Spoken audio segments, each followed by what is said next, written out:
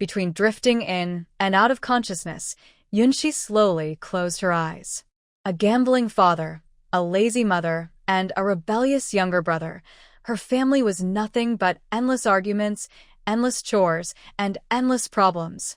After working a night shift at the hospital, she still had to drag her tired body to buy groceries. Her family was waiting at home, depending on her to bring food back. But because she skipped breakfast, her low blood sugar hit her hard. In a daze, she accidentally fell into the river. She was so tired that she didn't even want to struggle. Maybe it was better this way. Let everything end. She just wanted to rest. If she ever had another chance, she wished she could choose a different life. You jumped into the river right in front of us. Were you trying to scare us? Who knows if you were really sick or just pretending? It's not the first time you've done something like this. We didn't refuse to be with you out of cruelty. We've been taking care of you every day. But you went too far this time. Sure you. Why hasn't this troublesome woman woken up yet? Could she have gone to meet the beast god? Annoying voices echoed in her ears. Yunshi's brow twitched slightly, showing a trace of impatience. Whoever was talking was really noisy. Qing Ling, go call the healer to take a look. Another gentle voice sounded nearby, and Yunshi's frown eased a little. That voice wasn't unpleasant. All right, I'll go get the healer. After all, she's still our wife. We can't just ignore her. A lazy voice followed. Yunshi frowned again. Where was she? Then, a flood of strange memories rushed into her mind. That's right. Yunshi had time traveled. The good news? She had become the only daughter of the Beast King in this world of beast folk. With a powerful father, 3 doting brothers, and 5 handsome husbands from the start, her new life was anything but ordinary. The original girl had been pampered by the Beast King since childhood, with all kinds of delicious food constantly sent to her room. As a result, she grew up to be quite overweight. Because she also had 3 powerful brothers supporting her, no one in the Beast King Palace dared to go against her. This made her even more arrogant and unreasonable. In the entire Beast King city, everyone knew her name and feared her bad temper. Her father, the Beast King, didn't care at all and continued to spoil her. A little over a month ago, on her coming-of-age day, he even arranged 5 beast husbands for her. They were all handsome and came from noble families. Some could fly, some ran on land, and some swam in water. The girl was very interested in 4 of them and often thought about which one she liked more. However, it seemed that none of these beast husbands had chosen her willingly. They had all been forced into the marriage for different reasons. On the very first day, they saw her punish her servants for no reason, sometimes with harsh words, sometimes with physical punishment. Combined with her bad reputation, this made most of them unwilling to be close to her. Only one of them agreed, but she disliked him the most and refused, so the first night ended badly. The next day, one of the beast husbands accidentally said something wrong, and she angrily ordered his feathers to be pulled out. After that, the others became even more unwilling to be with her. Even the one who had agreed at first began to change his mind. The girl, used to getting her way, couldn't stand their attitude. Whenever she was upset, she took it out on them with scolding and punishment. The 5 beast husbands endured everything silently, never fighting back. They would rather suffer than truly become her partners. Up to now, she hadn't even held their hands, let alone shared any real closeness. Yunshi thought that didn't matter. With her father, the Beast King, and her strong brothers behind her, her future life shouldn't be too bad. It wasn't a bad start. Yunshi decided she could accept it. Unfortunately, bad news soon followed. Less than 10 days after the original woman happily married her beast husbands, a sudden disaster struck like a storm. Her father, the Beast King, was secretly betrayed by his own subordinates. In a fierce struggle for power, he was defeated by a newly risen Beast King. Together with her 3 elder brothers, he was attacked and left lying at the gates of the Beast King's palace, their lives uncertain. In an instant, the once noble daughter of the Beast King became a despised woman, nearly facing the cruel fate of being cast away by the new ruler. Fortunately, her 5 beast husbands did not abandon her at this critical moment. Although they were unwilling to truly become her partners, they still honored their bond and, through great effort, helped her escape from the Beast King city to the Beichuan tribe, where her first husband, Shiryu, lived. After settling down, she was overwhelmed by grief over the loss of her family and remained quiet for a few days. But soon, relying on her status as a noble female, she began to cause trouble, sneaking into her husband's dwellings, complaining to the tribe's leader, and spreading rumors about her husband's supposed failures. As a result, the 5 husbands were criticized by the tribe and even scolded at the leaders' meeting, which made them feel deeply wronged. They were frustrated too. Did she really not understand why they refused to become her true partners? They had once been the pride of their people. 5th sister, your awareness is very high. Yilinglong gave her a big thumbs up and said, so, starting tonight, you shouldn't sleep. Lu Baiwei regretted speaking too much. Junior sister, this isn't urgent. Besides, isn't it true that you'll— Shiryu, being the son of the Beichuan tribe's leader, could not leave the tribe. So the remaining 3 discussed the matter and decided to keep her in a mountain cave, bringing her food every day to ensure she lived comfortably. Other than providing for her needs, they kept their distance. They were willing to meet all her requests, except for becoming her partners. This time, after being encouraged by other young females in the tribe, she secretly ate a fruit that caused her emotions to become unstable, hoping to force the 3 husbands to accept her. But the 3 refused, watching helplessly as she struggled through the effects on her own. The original owner, in a fit of anger, tried to jump into the river to scare a few beast men, but accidentally fell in for real. Somehow, she ended up being rescued by Yunxi, who had also fallen into the river by accident. What kind of ridiculous situation was this? Was fate deliberately picking on her? She had thought that heaven had heard her prayers and given her a new, better life, but it turned out to be just as messy as before. Why hasn't the healer arrived yet? Why hasn't this troublesome girl woken up? We saved her right away. Could she be pretending to be unconscious? That annoying voice started chattering again beside Yunxi's ear. Be quiet. You're so noisy. Yunxi suddenly opened her eyes and glared at the person who had spoken, irritation flashing in her gaze. The young man was so startled that he fell to the ground, pointing at Yunxi with a trembling hand. I knew it. You were pretending to sleep. Yunxi rubbed her temples. Her head was still throbbing, and the boy's voice made it worse. She really couldn't understand how a man could be so talkative. Shuri saw that Yunxi seemed fine and said, since you're all right, let's go back. Don't jump into the river again, it's dangerous. Yunxi looked up. It was the man whose voice she had thought sounded pleasant earlier. She didn't respond to Shiryu. She was still trying to process the fact that she had somehow traveled to another world and needed time to figure out her situation. Shiryu was a little surprised that the usually sharp-tongued girl didn't scold him, but he didn't think much of it. He took out a large piece of meat and a few red fruits from his storage space, placed them on a stone slab, and said, from now on, don't eat any wild fruits you don't recognize. If you want something, just tell us. Yeah, and please don't jump into the river again. Shiryu worked really hard to pull you out. This man was none other than one of her beast husbands, the silver wolf, Lang Yi. Get out, He said coldly. Lang Ye Fronet. Was she coming to him because she didn't get her way with Qian's son? This was the second time tonight someone had told her to leave. Bai Jiji grew angry. She stepped back a few paces, pointed at Lang Yi, and asked, is this river yours? Lang Yi said, of course not. Then why can't I come? Neither of us wants this, so stop wasting your time. Yunxi grabbed a piece of roasted meat from the stone slab and threw it hard at Feng Heng without hesitation. That mouth of his was truly annoying. Be quiet. I never asked you to save me. Sure, you look at her. She's such a bad-tempered female. I told you she did it on purpose, but you didn't believe me. Let's go. She'll start yelling again soon, and I don't want to get caught up in it. At least not everyone in this villainous sect looked fierce or unpleasant. At that moment, her heartless parents finally managed to speak. The Qingxian sect is a great and respected sect in the cultivation world. We, as mere mortals spoke out of turn. Please forgive our offense. The senior disciple smiled gently, his expression calm and pleasant. You're mistaken.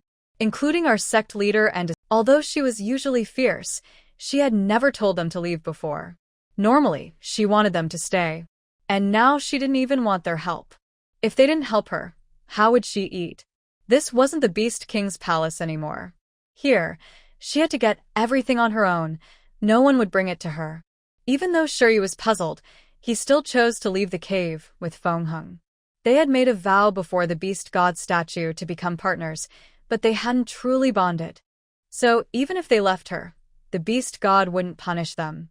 Besides, she had treated them badly before, yet they never abandoned her. They even helped her avoid a terrible fate. They had already done more than enough for her. After Lan Si and Bai Yi left, the three of them still stayed behind to take care of her. In the Beast Continent, letting one's wife starve was shameful and would make any male despised. After much effort, she finally reached the place where the original owner had lived. But the moment she stepped inside, she immediately felt sick. Was this really a place for people to live? The stench was overwhelming, like the smell of a garbage truck rushing past on a hot summer day, hitting her straight in the face.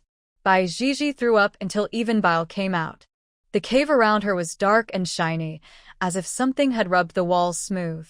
Yunxi leaned against the stone wall, wanting to bury her head between her knees and think carefully about what to do next.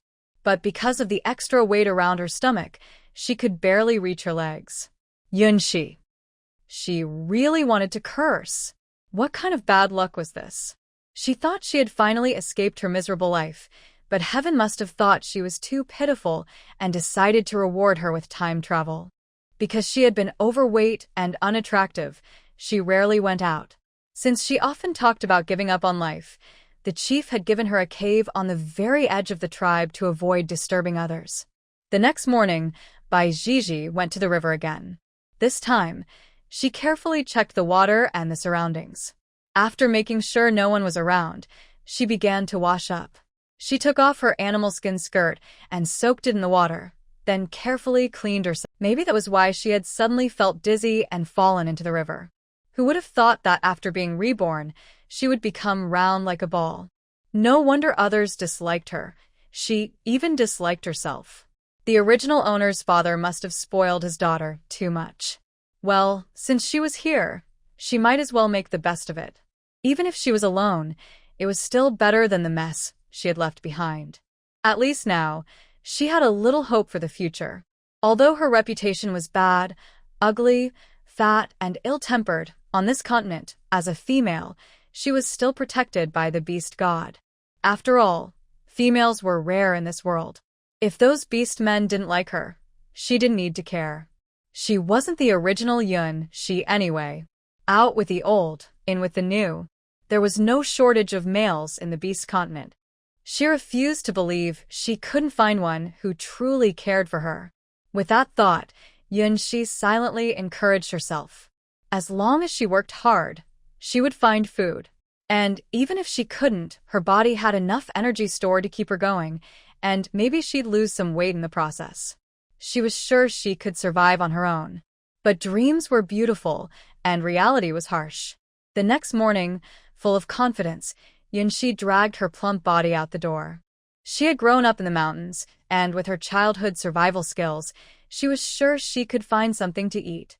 When she reached the small river where she had arrived yesterday, she looked at her reflection in the water. Her mouth twitched again. She really did look a bit ugly. The original woman actually had decent features, but her messy appearance made her look greasy and unkempt. It was really surprising that her beast husbands still stayed with her. If it were her, she would have run away long ago, probably even faster. Although she had grown up without love or care, she had never let herself become so untidy. Staying clean was the most basic thing. Her stomach growled again. She sighed. She hadn't eaten a single bite since she arrived yesterday. The piece of meat she had thrown away still lay quietly in the corner of the cave. She was proud. Since they disliked her so much, she refused to eat their food, even if her stomach kept rumbling. Recently, With more beast husbands at home, the competition for affection had increased. Everyone was starting to compete for love. A simple kiss made Feng Heng feel like he had been energized, and he immediately jumped onto another large stone. He kept waving his hands, releasing his special powers, and in just a few moments, he created a salt-drying area. This guy was not tired at all. He quickly jumped to a nearby large stone. She ignored him. Nothing good ever came out of his mouth, and she didn't want to hear his voice at all. "You're not planning to jump into the water again to scare me, are you? It's deep. You could drown." There was a hint of nervousness in Feng Heng's tone. It wasn't that he cared much about Yun Shi as his wife. But if something happened to her, the high priest would probably punish him severely. "Be quiet." Lang je vrouw net. Something fell off, but he couldn't tell what it was. Still, he passed her message to the others. When they heard that Bai Jiji agreed to end the bond at the Moontide Festival, they were overjoyed. Finally, she had agreed to break the bond. What a relief. Especially Qianxuan. Among the beast men, his situation was the most unusual. He had been bought back from the bay by the chief, so Bai Jiji never treated him as an equal. She had targeted him the most, and because of that, Qianxuan's strength had been stuck at the same level for a long time. Now, she couldn't even see a single shadow of them. How was she supposed to catch any fish? That was her food. She pulled her foot out of the water and glared fiercely at Feng Heng. When he stayed quiet, her little beast husband actually looked quite handsome, just like one of those young idols. But every time he opened his mouth, Yin Shi couldn't help feeling irritated. Even though he was good-looking, she had no interest in him at all, let alone any affection. It seemed she wouldn't be catching fish anytime soon, so she decided to go into the forest to pick some wild fruit instead. Fruits were low in calories and good for keeping fit. Feng Heng froze when Yun Shi shouted at him. Why had this troublesome female become even fiercer? He didn't care what happened to her. He wasn't going to bother. Neither of them spoke again. They simply went their separate ways, each ignoring the other. Following the memories of the body's original owner, Yun Shi headed toward the forest where people usually picked fruit. This forest was part of the Beichuan tribe's inner area. Normally, males patrolled the outer parts to keep the tribe safe. Even as a female, Yun Shi could safely go there alone to gather fruit.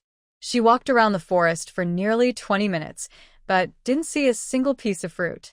Finally, she found a tree full of ripe ones, but they were all hanging high up at the top. Yun Shi hugged the trunk and tried for a long time, but she couldn't even climb the tree, let alone pick the fruit. Why did it have to grow so tall? Frustrated, she kicked the trunk, and a ripe fruit happened to fall straight down, landing right on her head. It didn't really hurt, but her eyes still turned red with frustration. Even the fruit was bullying her. Just then, a few young females from the tribe passed by. Seeing Yun Shi's teary eyes, they couldn't help laughing and whispering to each other. "Haha, isn't this the new girl in our tribe?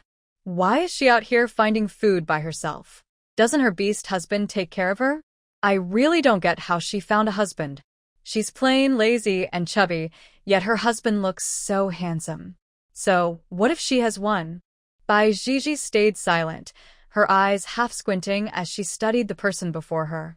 He had dark hair, green eyes, and a face so handsome it almost didn't seem real. Even though he was wearing a rough animal skin skirt, it couldn't hide his striking looks. This was the original Bai Jiji's other serpent beast husband, Lanting.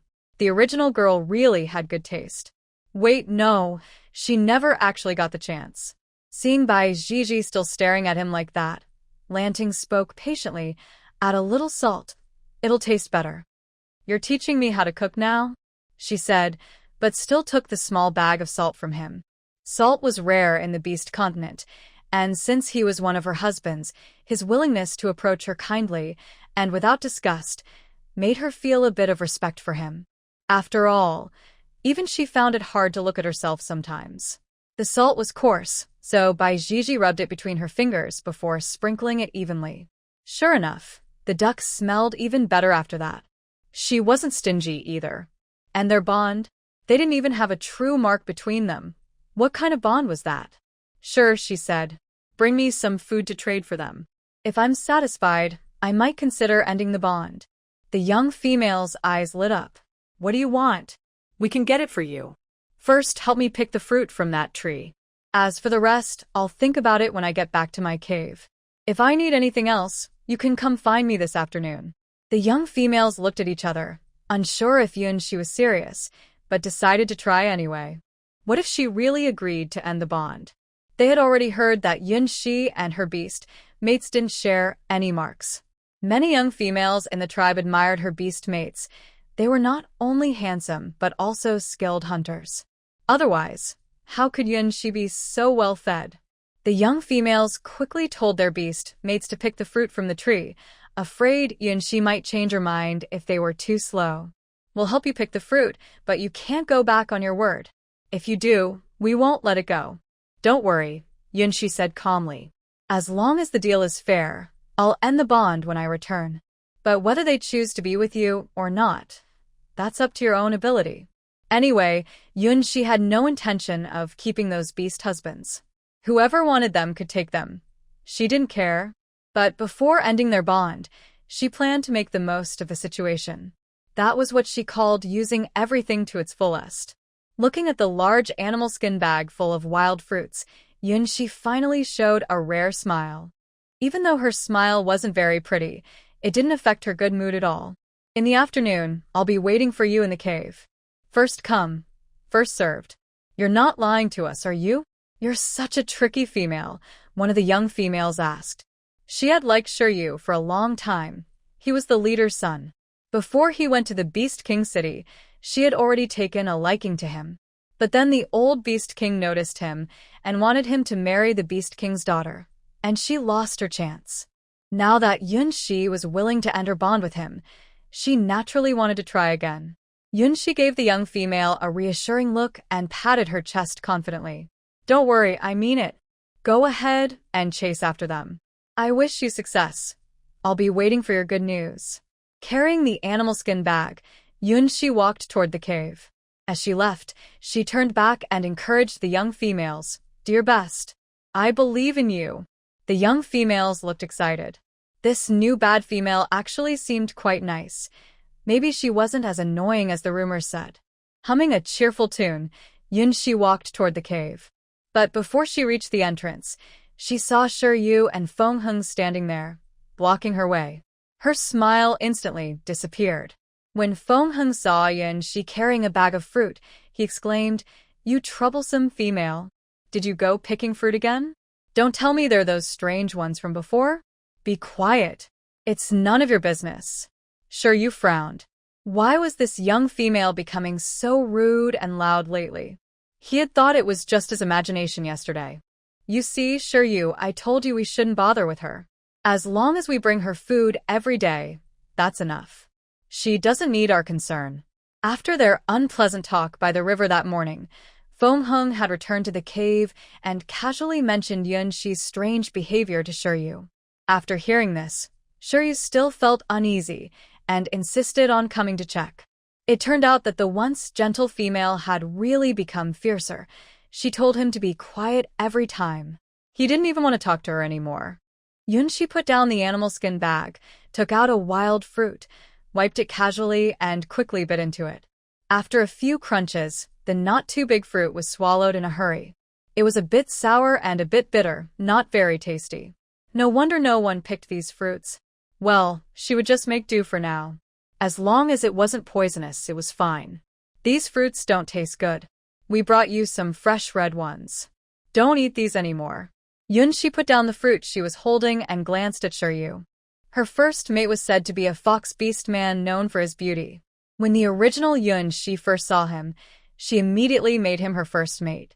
He truly was a rare, handsome man. Unfortunately, she was no longer the same person who only thought about love. No matter how good-looking a man was, if he didn't like her, she wasn't interested. Because I don't want you anymore. So, I won't take your food either. Not only Shiryu, but even Fengheng froze when they heard Yunshi's words. Had this fierce female lost her mind? How could she possibly say she didn't want them? Fengheng was still young and spoke whatever came to mind. Do you know what you're saying? Are you sure you don't want us anymore? You're really letting go? For once, Yunshi didn't tell him to be quiet. Instead, she answered firmly, I've thought it through. We were never truly mates, and you don't have to keep putting up with me. From now on, we'll stay out of each other's way and go our separate paths. Who are you? How can you think like this? Shuri stared closely at Yunshi's face. Bai Zizi was about to lose her temper when suddenly, a powerful pressure burst out from an 8th-rank beast man, making the faces of the onlookers turn red from the force. Yanwei began to cry, pointing at Lanting as she said, You hurt us just to protect her? Lanting didn't even lift his eyelids. His eyes stayed fixed on the roast duck in Bai Zizi's hands. Yanwei's beast partners looked uneasy. After all, their female companion had been treated unfairly, and they couldn't just ignore it. One of them spoke to Lanting. Aren't you going too far? It was just an argument between females. Why did you use your power to suppress her? Oh. So you do know it was just an argument between females? Then what were you doing just now? Lanting's lazy voice drifted over, making the beasts' faces flush with embarrassment. No one had expected Lanting to actually stand up for Bai Zizi, the one everyone called unattractive. Yanwei's eyes turned red. She gave a cold snort and turned to leave. In truth, everyone in the tribe knew what Yanwei was thinking, but unexpectedly, 3 of them also refused, and though Qingling was willing, the young female no longer was. That night, none of the 5 became her partner. The next day, something happened between her and Feng Heng, and she became so angry that she almost pulled out his feathers. From then on, things only got worse. They didn't want her, so she found new ways to make them suffer. The more she acted that way, the more they chose to endure it in silence. Yunshi gave a faint, bitter smile and continued, Now I have no one to rely on. My father and brother are gone, and no one will protect me anymore. I've already faced death once, so you don't need to force yourselves for my sake. Let's just part peacefully. As someone who had come from another world, Yunshi didn't hold much resentment toward her beast husbands. After all, both sides had made mistakes. There was no point in blaming anyone. Her thoughts were simple. Since they didn't like her, she wouldn't cling to them. They were never truly together anyway, so why keep holding on? Even if this world was harsh, she would survive through her own strength. She didn't need their pity. She could take care of herself. You strange little female, why are you acting so different? Even the carefree Feng Heng could sense that Yunshi had changed. When you face life and death, you'll change too. From now on, let's act like we don't know each other. Take care. You little, be quiet. I have a name, Yunshi. I don't like you, and I don't want to see any of you. Please leave my cave right now. Feng Heng was startled by Yunshi's sudden raised voice and stared at her in shock. Why did that troublesome female make him stop talking again? He used to call her that before, and she never got this angry. This is clearly Shiyu's cave. Feng Heng muttered softly, refusing to stay quiet. Unexpectedly, Yunshi still heard him. Yunshi. Fine, since this is your cave, she might as well leave. Without a word, Yunshi picked up her animal skin bag and turned to go. Shiyu quickly grabbed her arm, frowning. He was finding it harder and harder to understand this young female. Where are you going? It's not safe outside. There are wandering beast men everywhere in the forest. Maybe one of them will actually like someone like me. Shiyu. Although wandering beast men did need females, they were still picky. They only took the ones they found attractive to raise families with. This cave used to be mine, and we don't need it right now. You can stay here. Feng Heng, apologize. Feng Heng pouted, clearly unwilling, but finally said, Sorry. I won't call you troublesome again. You can stay here. I'll just stay out of your way from now on. Yunshi calmed down. Pride was important, but this wasn't the time to act on impulse. After all, this was the beast world. It wasn't as easy as she had imagined. She dropped the animal skin bag heavily, pointed toward the cave entrance, and said coldly, You can go now. Feng Heng stomped off angrily. That troublesome female, her temper was getting worse. Not that he wanted to stay anyway. Shiyu took out a few fresh red fruits from his storage space and placed them on a stone slab. With a hint of guilt, he said, "The fruit you had before doesn't taste very good. Most females don't like it. These red ones are much better. Try these." She ignored him. She picked up one of her own fruits and took a hard bite. It didn't taste good, but as long as it filled her stomach, that was enough. Seeing that she didn't want to talk, you couldn't guess what she was thinking. Maybe, as she had said, she had simply made up her mind. Quietly, Yu took out more food and placed it on the stone slab. "What happened last time was our fault. We didn't think you would really jump. I'm sorry for scaring you." She didn't answer. She wasn't the one who had experienced it. Besides, the original person was already gone, so there was no point in overthinking it. After all, it wasn't something she could judge. She thought about how she had been given another chance at life, yet she was still alone, with no one she could rely on. Her heart suddenly felt heavy, and her eyes turned red, without her noticing. She quickly grabbed a piece of animal hide and wrapped it around herself before hurrying away from the river. As they passed each other, the faint scent of her soap drifted into Lanting's nose. The walk back to the cave was anything but peaceful. Bai Gigi silently cursed her sharp hearing. Didn't these beast folk have any other hobbies? It was barely dark, yet the sounds around her were constant and noisy, echoing like frogs croaking in a pond. The worst part was that her home was already far from the tribe, yet she could still hear everything clearly. "I'll make sure Feng Hung and the others behave. Even though we're not officially partners, I won't ignore you. I promised your father I'd take care of you." Thinking of that father she had never met, Yunshi's tears flowed even harder. He had been a good father, and her brother had been good too. It was just that they had left too soon. Couldn't they have stayed a little longer? She truly envied the original girl's family. They had loved her so much. Couldn't she have had just a little of that love too? She didn't know how long she cried. She only knew that her eyes were badly swollen. She wiped her tears roughly and continued eating her wild fruit. What was done, complaining was useless now. She had to pull herself together quickly. This wasn't Blue Star. Just surviving here tested one's patience and strength. Seeing that she still refused to talk to him, Shiryu sighed and turned to leave the cave. But this time he didn't go far. He found a spot outside the cave and sat down, planning to keep watch for the night. The young female was right. Back then, the Beast King hadn't forced them. It was their tribe that wanted benefits and sent him to the Beast King's palace without caring about his wishes. At that time, he hadn't refused, wanting to repay the tribe for raising him. Since returning to the tribe, the young female hadn't scolded or hit them. At most, she had tried to push them into becoming partners.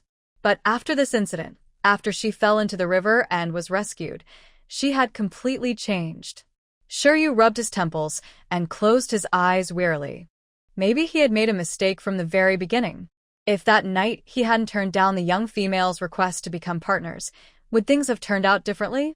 But back then, he hadn't thought that far ahead. At dawn the next day, Yunshi woke up. To be exact, she hadn't really slept at all. Thinking about her life, she had cried again and again, unable to stop herself. Maybe she had been forcing herself to stay strong for too long, so last night her emotions finally broke free. But she wasn't the kind of person who would stay sad for long. Everyone has a weak moment, and after crying, she would face the new day with a smile. No matter what the original she had been like, she had now been given a new life. From this moment on, she would live well for both of them. Just then, Yunshi's stomach began to growl. She had only eaten a few wild fruits the night before, and after all the emotional turmoil, it was already impressive that she had lasted this long without food. She looked at the food on the stone slab. It was what Shiryu had brought her yesterday. She couldn't help swallowing. Maybe she should eat a little first. If she didn't, she might faint before she even lost any weight. To lose weight, she needed energy first. But she didn't have any fire to cook with. She sighed. Maybe it was better to stay hungry for now. How did the original she handle this? It seemed that her beast partner used to light a fire for her whenever he brought food. Shiryu was probably someone with fire abilities. But since they had gone their separate ways yesterday, she couldn't bring herself to ask for his help again. Yunshi sighed helplessly and took another wild fruit from her bag, biting into it hard. She would just make do for now. Stretching lazily, she walked out of the cave while chewing her fruit, only to be startled by Shiryu, who was leaning against the rock outside. Her legs went weak, and she almost fell flat on the ground. Luckily, she managed to steady herself after stumbling a few steps. Not exactly something to be proud of, but maybe her extra weight had helped her balance.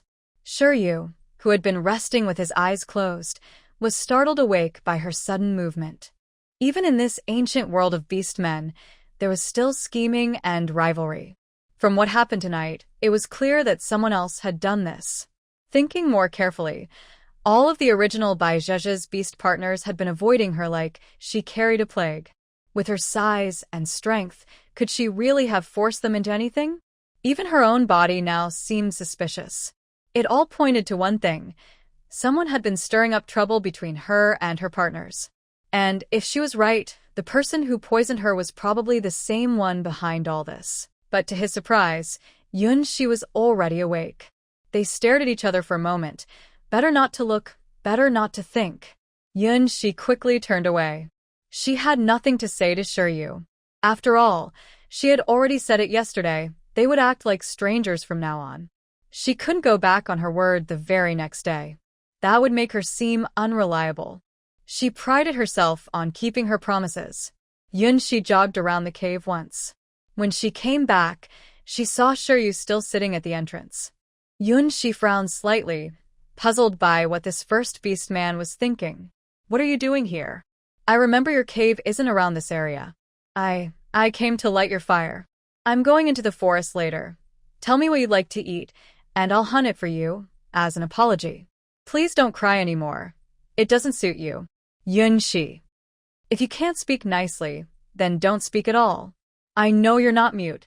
And as if you look any better when you cry.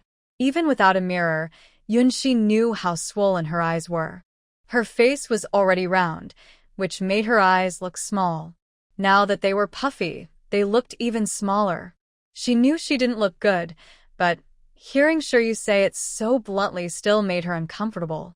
As a modern woman, of course she cared about her appearance. Shiryu felt regret again. He must have said the wrong thing.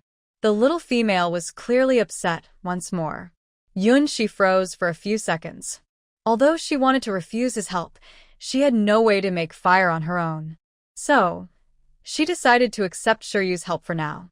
Yunshi returned to the cave, found a piece of wood, and handed it to Shiryu. Thank you.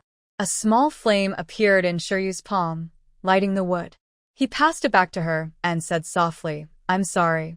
Yunshi paused for a moment as she took it. Her face stayed calm. There was no point in saying such things now. From now on, you don't need to bring me food. You don't owe me anything. Taking me out of the Beast King's palace was already enough. I won't bother you anymore. The deal between you and my father is over. Let's just live our own lives. Once I find another cave, I'll move out.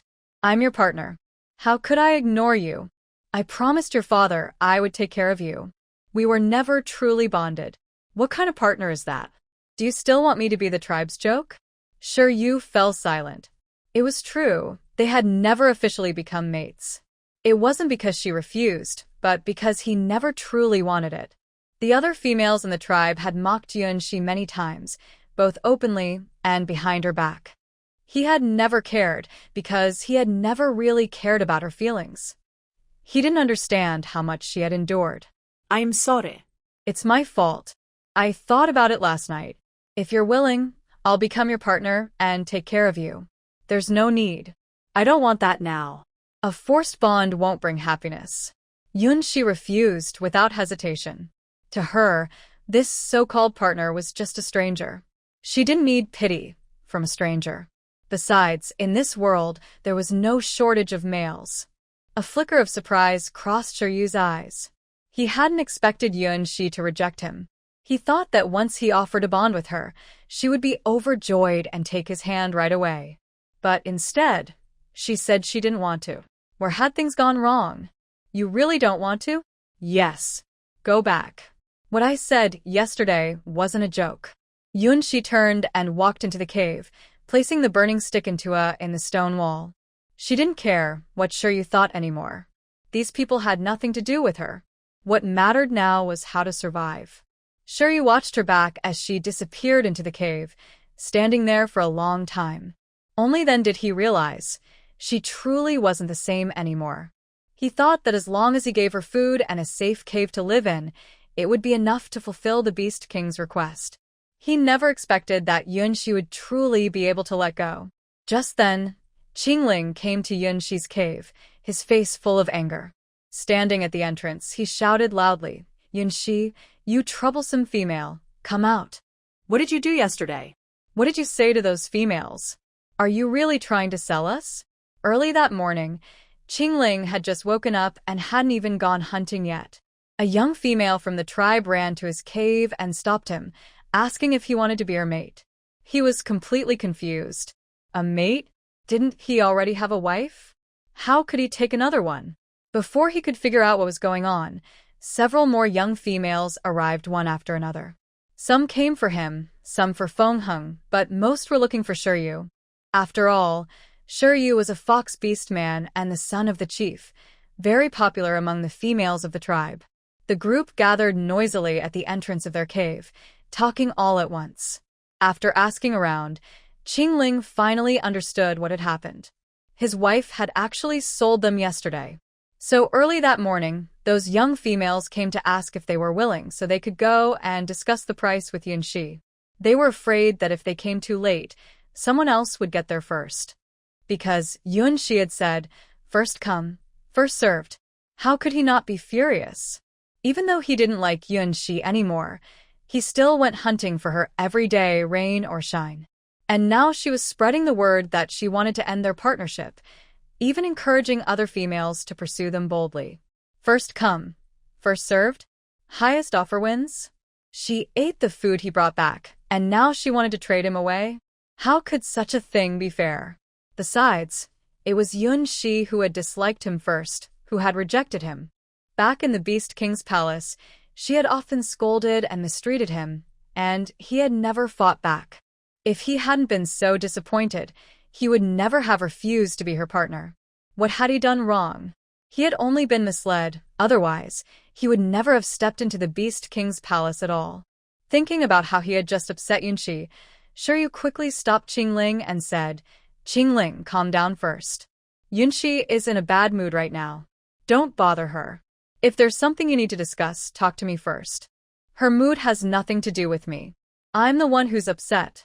She wants to end things with us over a few sour wild fruits. I even go hunting in the forest for her every day, and now she's turning her back on us because of that?"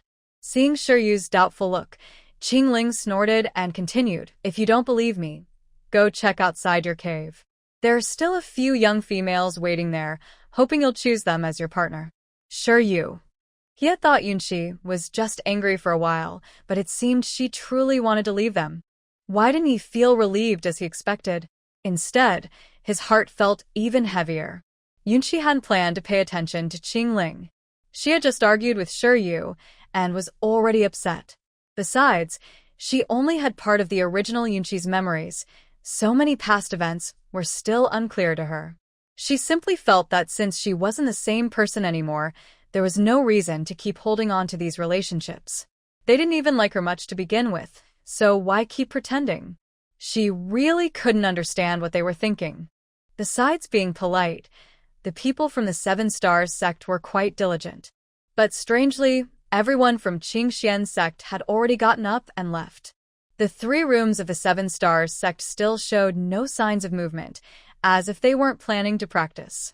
It seemed that the people from the Seven Stars sect weren't very hardworking either. When they reached the street, there were already many people.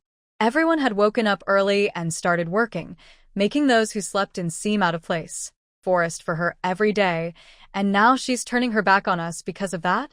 Seeing Shiryu's doubtful, she wasn't afraid of a fight.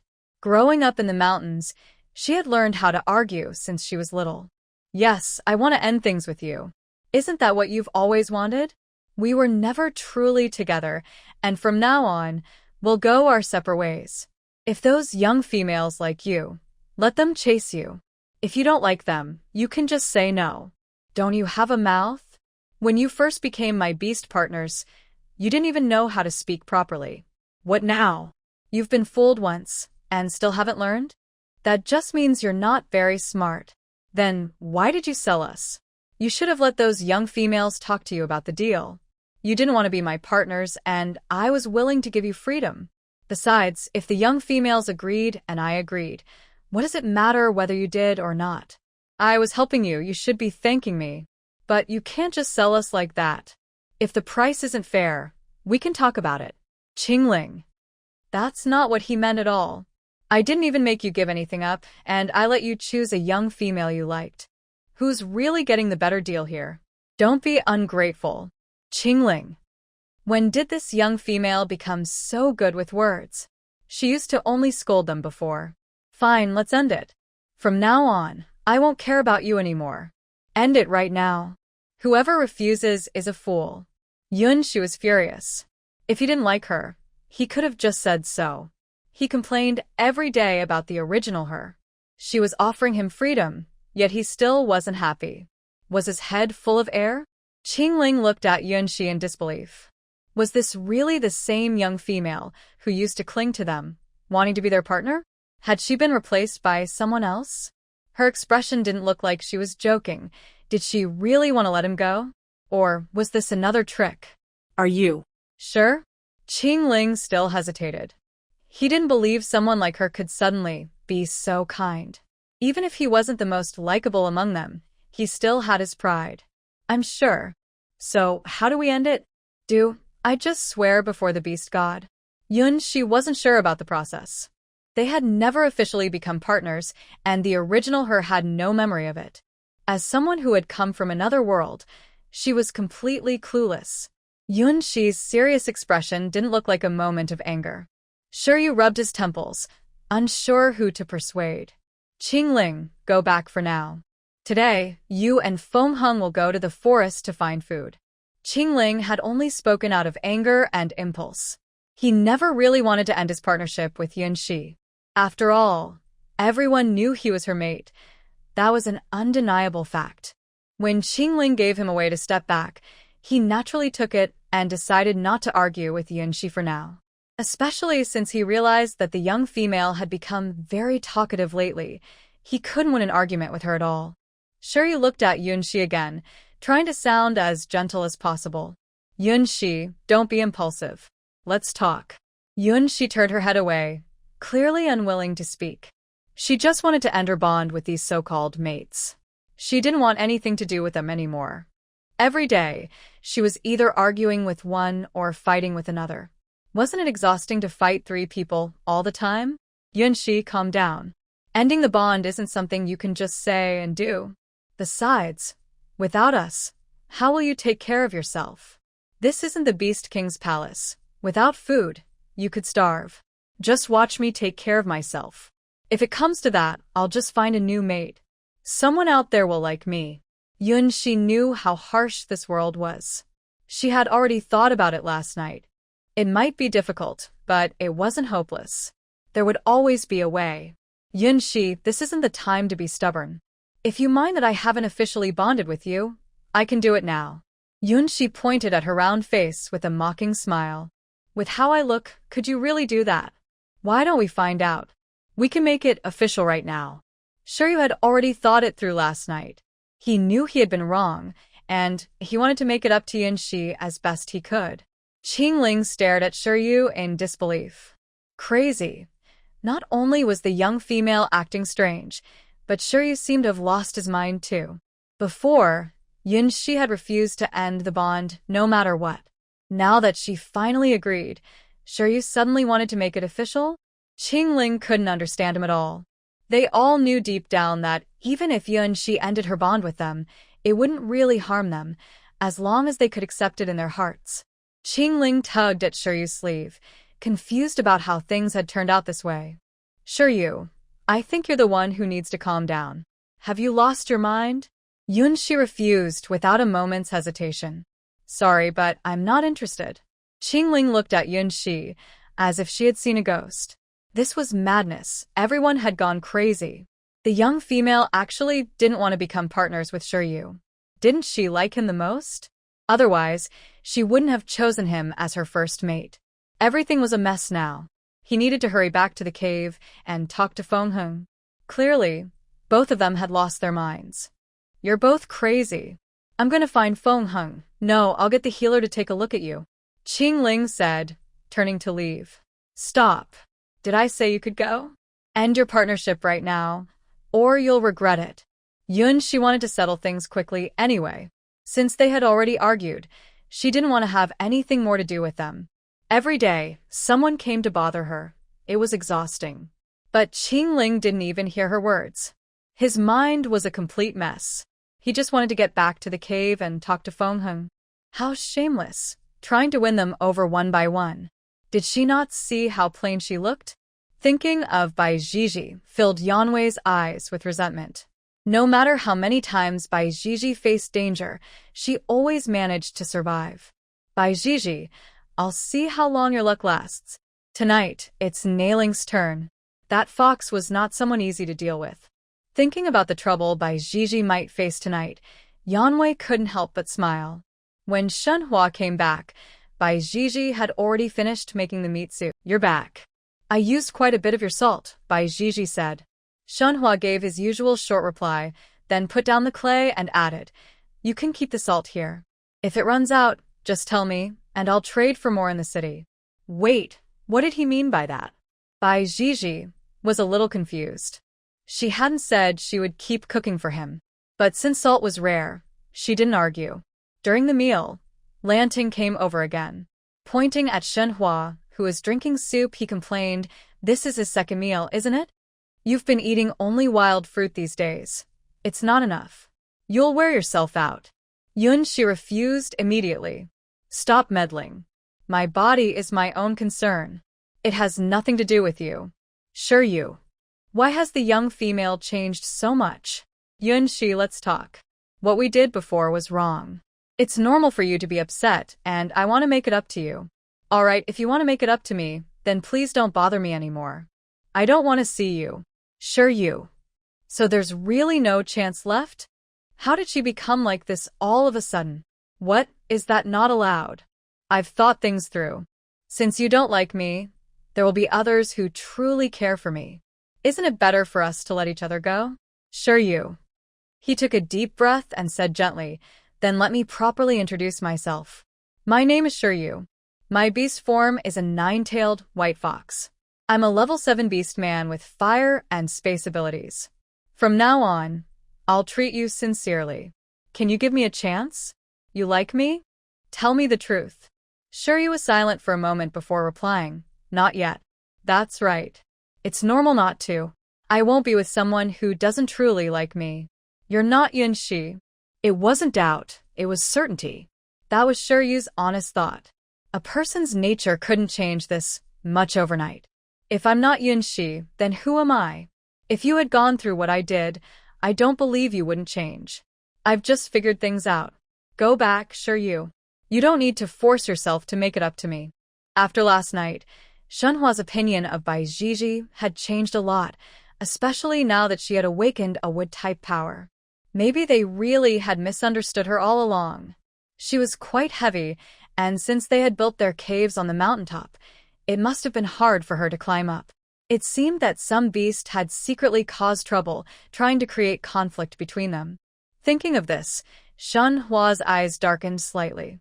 After the meal, Shenhua, as usual, took the initiative to wash the dishes. Feng Heng. Shiryu looked up at them and said, Didn't I tell you to go hunting in the forest? Why are you back already? Don't make things more complicated. Stay away from Shi for the next few days. She's not in a good mood. A flash of anger appeared in Feng Heng's eyes. He was the youngest, and his older brothers always took good care of him. Whenever someone tried to make things hard for him, they would step in to protect him, especially Shiryu. To keep him safe, Shiryu often faced the angry female alone when they were in the Beast King Palace. Shiryu, was that mean female forcing you? Anyway, we're not her mates, so it doesn't matter if we ignore her. Feng Heng, did you forget again? Her name is Shi. When I used to call her a mean female, None of you denied it. She really is one. Just as he finished speaking, a piece of spoiled meat flew straight out of the cave, landing right on Feng Hung. His face darkened immediately. The meat was rotten, and now he smelled bad too. You mean female? What are you doing? Do you still think you can punish us whenever you want? You're not the Beast King's daughter anymore. Even if your father were still here, I wouldn't be afraid of you. She clapped her hands, her voice cold. Didn't I warn you not to wander around in front of me? I don't want to see you.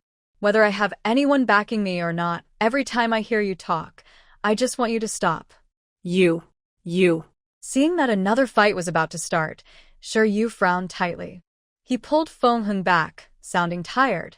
Feng Hung, did you forget again? Her name is Yunshi. She's our wife. Feng Hung snorted and shouted. She's not my wife. She's a mean female. What kind of good wife plucks my feathers the next day? I was spoiled growing up. Why did she have to do that? My feathers still haven't grown back. I love flying, but look at me now, I haven't flown in so long, and it's all her fault. Yunshi. She suddenly remembered, this little beast man of hers was a flying type. Back in the Beast King Palace, he had secretly muttered that the original Yunshi was chubby. She overheard it and, in anger, plucked quite a few of his feathers. Now he was practically a bald bird. That had indeed been a bit too much. Plucking your feathers was wrong, she admitted. But you also said some hurtful things. Let's call it even. Now that everyone is here, let's end our bond right away. You won't have to put up with me anymore. Let's part on good terms. Feng Hung couldn't believe it. Was this bad female really changing her attitude? He was young, but not foolish. Don't try to trick me. Shiyu, I'll listen to you. Shiyu sighed. The young female seemed determined to end their bond. Yunshi, I promised your father that I would take care of you. So I won't end our bond. As for Feng Hung and Qingling, they can decide for themselves. Now Feng Hung and Qingling were truly uncertain. The bad female didn't seem to be joking. Normally, if she was willing to let them go, they should have been happy to agree right away. But she refused. Could it be that he was doing this to protect them, even if it meant sacrificing himself? Shiyu had already endured much of the young female's temper for their sake. They couldn't just turn their backs on him. Feng Heng's thoughts were simple. He had once rebelled and ended up on bad terms with his tribe. He didn't want to go back, especially since returning meant facing the high priest's anger. He planned to stay in Shiyu's tribe. Rather than letting Shiyu face the young female's temper alone, he decided to stay and face it together. He wasn't going to just accept things quietly anymore. He would stand up for himself. The young female couldn't really do anything to him anyway, and he wasn't afraid of her. Lan Ting didn't catch everything she said, but he did hear the word delicious. Seeing that Shun Ho is fine after drinking, he quickly grabbed another cup and gulped it down happily. She wasn't lying, it really was delicious, sweet, and tangy. Bai Jiji, remember to call me next time you're working on something, Lan Ting said, patting his chest proudly. All right, I'll call you later, Bai Jiji said, then turned to continue her work. She used a small shovel to draw a rough outline on the ground, then began building. It had only been 2 days since she arrived, and they had already argued several times. She had many things to do, and couldn't waste time on endless quarrels. Anyway, if Shiyu won't end it, then neither will I, Feng Hung said firmly, clearly ready to stand his ground against Yunshi. Qingling looked indifferent and said, if none of you end it, I won't either.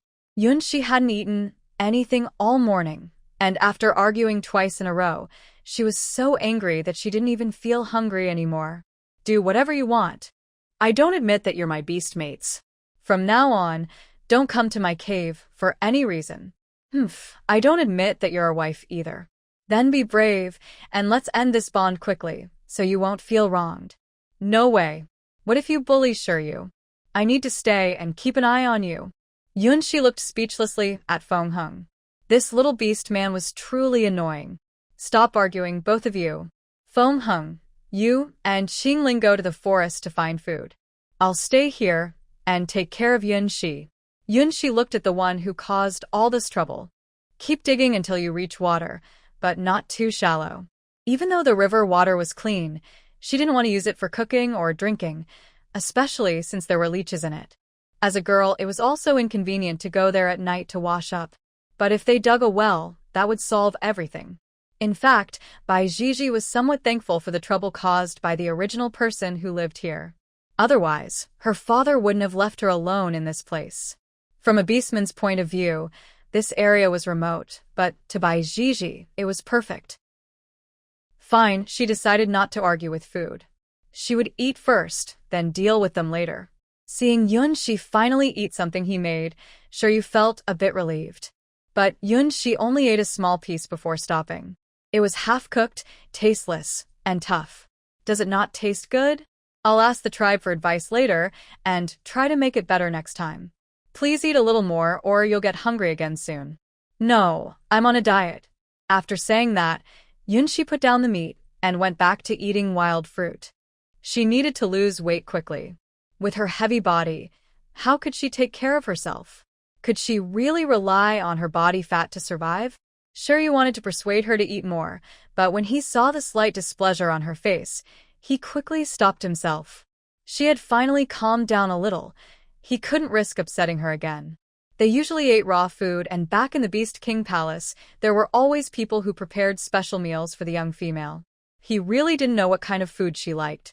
Maybe he should ask the other females later. After all, their tastes were probably similar. After filling her stomach for the moment, Yunshi didn't want to stay alone with Shiryu. Since she couldn't make him leave, she decided to go herself.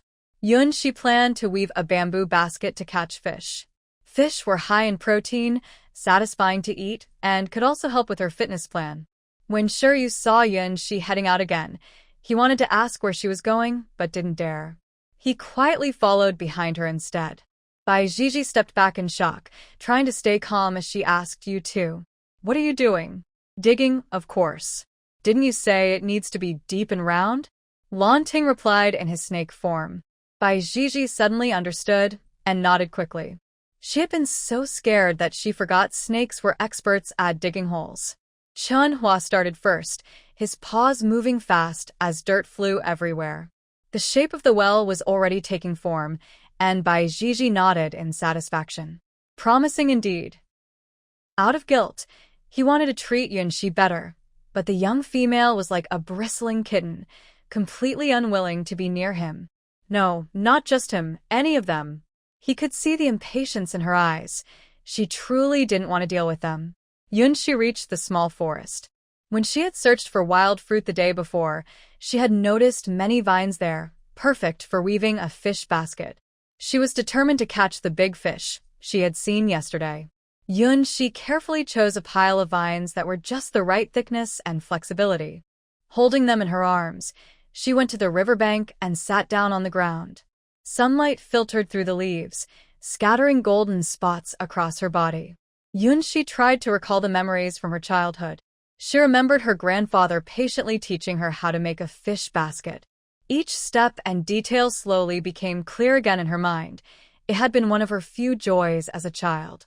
After her grandfather passed away, no one protected her anymore. She had endless chores to do and had to endure constant scolding. After years of hard work, she finally got into college, thinking she could escape that home. But then her parents brought her younger brother to live with her again. She not only had to finish her studies, but also had to find time to take care of the family. Otherwise, her parents would always find new ways to cause trouble. Fortunately, she finally escaped from that draining home. Although she was still alone now, she believed that with hard work, she could build a brand new future. Following her memory, Yunshi began weaving vines. Her fingers moved quickly, intertwining and twisting the vines together, sometimes tightening, sometimes loosening. Every movement was smooth and skillful. As time passed, the shape of the fish basket slowly appeared. After some effort, a delicate fish basket finally took form before her eyes. Looking at her handmade work, Yunshi smiled with satisfaction, her eyes shining with confidence. Maybe today I won't go home empty-handed, she thought. Yunshi stood up, patted the dust off her clothes, picked up the fish basket, and walked toward the small river.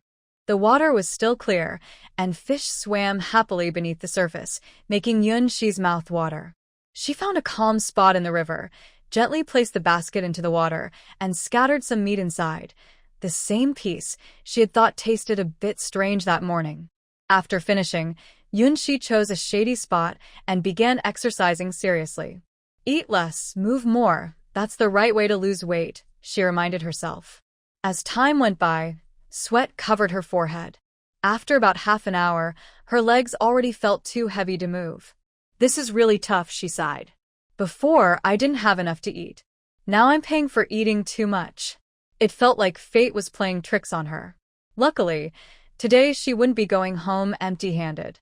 Maybe the fish in this world were too carefree to notice the trap, because soon her basket was full. Feeling re-energized, Yunshi encouraged herself to keep exercising for another half hour. Then she returned home with a full catch.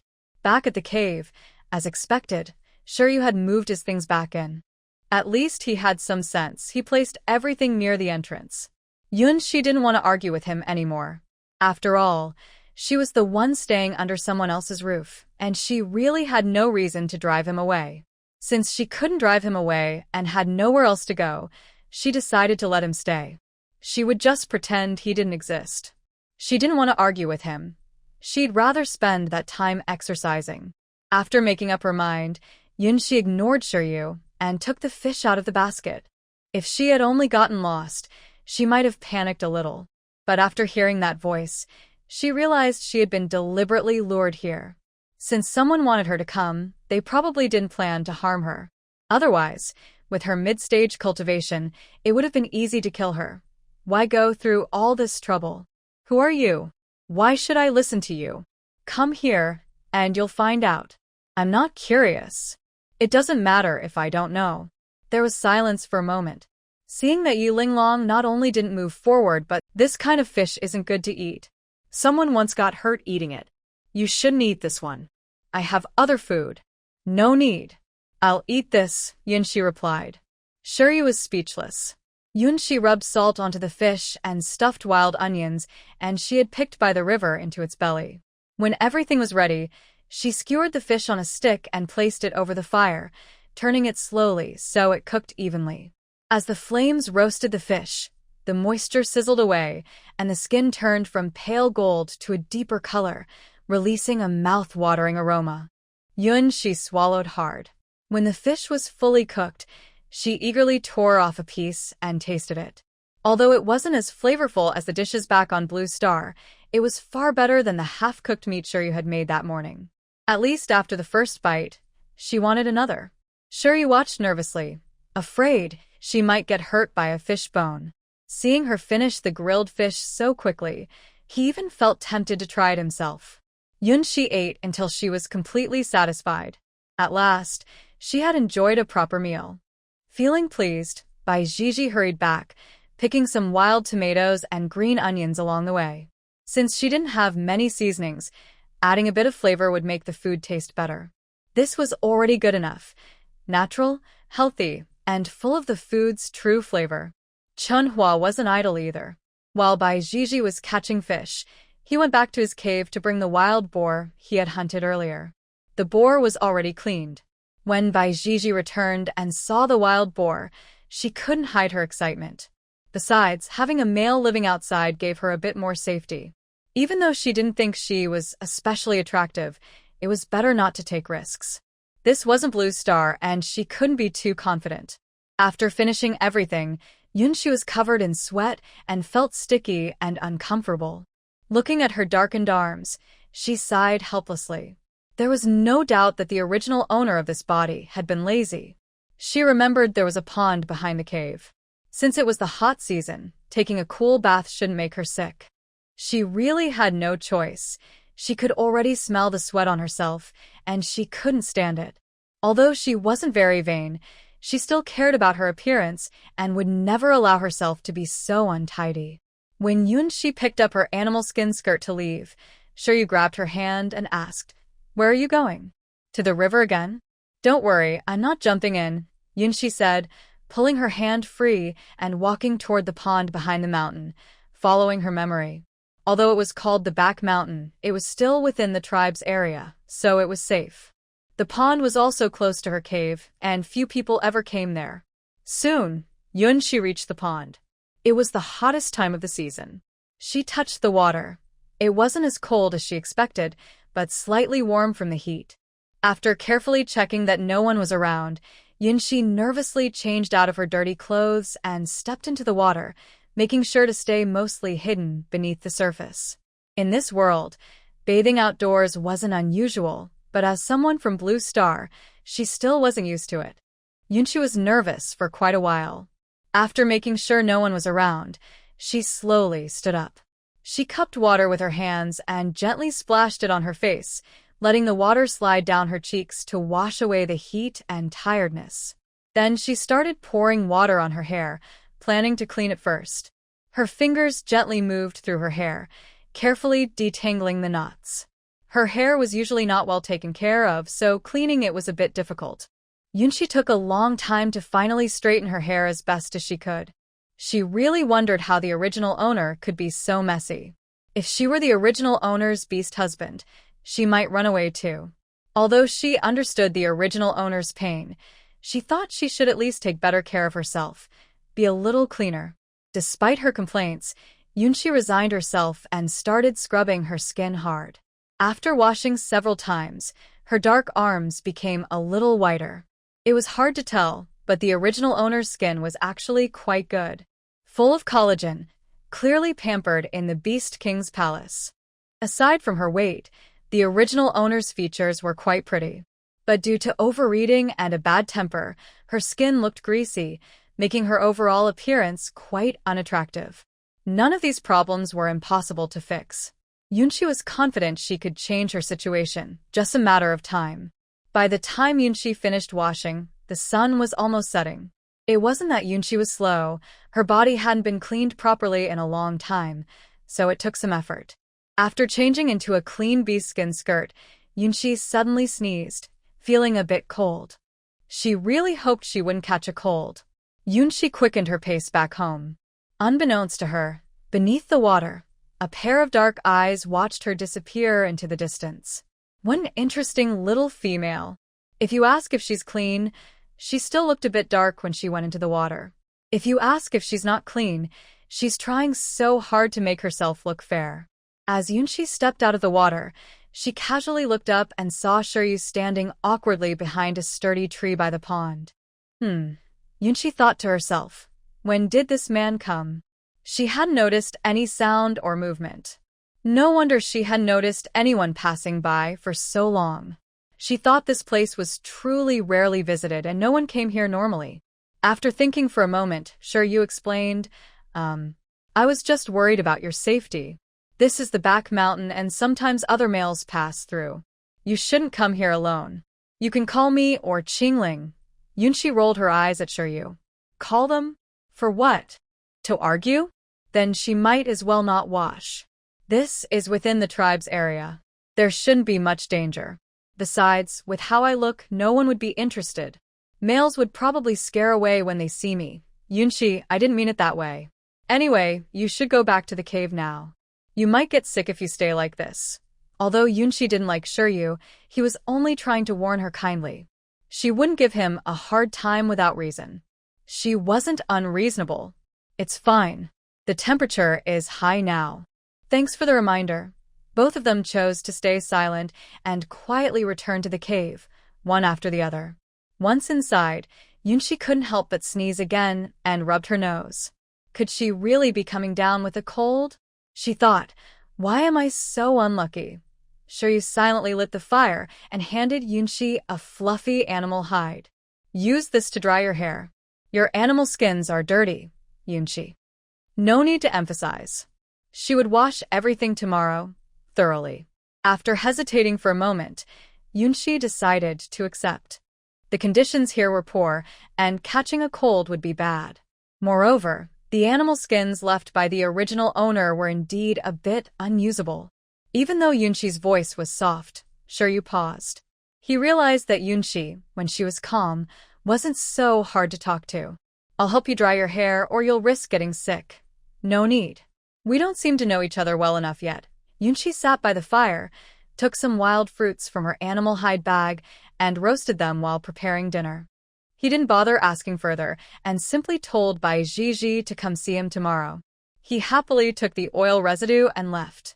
Chunhua felt a little sad. He had barely eaten 2 bites when the leader took so much away. Following Bai Qi to come along were several other beast husbands of Bai Jiji. They also liked the oil residue. Just now, when Chunhua was protecting the food, Bai Jiji had fed him? Is that how it was? Lang Yi stood silently behind the crowd, arms crossed, watching Bai Jiji and Chunhua. Yunshi. This person is determined to stick to his plan. Why can't he understand? They are not true partners, so how can they live together? Why can't you just listen? Let me say this. If you stay here, it will affect my chances of finding a new partner. Shiryu looked at Yunshi steadily for a few seconds, then sighed and slowly said, "Then I will leave after you find a new partner. The outside world is dangerous. How can you take care of yourself alone?" Yunshi, she is determined to stand her ground. They couldn't get her to leave before, and now they can't even try. If she stays here, how can I find a new partner? Wouldn't other males feel ashamed when they see you? If I don't find a new partner, you can't expect us to live together in this cave forever. As long as you're willing, we can even become mates. Yunshi. She doesn't want that, okay? She must find a new partner, and she must do it immediately. She doesn't believe she can't find a new partner. She doesn't believe no one will like her. Once she finds a new partner, just wait and see how embarrassed he will be to stay here. Shiryu and Yunshi continued living together in the cave. Every day, he would place fresh food on a stone slab, but Yunshi never actually took any. Every time Shiryu saw the untouched food, he felt deeply moved inside. Yunshi said she could take care of herself, and it seemed she really could. It seemed she didn't need them at all. Every morning, he would see the young female go to the river empty-handed, and when she returned, she would always bring back a few fish or small animals. Big or small, she caught them all, almost never missing. This was thanks to Yunshi's increasingly skilled fishing traps. The beast men in this world don't really like eating fish, so Yunshi had almost no competition. Every day, she just needed to set the traps in the small river and check them when she returned, and she was sure to get some catch. She doesn't even worry about others stealing her fish because it seems she is the only one who likes to eat it. The orcs in the tribe often discuss secretly. Mostly, they talk about how her mate doesn't support her and how she has fallen to eating fish every day. Yunshi has become the most pitiful female in the tribe. After all, no other female has to support herself. Yunshi, why do you eat fish every day? What about Shiyu? Why doesn't he give you food? I used to like him, but I didn't expect he wouldn't support his wife. The young female is Chingha, one of the females she met in the woods last time. They have interacted several times since then, and through a few exchanges, Chingha became Yunshi's first sister in this world. Chingha now likes Yunshi mainly because she tasted Yunshi's grilled fish, so delicious. After spending time with Yunshi, she found that the rumors about Yunshi being unkind were false. Yunshi is actually very good. She even helped Yunshi come up with ideas to help her win over Shiyu sooner. Who else is better than Yunshi among young females? Now, she isn't very interested in Shiyu, but is very interested in Yunshi. Not really. I just like eating this fish. It's high in protein and helps with weight loss. Haven't you noticed my face is smaller now? Yunshi also likes Chingha very much. Most of the orcs in this world are quite simple-minded and kind. Moreover, she hopes Chingha will win over Shiyu, so she won't have to stay in the same cave with him every day. Especially since Qingling and Fengheng often come to her cave entrance, worried she might bully Shiyu. Yunshi finds this really frustrating. As a lonely young female, how could she bully a male with 7th-tier strength? Don't these two think with their brains? Yes, your face is smaller, and I also noticed your skin looks better. By the way, how did you braid your hair? I think it looks really nice. Yunshi's adoptive father is from the White Tiger clan. Although she is female, she inherited their white hair. Her thick hair is something Yunshi, who often stays up late, really envies. The previous owner was too lazy and always left her hair unstyled. Now Yunshi has arrived. Such beautiful hair must be well cared for. Neglect is simply unacceptable. Every day, she styles her hair in different ways, which truly makes her stand out in the eyes of the young females. Later, you can come to my cave, and I will teach you. Chingha, don't follow me every day. Go find Shiyu in the cave. No, I won't. He doesn't take care of you, and he's not a good mate. I don't want him. Chingha is now more interested in Yunshi than in Shiyu. Any male Yunshi doesn't like is probably not a good one. I'm not with him as a partner. He has no obligation to take care of me. If you like him, go ahead and get him. He's actually pretty good, then why don't you want him? Chingha asked. That's because I just don't like him. Yunshi dislikes forced feelings. To her, relationships should be based on mutual willingness. If you don't like him, I won't either. Yunshi, maybe I can introduce you to a male. My brother isn't paired yet. You could meet him. He's good at hunting, but he looks a bit fierce. No, thanks. I'm too fat now, and I don't want others to look down on me. When I lose weight, I'll pick a male I like to be my mate. The two young females chat casually by the river. Yunshi rarely feels this happy, and a gentle smile plays on her face. Shiyu and Xingling just returned from hunting. From afar, they saw Yunshi smiling happily, and both stopped in their tracks. They clearly heard what Yunshi said, and their moods became complicated at the same time. Yunshi is changing more and more. Xingling, with a serious face, took the prey to wash it in the small river beside Yunshi. He threw the small beast he caught into the water, splashing water that wet Yunshi's legs. Yunshi. She didn't do anything to deserve this. Before Yunshi could get angry, Chingha stepped in to defend her sister, saying, Xingling, this is how you treat your mate. I will tell the leader, so he can punish you. Xingling looked up, not even glancing at Chingha. Instead, his gaze fixed on Yunshi. Why isn't she angry? Yunshi couldn't be bothered to pay attention to Xingling. Talking more would only cause arguments. Since she can't change their minds, she chooses to ignore them. Eventually, they will stop bothering her. Yunshi, are you still going to eat grilled fish today? Xingling and I went to the forest to catch momo beasts. These small creatures have tender meat. Shenhua, though unfamiliar with chopsticks, was willing to try. Bai Zhizhi said, you shouldn't eat with your hands. It's not hygienic. As she spoke, she demonstrated how to use chopsticks and the correct way to hold them to Chenhua and Lanting. Chenhua understood quickly and soon successfully picked up a piece of duck egg. Great job, Chenhua. Bai Zhizhi didn't hold back her praise, just like when she used to praise Da Huang on the mountain. The only difference was that she said, great job, instead of calling him a good boy. Yunshi. Xingling, what are you doing? Are you doing this on purpose? Xingling spread his hands. Sorry. I didn't mean to. I can catch more for you. Whatever you want. Xingling, how can you do this? We all saw it. How can you bully Yunshi like that? She worked hard to catch those momo beasts. Yunshi is already so pitiful, taking care of herself. And you let her food go. I'm going to tell the chief. Chingha was even angrier than Yunshi.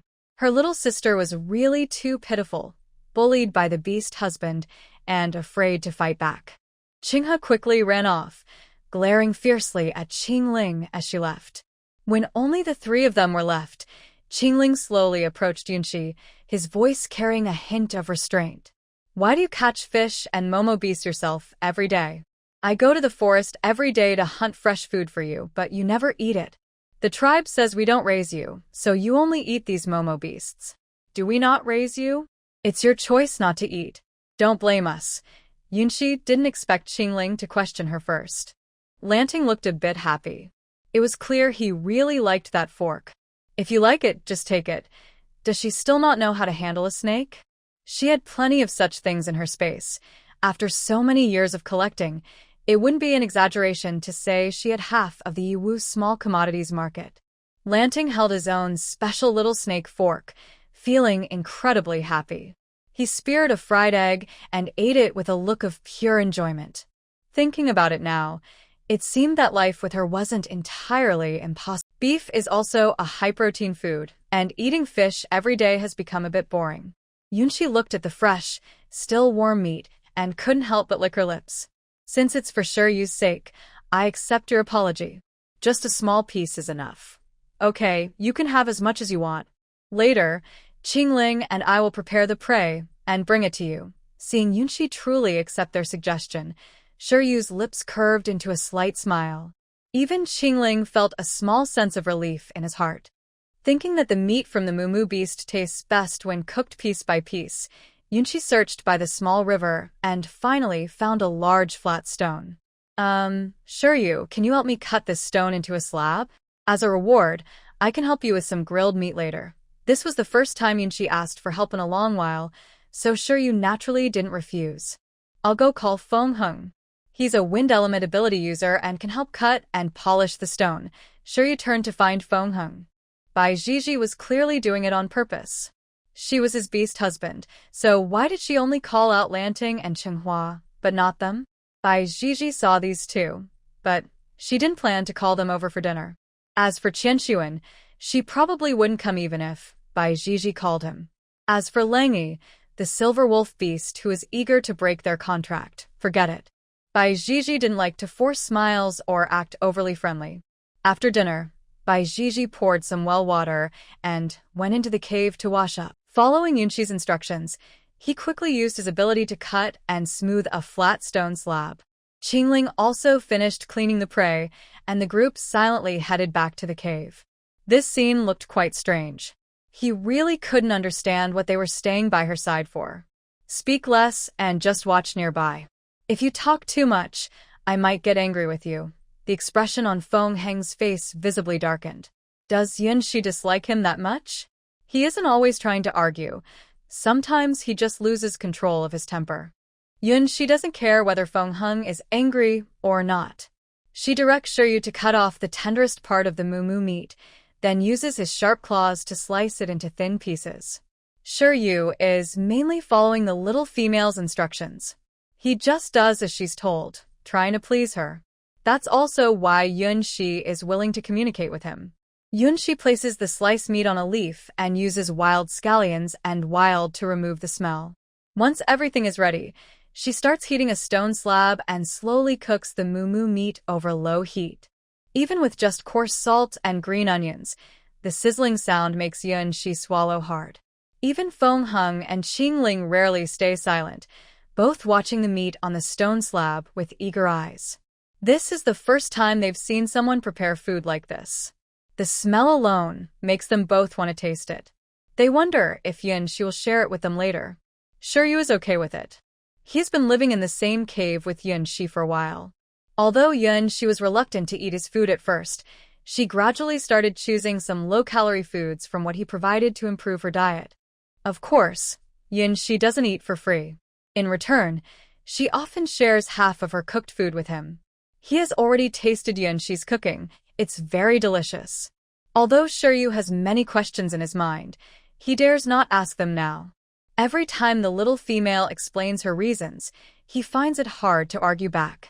It seems her reasoning is quite convincing. He doesn't understand why the little female is so good at talking now. Not only him, even Feng Heng often gets outsmarted by her. So, later on, Shiryu became used to Yunshi's strange behaviors and no longer found them surprising. Tonight, White Jiji tried a different approach. She had examined her features and realized they weren't truly flat, but appeared so because of muscle swelling caused by poisoning. To restore her original look, she needed acupuncture. Combined with the healing power of her wood magic, she believed she could recover soon. It had only been 2 days, but the lumps on her face had already diminished significantly, giving White Jiji confidence. From Chunhua's perspective, he could faintly see the shimmering green light inside White Jiji's cave. She said, "This is the grilled meat I made for you. Take it and eat. Consider it your reward for providing food today. I will only prepare my own portion now. Yunshi, don't work so hard. Hurry and eat the grilled meat. I'll handle the rest of the food. I just learned how to do it." Shiryu took the chopsticks from Yunshi's hand, thinking that a strong male should eat while the female works. If the tribe members saw this, there might be another big argument. It could make their standing in the tribe even worse. All right then. You do it yourselves. Yunshi didn't argue with Shiryu. Recently, she had heard many rumors from Qinghe. Mostly, it was due to cultural differences. To her, these things seemed normal. But in this world, they just didn't make sense. She still needed to survive here. Even if she didn't like her beastly husbands, she couldn't embarrass them too much. A rabbit that's cornered might bite. If she angered them, she might risk her life. Yunshi took a clean leaf and packed a small portion of the freshly grilled meat. Even if she was tempted, she would control her portion. After all, losing weight was really hard.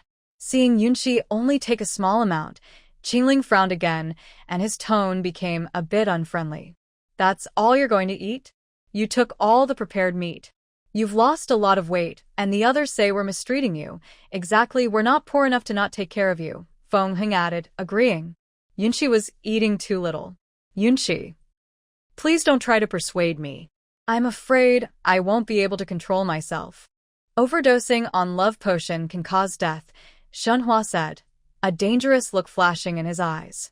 If he hadn't been here tonight, Niling might have exploded and killed Bai Jiji too. Back up. Niling has lost his mind now, he ordered. As he finished speaking, Shenhua transformed into his true form and lunged at Niling. Bai Jiji looked for an opportunity. As long as her vines could still wrap around Niling, she believed she could save him. Shenhua understood her plan. He reached out his large hand and attacked Niling. Yunshi carried the grilled meat back to the cave, worried that staying longer might ruin her mood for enjoying delicious food. After finishing the meat, Yunshi lingered inside the cave for a while before walking out with a leaf in hand. At the entrance, she saw a pile of vines and noticed Qingling secretly giving her a look. No need to guess. It was obvious Qingling had gone into the woods to pick the vines. Qingling is quite interesting, saying the harshest words, but doing the most timid things. A bit awkward and proud. Yunshi found a flat spot and sat down on the ground. She picked up some vines and started carefully weaving a fish trap. This is currently the fastest way for her to get food. Until she succeeds in losing weight, she probably will be eating fish for a long time. Watching the delicate vines dance freely in her hands, they quickly turned into a fish trap shape. Shiryu and the others were all stunned, even forgetting to eat their meat. When did Yunshi learn to do this? Qingling had picked quite a few vines this time. After Yunshi finished 2 fish traps, she used the remaining vines to make some baskets of various sizes for storing things in the future. Since she was just idling anyway, it was a good way to pass the time after meals. Shiryu thought for a long time and finally decided to risk Yunshi's scolding and asked, Yunshi, when did you learn to do these things? He hadn't seen such skills in the tribe. When did this little girl learn all this? Yunshi nonchalantly brushed off the debris falling from her clothes. Just messing around. I figured it out as I went. Don't ask so many questions. We're not that close. See? He knew it. Asking was pointless. Yunshi wouldn't bother explaining any of this to them. Just as Yunshi finished tidying up the extra vines, her friend, Qinghe, led a male over. Seeing the tall, somewhat shy male beside Qinghe, with a deep scar on his face, Yunshi wondered, could he be Qinghe's older brother? Yunshi's mouth twitched. Her new sister seemed serious about this. Was she really going to introduce her to a beast companion? Please be very careful. There are still several issues at home that haven't been resolved. Yunshi, I brought my older brother here. Please take a look at him and see if he would make a good partner for you. He's very good at hunting. Qingshan, Qinghe's older brother, is a bear beast man. He is tall and strong. Because of a scar on his face, he hasn't found a mate yet. Qingshan shyly smiled at Yunshi. At first, his little sister said she was introducing Yunshi to him, but he was actually hesitant inside. Right now, he could only think about how badly his body hurt, making him whimper and sob. His cries broke Bai Jiji's heart. Questioning King Zhou, understanding King Zhou, surpassing King Zhou. Bai Jiji put away her magic and gently carried Nailing onto the bed, her eyes full of love for his true form. Chenhua. He was fluffy just now, and he even washed himself clean. But Bai Jiji questioned why he got into bed, and now that Nailing is here, she just carried him over? Nailing instinctively wanted to resist. Qing He, I don't want to find a partner right now. Please let your brother go back. Qing Shan's smile faded. Was he being rejected again? It seems females find him unattractive. All right, I'll introduce you to others. My brother does look a bit fierce, but he's a good person. At least he will take care of his own partner. Qing, he was speaking to Xiu and the others. She had just seen that they were all eating a lot of meat, but Yunxi hadn't had a bite. They don't even take care of their own mates. Instead, Bai Jiji couldn't help but hold him and take a deep breath. The fox's head was pressed against Bai Jiji's soft body. The warmth from her body, combined with the lingering love potion and nailing, made him forget to resist. Also, Bai Jiji, this ugly female, surprisingly didn't smell bad anymore. She even had a faint fragrance. Realizing this, Nailing looked utterly defeated. His tongue lolled out, like he'd just undergone a neutering operation. I'm unclean now. The noise from Bai Jiji's cave was loud. Please don't spread false rumors. If they can't find a partner, they might blame me. Feng Heng, you might as well not explain. They're not good males anyway. They should be the ones looking for partner. Qing, he glared at the three of them sharply. She realized she had been mistaken before and still couldn't forget for so long. Sure, you and the others. Qing, his older brother, has gone back. Yun, she didn't like him, and it wasn't suitable for him to stay here. But he believed that with his younger sister and Yun Shi's close relationship, maybe one day Yun Shi would like him. He was very happy with Yun Shi. After sending Qing Shan away, Qing, he moved closer to Yun Shi, picked up the small basket Yun Shi had just woven, and asked with surprise, Yun Shi, did you make this? Yes. What do you think? It can be used to hold things, and it's very easy to carry. Really nice. How come your hands are so skillful? Qing, he held the basket, turned it over repeatedly, and her admiration was obvious. Do you like it? I'll give it to you. Qing, he looked at Yun Shi gratefully. Her little sister was so kind. Yun Shi, you are really good. Some guys just can't see how great you are. Yun Shi quickly covered Qing He's mouth and looked apologetically at Sure Yu and the others. Her sister was straightforward and said whatever she thought. Didn't you see Qing Ling and Feng Heng's faces turn dark? Although your sister has her father, older brother, and younger brother to support her, I am now alone. Stop talking. I have no one to support me now. You want to braid your hair, right? I'll teach you. Come with me to the cave. Yun Shi hurriedly pulled Qing He away from the battlefield. She didn't want to argue with those two little troublemakers again. Qing Ling saw Yun Shi leave and snorted coldly. We didn't say anything. It's those talkative people spreading rumors everywhere. She's the strange one. Now it's turned into us being irresponsible. I try not to argue with her now. She ignores me completely. I don't even recognize her anymore. Feng Heng muttered in agreement. She even scolded me to my face, calling me a dog. She doesn't talk to me at all. She only lets Sure Yu pass messages. Thinking of this, Qing Ling's face darkened again. Sure Yu looked at Qing Ling and Feng Heng. They were a bit younger, with quick tempers and easy to get angry. That's why they often argued with Yun Shi. Later, Yun Shi chose to ignore them to avoid fights, trying to communicate less. Actually, Yun Shi is not that fierce. She has changed a lot now.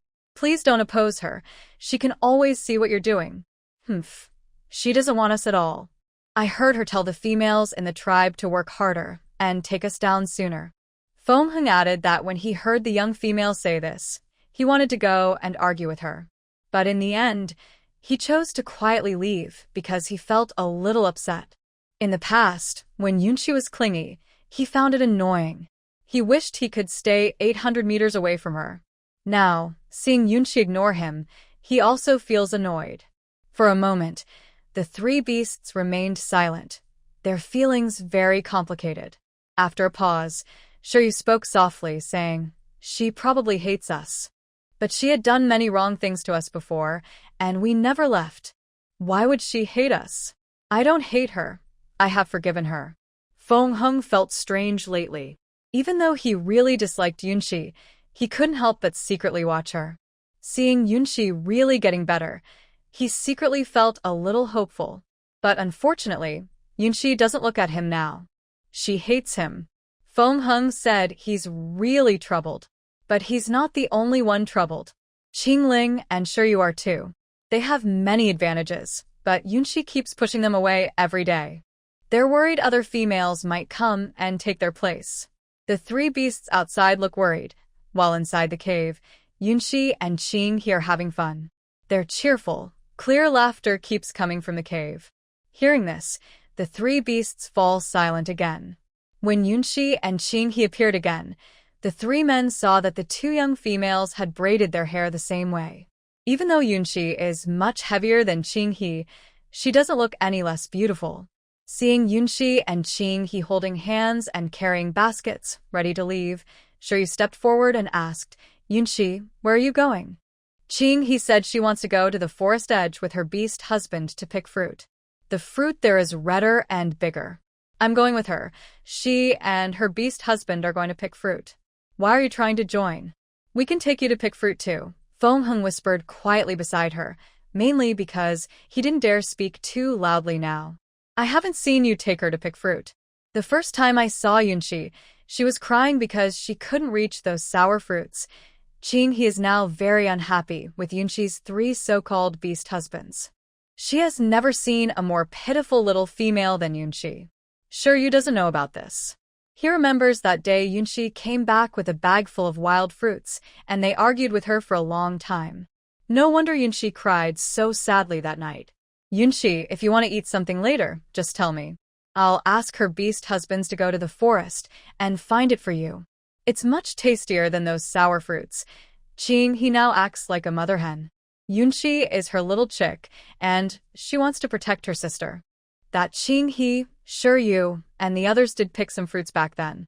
Maybe I just like sour fruits more. Let's go quickly, or all the fruits will be picked. I'll go with you. Feng immediately stood up. No matter how Yunshi scolded him, he wanted to go. Everyone else has a beast husband with them, so Yunshi should have one too. Yunshi couldn't be bothered with him. His legs were on her and she couldn't control him. She might as well ignore him and keep walking.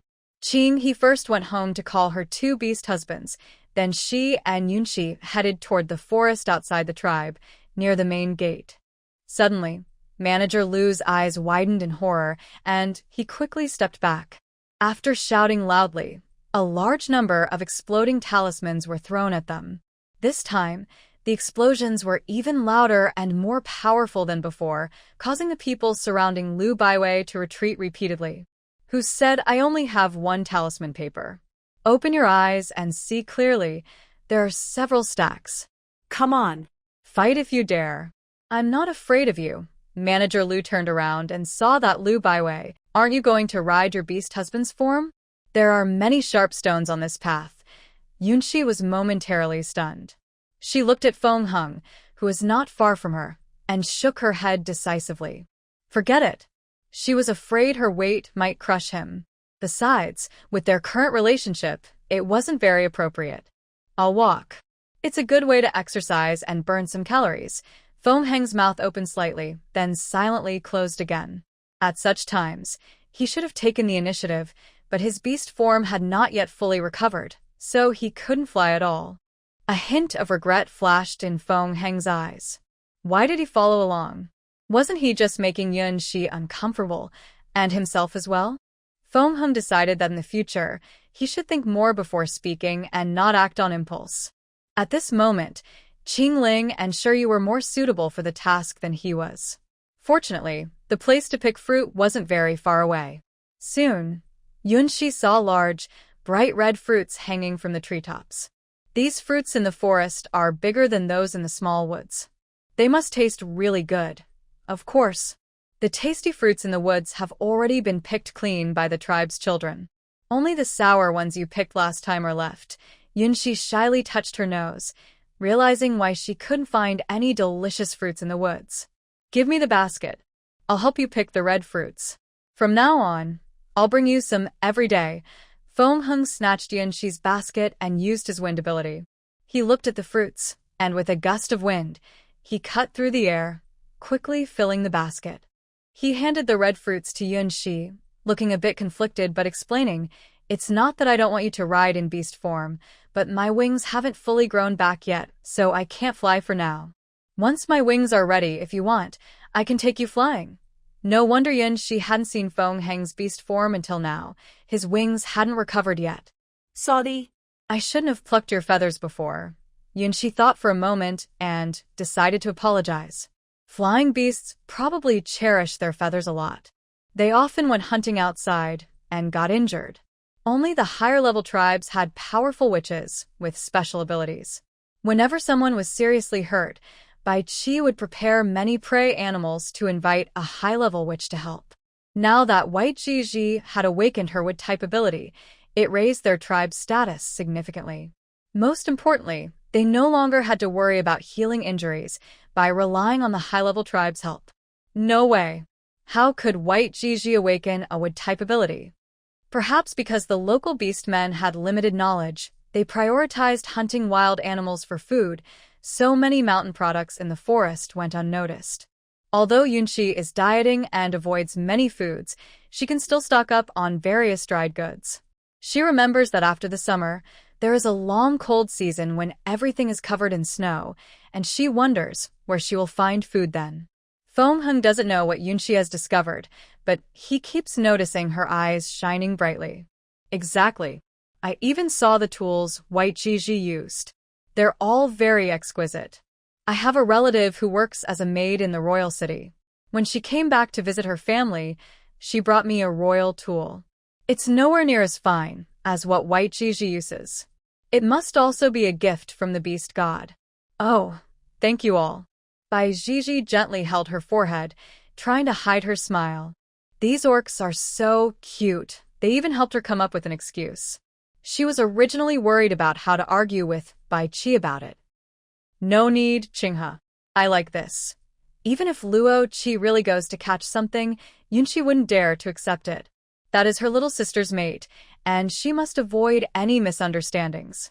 Moreover, Feng Heng is still here and their relationship hasn't been broken off, so she needs to consider his face.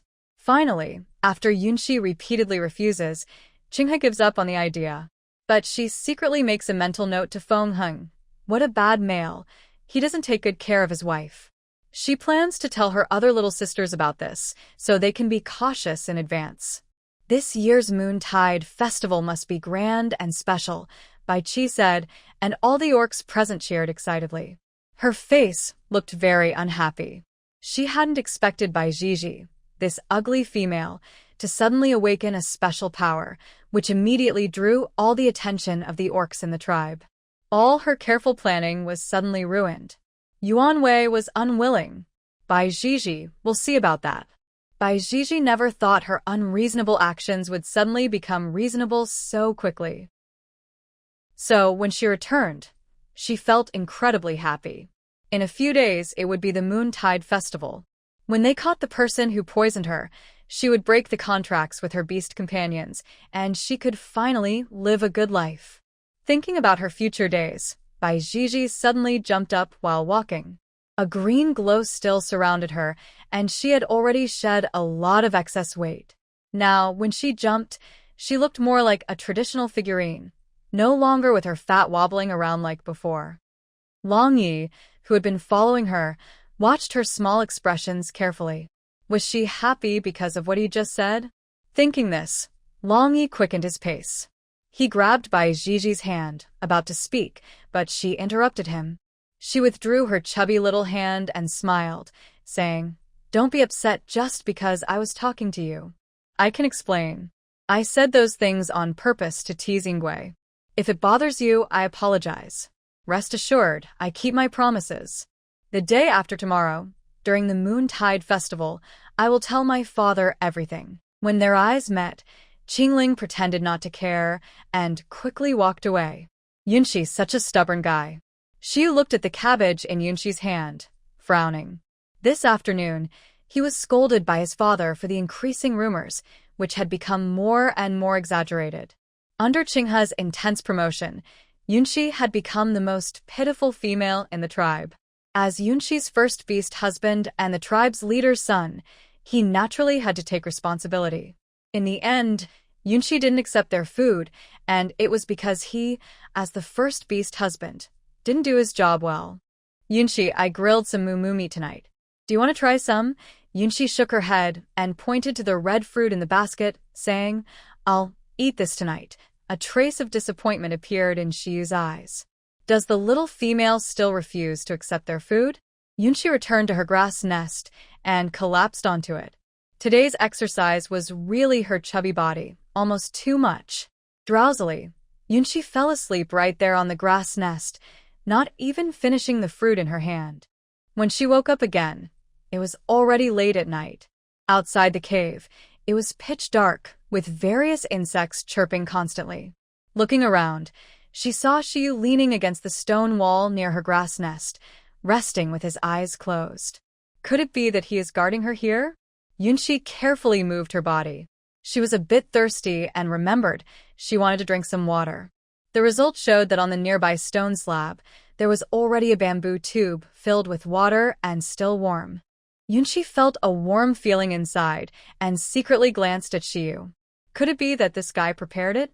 Unexpectedly, Shiyu looked quite handsome when he was sleeping.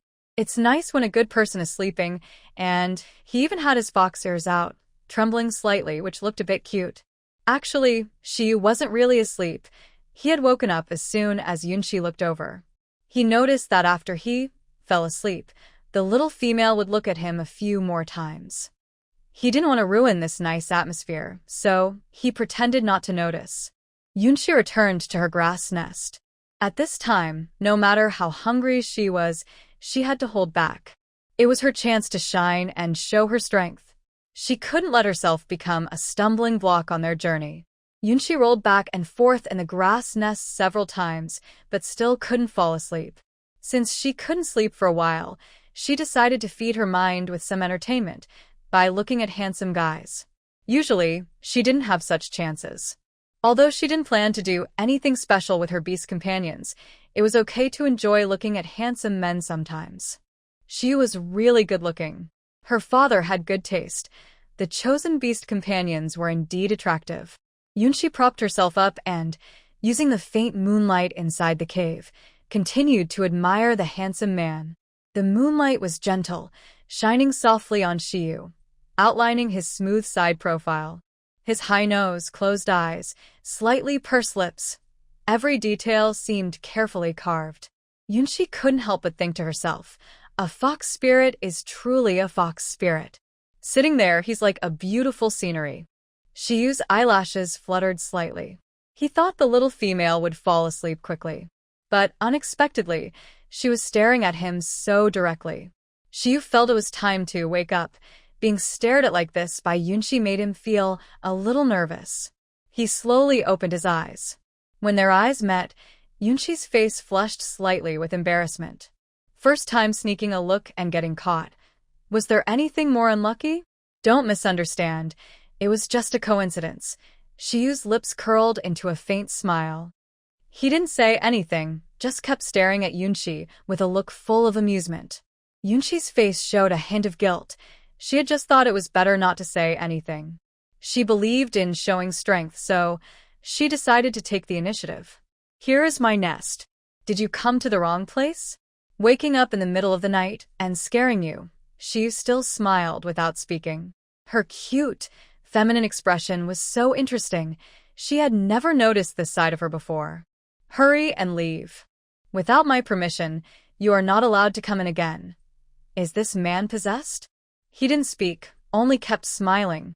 Shiyu adjusted his posture, tilted his head, and kept staring at Yunshi as if he wanted to see through her completely. What are you doing? Hurry and go out. I want to sleep.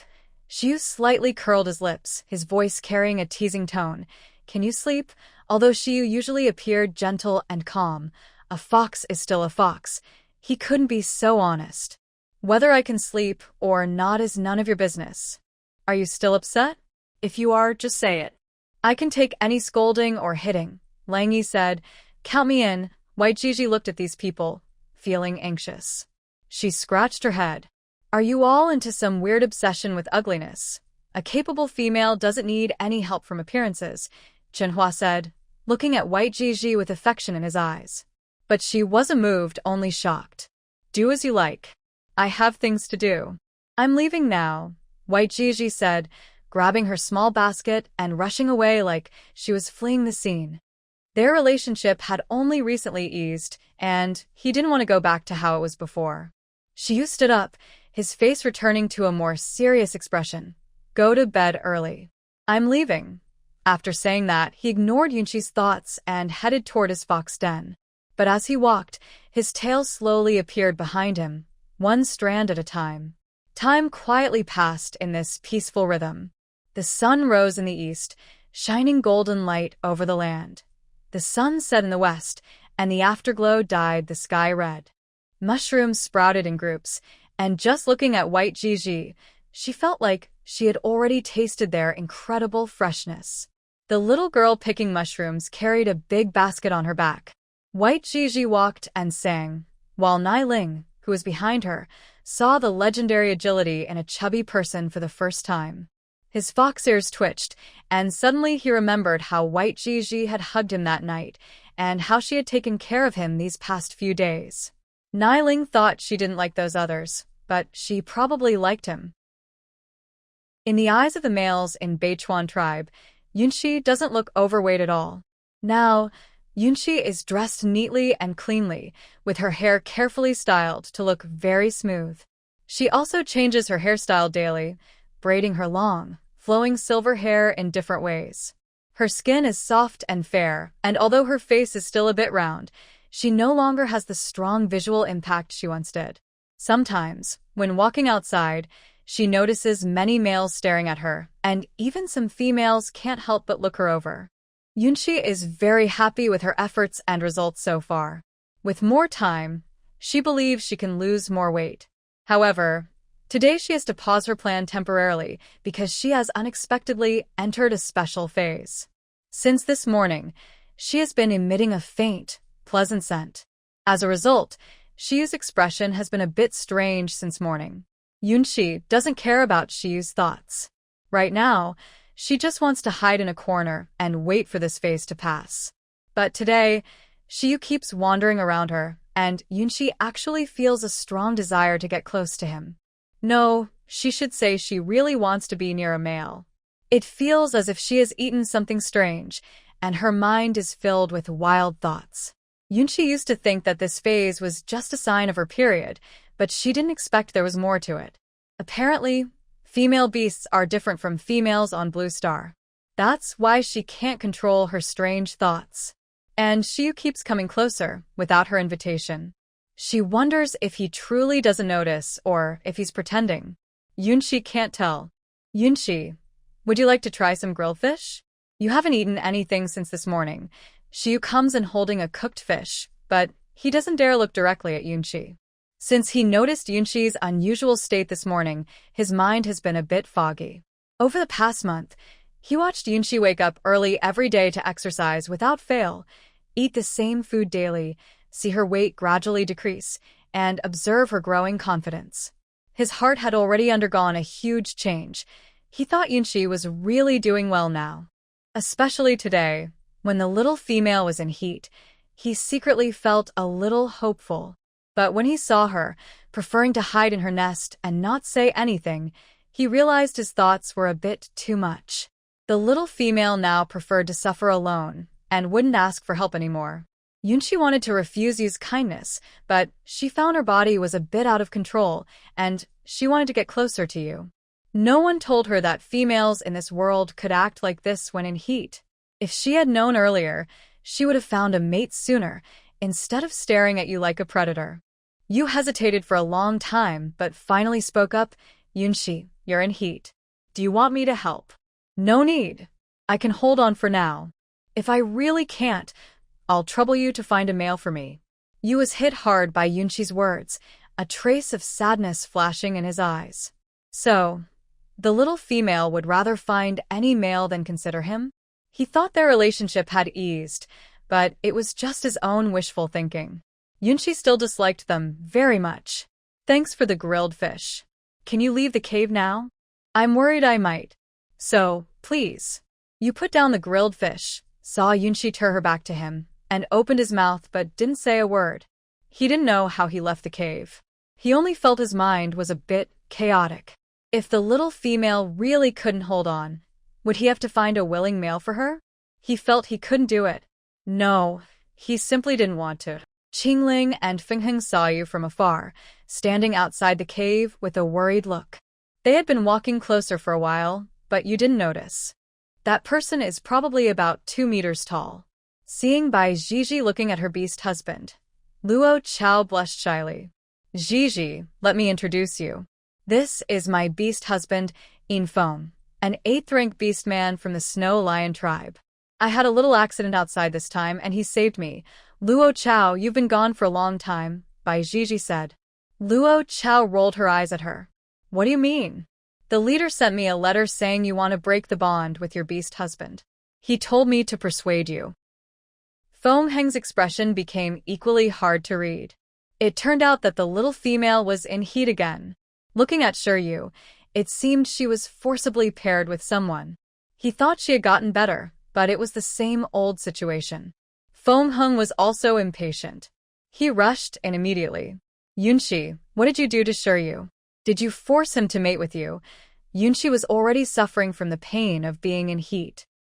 He didn't expect this little beast husband to come back restless after a while of calm. Get out. Even if I forced him, it's none of your business. Feng Heng was ready for a heated argument with Yunxi, but when he saw Yunxi lying softly on the grass nest with a slight blush on her face, his words softened without realizing it. You. Shiryu's matter is also my matter. You can't force Shiryu. If you really want to, I can help you. Yunxi looked at Feng Heng with some frustration. He probably wasn't fully awake. She was so uncomfortable she wouldn't do anything with that annoying guy Feng Heng. Get out quickly. I find you annoying. When Feng Heng heard the little female directly say she was annoyed, he froze instantly. This past month, he had been very careful, trying not to provoke Yunxi. Their relationship had only just started to improve.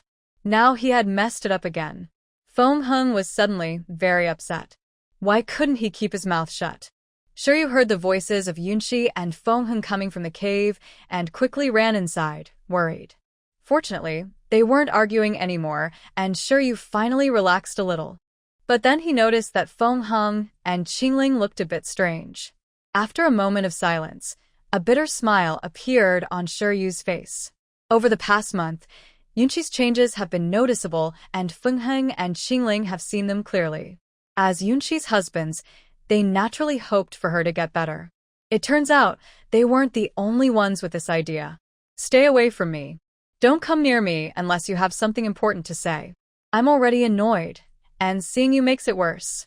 Yunxi wrapped herself in animal hide. Just now, she saw Feng Heng, that annoying guy, actually looked handsome and gentle. She was truly crazy. She was craving him to this extent. Feng Heng also realized he might have misunderstood Yunxi. He hesitated and said, Yunxi, I was wrong to judge you earlier. Go away. Don't bother me. The three of them looked at each other. Though their eyes showed reluctance, they finally decided to leave the cave. However, once outside, none of them moved. They just stood at the entrance, unwilling to step away. The atmosphere became tense. After a long while, she spoke softly. Yunxi doesn't want our help at all. She'd rather find a stranger than let me help her. The three remained silent, especially Qingling and Feng Heng, whose expressions looked very unhappy. They hadn't expected Yunxi to dislike them so much. They began to reflect. Had they really gone too far in the past? It was clear that Yunxi had been tormenting them from the start. They just didn't want to keep enduring it. Since that last incident, Yunxi had changed. She no longer paid attention to them and seemed to ignore them more and more. Feng Heng and Qingling thought this was just Yunxi trying a new trick. But they didn't expect that Yunxi was truly no longer bothering with them. Why has she changed so much? Last time, she was begging us for help. It seems she really doesn't want us anymore. Qingling was also confused. At first, he and Feng Heng were secretly happy. Finally, the annoying female wasn't bothering them. But after seeing Xiyu actually living with Yunxi, he couldn't help but feel curious. Several times, he saw Yunxi sitting by the fire roasting fish. The smell was so tempting it almost made him cry. But out of pride, He only licked his lips secretly from behind and dared not step forward. Especially when he saw Shiyu, who sometimes got to taste Yunshi's cooking, he couldn't help but envy. Windhang's voice was a bit muffled. If I don't want to, I won't. I don't want to help her. Shiryu and Qingling looked at Windhang with some helplessness. If he hadn't acted so awkward, we might have believed him. Time passed second by second. Even though Yunshi bit her lip tightly, she couldn't help but let out a soft gasp.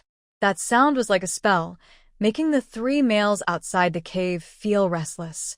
It's not just the little female who feels uncomfortable. They also felt their bodies heat up from the stimulation. This was a reaction they had never experienced before. Shiryu finally couldn't hold back anymore. Even though he knew going in might cause Yunshi to scold him, he couldn't bear to leave the little female alone. No little female in heat would choose to endure it. She wasn't without her beast partner. Shiryu didn't think much and stepped into the cave. At this moment, Yunshi inside the cave had cheeks as red as a sunset, like ripe red fruit. She curled up into a ball, hiding in the corner, silently enduring the torment of her heat. This heat period, it was so frustrating. Suddenly, footsteps sounded. Yunshi vaguely thought she saw Shiryu come in again, but this time he seemed different. He had transformed into a half-beast form. His fluffy fox ears twitched gently, pink at the tips. Behind him, 9 fluffy fox tails swayed softly, their plush fur as soft as clouds, shimmering with a faint glow under the light. Unquestionably, Shiryu's beast form was truly beautiful. Shiryu knelt in front of Yunshi, and in a pleading tone, he rubbed his fox ears against her cheek. Yunshi, let me help you, okay? Yunshi felt a tickling sensation on her cheek, soft like feathers brushing against her. It made her involuntarily shrink her neck slightly. Strangely, this tickling didn't make her uncomfortable. Instead, it brought a strange happiness deep inside. She really liked this feeling. When Yunshi instinctively wanted to get closer to Shiryu, her hands even moved uncontrollably, reaching for his neck. But at the last moment, she snapped back to her senses. What was she doing? That wasn't her true thought. She was just unable to control herself. Shiryu's eyes showed a hint of disappointment. He had used his beast form to attract the little female, but she still didn't want to accept him. Seeing the young female endure such pain, he wanted to help her. Shiryu's fox tail wrapped around Yunshi's body, its soft yet warm touch making her tremble slightly. Shiryu, go outside. I don't want to do things I dislike. I can hold on. Right now, you look very uncomfortable. Please, wife, let me help you. I'm not your wife. Shiryu, don't do anything you'll regret. I don't want to force you. No force. I just want your comfort. Yunshi, please look at me. Even though Shiryu repeatedly denied his feelings, he no longer wanted to lie to himself. He liked Yunshi and wanted to be with her. Yunshi was stunned by Shiryu's words and temporarily forgot about her discomfort. She was indeed getting better, but she still lacked the confidence to make Shiryu truly like her. After all, her weight was still a concern, and no matter how hard she tried, she wouldn't suddenly become attractive. Moreover, in the past month, although she and Shiryu had been living in the same cave, they didn't interact much, just a few words now and then.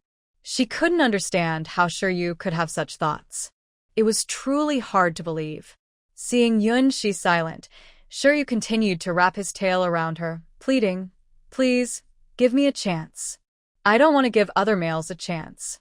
Yunshi, look at me, okay?" This time, not only Yunshi was stunned, but Qingling and Fengheng at the cave entrance were also shocked. Shiryu seemed serious. He was actually asking Yunshi to be with him willingly. In the past month, they had shared a cave, but what exactly had happened between them was something they didn't know. Fengheng and Qingling exchanged silent glances. Given the current situation, no matter what Yunshi chose, it was not suitable for them to stay at the cave entrance. Don't do this. I don't hate you, and I can't say I forgive you either. Let's talk about this another time. I don't have the energy to think about it now. Let me help you, okay? Seeing you uncomfortable because of your feelings makes me feel bad too. You clearly have a partner, so why do you have to suffer alone? Yunshi didn't answer. He held White Gigi's chubby face and suddenly chuckled softly. I really want to keep going with you, little girl, but it seems I can't anymore. His voice grew softer and weaker. In the next moment, he transformed back into a fox. He curled up nervously, whimpering as he looked at White Gigi, with eyes full of regret. It was such a good chance, almost succeeded, but his body just wasn't strong enough. Niling was furious inside. After the Moontide Festival, when he caught the person who drugged him, he would definitely tear them apart to vent his anger, because her body liked this comfort. It not only eased her pain from her heat, but also made her feel a little better, even a bit happy. Shiryu noticed that although Yunshi said she couldn't, her body was very honest and kept getting closer to him. Shiryu's lips curved into a slight smile. This fox spirit was showing her true skills, making Yunshi's body soften more and more under his influence. She wanted more comfort. But she also knew she couldn't go on like this. She hadn't decided how her relationship with Shiryu should develop. Shiryu, I can't go on like this. I can still hold on for now. Please don't bother me. I need a moment. Why do you need a moment? Let's be partners, okay? Shiryu continued to tempt Yunshi. He didn't want to stop now, he wanted more. He wanted to leave his scent on Yunshi. He truly wanted to become her partner. Can you give me a little more time? Yunshi kept her last bit of reason and suddenly pushed Shiryu away. She could feel his desire, and she herself was very eager for him too. But she also understood that this was just her heat talking. It wasn't her true feelings. Shiryu was a bit confused. Don't female animals usually go through their heat period like this? Why is it that with a young female, it can't be the same? Shiryu had already sensed the young female's desire. Stop teasing me, it's uncomfortable. My mind is a little unclear now, and my reactions might not be my true feelings. I can still endure it now, so please stop bothering me. Are you going to endure until your heat ends? I know you haven't forgiven us yet. I understand if my request is too much right now. But I don't want to see you in pain. The more you resist, the worse you'll feel. Yunshi was momentarily stunned. Does going through heat only get better with mating? Shiryu continued. Yunshi, your body doesn't dislike my touch. I know, but it's just my involuntary reaction, not my true feelings. I think I can endure it. Shiryu clearly understood what Yunshi meant. He was just taking advantage of the situation. Not being driven away by the young female was already lucky for him. Let me help you ease your heat. Is that okay? I won't mate with you. Just like earlier, please don't refuse me. Shiryu's voice carried a hint of pleading. Yunshi found it very hard to refuse. Honestly, Shiryu was good-looking and quite capable, one of the best in the Beichuan tribe. Even though she had been cold to him every day, he remained gentle and quietly cared for her. Even if she didn't accept him, he never thought of giving up. Yunshi also observed Shiryu carefully. He really suited being her mate. Anyway, she was going to find a mate, so why not choose someone familiar? Plus, Shiryu was really good. Yunshi, is that okay? I want to help you. Shiryu's tempting voice sounded again in Yunshi's ear, pulling her out of her thoughts. Yunshi softly responded with a, She didn't refuse Shiryu anymore. She truly needed that kind of comfort from him. Although it couldn't completely end her heat, it could ease some of the pain. That was the best option besides finding a partner for now. The air seemed to freeze. Besides their rapid breathing, they couldn't hear anything else. I don't know who was the first to make a move. When Yunshi regained consciousness, she was already pressed under Shiryu in the grass nest, and the two of them were actually kissing. A special feeling filled the air. Even though they hadn't truly become intimate, Yunshi was comforted by Shiryu and couldn't help but let out a soft sound. This made Yunshi feel very embarrassed, but she didn't want to push Shiryu away. She could only secretly criticize herself while enjoying his comfort. In the end, Yunshi's feelings of desire were eased. Shiryu kept his promise and didn't truly engage with Yunshi. Even though he was in a lot of pain, he remembered what he had promised her. As long as Yunshi didn't speak, he wouldn't force her. Finally, Shiryu had to go to the river for a cold bath to suppress his feelings. At this point, their first round of struggle was temporarily over.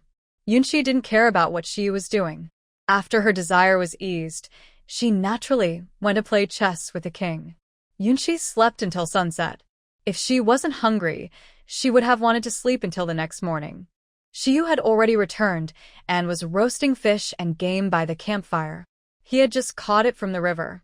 He knew Yunshi liked eating this kind of fish and game very much, and she ate it almost every day. Today, Qingling and Fengheng didn't return to their caves. Instead, they sat by the fire watching Shiyu roast the fish.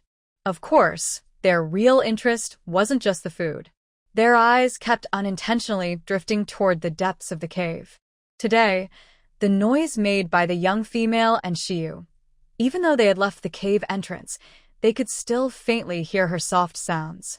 Their hearts felt itchy, like cats being scratched. They also wanted to get the young female's comfort. Even though they had no such thoughts before, why did they suddenly change? When Yunshi came outside the cave, she saw Fengheng and Qingling there. She didn't know where to put her feet. It was almost like a scene of total embarrassment. Especially Qingling and Fengheng's expressions, they looked completely different from usual. Looking at Shiyu, the fox spirit, he had a faint, seemingly casual smile on his face. That smile was like a gentle breeze in spring, seeming soft but carrying an inexplicable charm. Yunshi, are you feeling rested? I made you grilled fish following your method. It should taste similar. Do you want to try it? Yes. Yunshi couldn't refuse Shiyu's kindness, especially since they were so close to finishing their task earlier that afternoon. Since she accepted Shiyu's comfort and no longer ignored him, it felt a bit unfair to keep avoiding him. Although she still felt some mixed feelings inside, Yunshi decided to let go of the past and give things a try with Shiyu. After all, in this place, the pain of being in heat is hard to bear. Having a partner nearby is really helpful. She said she was okay with Shiyu finding another male, but deep down, she hoped that person would be Shiyu himself. She claimed she wasn't picky, but she still hoped to find someone who truly suited her. Some things can't be just talked about. Deep inside, she still longed for that special connection. Shiyu was not a bad person. Yunshi didn't sit down because Fengheng and Qingling were still there. Although their conflicts had lessened, she still couldn't treat them the same way she treated Shiyu. Besides, both of them had fiery tempers, quick to get angry. At first, she argued with them sometimes, but the more they fought, the more her patience wore thin. As long as she avoided talking to them, they wouldn't find reasons to argue with her. That way, everyone could live peacefully. Shiyu placed the grilled fish on a leaf and brought it to Yunshi. Seeing her cheeks still a bit red, he felt happier. He thought that once the little female calmed down, she would ignore him again.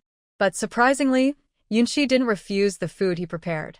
Shiyu then quietly placed a red fruit in front of Yunshi and secretly watched her. Seeing that she didn't refuse and even took a big bite, a smile appeared in Shiyu's eyes. He then put a piece of roasted meat in front of Yunshi, watching her eagerly. Yunshi sighed and put down her chopsticks. Shiyu, I'm on a diet. I can't eat this. No need to diet. You're fine as you are now. Yunshi, is this what a lover's eyes see as beautiful? What does fine mean? Even if she lost some weight, she was still quite overweight. If he didn't mind, she certainly did. No one can stop her from losing weight, or she might go back to her old way of living. Seeing Yunshi's change in expression, Shiyu quickly took away the barbecue. He didn't want to ruin their progress on the first day. Yunshi gave Shiyu a look of approval, showing she understood the situation. After filling her stomach, Yunshi gently moved her arms.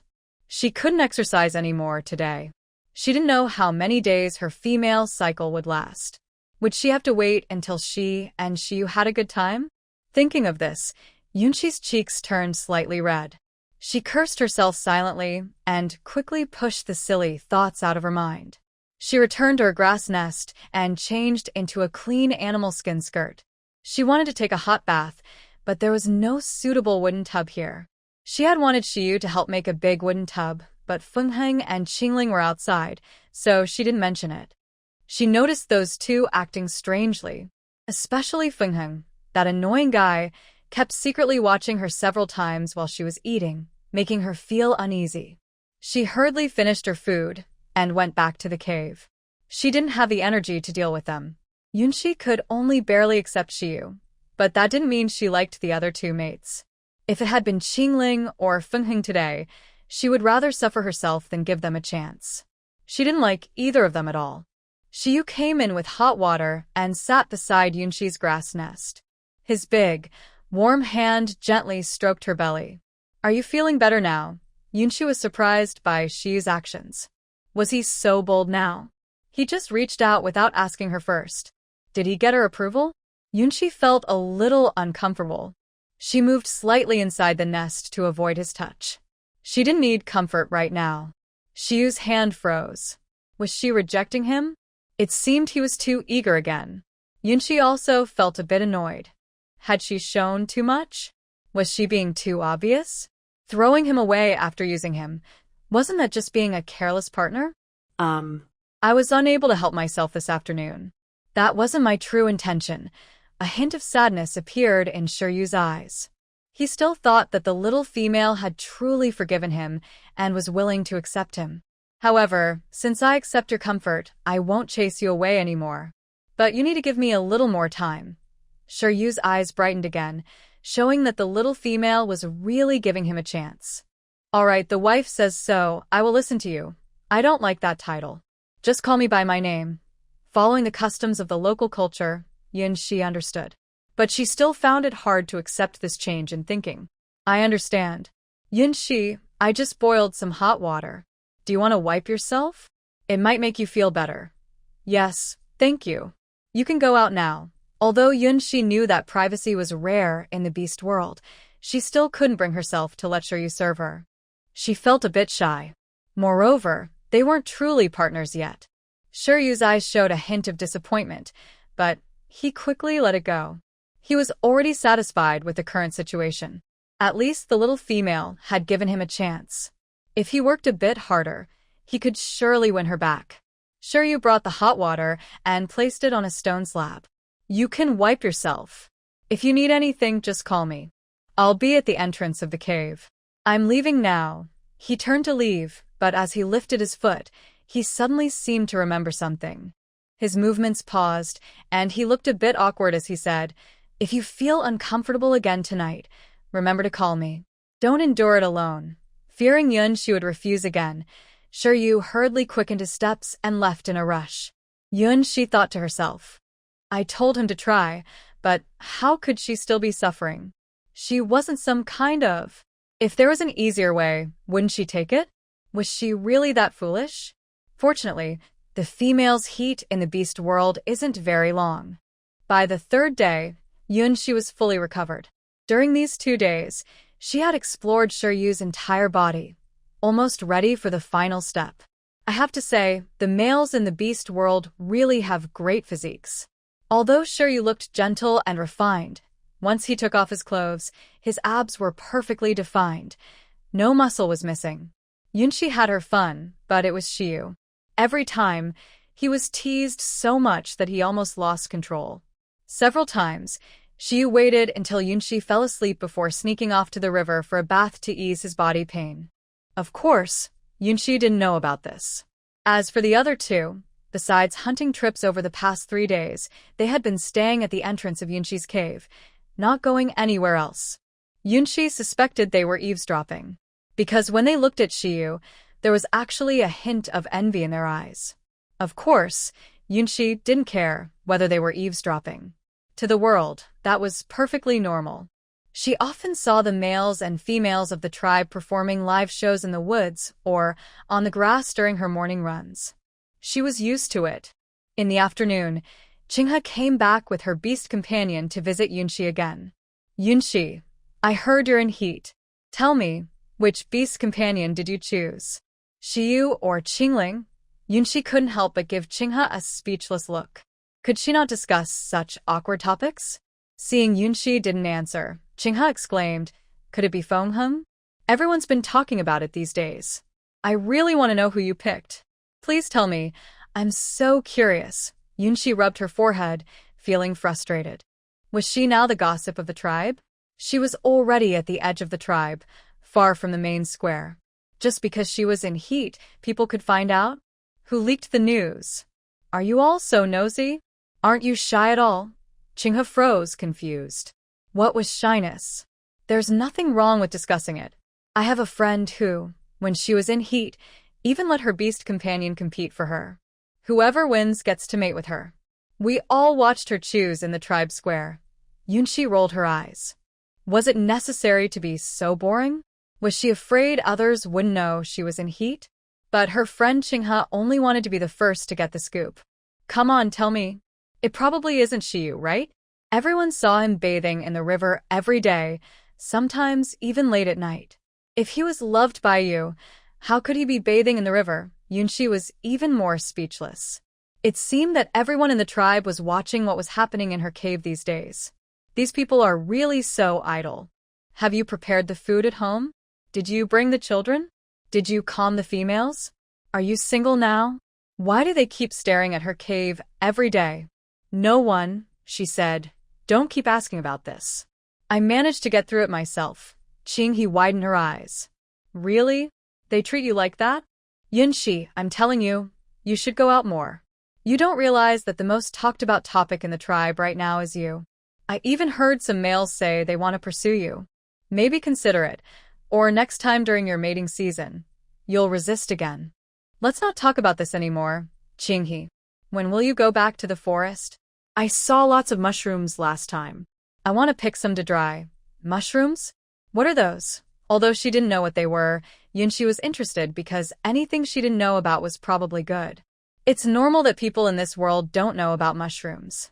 Yunshi didn't know how to explain, especially since some mushrooms are poisonous. She only knew a little because she grew up in the mountains. Once I find some, you'll see what they are. Maybe we should go tomorrow. This time, don't let Feng Heng come along. He's good-looking but useless. Actually, Feng Heng has his reasons. Don't misunderstand him. We're not going far, and I can walk around without trouble. It's also good exercise for losing weight. Yunshi really couldn't say it directly. Feng Heng couldn't shift into beast form because of her. After all, males also like to look good. She could understand Feng Heng's feelings. If someone saw him in his current beast form, how could he find a female later? Feng Heng. You're still blaming me for being kind. Qinghe looked Yunshi up and down. She thought Yunshi looked even thinner. Yunshi, I feel like you've lost a lot of weight again. She exercised every day and felt like giving up. Even her stomach refused to eat fish anymore. She was only holding on because of her determination. If she didn't lose weight, it would be unfair. Compared to you, I've gained a lot. I need to keep going. I'm almost there, I can't give up now. Qinghe looked at her chest and then at Yunshi. Her friend's figure was clearly more eye-catching than hers. Yunshi, you look good like this. People say that with your appearance, it's easy to get pregnant. You see, I am not good enough. I am too thin and weak. I haven't even given Rocky a cub yet. This probably has nothing to do with pregnancy. Raising a cub is all about fate. When the time is right, the cub will come naturally. Qinghe, in the days before your heat, you can mate with your beast partner. It will be easier to have a cub. That time is called the ovulation period, and this rule should also apply to young females in the beast world. Qinghe believes Yunshi's words completely, since Yunshi used to be the daughter of the Beast King and probably knows more. Really? I usually avoid mating during my heat to save energy. Everyone says that's the best time to get pregnant. Turns out I was wrong. No wonder I haven't had a cub. They also said it's because I am too thin. Yunshi can't explain that this is modern medical knowledge, as the cultures of the two worlds are very different. Next time, try my method. Maybe it will work. Your Rocky is a wolf beast man. If you have a litter of wolf cubs, they will be fluffy and adorable. Talking about cubs, Qinghe is very excited. Okay, I'll try next time. If it works, I'll thank you properly. Good luck. But you are really too thin. You need to eat more. Is it because the food they make is too bad?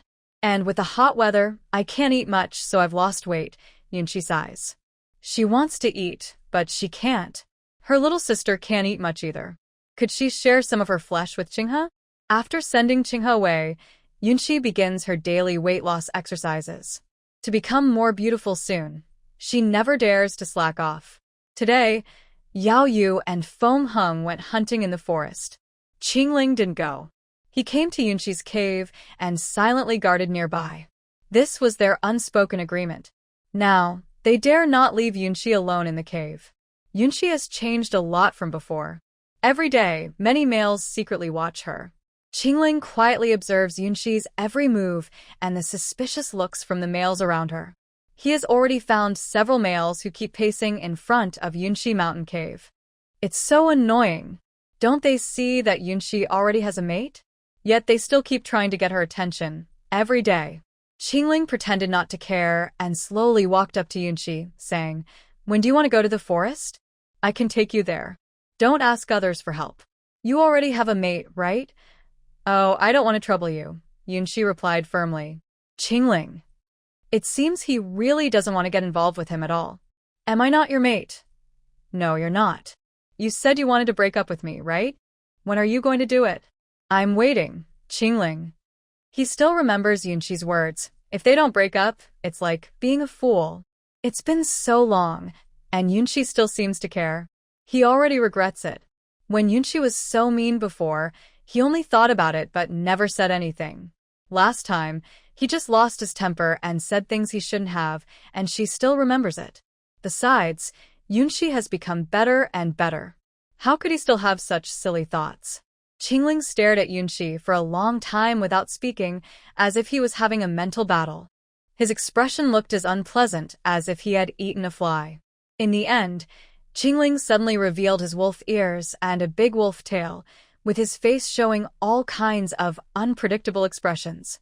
Yunshi didn't know what he was planning and waited curiously for a few seconds, but he didn't say a word.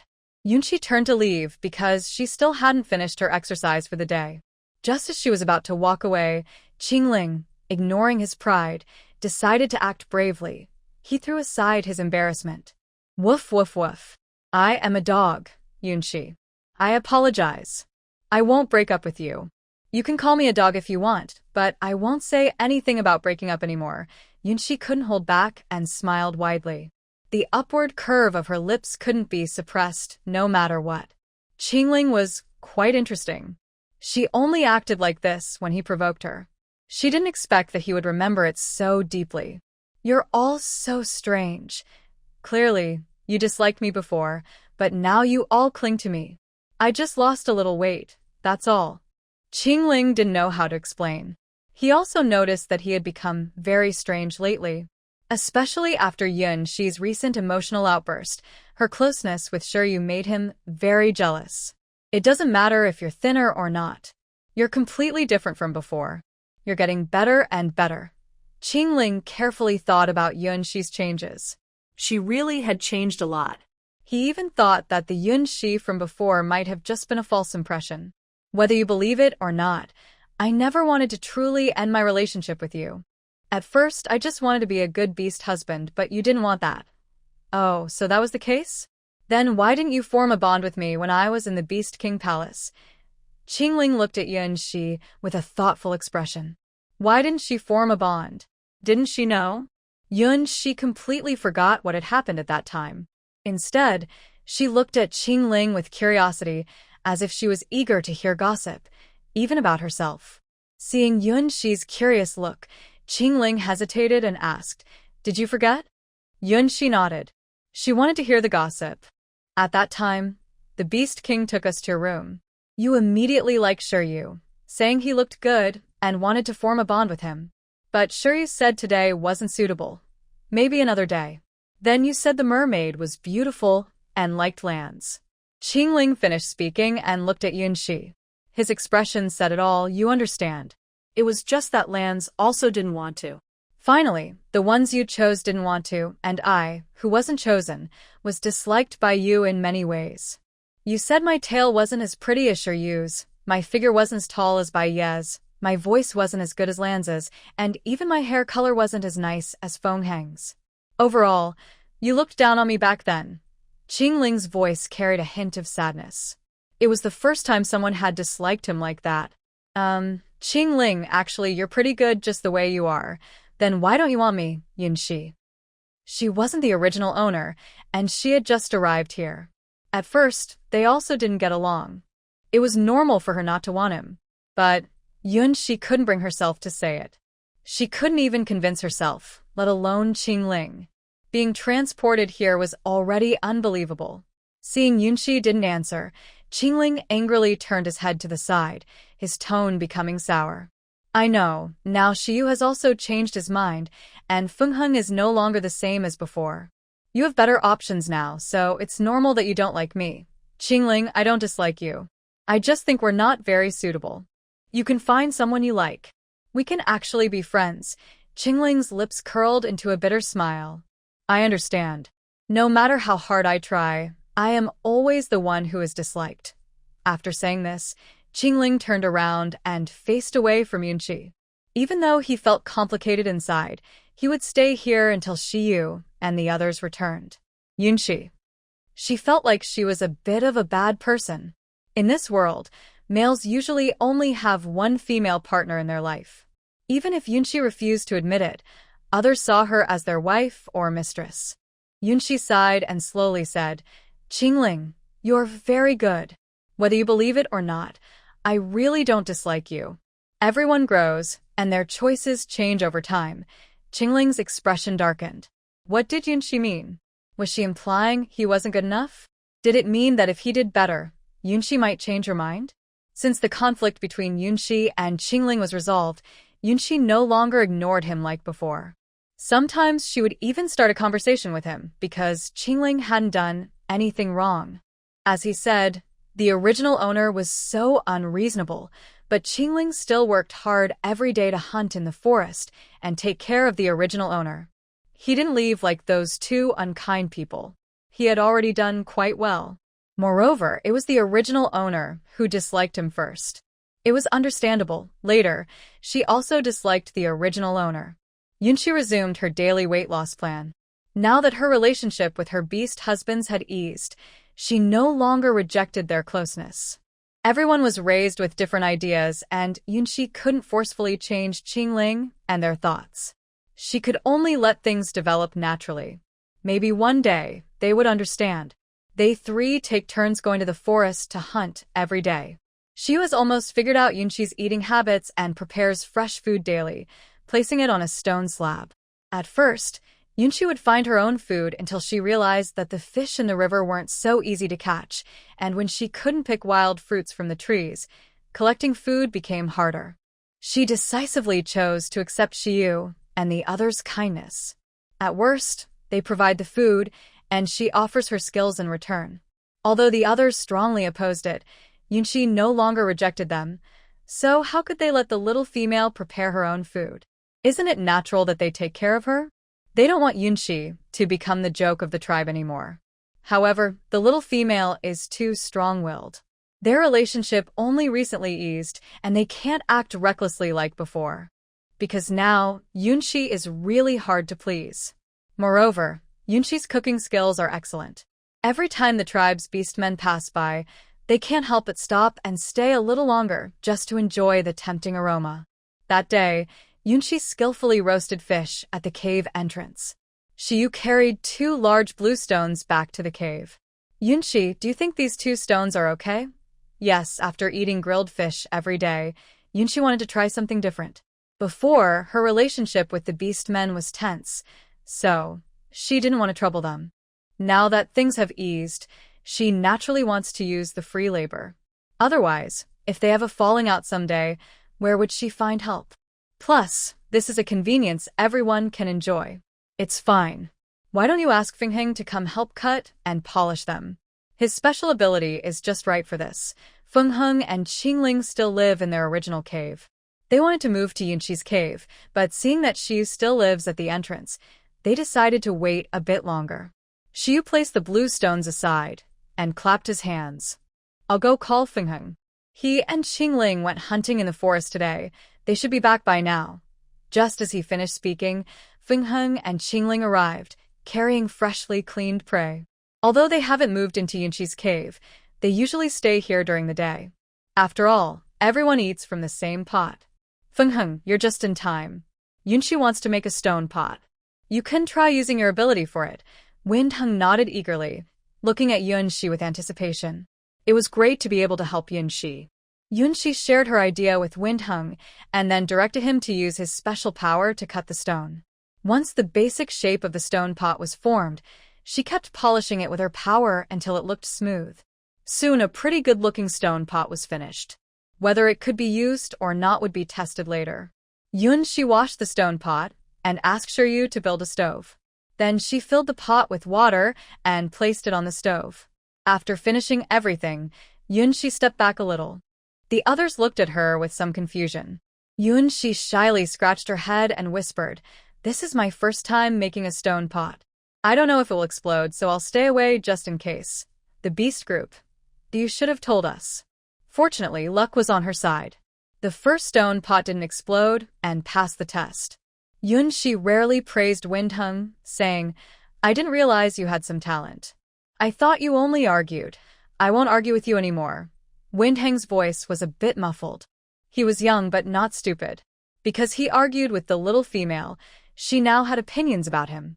Qingling was getting along peacefully with Yunshi, but he was still standing still. Yunshi was momentarily stunned.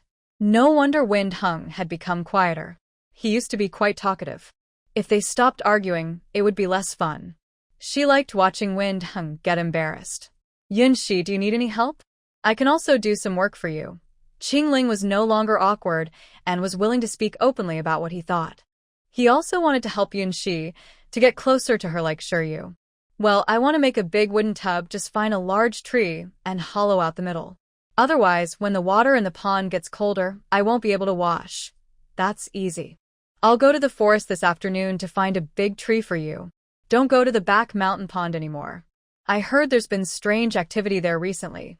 Yunshi went to the pond to wash every 2 or 3 days. Every time she went, Shiryu would follow but wouldn't get too close. "I feel like no one has passed by there. I plan to go to the water pond later." "I'll go with you," Windhung whispered. Yunshi didn't refuse. Having someone nearby can effectively prevent other males from intruding. "Okay, let's not talk about that now. I want to try the stone pot. I want to eat something different for lunch today." Yunshi selected some fatty meat from the food provided by Shiryu, preparing to make oil. This is the first step in making delicious food.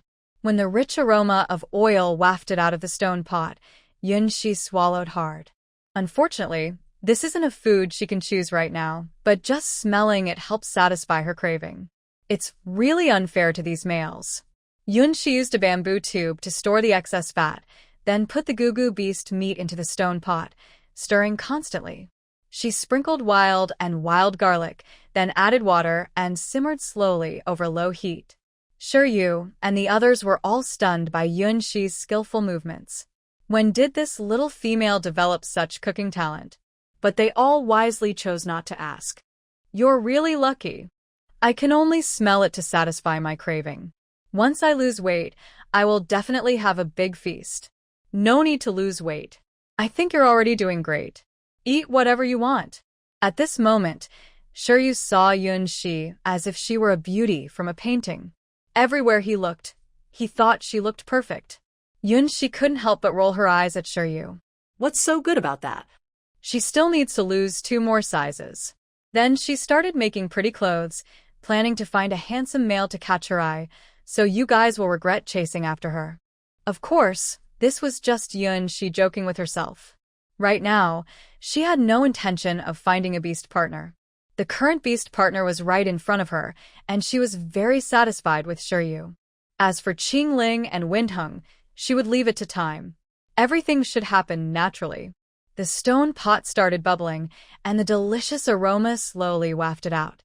Qingling and Windhung couldn't help but take deep sniffs. It smelled so good, they really wanted to taste a bite. "Yunshi, how much longer until it's ready?" "It smells so delicious.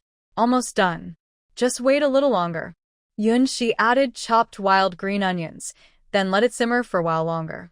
The fragrant gugu beast stew was finally ready. Yunshi salivated but held back. She cooked herself a few gugu beast eggs to satisfy her hunger. This was a small way to satisfy her hunger. Of course, the little beast meat wasn't enough for 3 males, so Yunshi cooked some grilled meat for them. After finishing everything, Yunshi wiped the sweat from her forehead. The weather was getting hotter, and even simple cooking made her sweat a lot.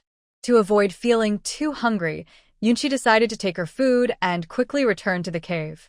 Even though Shiyu kept persuading her, Yunchi was firm in her decision. Now, the three males realized that Yunchi was truly trying to change herself. She had been persistent for so long and hadn't given up. What was Yunchi trying to change? They had already changed their thoughts. Could it really be to find a new partner? For a moment, all three were deep in thought. No matter how delicious the food was, they couldn't enjoy it properly. In the afternoon, Shiyu was called by the tribe leader to discuss some matters. After Qingling quickly filled his stomach, he hurried into the forest to find the big tree. Fengheng stayed behind, watching Yunchi closely, worried she might sneak off alone to the back mountain water pond. Yunchi was a bit speechless. Although Qingling had just said there was an unfamiliar smell from the back mountain, she had been there yesterday and found nothing unusual. Yi Linglong vaguely remembered the last time someone called fellow disciples to form a strong formation, Xiaolini. After they finished, they used the formation to escape. This time, Sunfire Hall is also setting up a formation. It probably won't be like the 7 stars sex formation, used for fleeing, right? It should have some shocking, awe-inspiring effect. She was looking forward to seeing the great sex formation. She thought about learning from it and creating her own for the Qingxian sect. Could wild animals have come in? That seemed unlikely. One side of the back mountain was a steep cliff, and the other connected to the tribe. Daily patrols by the tribe kept the area safe, and usually, wild animals wouldn't come to the back mountain. That's why Yunchi dared to go alone to wash in the water pond. She picked up a large stone and threw it into the water with a loud thud. Other than some splashing, there was no response. Yunchi relaxed her doubts and no longer hesitated. She took off her animal hide skirt and slowly stepped into the water pond, carefully washing her body. The sun was shining brightly, and the water in the pond was just the right temperature. Yunchi couldn't help but stay a little longer, soaking in the water. Suddenly, Yunchi felt as if something was wrapping around her calf. She struggled hard a few times but couldn't shake it off. The water was cold and icy, but for some reason, a creepy feeling suddenly swept over Yunchi's mind. Could there be something hidden in the pond? She didn't have time to think carefully and instinctively tried to stand up, wanting to leave the pond as quickly as possible. However, despite her efforts, she couldn't loosen whatever was wrapped around her leg. Yunchi knew that Fengheng was behind the big tree. In this situation, she couldn't be delicate. She could only call for help from Fengheng. Feng. Before she could finish speaking, a pair of cold, bony hands suddenly reached out from behind her and covered her mouth tightly. "Well, look who we meet again, little female." The voice was cold and sharp. Yunchi felt the thing around her leg, which was wrapping around her body, tighten. When she finally saw what it was, she realized it was a tail covered in black scales. In an instant, her mind went blank, and a thought flashed through her head. Could this be a spicy snack? She was most afraid of cold-blooded animals. Seeing the size of that tail, she desperately wanted to escape. She didn't want to be eaten. Yunchi showed her fear of spicy snacks clearly. When she saw the tail, her eyes blacked out, and she fainted. When Fengheng heard the noise, he called Yunchi twice but got no response. Only then did he realize something was wrong. He didn't hesitate anymore. He hurriedly ran from behind the big tree, but Yunchi was nowhere to be seen in the pond. In that moment, Fengheng felt as if an invisible hand had tightly grabbed his heart, making him panic. Without thinking, he jumped into the pond with a splash. Fengheng frantically searched around underwater, again and again. But no matter how hard he looked, he couldn't find Yunchi's shadow. Where did Yunchi go? Why did she suddenly disappear? Fengheng stood blankly in the water, overwhelmed by deep guilt and panic. It was his first time taking the initiative to help, yet he ended up losing Yunchi. How could he explain this to Shi Yu and the others? When Yunchi woke up again, she found herself lying in a strange cave. What frightened her wasn't the unfamiliar place, but the cold feeling still wrapped around her leg. It hadn't gone away. Her whole body tensed, and she began to tremble. Little one, you're very afraid of me, aren't you? That same cold voice spoke again. She squeezed her eyes shut. She was terrified of cold-blooded creatures, especially snakes. That tail, she couldn't have been mistaken. Mingyi looked at the trembling girl and pressed his lips together. As expected, females were always afraid of them. He changed his tail into legs, leaned on one arm, and quietly watched Yunxi. When he noticed her secretly peeking at him, he found it rather amusing. If you don't wake up soon, I might just eat you, he said lightly. She struck Luo Yanzhong's head hard with the hilt of her sword twice. Are you stupid? When you shout like that, your teammates all run away. Why not wait for them to arrive? Use them to delay me without me knowing, and then run away yourself. Luo Yanzhong was stunned. Could it be like this? Why didn't he think of it just now? Can't you see? You bully the weak, are shameless, and have such poor character, yet you always think of the sect and sacrifice yourself for your fellow disciples. The situation had reached this point, and he couldn't admit that everything was. Now I can't control my strength very well, so I need your help. This wasn't the first time Mingyi had seen Yunxi. He had noticed her a few times before, coming to the lake to wash up. She was never accompanied by any male. Well, except for a fox beast man who sometimes followed her from a distance. He had thought that fox was her partner. But he had been wrong. Earlier, when he checked, he found no mark of a bond on her. She wasn't mated to anyone. That discovery pleased him. Since she had entered his territory several times, he saw no reason to let her go now. Besides, he had been quietly watching her change little by little. He was very happy with the small female he chose. I am ugly, fat, and mean. My reputation in the tribe is terrible. Please don't feel wronged. I suggest you think about it carefully. Yunxi didn't believe that such a handsome male would like her, an unkind female.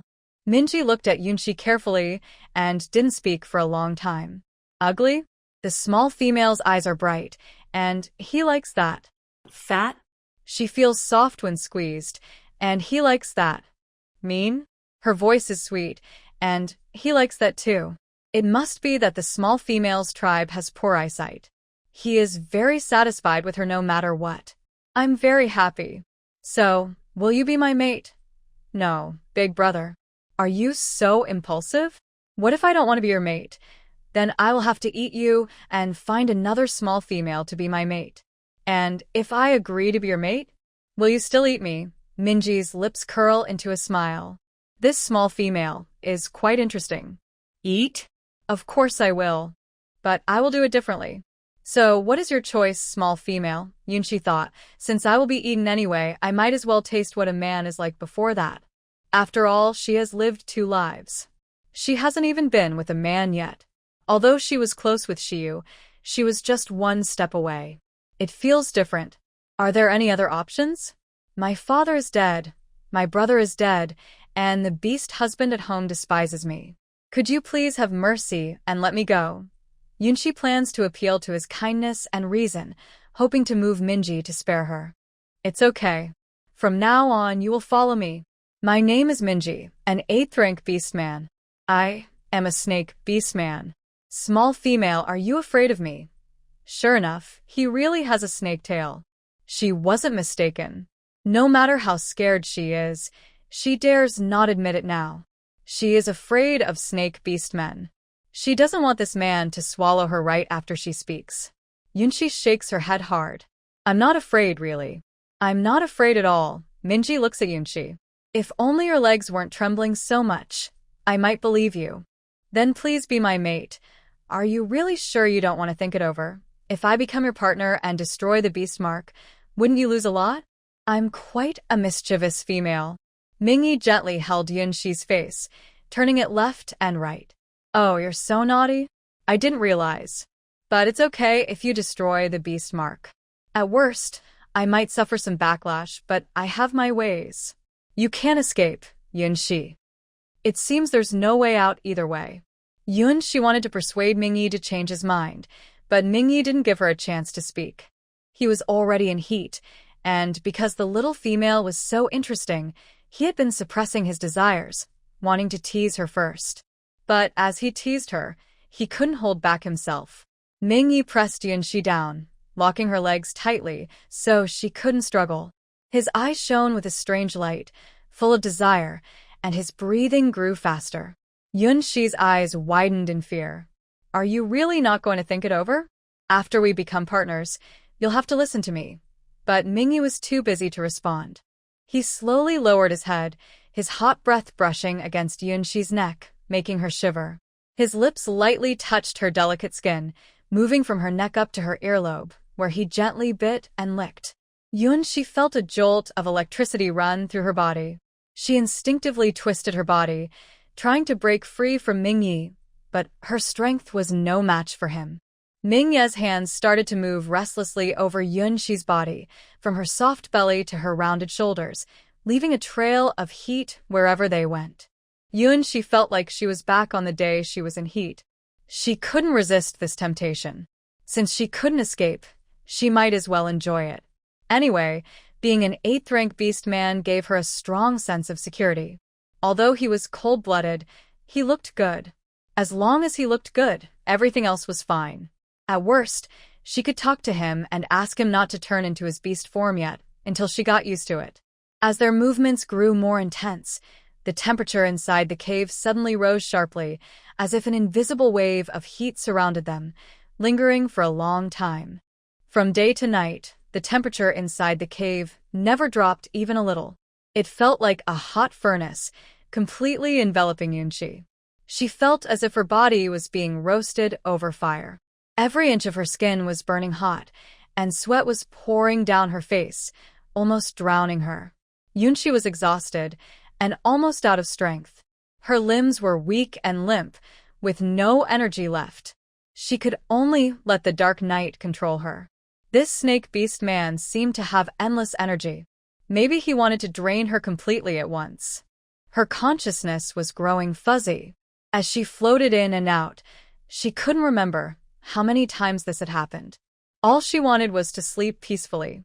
This kind of activity was not something she, a heavy-set person, could enjoy. Even if she didn't have to do anything, she was so tired she couldn't even lift her hand. As time passed, the night outside the cave deepened, and stars twinkled in the sky. Inside the cave, the two people still didn't seem tired. Their heavy breathing and soft sobs were very clear under the night sky. Meanwhile, Shiryu, after searching everywhere with no results, felt like his world was falling apart. Especially after sensing a strong aura near the water pool where Yunxi disappeared, he felt like he was about to break down. Why didn't he stay with Yunxi? If there was a connection through the beast mark, how could he not find Yunxi? What exactly happened to her? Not only did Shiryu regret, but Feng Heng also felt guilty. How could he have lost his little female? Yunxi woke up again slowly. She felt as if her body had been crushed, and every part of her hurt badly. She could guess that right now not a single part of her was intact. Thinking of this, she couldn't help but curse silently. This snake beast man looked quite handsome, but he didn't know how to cherish her. He might accidentally have hurt her badly and even taken her life. While Yunxi was silently complaining about the man's roughness, a deep voice sounded. Yunxi looked toward the voice and saw Mingyi propped up on his hand, lying on his side next to her. He was smiling at her with a look of satisfaction in his eyes. The little female was softer and more fragrant than he had imagined. Yunxi's heart skipped a beat. She felt like she was once again being watched by a hungry wolf. Yunxi quickly looked away. She had finally regained some strength and couldn't afford to push herself further. While handsome men are nice, it's important to know your limits. I want to go back to my tribe. My family is there, and I haven't returned all night. They must be worried. Yunxi didn't care much about Feng Heng and Qingling's opinions, but she still couldn't ignore Shiryu completely. You've slept for a whole day and night, and now it's the 3rd day. Didn't you say you had no family, Yunxi? Wow, it's already the 3rd day. She wasn't sure if Shiryu had looked for her. She was actually a bit uncertain. Maybe everything that happened before was just an illusion. If she disappeared, maybe that was what they wanted. I actually have 5 beast husbands. Mingyi, keep making things up. You don't even have a beast mark. Where would your beast husbands come from? Mingye's large hand moved along Yunqi's waist, then stopped at a snake-shaped pattern on her chest. You don't have any other beast marks on your body. Where would your beast husbands come from? Look, this is my beast mark. I am your beast husband, little female. Following Mingye's finger, Yunqi saw a small black snake on her chest, which looked quite cute. She kept saying she wanted to find a new beast husband, but she didn't expect to form a bond under such circumstances. But considering Mingye's handsome face, it seemed she was still getting a good deal. This beast husband was pretty good. Mingyi, I really do have a beast husband. It's just that for some reasons we haven't formed a bond yet. Oh, is it that fox beast man? Besides that fox beast man, Mingyi couldn't think of anyone else. Yunqi nodded. She didn't care much about the other beast husbands, but Shuryu was different. They had already gone so far, almost to the point of consummation. She really couldn't be a bad female. It's nothing. Every little female has a few beast husbands. But I formed a bond with you first, so I am your first beast husband. Yunqi agreed, without hesitation. Mingyi was the first to bond with her, so he naturally deserved the title of the first beast husband. Then, will you come with me to the tribe? I know you're snake, beast people don't like life in the tribe. I can't go to the tribe right now. I need to return to the snake clan first to handle some matters. Once I'm done, I'll come to find you in the tribe. This time, Mingye's sudden desire was caused by someone setting him up, so he went to the water pool behind Yunqi's mountain to relax. He discovered this water pool by chance and liked to rest at the bottom when he had free time. Although this place is on the back mountain of the Beichuan tribe, and there are patrols, for someone of his high rank, going to this water pool was like going to his own backyard. That's why he kept running into Yunqi, though Yunqi didn't realize it. Every time, Yunqi was washing himself right under his nose, and Mingyi watched her change little by little. So, after Yunqi entered unexpectedly this time, he decided not to let her go. He needed Yunqi to help him through his mating season, and he also wanted her to become his little mate. Mingyi handed Yunqi a snake scale. I'll be back soon. Stay good and wait for me in the tribe. Yunqi took the snake scale and looked at it repeatedly. Your scale looks pretty sharp. I could use it to cut things. You don't mind, do you, Mingyi? This was his hardest scale, and the little female only wanted to use it for cutting. No, I don't mind. Whatever I give you is yours. You can use it however you want. You're not bad, after all. Strange, I've slept so long, but I don't feel hungry. Yunqi pinched the fat around her waist. Are these fats really that resistant to hunger? Mingyi casually took out an 8th level beast crystal and handed it to Yunqi. I'll give you this to eat while you're sleeping. What's this? It looks pretty good. A beast crystal from a fierce beast. Males can improve their strength by absorbing it, and females can not only resist hunger but also endure. Yunqi, being curious, blurted out without thinking. Endure what? Mingyi gave Yunqi a meaningful look, his long fingers lightly tracing over her body. What do you think? Next time, I can let you feel it again. If you're in a hurry, I can do it again now. Mingyi placed the beast crystal near Yunqi's mouth. Wanna try? His voice was full of temptation. Yunqi clearly understood what he meant. Her cheeks flushed slightly. No wonder she could sleep until the 3rd day, and no wonder her body hurt so much. This guy was really selfish. From now on, you are not allowed to secretly eat this. You are now my mate, and you must listen to me. Mingye's lips curved into a nice smile. The shy look on the young female's face was quite cute. What are you thinking? I just want your body to recover faster. Where are you thinking of going? Yunqi blushed deeply and glared fiercely at the instigator. She felt like deducting points. Definitely deducting points. A soft laugh escaped Mingye's lips. Here, take this. When you want to eat, just put it in your mouth. When I return to the tribe, I will keep all my things for you. Is this what happens after marriage, when the husband voluntarily hands over his paycheck to his wife? Unexpectedly, this new mate is quite cooperative. No need to deduct the points she just lost. Is this place far from the tribe? I want to go back. Mingyi held Yunqi close again, leaning down to kiss her forehead, his eyes full of satisfaction. Stay with me a little longer. I will send you back later. Next time we meet, I don't know when that will be. I'll try to finish my work early and come find you at the tribe. Yunshi. Next time they meet, it probably won't be a peaceful scene. Just thinking about it gives her a headache. Yunshi decided not to think about it anymore. When trouble comes, she will face it head on. She decided to go back to sleep and think about the future after she's rested enough. Yunshi didn't know how to get back to the water pool. She only knew that Mingyi was holding her and walking deep into the cave, finally stopping at an underground dark river. Mingyi told her to close her eyes and hold her breath. Yunshi obediently did as told. Soon, she felt cold water tightly wrapping around her body, and the strong current pushed her forward. When she opened her eyes again, she found herself back at the edge of the water pool. No wonder Ming-yi could quietly take her away. It turns out this water pool connects to an underground dark river, which also links to Ming-ye's cave. She wondered how he discovered this route. Just thinking about it was exciting. Where is your cave? I'll take you back. Yunshi shook her head. She didn't know the current situation of the cave, so she decided to face it alone for now. You go ahead and do your things. I can go back to the cave by myself. It's very close just ahead. Why can't I even see people? How could you think that? I just haven't figured out what to say yet. You go ahead with your work, and when you come to find me, I will introduce you properly. Then you stay safely in the tribe and wait for me. If you encounter any trouble, remember to contact me with snake scales. I will come to you as quickly as I can. Little female, don't even think about running away. Ming-ye's fingers kept wandering over Yunshi's face. The scent of the little female was softer and more pleasant than he expected, and he liked it. What's the point of running away? I'm not going anywhere. I don't want to escape. You, the beast husband, are good enough, and I'm very satisfied. You go to your work and come to the tribe to find me sooner. I am also very happy with you, my wife.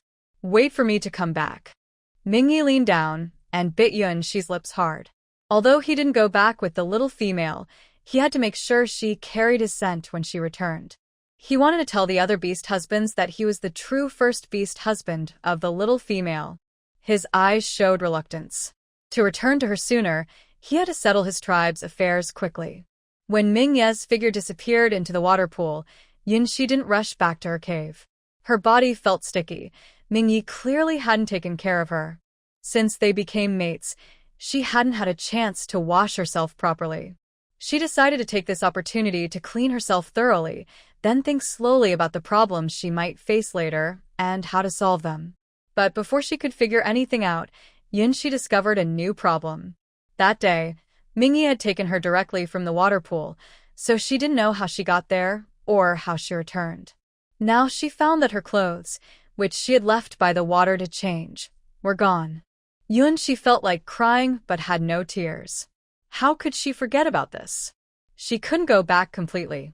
This new beast husband probably didn't prepare clothes for his little female, just some simple things. Minus points. She had to deduct points. Forget it. He didn't seem to have any clothes himself, so what could she expect? Nothing at all. Shiyu, please come and save this weak, innocent, and pitiful me. But Yunshi didn't wait for Shiyu. Instead, she ran into Fengheng, who looked worried. Windheng stared with wide eyes. He rubbed his eyes hard and saw that Yunshi, whom he had been searching for so long, was actually back in the water pool. At first, he thought he was imagining things. Why did Yunshi return to the water pool? It seemed like nothing had happened at all. Stop rubbing your eyes. Help me bring a set of clothes. When he heard the familiar voice, Windheng snapped out of his surprise and ran over happily. Yunshi, where have you been these past 2 days? We looked everywhere for you. We were so worried. I just want to find a partner. Windheng. Yunshi returned to the cave about half an hour later. Mainly, Windheng was stunned by her words and stayed frozen for a long time before his mind recovered. When he got back to the cave, Shiyu and Qingling were there too. The three of them had been searching for her all over the past 2 days, including many people from their tribe. Everyone was helping look for Yunshi. They searched the entire Beichuan tribe inside and out several times, but couldn't find her. They even went into the forest to look. Today, they just happened to come back from a trip. Windhung, feeling guilty, came to the water pool and coincidentally met Yunxi there. Otherwise, Yunxi might have stayed in the water pool for even longer. What's with your expressions? I told you I didn't disappear on purpose. I just want to find a partner. Yunxi's words were light, but they hit like a heavy bomb. Boom. It exploded in their hearts, making them feel heavy and breathless. Yunxi really found a partner, but the Beast Master was not one of them. Who? Who took you away? Shiryu's voice trembled a little. He didn't know what Yunxi had been through these past 2 days, especially when he saw the beast mark on her chest. That was the beast mark of a snake beast man, a wandering beast. His name is Mingyi. He's an 8th rank beast man. He's quite handsome. He doesn't dislike me at all. Although Mingyi took her because he was in heat, from his words and actions, Yunxi could feel that Mingyi never disliked her. On the contrary, she sensed a hint of affection from him. A trace of sadness appeared in Shiryu's eyes. Because he had previously looked down on small females, the last time the small female refused to be his partner. The snake human called Mingyi didn't mind being with a young female, so she was willing to become his mate. They had only just met. He couldn't even compare to a stray beast he had just met. That was what hurt Shiryu the most. Suddenly, the air inside the cave seemed to freeze, falling into a deep silence. Everyone seemed to be under a spell, lost in their complicated thoughts. Especially Shiryu and the others, their faces showing different emotions as they tried to process what they had just heard, their hearts feeling like they were stormed by waves. Right now, they only felt regret. The young female had begged them before, but they ignored her. Now that she was with another beast, they felt like the sky was falling. She was their wife. She wasn't truly theirs. She had chosen another male. The cave was eerily quiet. Yunxi saw Shiryu's expression and asked, "Shiryu, what's wrong? You look upset." Yunxi didn't want to hide it. The scent Mingyi left on her was impossible to erase. She just didn't expect Shiryu to look so pained. As for the other two, she didn't have the energy to care. She saw them only as friends. But Shiryu was different. Yunxi planned to accept him, so she had to consider his feelings. "Can we become mates?" "I don't want to wait anymore." "Shiryu, calm down. I'm not feeling well right now and need to rest.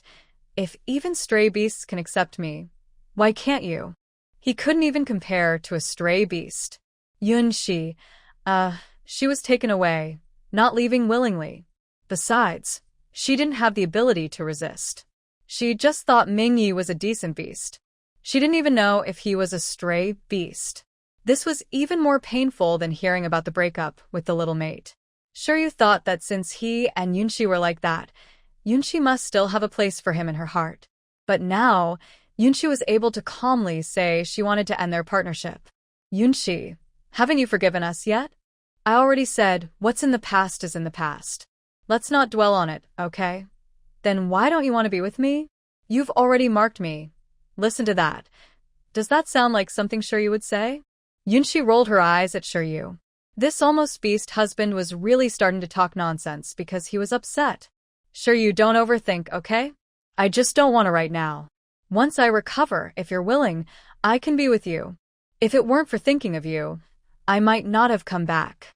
"So, are you planning to leave me and Qingling, Yunxi?" This little beast husband was just trying to join the drama.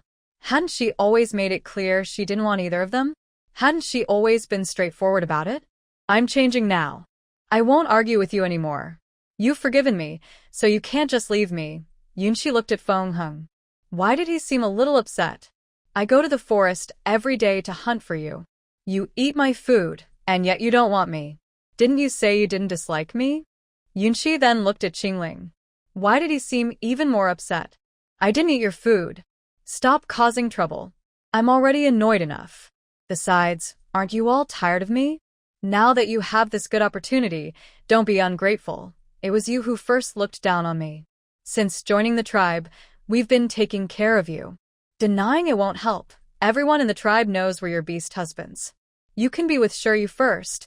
I can wait longer until you forgive me. I won't leave, anyway." Yunxi. The original owner also ate what she ate. She admits that. But just because of that, she shouldn't be forced into a partnership, right? Maybe I should return the food to you.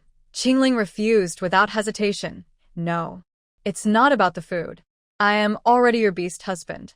I know you don't like me now, but I've changed. Please give me another chance. Windhung also agreed and said, I have broken ties with my family because of you. I will try to change. Please forgive me, Yunshi. You only caused trouble with your family because you rebelled. That has nothing to do with me. I won't take the blame. Maybe if you go back now, they'll welcome you. It's because of you. I don't care anymore. I want to stay with Shiryu through thick and thin. Yunshi. Can you two stop bothering me? I'm tired and need to rest. For the first time, Yunshi felt like a scholar facing a warrior, unable to explain clearly. From now on, I will speak less. I won't make you angry again. Windhung had suffered from speaking too much before. Otherwise, how could the little female be so annoying? Yunshi hadn't responded, yet when Qingling suddenly interrupted. Last time, you clearly said you didn't dislike me. I've been working hard these days and you didn't refuse. You can't find a new partner, and then suddenly don't need me anymore, and you dislike me. Were you just lying to me last time? Yunshi. Look at these two. They suddenly became quick-tongued, and she couldn't find a reason to argue back. She had a reason to be with Shiryu. Sharing the same cave made their changing opinions understandable. But with Windhung and Qingling, their contact was limited.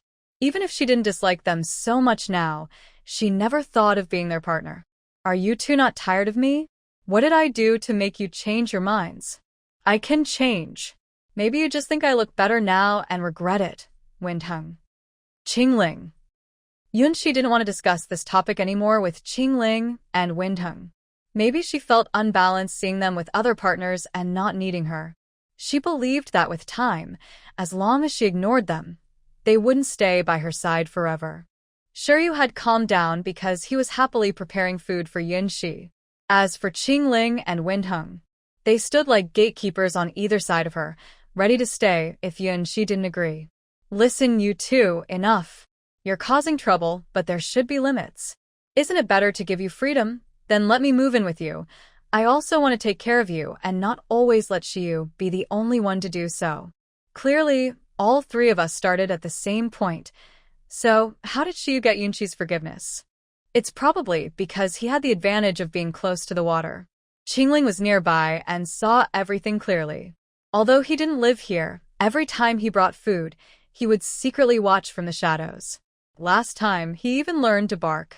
Didn't the little female already forgive him? Why does she still dislike him? Are you still jealous because I don't look as good as Shiryu? I guess I am the worst one. Now that you have a better choice, you don't care about me anymore, right? Is Qingling finally waking up? She feels like she's a bad girl. Forget it. I should focus on dealing with the little beast husband first. There shouldn't be any reason to delay. Before Yunshi could say anything, Fingheng spread his wings. His bright red, beautiful wings still showed some missing feathers that hadn't grown back. Yunshi couldn't even speak now. I can let you pluck my feathers. As long as it makes you feel better, you can hit me or scold me. I won't argue with you anymore. So, can you give me a chance? Does she smell that good now? Both of them are rushing to seek punishment. Thinking about Feng Heng openly showing his wings today, it really looked bad.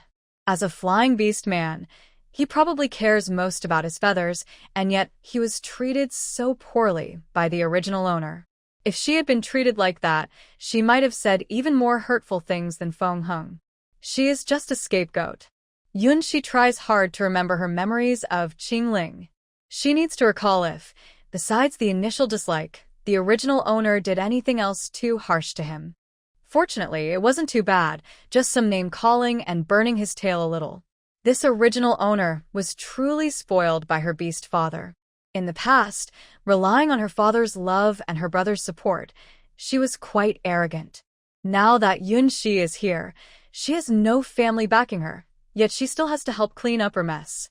After all, no one is completely innocent. Both sides are at fault. Hey, since we don't have a partner, I'm just trying not to make them feel wronged. They can choose their own lives. Maybe I should go talk to them? Yunshi gives Shiryu a meaningful look. Are you sure this is advice or just stirring trouble? Forget it. Let's leave it for now.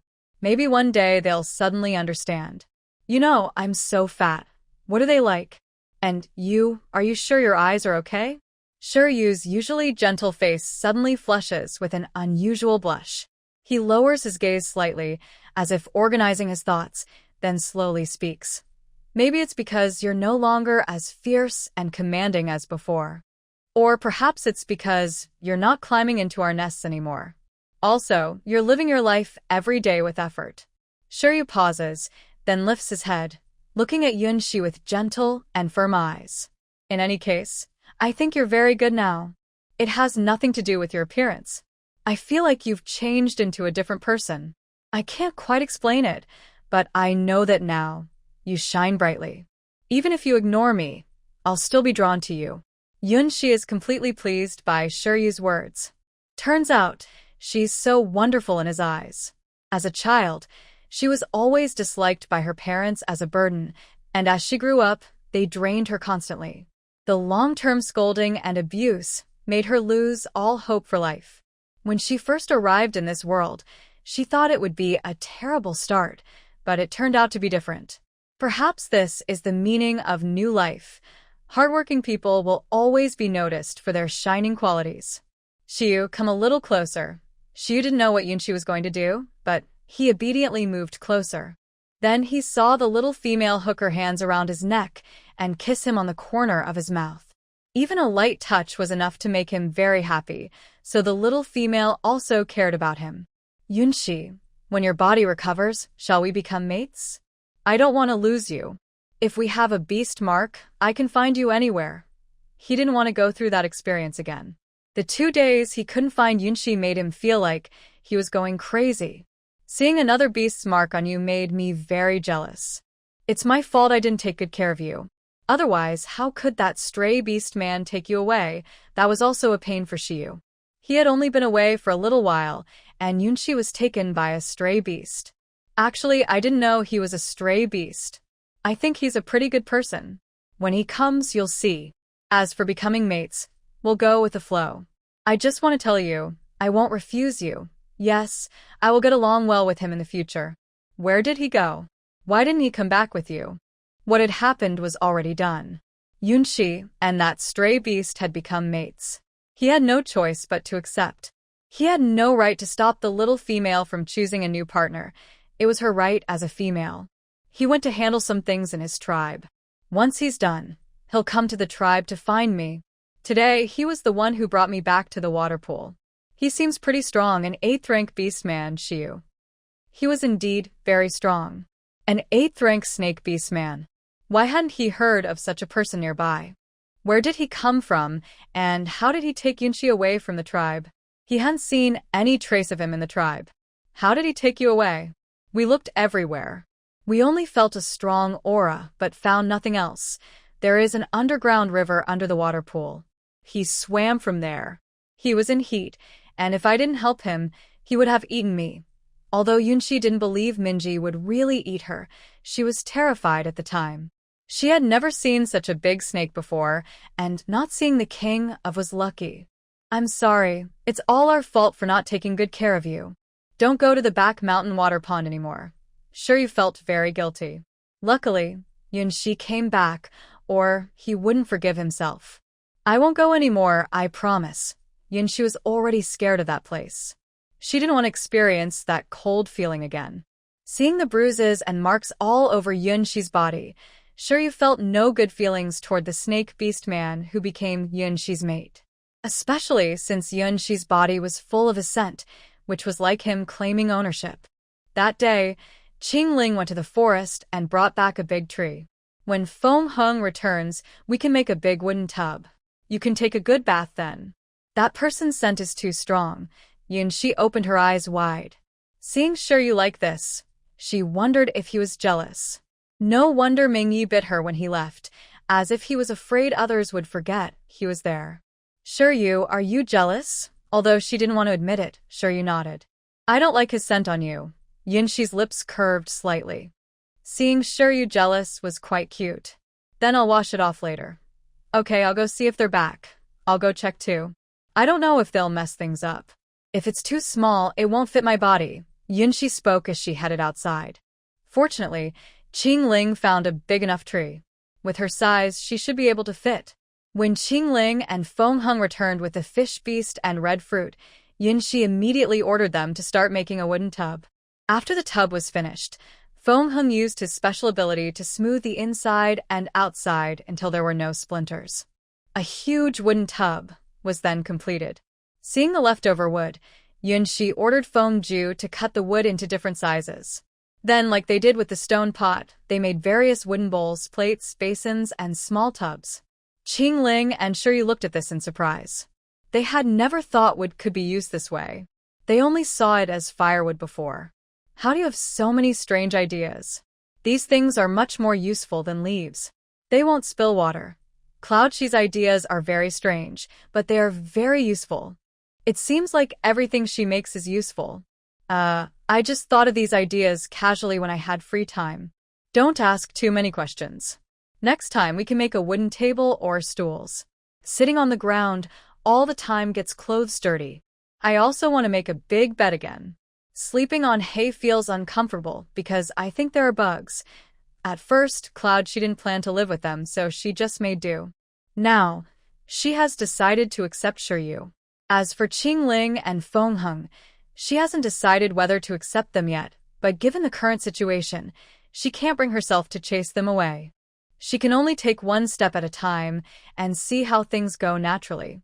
Since she has strong males around her she can rely on, she wants to improve her living environment. She came to enjoy life, not to just eat and wait to die. Qingling, I don't know if you have special abilities. What are your abilities? Currently, she knows Shiryu has space and fire abilities, and Fengheng has wind ability. As for Qingling and Mingyi, she hasn't seen their abilities yet and doesn't know what they are. This special ability was given by the beast god. It would be a waste not to use it. I have ice abilities. Ice abilities? That's great. It's perfect for this hot summer. Why didn't you say earlier that you have ice abilities? Later, remember to fill the wooden tub with water and freeze it. That way it won't be so hot at night. Qingling, you didn't ask me either. Then let me move in too. I can make ice cubes for you every day. If you move in, this cave might be too small. Qingling's eyes lit up. The little female didn't refuse directly, so there's hope. A small cave isn't a problem at all. I'll dig another cave nearby later, and then connect the two caves. Cloud-Shi. Is her refusal not obvious enough? Why do they have to dig a cave? Just dig anyway. It's going to happen sooner or later. Then I want to move in too. Fengheng and I will dig together. Fengheng looked at Cloud-Shi with anticipation.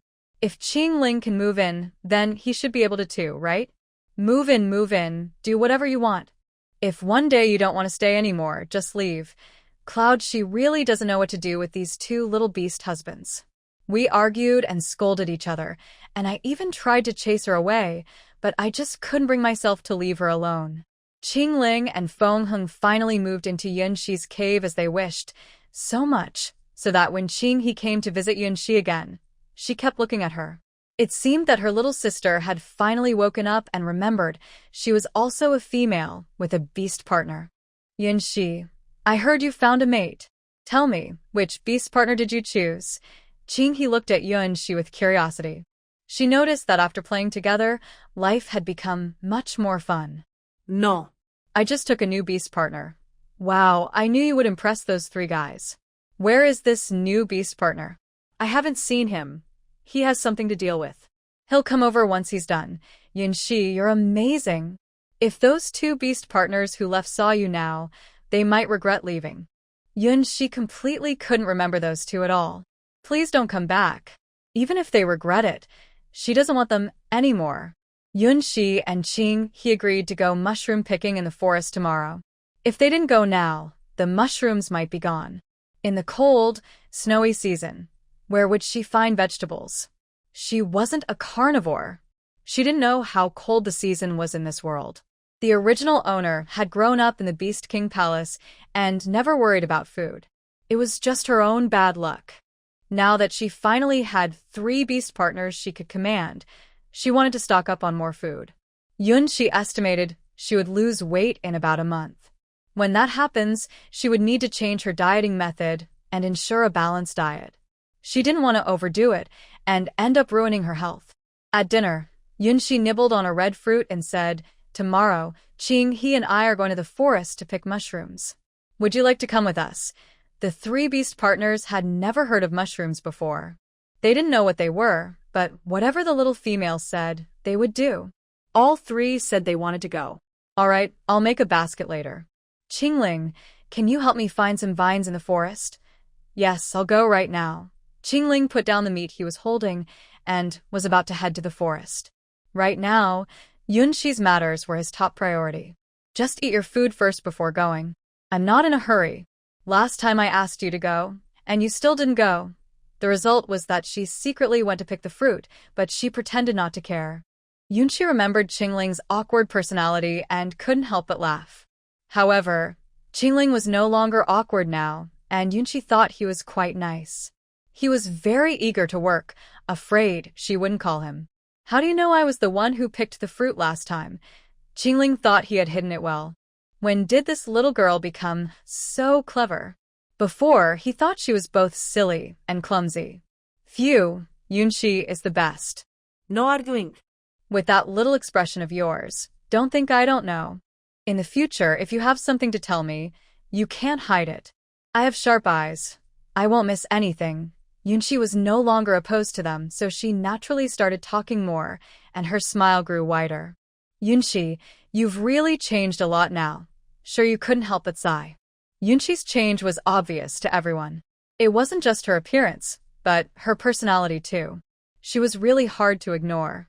Yunxi proudly lifted her chin. She had many skills, and they should prepare to be amazed. Yunxi still lived alone in the innermost part of the cave. The three beast husbands wanted to live with her, but Yunxi didn't allow it. So, they could only accept it. They hadn't even been officially recognized yet, and still needed to work hard. Otherwise, when that successful snake beast arrived, their chances would be even slimmer. The snake beast's possessiveness was very strong. Compared to Qingling and Fingheng, Shiyu's worries were a little less.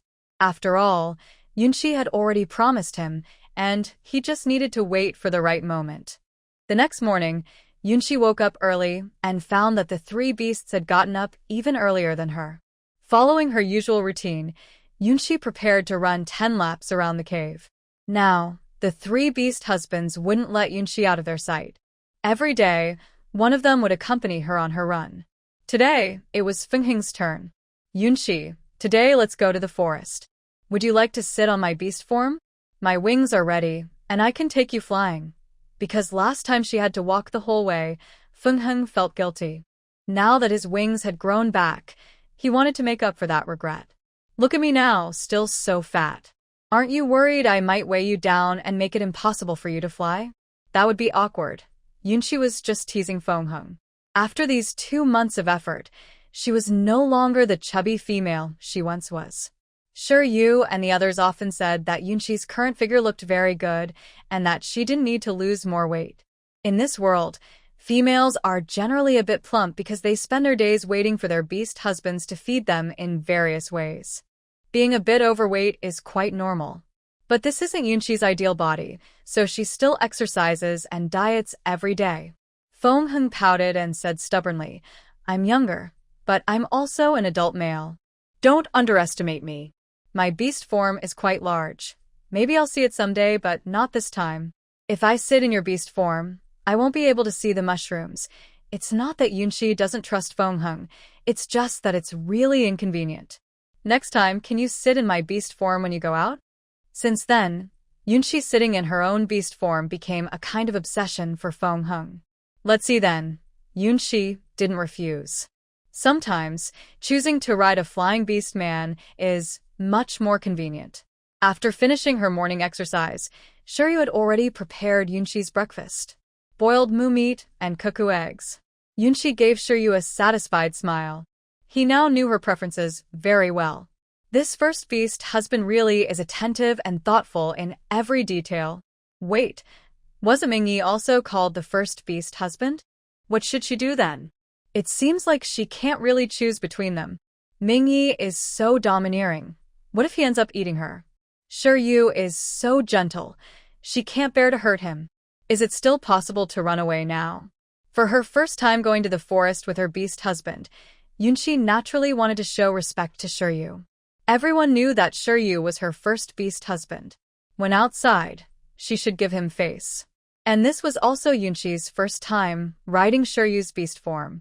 Shiryu's beast form is a nine-tailed white fox, a fox beast man known for its beauty, and its form is even more stunning. It's both beautiful and commanding. Yunshi couldn't help but reach out and touch Shiryu's fox ears, then quietly his fox tail. Qingling and Fengheng looked on with envy. When will Yunshi also be able to ride her own beast form? Yunshi's first trip with 3 beast husbands was a big event in the tribe. Recently, Yunshi had been focusing on losing weight, so she rarely went to the tribe square. Only a few tribe members passing by her cave had seen her. Most of the tribe didn't see Yunshi, and only knew that the new female was always at the center of gossip. Everyone was very curious about her. Now that they saw her traveling with her beast husbands, the crowd erupted with excitement. Did I see that right? The little female sitting on Shiyu's back is quite pretty. Doesn't he have a wife? Be quieter. That's his wife. I heard she was fat and ugly.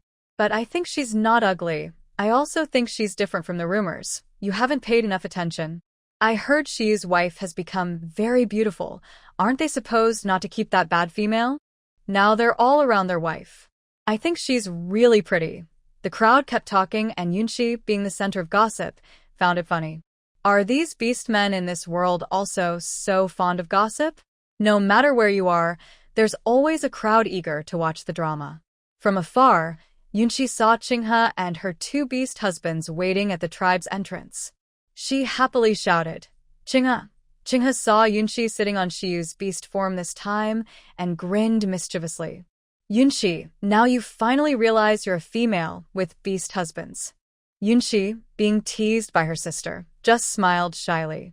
Traveling with her beast husbands made her feel more confident. Today, we have many people, so we can go for a walk in the forest just a little deeper. Everyone agreed. Shiyu was a 7th rank strength, and although Fengheng and Qingling were younger, they were also 6th rank, comparable to Qinghe's first beast husband, Luoqi. That's why many young females wanted to compete for Yunshi's beast husbands at first. They had strength and beauty. No wonder the old beast king favored these males. Soon, the group reached the edge of the forest. As Yunshi stepped into the woods, she looked around at the ancient trees intertwined, tall and straight, with lush branches. This was the primitive forest, full of mystery. Sunlight filters through the layers of branches and leaves, only allowing a little to pass through. No wonder the temperature here is much cooler than outside. Plus, the soft, damp soil makes it a perfect place for mushrooms to grow wildly. Yunshi doesn't need to look hard. Mushrooms are everywhere, by the tree roots, near stones, and around bushes. Shiyu, quickly put me down. There are so many mushrooms here. Shiyu sets Yunshi down and turns back into a human. Which ones are mushrooms? Yunshi points to the cute, chubby mushrooms and says, "These are all of them. But don't pick some. Some can't be eaten. If you eat them, you'll get sick. Just watch and don't touch." After that, Yunshi eagerly starts her mushroom-picking adventure. She carries a small basket and carefully checks each mushroom before putting it in. Only the safe ones go into her basket. She usually avoids touching the poisonous ones. Soon, her small basket is full. The mushrooms here are quite big. Shiyu, can you help me get the big basket? I want to pick more and dry them to eat in winter. Last night, Yunshi specially made a big basket just for today's mushroom gathering. Seeing Yunshi so happy, Fengheng also feels excited. He lifts the basket in his hands. Yunshi, I'll help you pick mushrooms. Yunshi, I want to pick mushrooms too. Qinghe is also infected by Yunshi's happiness. He doesn't mind whether he eats or not. He just wants to experience the fun. Yunshi, can I eat this one? Fengheng points to a brightly colored mushroom and asks. He thinks it looks nice, but Yunshi doesn't pick it. He's a bit confused. They look similar after all. Fengheng, don't pick that one. It's poisonous and can't be eaten. I'll tell you, usually the more colorful a mushroom is, the more likely it is to be toxic. Don't pick it. Leave it, I'll handle it. Hearing Yunshi say this, Feng and Qinghe give up their curiosity. Yunshi glared at Feng Heng, then turned around and shouted at Qingling. Qingling, help me pick these off. Feng Heng. I'll help you pick, I'll help you pick. Don't call Qingling. She just said one more thing. Why give the chance to Qingling? After filling a big basket with mushrooms, Yunshi finally stopped to rest. She looked at the full basket of wood ear mushrooms, feeling very happy. Later, we can catch a few gugu beasts. Cooking mushrooms with them will be so tasty. Today, I'm not dieting. How about we eat this? I want to eat too. Qinghe had long been craving Yunshi's cooking. It was so delicious. Unfortunately, Yunshi was always dieting. Now that she finally wasn't, they had to join in. No problem. When we go back, we'll cook together. You and your beast partner can come too. Think of it as a family gathering. That will make you tired. Feng Heng complained nearby. Usually, Yunshi cooked for them, and they felt sorry for her. Now she was cooking for others too, and they couldn't help but feel even more sorry. Then you can help me later, Yunshi said. Yeah. I'll definitely help you. You just do what you're good at, and I can also cook. Without Yunshi telling him, Feng Heng naturally helped with the chores. Things were different now. He had to seize every chance to impress the little female, or Qingling might beat him to it. Doesn't he care about his pride? Qingling was no longer the shy, silent type. Now he was more active than anyone. When Yunshi mentioned they'd eat gugu beasts tonight, he immediately ran into the woods to catch some. Feng Heng didn't dare compare himself to Shiryu, but he still wanted to compete with Qingling. After all, Yunshi once said he wasn't good-looking enough. Yunshi and Qinghe continued walking forward, while Shiryu and Luoqi hunted nearby, preparing food for the afternoon gathering. Feng Heng and Qinghe's second beast partner, Shixian, were responsible for protecting Yunshi and Qinghe, but they didn't stray too far from Shiryu and Luoqi. Gradually, Yunshi found yams, potatoes, sweet potatoes, and seasonings like chili and pepper. Yunshi couldn't help but feel that nature's gifts were truly abundant. It was also because the beast men in this world weren't interested in these foods, or she wouldn't have been the one to discover them. Qingling caught a few gugu beasts and also picked up dozens of gugu eggs that Yunshi loved to eat. Shiryu and Luoqi also caught a momo beast and brought it back. Seeing the full harvest, Yunshi was very happy. They still sat in Shiryu's beast form on the way back, which made Qingling and Feng Heng feel a bit envious. Wherever Shiryu's beast form went, it was always the most popular. Back at the cave, Qingling and Luoqi went to the river to wash the prey, while Feng Heng went to find wild onions and as seasonings. Meanwhile, Qinghe and her partner, Shixian, went back to their own cave first and planned to come over later. Shiryu took out all the food he brought back today from his space. Yunshi, tell me how you want the food arranged later. I'll prepare it and you can just watch. It's okay, I'm not tired. First, help me find a piece of beast hide. We need to dry the wood ear mushrooms first. It's better not to eat them fresh. They need to be dried. How do you know so many kinds of food? We've never eaten most of these. It's the first time I've heard of them. This isn't just Shiryu being suspicious. It's mainly because Yunshi knows so much, and all of it is new to him. When they had little contact before, he didn't notice. Now that Yunshi is willing to communicate more, he realizes he actually doesn't know much about her. Yunshi paused, and her smile immediately disappeared from her face. Shiryu, don't ask so many questions. I'll tell you when I'm ready, okay? Yunshi has secrets? That was Shiryu's first thought. Okay, I won't ask anymore. When you want to tell me, just let me know. Yunshi looked at Shiryu gratefully, said nothing more, and continued drying the wood ear mushrooms. As a modern person, she definitely has many ideas that don't fit with this world. She can't always be so cautious, right? Besides, she hasn't done anything evil. These skills not only help her survive, but might also help others. After drying the mushrooms, Yunshi picked out some mushrooms she collected, planning to make a small chicken and mushroom stew and mushroom soup later, her favorite dishes. When Qingling and Feng Heng returned, the family began to prepare the meal in an orderly way. Because the three beast husbands were so diligent, Yunshi had to take on the role of the overall organizer. First, she asked Feng Hung to cut the Gugu beast into small pieces, then carefully wash the mushrooms and slice them thin. Although the beast husbands were hardworking, their cooking skills were not very impressive. At critical moments, Yunshi must personally take charge. When Qinghe arrived with the beast husband, both clay pots were already bubbling with hot steam. Today, Yunshi found pepper and other seasonings in the forest, making the smell of the Gugu beast even more delicious. Another pot was cooking momo meat. Even with limited spices, Yunshi's skill made it smell wonderful. Feng Hung was drooling with hunger nearby. Qinghe was also attracted by the aroma and looked surprised when she saw the pots. Yunshi, what are you making? It smells so good. Today, I used mushrooms we picked in Gugu beasts. You'll taste it soon. Qinghe pointed at the other pot and asked, and this one? What is it? Momo meat. It needs to cook longer. Wow, this smells amazing. I just realized I usually eat things that don't have any aroma. Yunshi covered her mouth to hide her smile. She still remembered the first time Shiyu cooked her barbecue.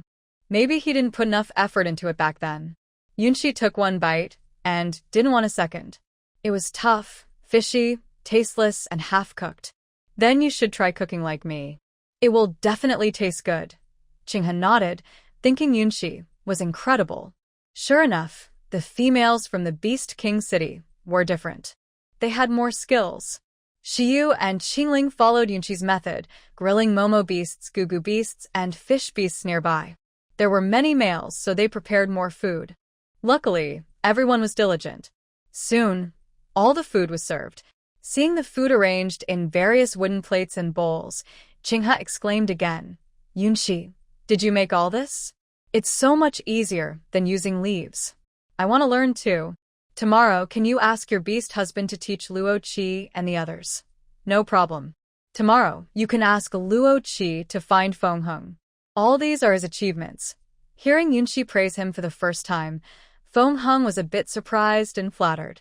His eyebrows quickly lifted, showing he was a little happy. The two families sat together, enjoying their first family gathering. The males were naturally arranged by Shiyu, while Yunshi and Qinghe sat separately, enjoying some special sister time. Yunshi, I really want to move in and live with you. In this world without electronic devices, having a favorite little sister to live with and chat with is very nice. Yunshi looked at her cave, along with the new part Qingling and the others dug, and it seemed there was no more space left. Qinghe also noticed that there was no suitable space next to Yunshi's cave. She had a quick idea. Yunshi, I think you should move to the tribe square. You don't know, those females used to mock you behind your back, and now they are secretly jealous of you. I find it funny every time I see them. This place is fine. It's a bit farther from the tribe square, and I like a quieter place. Yunshi's cave is on the edge of the tribe, rarely visited. Recently, because Yunshi has been gossiping a lot, more animals have been coming and going. Your cave is too small. Look, you already have 3 mates, plus the new one you just took in. There won't be enough space for everyone. Why don't you move to my place? Maybe later. What if they don't want to stay in the future? What if Qingling and Fengheng change their minds someday? Yunshi still wants to give them freedom. Those 3 mates are all staring at you. By the way, why haven't you formed a bond with them yet? Well, forming a bond should happen naturally. If you treat it just as a task, it might lose a lot of fun. After sending Qinghe and her family away, Yunshi rubbed her shoulders and turned back to her cave. She hadn't rested much all day, and her arms were a bit sore. Yunshi just wanted to lie down and rest for a while. Shiyu moved the large wooden tub she had made earlier. Yunshi, don't sleep yet. I just heated some water. Do you want to take a bath before resting? Yunshi tilted her head and smiled at Shiyu. Why haven't I seen you so caring before?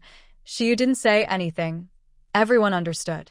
In the past, he was eager to stay away from Yunshi, afraid of being entangled with her. The first opportunity was taken by that wandering beast man. If he didn't take the initiative now, when would it be his turn? Even Qingling, who was usually stubborn, now seemed enlightened. When he worked, he was full of energy, unstoppable. And Fengheng, the youngest, was like a peacock, constantly circling around Yunshi. Yunshi, I filled the big wooden tub with water. Come and wash up. You worked hard today. Qingling put down the water bucket and smiled at Yunqi. He just saw Shiyu carrying the big bucket and boiling water. That kind of thought any male would understand. Shiyu, that you sure know how to borrow flowers to offer Buddha. Maybe you two should go outside first. The two beast husbands beside him looked eager and fierce. Leaving either one behind wouldn't be good. Better to all go out. Although Shiyu wanted to stay and take care of Yunqi, he thought of Qingling still being here, so he gave up. It was a good chance for him to practice since he hadn't done it in a while. His hands and feet felt a bit rusty, so he could practice with Qingling. He didn't want to always have endless energy. Yunqi didn't expect the two of them to listen so obediently and leave. But she noticed that Shiyu's smile just now seemed a bit sharp. Yunqi relaxed and enjoyed a hot bath. It was much more comfortable than the water pond. If she had known there were spicy snacks in the pond, she would never have gone to bathe there. When Yunqi finished washing, Shiyu and Qingling hadn't come back. She didn't know where they went late at night. Instead, Fengheng was guarding the cave entrance. Fengheng, where did Shiyu and the others go? Fengheng looked mischievous. They said they went for a walk in the woods, but I know they went to fight. Fight?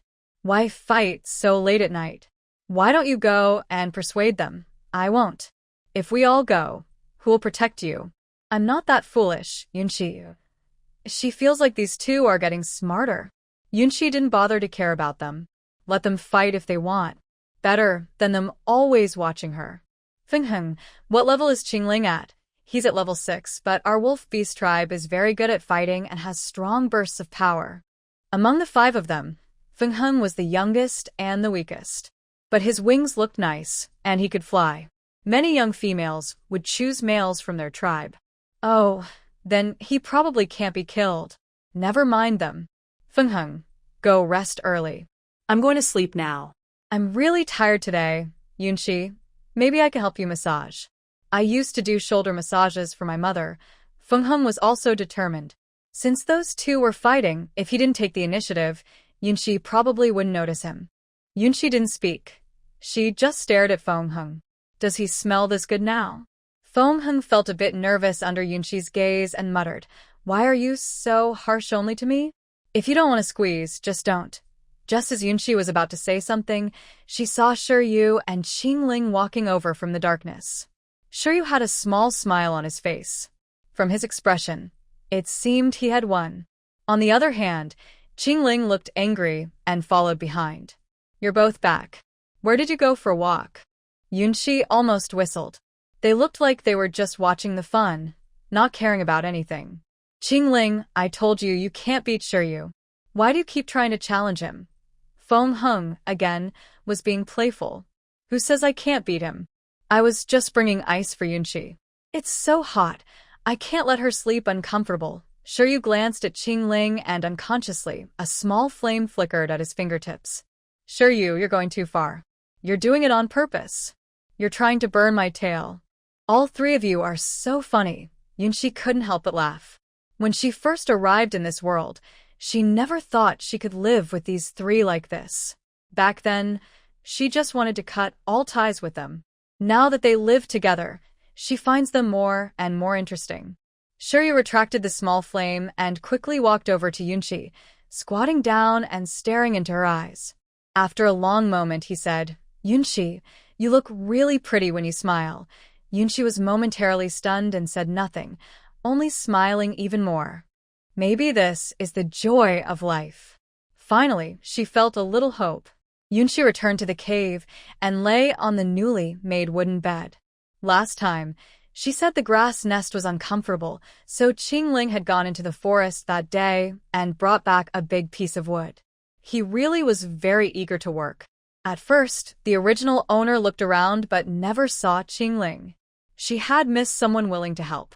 Actually, it doesn't seem impossible. Since I am in this world, I plan to accept Shiyu, get it over with early, and enjoy it sooner. Shiyu's appearance is truly stunning. Yunqi finds herself feeling a little hopeful. Yunqi, you've been busy all day. Let me take care of you tonight, okay? When Shiyu says this, he doesn't dare look at Yunqi. Unlike before, he's actually afraid Yunqi will refuse. Yunqi raises an eyebrow. turns slightly, and leaves an empty space, patting it. This spot is for you. Xiu suddenly looks up, staring at Yunxi in disbelief. He had prepared himself for Yunxi to refuse. I said I wouldn't refuse you. Xiu remembers what Yunxi said that day. Yes, she said she wouldn't refuse. So, what has he been worried about these past few days? It's a bit difficult, so I'll go to sleep now. Yunxi finishes speaking, pretending to turn her back to Xiu. She doesn't believe this clever fox won't be moved. Sure enough, less than a minute after Yunxi turns away, Xiu's cool body presses close from behind. Yunxi, shall we become a couple? Yunxi softly responds with, Even though her voice is very quiet, to Xiu, it is the most beautiful sound right now.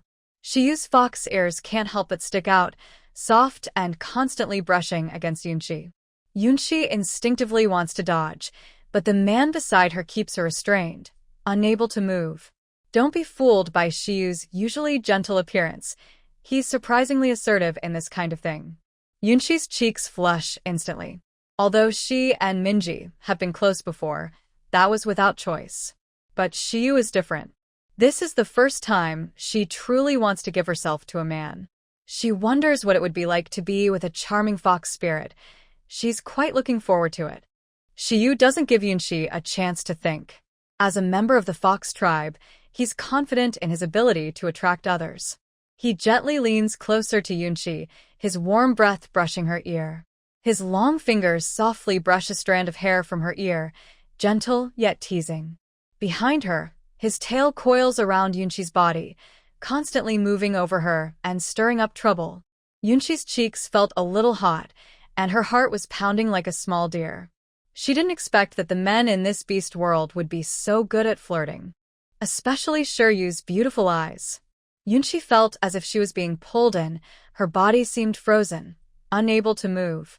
Shiryu, you look really handsome, Yunxi blurted out, and then she was stunned herself. Isn't this clearly being love-struck? Shiryu's lips curled into a slight, uncontrollable smile. He lowered his head slightly, his lips gently touching Yunxi's forehead, as soft as a feather. Then, following her eyebrows and eyes, he moved downward, finally stopping at her lips. Like a dragonfly skimming water, Shiryu was extremely gentle. Yunxi also enjoyed this close, intimate feeling. But as they kissed, both of them seemed to want more, their bodies craving each other intensely. They looked at each other at the same time, their eyes full of longing. It was obvious they both wanted more. The kiss fell again, this time more urgently than before. Outside the cave, the night was dark as ink. Besides the occasional sound of insects, there were Yunxi's uncontrollable light breaths, which sounded especially clear in the quiet night. When everything calmed down, Shiryu gently held Yunxi in his arms, kissed her forehead, and his eyes were full of tenderness. Knowing Yunxi had been tired all day, he still clung to her greedily, making Yunxi fall asleep directly. Shiryu's fingers unconsciously lingered on Yunxi's chest, his eyes full of a smile. This was his beast mark. He had finally become Yunxi's mate. He was finally acknowledged by Yunxi. He was Yunxi's beast husband. Shiryu had achieved his wish and moved up in rank. Meanwhile, Qingling and Feng Heng in the nearby cave hadn't slept all night. When they appeared the next day with dark circles under their eyes, Yunxi was surprised. What did you two do last night? Didn't you sleep well? Qingling looked at Yunxi with a meaningful expression. Sleep well? No way. Don't you realize how good your voice sounds? Feng Heng looked at Yunxi with a hint of grievance. His heart felt like it was being scratched by a cat, restless and eager. Don't worry about them. Everything's fine. Are we going for a run later? I'll go with you. As males, Shiryu naturally understood why Qingling and Feng Heng hadn't slept well. Since this cave can't be well soundproofed, the little female's voice sounds so nice that it's hard not to have wild thoughts. Run. We must run. We can't fall behind at this critical moment. This is the final important stage. I must keep going, especially since I ate a bit more than usual at yesterday's dinner. But I also exercised more than usual, especially staying up late to work out. You're already looking good now. You don't need to lose more weight. No, I can't do that. I'm waiting to get thinner, so I can make a new dress. I can't wear those old clothes anymore. My current animal hide skirt has been altered so many times. It doesn't look good at all. I plan to go all out and finish it in one go. Then I only need to control myself a little, and I won't have to worry about losing weight anymore. Ugh, dieting is really too painful. I've been holding on with faith all this time. When Yunshi said she wanted to make a dress, Qingling ran back to her cave and brought out all the animal hides she had collected recently. Here, take these to make your dress. Qingling, I'm still trying to lose weight now. I'll make a new dress later. Keep these hides for yourself. Although Qingling and Fengheng moved back and Yunshi's relationship with them has eased, she still hasn't decided how to handle their relationship. She feels a bit conflicted inside. Of course, she doesn't want to take their hides. They're meant for a partner. Yunshi actually prefers to be their older sister, since her mental age is definitely not that of a young girl just reaching adulthood. Are you upset with me? Seeing Yunshi politely refuse, Qingling felt a bit disappointed. So, she still isn't liked. Even though Yunshi has changed a lot now and is becoming harder to read, deep down, she still sees her as she did at the start, someone she can't win over. I'm not upset. Don't overthink. Before Yunshi could finish, Qingling interrupted directly. I know. You're dark-skinned, so you dislike me. Yunshi quickly shook her head to deny it. She doesn't think Qingling's skin is dark. It's a healthy wheat color. Then accept this and make a new dress. Yunshi was stunned. It seemed Qingling, this awkward guy, was a bit bossy too. In the end, Yunshi still took Qingling's animal hide. Mainly, Qingling was too stubborn. She suspected that if she didn't accept, Qingling would keep insisting until she finally agreed. In the morning, Yunshi sorted out the leftover mushrooms from yesterday, sliced them, and laid them on animal hides to dry into mushroom chips. This way, they could soak and eat them whenever they wanted. Shiyu and Fengheng went into the forest to hunt. Qingling stayed at home today. No matter where Yunshi went, he followed her. He did everything Yunshi did, even trying to do things before her. Qingling, when you and Shiyu came back yesterday, I saw your ankle was a bit twisted. Are you okay now? Yes, it's fine. A night's sleep fixed it. That's good. Qingling, about the sweet potato vines we dug up yesterday, I want to plant them somewhere. Maybe someday, we can have sweet potato freedom. Yunshi used to do all kinds of farm work when she was young. Yesterday, she brought back the sweet potato vines because they are easy to grow and can be used as food. Why do you have so many strange ideas? Isn't it because I didn't have the chance to try before? Fortunately, Qingling didn't ask further. Yunshi let out a breath of relief. After searching near the cave, they finally found a suitable piece of land to plant.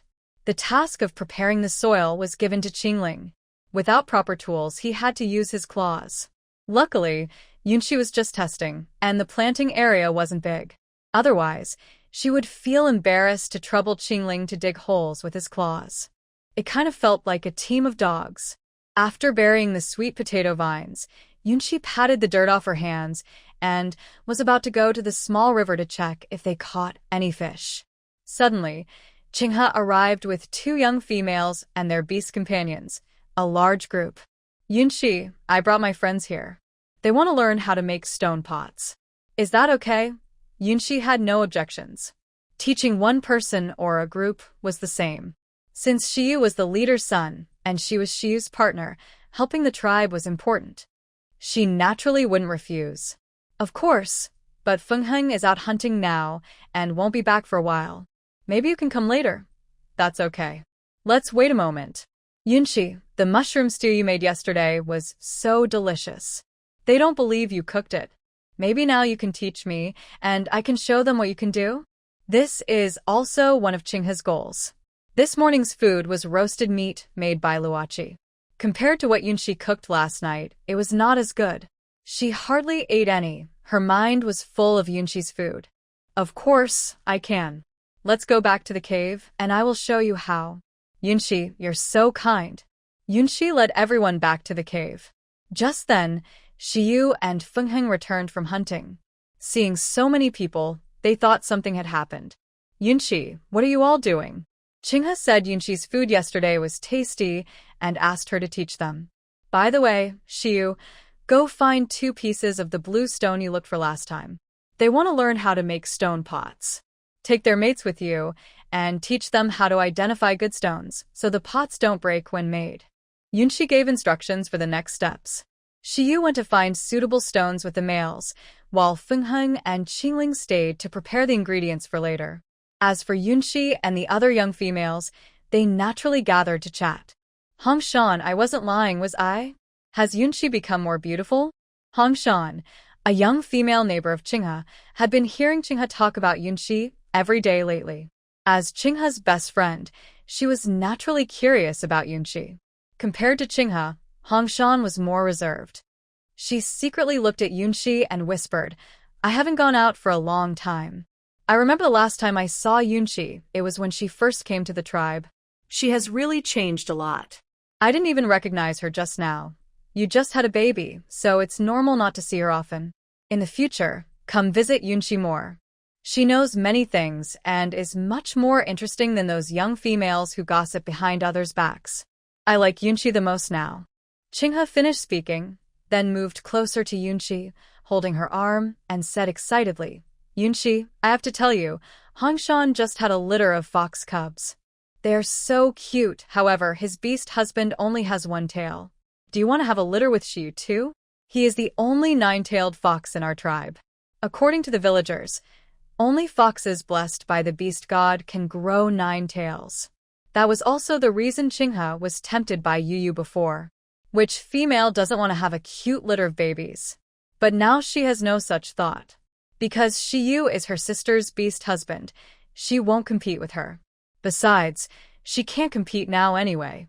Well, just go with the flow. Yunshi doesn't mind having babies. There are no birth control measures here, so if she gets pregnant, the babies will naturally be born. Suddenly, Qinghe's sharp eyes noticed the beast mark on Yunshi's chest. Her eyes widened like copper bells, and she shouted loudly, Yunshi, are you paired with Shiyu? It was just yesterday. Sister, your speed is impressive. No wonder Shiyu looks different today. Yunshi rubbed her forehead. She had tried to cover her mark today, but Qinghe still saw it. Was she shouting so loudly just to make sure no one missed it? It's just a pairing, no need to make such a fuss. Yunshi secretly glanced at Qingling and Fengheng, who were working hard. She felt like they seemed a bit unhappy. Shiyu returned with a group of males carrying blue stones. The task of teaching how to make stone pots was handed over to Fengheng. Fengheng looked unhappy, silent, and started the cutting lesson. Fengheng, baby is not happy. There was nothing she could do, so Yunshi had to add some explanations. The bottom can't be too thin or too thick. Follow this thickness. It's about right. Too thin, and it might break. Too thick, and it will waste a lot of time. Several males imitated Fengheng, cutting stones into the shape of a stone pot. As for the size of the pot, it was up to each person's preference. Those with abilities used their powers to smooth the stones. Those without helped each other. Luckily, everyone was very eager to help. Soon, various sizes of stone pots were finished. After making the pots, they naturally needed to be checked. Yunshi quickly gave Qinghe a run-away quickly look. Then, without hesitation, she coldly said, Don't kill them all. Leave some alive. She and Yunshi understood immediately. They transformed into beast forms. Their eyes became sharp like eagles, and they radiated a fierce aura, ready to attack. Although Fengjin stayed silent, he reacted quickly. He first took Yunshi and flew steadily into the sky. Meanwhile, Yunlan and Yunhua also quickly. Not only did the little female's mates learn seriously, but even Shiyu and the others were paying close attention. They didn't want their little females to work so hard. No matter how delicious Yunshi's food was, they hoped she could just enjoy being cared for like other little females. Preparing food naturally was something their mates should do. Yunshi's official cooking class started. Everyone gathered around, watching Yunshi's every move, afraid they might miss something. Yunshi put the prepared fatty meat into a stone pot. This kind of beast meat can be used to extract oil, which is very important for making delicious food. It's simple, just cut the fatty meat into small pieces, Put them in the stone pot and simmer on low heat. Let the fat cook out until it's dry. Follow my steps. As the small flames licked the bottom of the stone pot, the fatty meat slowly changed. At first, it started to release some oil, then sizzled with a hiss sound. As more oil came out, the meat shrank until all the oil was squeezed out. Yunshi used a wooden spoon to scoop up the oil and placed it in a wooden bowl. This is the oil. When cooking, you can put in the pot to make the food tastier. It keeps the meat tender and makes it easier for the females to eat. Everyone nodded, looking eager to learn. Yunshi seemed to have the air of a teacher. I'll now make a dish with gugu beasts. First, add a little oil, then pour in the gugu beast. Keep stirring.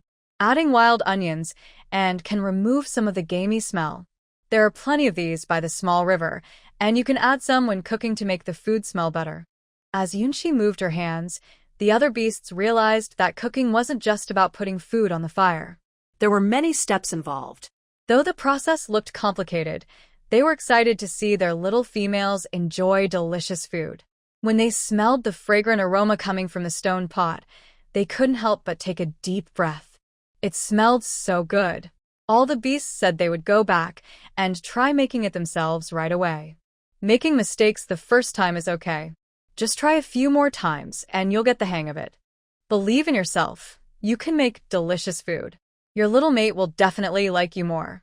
All the animals looked at Yunshi with gratitude. Who said Yunshi was a bad mate? They had never met a kinder mate than Yunshi. Yunshi, thank you for your hard work today. Chingha also looked at her sister with gratitude. She thought bringing so many people might trouble Yunshi, and she worried Yunshi might be upset. But Yunshi was not impatient at all. It's nothing. There's no trouble in this. I can also teach Shiyu and the others. That way, I won't have to make food myself in the future. You don't need to stay for dinner today. Go back quickly. Yes, Yunshi, you should rest now. We'll come back to visit you next time. After Chingha and her group left, Yunshi rubbed her slightly sore arms. Being a teacher was not an easy job, but compared to her work on Blue Star, it was much easier. Shiyu handed her a cup of hot water he had just prepared. Drink some water. You worked hard today. Yunshi took the bamboo cup and drank all the water in one go. She had spoken too much, and her throat was a bit hoarse. I didn't expect this place to be so primitive. No one knows how to make food. Yunshi, I forgot that I am not the original owner anymore. Shiyu, I will tell you about it later. Don't ask so many questions. Yunshi hadn't decided how to explain this to Shiyu yet. At first, Shiyu only took care of her to make up for the original owner. She suddenly took over the original owner's identity. If Shiyu found out she wasn't the original owner, would he regret his hasty decision? Shiyu knew Yunshi had secrets, so he wouldn't dig too deep. Besides, he was now Yunshi's proper mate, and he naturally trusted his wife. I won't ask. If you want to tell me, just say it. If not, keep it to yourself. We are already mates, and I believe in you. Yunshi gave Shiyu a sweet smile. Sure enough, a mate who chooses himself is the best. I was just about to go to the river to see if I caught any fish in the trap, but Chingha interrupted me, and I forgot all about it. She looked thoughtfully toward the direction of the small river. He wondered what Qingling, that impulsive young one, was doing by the river. It turns out he still remembers the fish beasts from the Yunshi trap. This guy is now working very quietly and diligently. Sure enough, after a short while, Qingling came out from around the corner carrying 2 fat fish beasts. Yunshi, I went to the small river and saw that there are 2 fish in the basket. Do you want to eat these later? I was just thinking about the fish basket and now you've brought back the fish beasts. So, we'll stew the fish beasts to eat later. Qingling nodded and quickly went to wash the fish beasts. His movements were smooth and natural, and he didn't even let Yunshi help with the cooking. Yunshi watched in surprise. Could it be that Qingling secretly practiced cooking? Seeing how eager Qingling was to work, Yunshi felt a mix of feelings. Qingling's behavior was so obvious now, completely different from before. She remembered when she first met Qingling, he was a shy, proud little guy. He would say harsh words but do timid things. Since he moved back to the cave, he's been the most active worker every time. Did her last words put pressure on him? Yunshi felt like Qingling seemed a bit insecure. It was the original owner who disliked him, not her now. Qingling was also good-looking, or he wouldn't have caught the attention of the old Beast King. But after the original owner's harsh words, he became less confident. It seems she needs to find a good time to talk to Qingling and encourage him. Anyway, Yunshi hopes they can just be themselves and not try to please her. Today's meal was made by Qingling, and he used the method he just learned. He has some talent for cooking. Qingling, I didn't expect you to be quite talented at making food. Qingling responded softly with, but he wouldn't tell Yunshi that he had secretly practiced her cooking methods many times on his own. If others come to learn from you next time, I'll teach them. Your voice sounds a bit off. Yunshi felt warm inside. She didn't expect Qingling to be so thoughtful. She had just coughed lightly and taken a big sip of water, and he noticed. Okay, then if someone wants to learn later, I'll teach you first, and then you can teach them. Qingling nodded silently and focused on eating his meal. I plan to go to the woods later to look for honeysuckle. Last time I saw some and wanted to pick a few to make tea. Since the weather is getting hotter, drinking this can help cool down and detoxify. Yunshi's main job is a doctor, but she hasn't had a chance to practice in this world yet. Still, these small life tips are good for her family to know, and they won't harm anyone. Then I'll go with you later. Shiryu doesn't know what honeysuckle Yunshi is talking about, and he won't ask. He just trusts Yunshi blindly. When the sun wasn't so hot, Yunshi took a small basket and Shiryu to the woods to find honeysuckle. They followed a small path into the forest.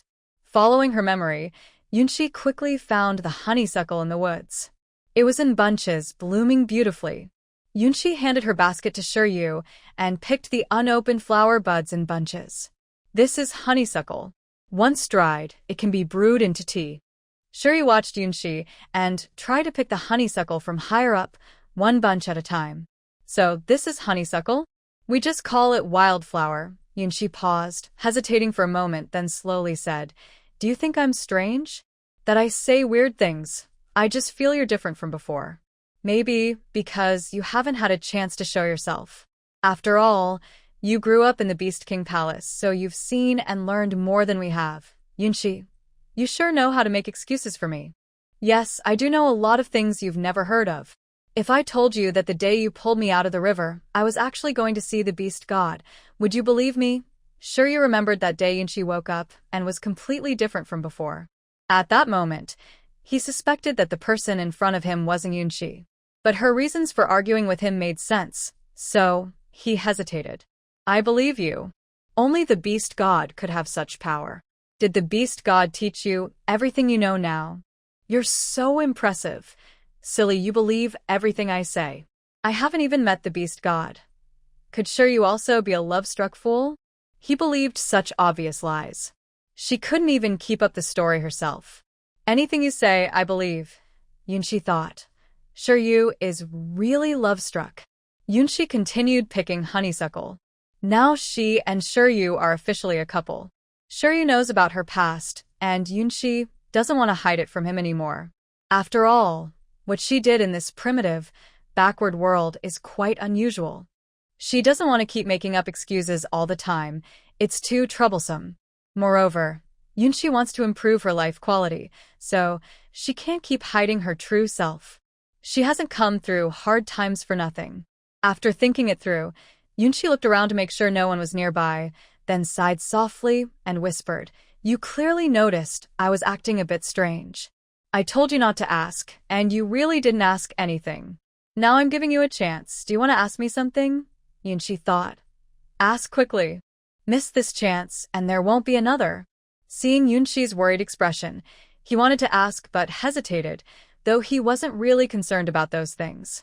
Then if I ask and you don't want to answer, you don't have to, Yunshi nodded. Ask quickly. I don't want to pretend anymore. Seeing her hopeful eyes, Shiryu decided to voice his doubts. Are you? Yunshi, there was a hint of nervousness and fear in Shiryu's eyes. He was afraid of hearing answers he didn't want to hear. Yunshi stared steadily at Shiryu.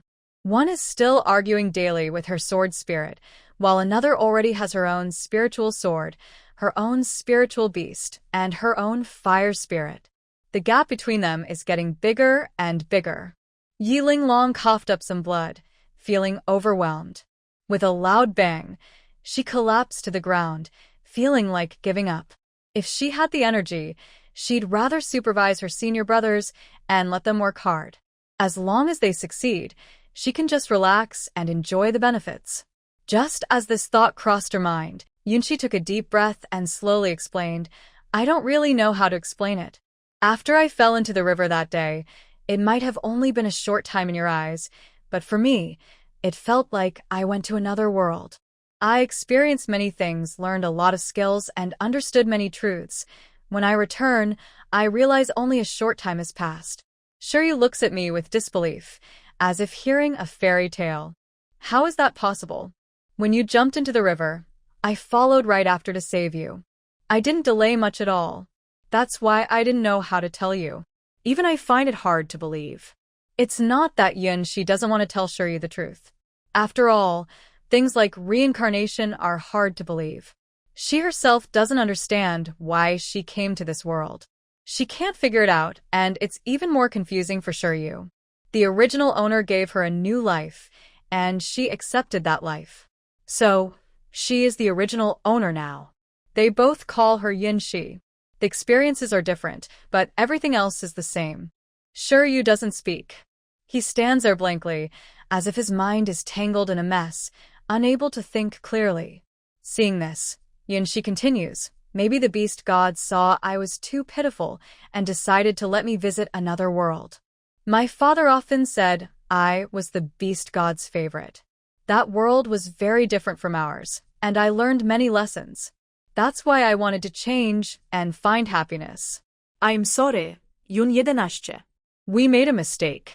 If we hadn't been so cold to you, you wouldn't have jumped into the river, and those strange things wouldn't have happened. Sorry, we really thought back then. Shiryu stops talking, and Yunshi understands. Back then, the original owner used many ways to force them to be with her. Maybe at the time, they thought it was just her way. But they never expected she would really fall into the river. But what's done is done.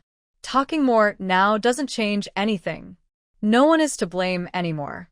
The original owner is the original owner, and Yunshi is Yunshi.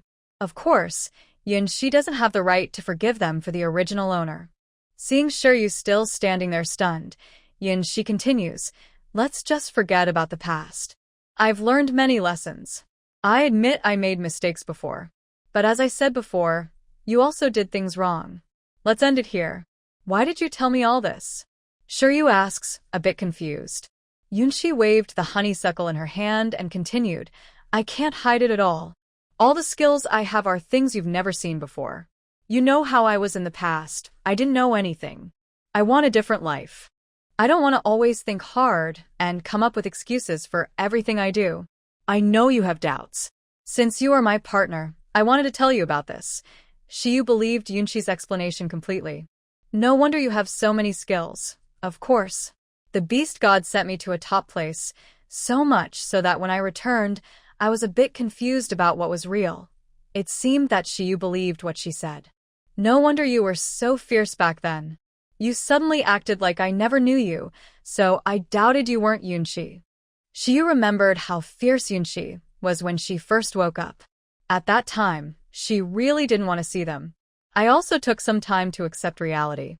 I didn't want you back then, so I had to be a bit harsh. But instead, you got closer to me. I even suspected you had a tendency to enjoy being mistreated. You scolded me awake then, making me realize my duty as the top beast husband. Sorry, Yunshi. All right, no need to keep saying sorry. I've forgiven you. But in the future, you can't hurt me again, or I'll scold you. I've learned a lot of swear words, and Fenghen can't even argue with me. She remembered how Yunshi and they argued back then, with her chattering away. All three of them were left speechless. I definitely won't hurt you in the future. You are my wife and mistress. I will only treat you well. But if you want to scold me, go ahead. That way, I'll know what I did wrong and improve. Yunshi's lips curved slightly, and she looked at Shiryu with a gentle smile. Let's see how you do in the future. Remember to keep this secret for me. Don't worry. I will never tell anyone. Yunshi, will you go back to the world where the beast god took you? She was a bit worried. What if Yunshi went back again? What would he do? Where could he find such a good wife and mistress? What do I go back for? There's no one as good-looking as you there. Alright, no more talking. Let's pick the honeysuckle quickly. Yunshi did not continue this topic. Before the sun set, she hurried to pick more honeysuckle flowers. She didn't want her basket to be empty when she returned. On the way back, Shiryu tried to say something several times, but he didn't know what to say. Yunshi quietly hooked her little finger around Shiryu's finger, her voice soft and gentle. What's wrong? If you want to say something, just say it. I've told you my secret, so in fairness, you can't hide anything from me in the future. Shiryu held Yunshi's small hand tightly with his own. I just think you've become more and more amazing since you came back. Despite how I treated you before, you still forgive me and stay with me. Haven't you already realized your mistake? Besides, you're treating me well now. Keep it up. I promise I will only be good to you from now on, Shiryu said confidently. Yunshi didn't reply. Her eyes were full of smiles as she looked at Shiryu. The two of them returned to the cave during the last glow of sunset. Qingling was preparing food, while Fengheng was gathering the mushrooms and wood-ear fungi they had dried today. Yunshi, you and Shiryu have been picking for so long. I want to see what kind of flowers they are. Tomorrow, I'll go into the forest to pick some for you. Fengheng took the basket from Shiryu and held up the honeysuckle flowers high, examining them repeatedly. He planned to go into the forest early tomorrow to gather more. Yunshi, what would you like to eat tonight? I made moo meat. Do you want a little? Also, I brought some fresh red berries I picked this afternoon from the forest. Yunshi was suddenly touched. Maybe this was what it felt like to have a home. Yes, tonight I can eat a bit more. If I get hungry later, I'll just run a couple of extra laps. I think you don't need to lose weight. You're fine as you are, Fengheng whispered beside her. That's just your opinion, but I don't think so. No one is allowed to tell me to diet or else I won't eat the food I make. You're not that mean, Fengheng muttered, feeling a bit braver now. Because Yunshi now wouldn't just tell him to shut up all the time. Instead, she sometimes argued with him, and the tension was gone. She no longer told him to be quiet. The dinner ended amid Yunshi and Fengheng's playful banter. Yunshi now enjoyed arguing with Fengheng, mainly to see him lose his temper. She found it very funny. Thinking of myself as a 25-year-old older sister, teasing a newly adult young man, Yunshi feels a bit guilty about it. After a busy day, Yunshi rarely took a break from exercising today and decided to rest. She relaxed in a warm bath, then lay bored on her wooden bed. Shiryu came in carrying a wooden bucket filled with ice. He set down the bucket and looked at Yunshi with anticipation, his fox-like eyes slightly squinting. There was a feeling like being watched by a hungry wolf. Yunshi instinctively moved back a little. What do you want? We are already partners, Shiryu said. His gaze at Yunshi was obvious. He was clearly trying to flirt. Yunshi thought to herself, once this man gets serious, does he spend all night thinking about romantic things? Those guys next door are still there. They'll get used to it eventually. Yunshi, I want to please you. You won't refuse me, right? Yunshi didn't immediately say no. Who talks while revealing their fox ears and tail all at once? It's obvious he's trying to flirt. Yunshi felt she might have spoken too soon. Once he gets serious, not only does her partner have romantic thoughts, but as the lady of the house, she also has her own ideas. Speak properly first. Don't rush to bring your tail close to me. It tickles. I can't control them. They come on their own. Yunshi, I need your comfort, Yunshi thought. He's probably just joking with a child. It's so frustrating. Why did she choose such a tempting partner? It's impossible to refuse. Forget it, just treat it as a bedtime activity. She hadn't exercised enough today anyway. After convincing herself, Yunshi gradually gave up resisting Shiryu's flirtation.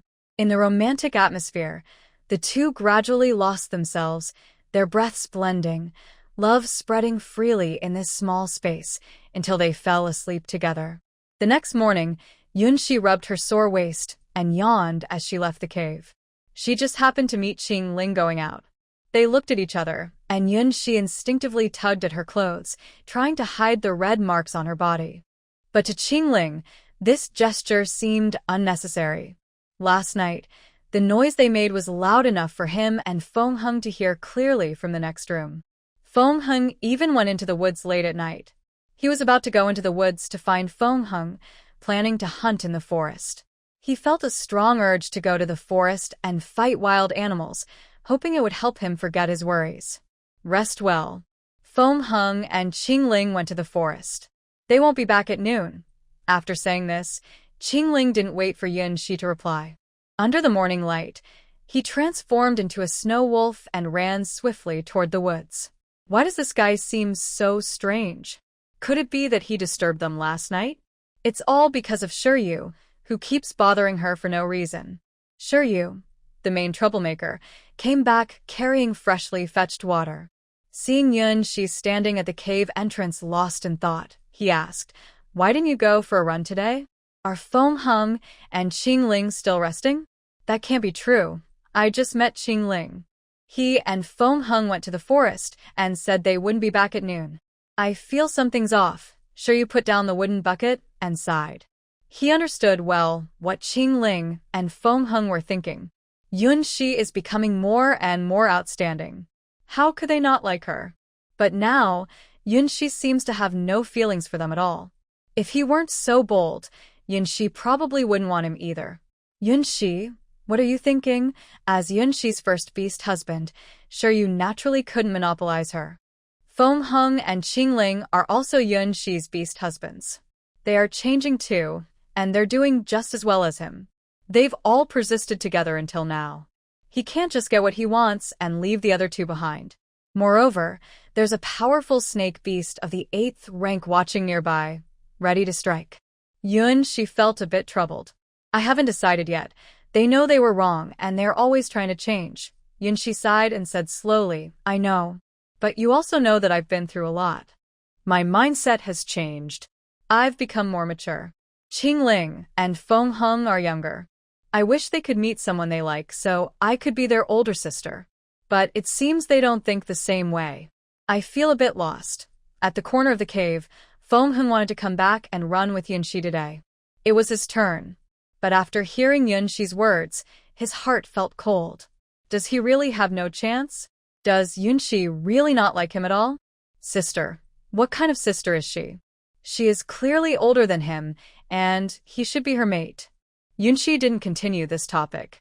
As she said before, everything should happen naturally. She can't think about this with her blue star mindset because the two worlds have very different views. Today, she went for a morning run with Shiryu. They ran around the cave a few times and then checked the sweet potato field they planted yesterday. They found that a medium-sized patch of land had already been watered. It turns out Qing Ling remembered her saying yesterday that they should water the crops morning and evening. Qing Ling is really someone who quietly works hard. In the morning, Yun Shi and Shiryu went into the forest. Since mushrooms are abundant now, she wanted to gather more. That way, she would have plenty to eat during the cold season. "Shiryu, how long until the cold season? I want to gather more food. I don't really like eating meat. About 3 months left. Gathering food is my job, so don't worry. I won't let you go hungry." Before they officially became partners, Shiryu was willing to support the original owner. It wouldn't make sense for him not to support his wife after they became partners. "I trust you, but I also want to gather some supplies. By the way, can you help me get more salt crystals? Salt crystals are quite rare in this beast world. Only merfolk from the seaside can produce them." "What do you want to do with salt crystals?" "Every time you hunt and bring back meat, it can spoil by the next day. I want to make dried meat, so it lasts longer. That way, during the cold season, you won't have to worry about running out of meat. I'll go to my father later to get some. If it's not enough, I can trade for more when I go to the seaside next month." Now that Shiryu knows Yun Shi's secret, he doesn't doubt her strange ideas. He just supports her. "Is the seaside far from here? I haven't seen the ocean before." As an inland child, seeing the sea is also a kind of obsession for Yun Shi. "It's too hot now. It takes half a month to go to the seaside and back. When the weather is cooler, I'll take you to see the ocean." "I was just saying if there's a chance I should go see it." "Sure, you look, this is a chestnut tree." Yun Shi pointed at the nearby chestnut tree and called out, then bent down carefully to look for something. Sure enough, She saw many spiky chestnuts on the ground, some already cracked open, perfect for collecting as food. Be careful, these are all covered in thorns. Just stand here and watch. I'll gather them for you. Shiryu jumped up into the chestnut tree and shook the trunk hard. Soon, a rain of chestnuts fell. Yunshi carefully picked up a chestnut and used a snake scale given by Mingyi to gently pry it open. The brown chestnut inside was revealed. Unexpectedly, Mingyi's snake scale was quite useful, much sharper than she thought. She wondered if he had finished handling his matters. It had been so many days, but he hadn't come to find her. Could it be that he doesn't want to take responsibility? What a scoundrel. Is this from that person? Shiryu looked at the snake scale in Yunshi's hand. It seemed that the snake beast's strength was indeed not to be underestimated. Yes, he said it can summon him. I think it's pretty handy for cutting things. Are snake tribes far from here? There are no snake tribes nearby, and snake beasts usually act alone. I haven't heard of any 8th-rank snake beast humans in this area. If he belonged to our forest, I would have known about him. 8th-rank beast humans are very rare. Yunshi looked at the snake scale in her hand, a bit stunned. Could it be that Mingye's snake scale was just a good medicine for his mating season? The kind you use up and throw away? Forget it. She didn't care anymore. If he didn't come, she wasn't going to worry about him. She wasn't even ready to live with a snake beast human yet. She was really afraid of snakes. Then forget about him. If he comes or not, it's his choice. Let's quickly gather these chestnuts. They can last through the whole winter, and chestnut stew with beast meat is also a delicious dish. Shiryu also mimicked Yunshi's actions, using his sharp claws to pry open the chestnuts, just to get to the brown fruit inside. In a short while, they collected a full basket. Shiryu stored the collected fruits in his space, and the two continued searching in the forest. Along the way, they found edible plants and gathered them all, even collecting herbs they found along the way, just in case. Yunshi, how do you know so much? Shiryu truly admires Yunshi, who knows more than their tribe shaman. Yunshi raised her chin confidently, saying, I know more than you think. Don't underestimate me. I didn't plan to live with you before, so I kept my skills hidden. Now that you know my secret, there's no need to hide anymore. Shiryu, you can't betray me. I would never betray you. We are one. As your beast partner, I will always be loyal to you. That's good to know. Yunshi's forest trip was very successful. Mostly because Shiryu has a space. When they returned to the tribe's entrance, it was noon, and they ran into Luochi. Shiryu, you're finally back. Feng Hung was injured by a fierce beast while hunting in the forest today, but the shaman isn't here today. You should go check on him. Hearing this, Shiryu immediately turned into a beast form and quickly flew with Yunshi toward the cave. As soon as they reached the cave entrance, they smelled a strong, unpleasant blood scent. Qingling was pacing anxiously outside. Seeing Shiryu return, she seemed relieved and hurriedly said, Shiryu, you're back. I heard the shaman went out today and probably won't return until tonight. What should we do? Feng Heng's wound is still bleeding. I'll go inside and check, Yunshi said without hesitation and went in. They saw Feng Heng's chest torn open by the fierce beast, with flesh turned outward and blood pouring out, staining even the animal hide beneath him. The boy looked indifferent, saying, You go out. I don't want you to see me like this. Anyway, you already dislike me. Yunshi ignored Feng Heng's words and didn't know why he was throwing a tantrum. With such a big wound, it couldn't be left untreated.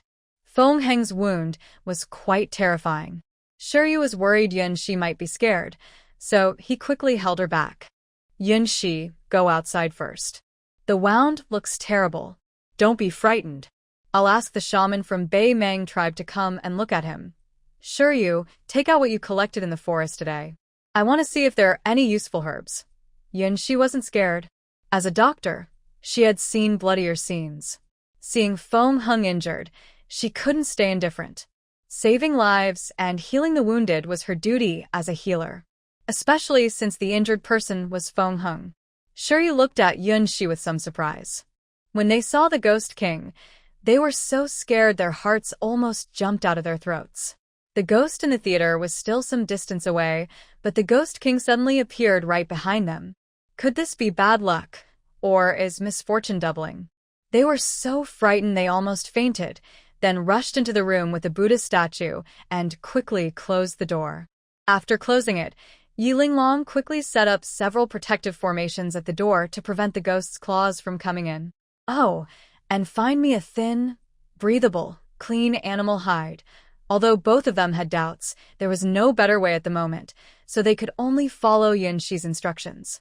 Moreover, Shiryu didn't say anything, so Qingling naturally wouldn't say anything either. Once all the materials were ready, Yunshi first used a clean animal hide to wipe away the blood from Feng Heng's wound, her movements gentle but firm.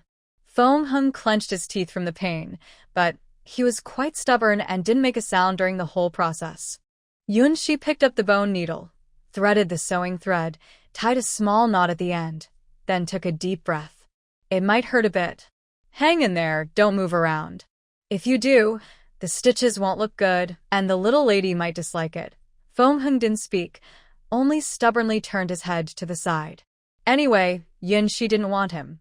What does it matter if it looks good or not? Yunshi focused entirely, staring closely at the wound. She sewed carefully, stitch by stitch, neat and even. Shiryu and Qingling watched Yunshi's movements in shock. She was so skilled, they didn't know how many times she had done this before. But they didn't make a sound. They knew they shouldn't disturb Yunshi now. Apart from Feng Heng's muffled groans, the whole cave was very quiet. Finally, the stitches were finished. Yunshi wiped the sweat from her forehead. Although conditions were limited, she had achieved her goal. She placed the herbs she had just picked into a wooden bowl, mashed them carefully, and gently applied them to Feng Heng's wound. Then she wrapped it with the animal hide. Done.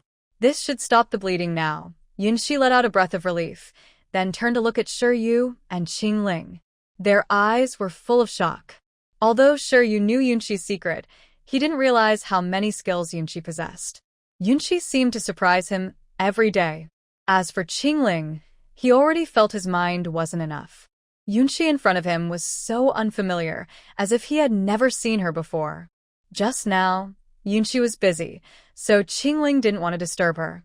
Now that things are settled, the usually quiet Qingling couldn't help but ask, Yunshi, when did you learn all these skills? I learned from the witch doctor at the Beast King Palace before. As Yunshi spoke, she felt she couldn't keep making up stories. The original owner's appearance and skills were clear to her, and if she had been truly so talented, she believed her 5 beast husbands wouldn't have disliked her from the start.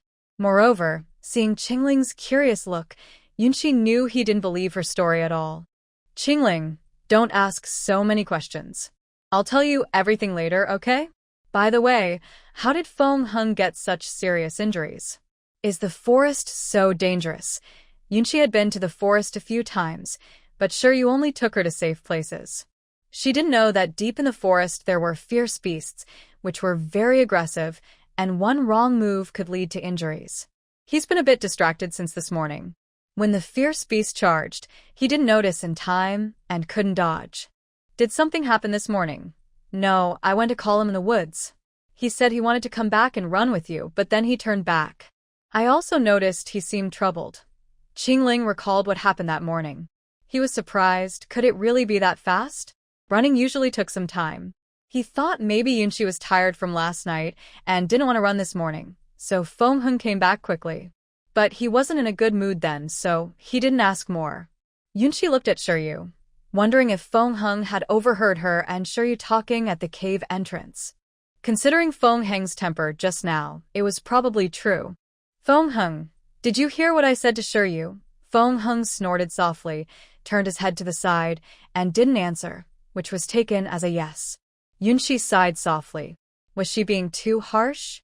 What did you say to Shiryu this morning? I want to know too. Qingling's voice suddenly grew colder. Without thinking, I knew it wasn't something nice to hear.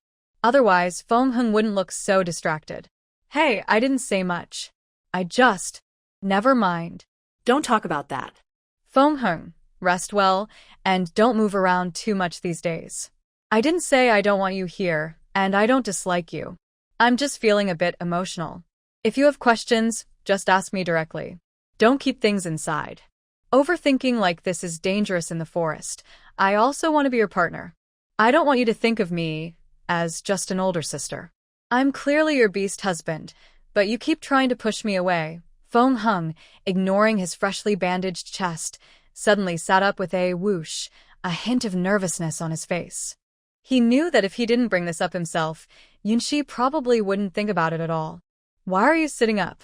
Lie down quickly, or the wound might start bleeding again. As a doctor, seeing such a disobedient patient made Yunxi's heart race. Then hurry and agree to me, or let it bleed. If you don't want me, what's the point of me living? Feng Hung looked straight at Yunxi, determined that if Yunxi didn't agree, he would keep trying until the end. Yunxi, can he really play like this? Lie down first. When you're healed, we can talk. I didn't say, I don't want you. If you don't take good care of your injury, I really won't want you. Feng Hung was momentarily stunned. Did Yunxi just agree? Feng Hung, lie down quickly. Do you want Yunxi to worry? She's been busy in the forest all morning and just came back to help treat your wound. She's already very tired. Sure, you, standing nearby, advised.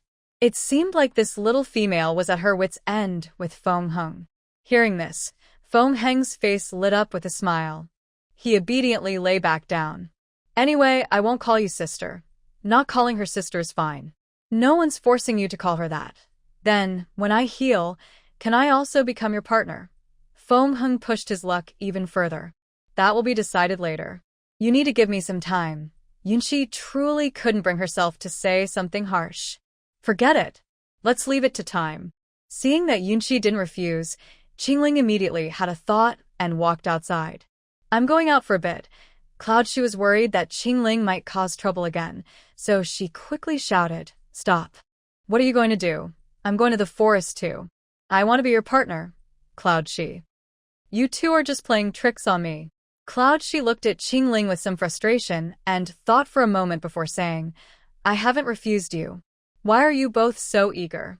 Can't you be more mature? The conditions here are so poor. If I can't help, would I just watch you wait for death? Qingling said nothing, just looked at Cloudshi silently. I won't say I don't want you anymore, but about being partners, you can't force me. Let things happen naturally, okay? Of course, if you have better options, tell me. I am still willing to give you freedom. Don't even think about it, Qingling said quietly. In the past, the little female was so bad that he didn't choose anyone else. Now that Cloudshi is so good, how could he have such thoughts? Cloudshi is his best choice. Qingling, go prepare food for Cloudshi. Feng Hung, rest well and recover. If you two keep causing trouble, I won't tolerate it. Sure, you, as the top beast husband, naturally had the right to manage Feng Hung and Qingling. This family, besides Cloudshi, the one with the most power was Shiryu, the top beast husband. Yes, Cloudshi, what would you like to eat? I'll make it for you right away. Just make something simple. In the afternoon, I plan to go to the forest to find some herbs. Today's herbs are only enough for emergencies. I need to find more. Qingling turned to leave, going to prepare food for Cloudshi. Shiryu looked at Feng Hung again, who obediently lay down. Cloudshi thought, why do these two listen to Shiryu even more? After dealing with Qingling and Feng Hung, Shiryu looked at Cloudshi with a gentle expression. This afternoon, I'll go to the forest with you. Cloudshi, thank you for your hard work today. Cloudshi nodded, rubbed her slightly sore arms, and looked seriously at Feng Hung, warning him, You're not allowed to cause trouble again. If your wound gets infected, I won't be able to help. Rest quietly and recover. If you feel uncomfortable, tell me. I know some shaman medicine. Feng Hung didn't dare to cause trouble now. He had just been holding on. He was waiting to recover quickly and be with Cloudshi as a partner. After filling their stomachs, Yunxi and Shiyu went back to the forest. Qingling stayed behind to take care of Feng Hung to prevent him from developing a high fever or other issues. Yunxi, you're really impressive today. Finally, when they were alone, Shiyu, who had been holding back words all day, spoke up. Yunxi sat on Shiyu's beast form, recalling the busy days at the hospital, filled with memories. In that world, I am a healer. I've done this hundreds of times. This time, it's my specialty. If it were something else, I might not be able to handle it. But those two probably suspect something. I need to find a reason to explain myself. Are you not planning to tell them? Thinking of Qingling and Fingheng's silly expressions, Yunqi's lips curved slightly, feeling that being young wasn't such a bad thing. I used to think about finding a suitable female for them. Now, I realize that might not work. When the right time comes, I will tell them. They are still too young and not fully mature mentally. If you find it hard to tell them, I can do it, Xiu offered. Fingheng and Qingling wouldn't look for other females. Even though they aren't officially partners, they see you as their mate. Otherwise, they would have left with Bai Yi and the others long ago. That's fine too. You can talk to them. Maybe once they know, they'll understand better. Xiu was so thoughtful. If he spoke to them, it might be easier for the two silly boys to accept. All right, I'll find a time to tell them. You don't need to worry about this. But they will probably cling to you. Yunqi was so kind. How could they not be willing to stay close? The main reason for their trip to the forest was to find medicinal herbs. Soon, Yunqi found the herbs she needed in the forest. They weren't ready-made, but it was better than nothing, especially since the males here were very healthy. When they returned to the cave, Yunqi handed the herbs to Xiu, who boiled them in water. She then went to check on Fingheng's condition. Yunqi, you're back. Fingheng's wound isn't bleeding anymore, and he doesn't have a fever. Qingling hurriedly told Yunqi about Fingheng's condition. It was a task Yunqi had assigned to him, and he had to do it well. Thank you for your effort, Qingling. Yunqi checked Fingheng's wound carefully.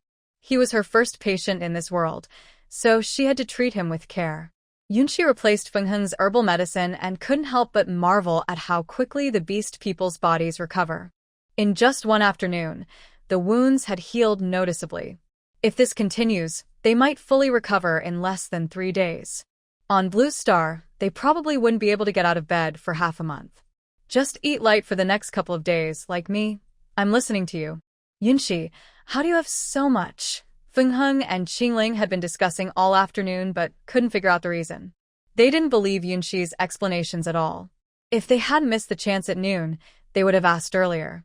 Qingling was a bit more patient than Fingheng. Yunqi didn't say anything, probably because she didn't want to tell them. But Fingheng was different. If he didn't get an answer tonight, he probably wouldn't be able to sleep. Want to know? Then go ask Xiu. Since this matter was handed over to Xiu, Yunqi naturally wouldn't take the blame herself. She was too lazy to think of a reason. Just then, Xiu came in carrying the prepared herbal medicine. You two are not allowed to bother Yunqi. She's very tired today. If you want to know something, wait until I finish my work. Fingheng and Qingling understood. Since Xiu said so, they didn't dare bother Yunqi anymore. Xiu must know the answer. Yunqi gave Xiu a satisfied smile. Having a top beast husband to help handle things seemed pretty good. Today, Yunqi slept early for once. She didn't do her usual exercises and, after a quick wash, lay down and fell asleep immediately. Xiu covered Yunqi with a beast hide before turning to the next cave. Fingheng and Qingling hadn't slept yet. They had been waiting for Xiu.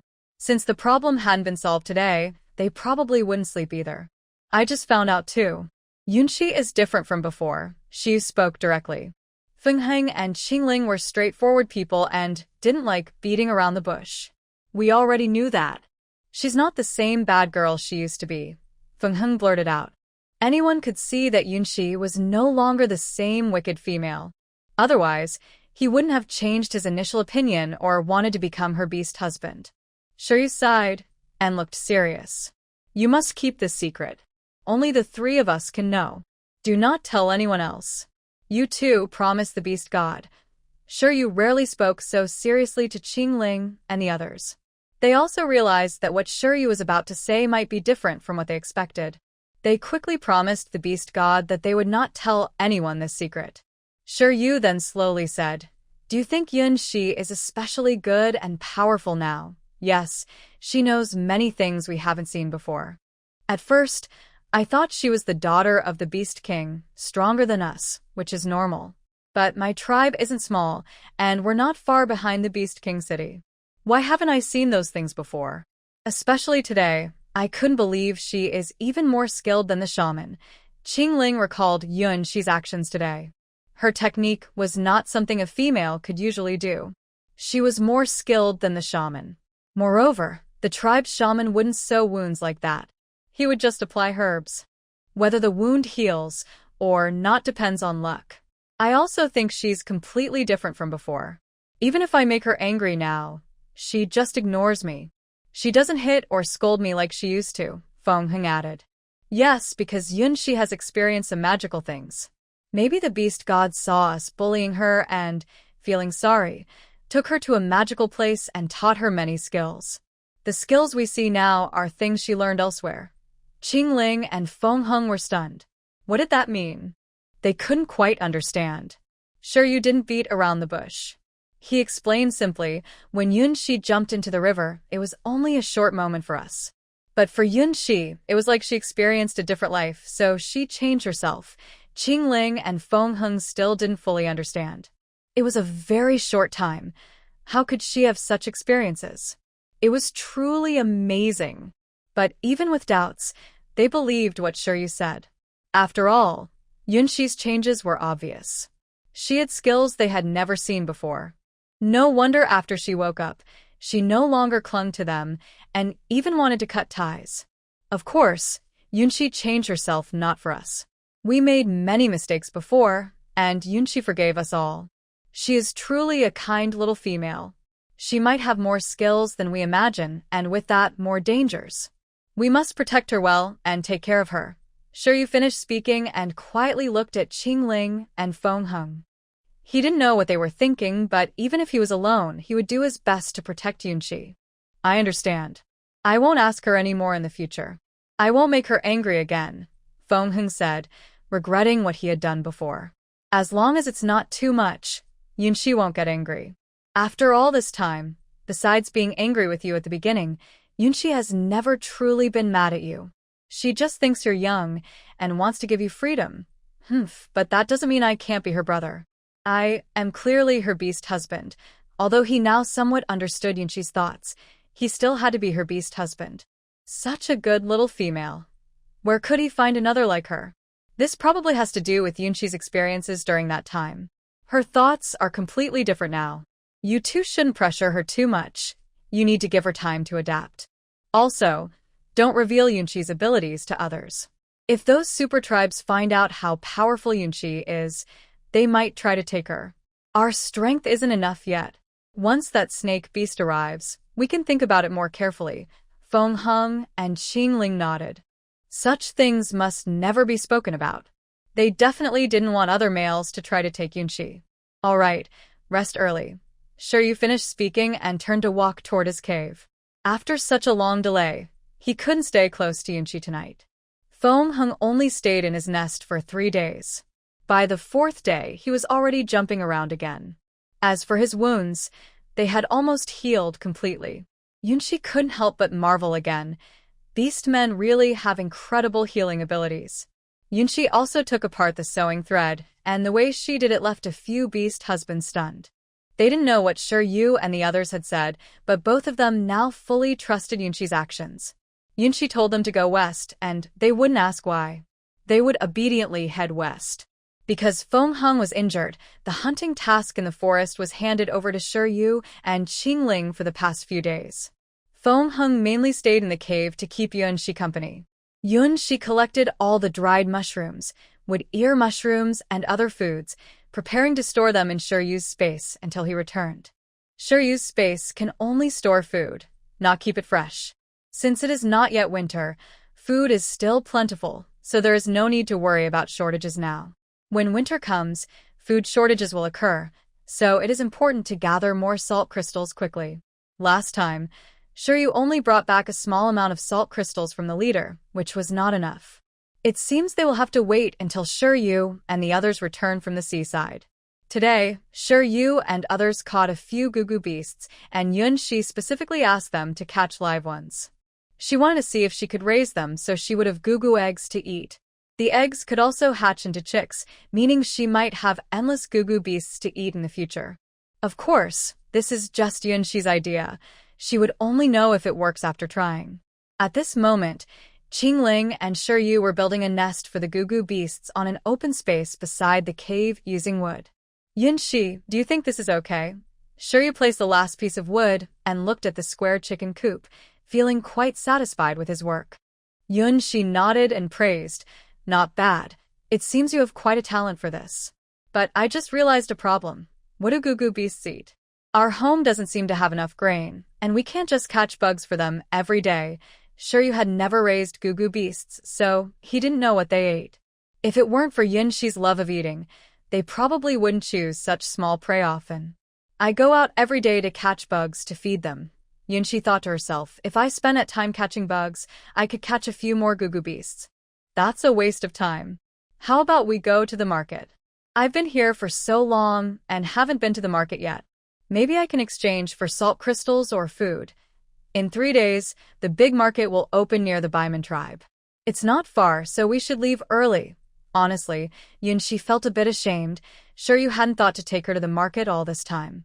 Mainly because Yunxi is so capable. Even without them, he believes she can take care of herself. That's great. Let's eat the Gugu beasts we caught today first. I'll go to the market later and see what else we can do. Qingling directly picked up the Gugu beast tied with grass rope. I'll go to the river to wash it. We still have quite a few potatoes left from last time. How about making stewed potatoes with the Gugu beast? Whatever you like to cook, go ahead. I'm trying to lose weight anyway, so you don't need to worry about me. Yunxi has lost quite a bit of weight recently and is getting closer to her goal. This is all thanks to a certain man who keeps pestering her every night, making her exercise twice as much, which has made her lose weight very quickly these days. Yunxi has decided that in the next few days, she definitely won't be tempted by Shiryu, that charming fox. Haven't you noticed that Qingling and Fingheng have been giving her some jealous looks these days? When they look at Shiryu, they're full of envy and jealousy. You're already so thin. Don't lose any more weight. Otherwise, the tribe will say we're mistreating you. Shiryu couldn't help but advise. He's not afraid of what others say, mainly just hoping Yunxi stays healthy. No, I can't stop now. I'm so close to success. Everyone has a love for beauty. After holding on so hard, Yunxi won't give up now. She wants to see it through to the end. Shiryu already knew Yunxi's determination and didn't try to persuade her further. He knew she wouldn't listen anyway. Fingheng went to the cave and brought back the potatoes from before. Yunxi, these potatoes have sprouted. Are they spoiled? Yunxi took the potatoes and looked. They had indeed sprouted, so they couldn't be eaten anymore. Remember, sprouted potatoes can't be eaten. They are toxic. Does that mean we have to throw them away? Fingheng felt a little disappointed. Yunxi seemed to like eating these. She had eaten several pieces last time. No need. Later, we'll find a good piece of land and plant them. When they grow, we can eat fresh potatoes. Look at the sweet potato vines I planted last time. They've grown new leaves. Thanks to Qingling watering them every day, Yunxi is quite skilled at growing vegetables. This is thanks to her childhood, when her grandfather often taught her how to farm, so she has plenty of experience. How do you know I was watering them? I always do it secretly. Qingling scratched his ear shyly. He thought Yunxi wouldn't find out. Those sweet potatoes were planted by him and Yunxi together, so he naturally takes good care of them.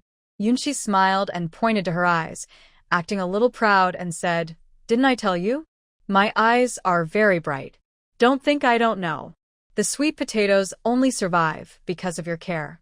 Qingling, thank you. I'm your beast husband, and doing these things is my duty. You don't need to thank me. Actually, I don't like it when you are so polite to me. Got it? I won't be so polite to you guys in the future. Hurry up and clean the Gugu beast, or else we won't have food by nightfall. Qingling nodded, picked up the Gugu beast, and ran toward the river, worried that if he was a second late, Yunxi would go hungry. If potatoes can't be eaten, then let's do Gugu beast with mushrooms. Perfect for trying out the dried mushrooms. Then I'll go soak the mushrooms. Fingheng quickly ran off. He needed to do more work himself and not always let Qingling get ahead. Yunxi looked at Shiryu, and the two exchanged smiles. Now it seemed they were the ones with the most free time. Later, we will plant potatoes together. First, help me find some dry grass and some ash from burnt wood. We will need them when planting the potatoes. Shiryu nodded and turned toward the forest. He had no objections to Yunshi's plans.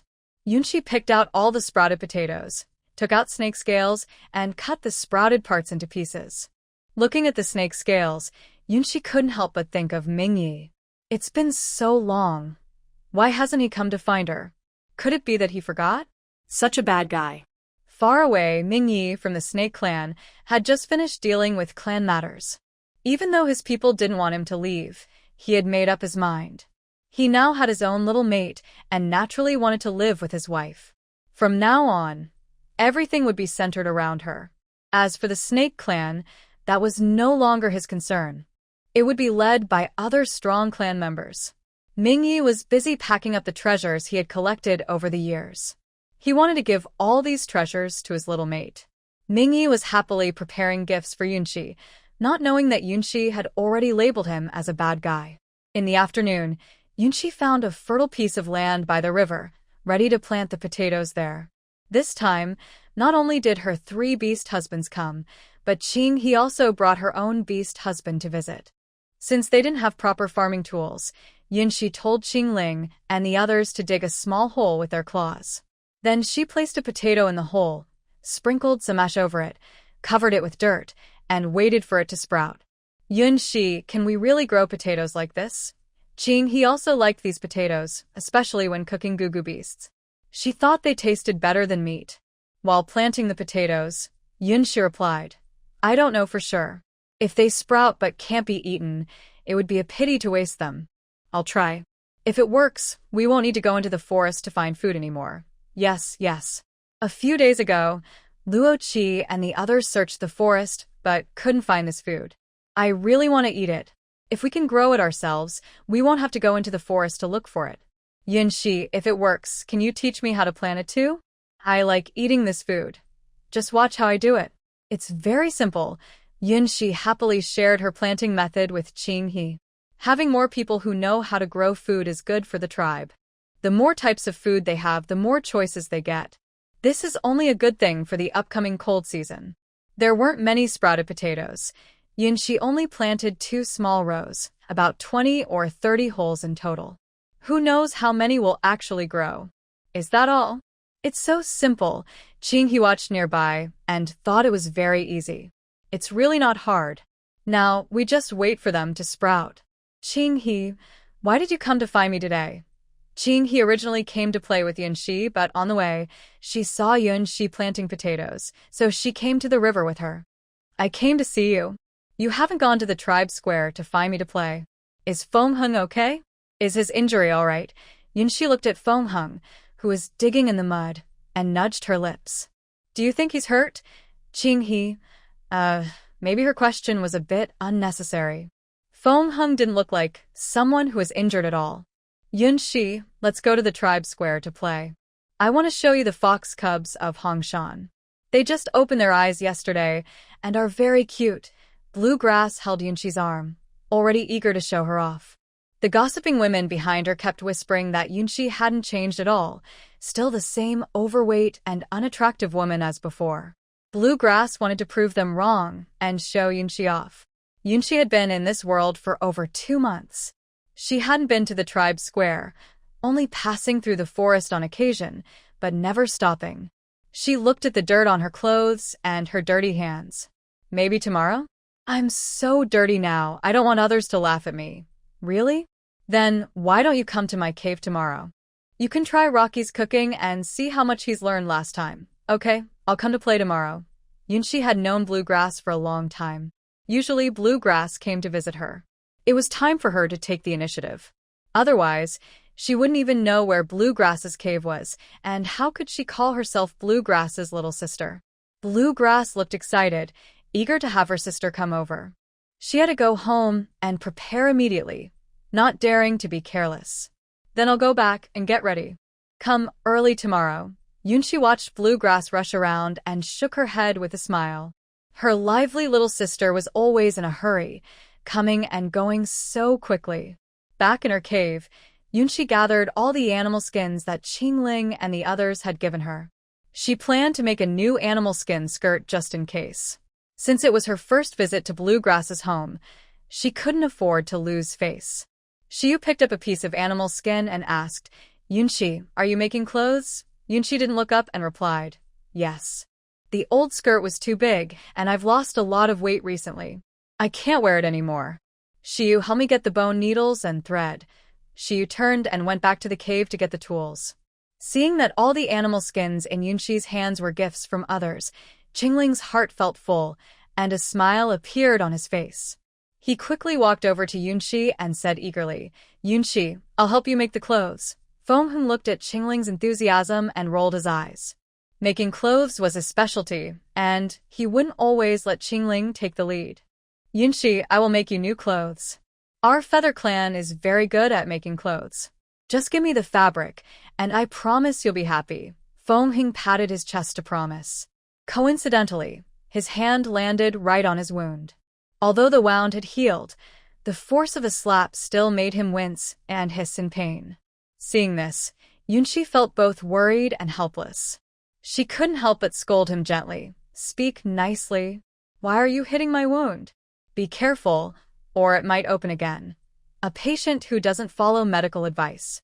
Fengheng looked innocent and said pitifully, I got so excited that I forgot about it. I just want to help you make clothes. Yunshi raised an eyebrow and asked skeptically, Can you really make clothes? Don't mess things up. Yunshi herself doesn't know how to make clothes, but she thought making a beast skin skirt shouldn't be hard. A simple stitch would do. If Fengheng can do it, that would be a big help. Who doesn't want to wear a nice beast skin skirt? Fengheng nodded confidently, his eyes shining with determination. As a member of the Feather Clan, learning to make clothes was something he had to do since he was young. Suddenly, Fengheng seemed to remember something. His eyes lit up, and without hesitation, he turned and ran swiftly toward his cave, moving as fast as a gust of wind. Soon after, he rushed out of the cave in a flurry, clutching something tightly wrapped in beast skin. His careful manner made it look like he was holding a priceless treasure. Use this to make clothes. This is our special feather silk, given to me by my mother when I left the tribe. She wanted me to use it to please the lady. Do you mind that I didn't show it to you earlier? After saying this, Fengheng looked at Yunshi cautiously, afraid she might be angry.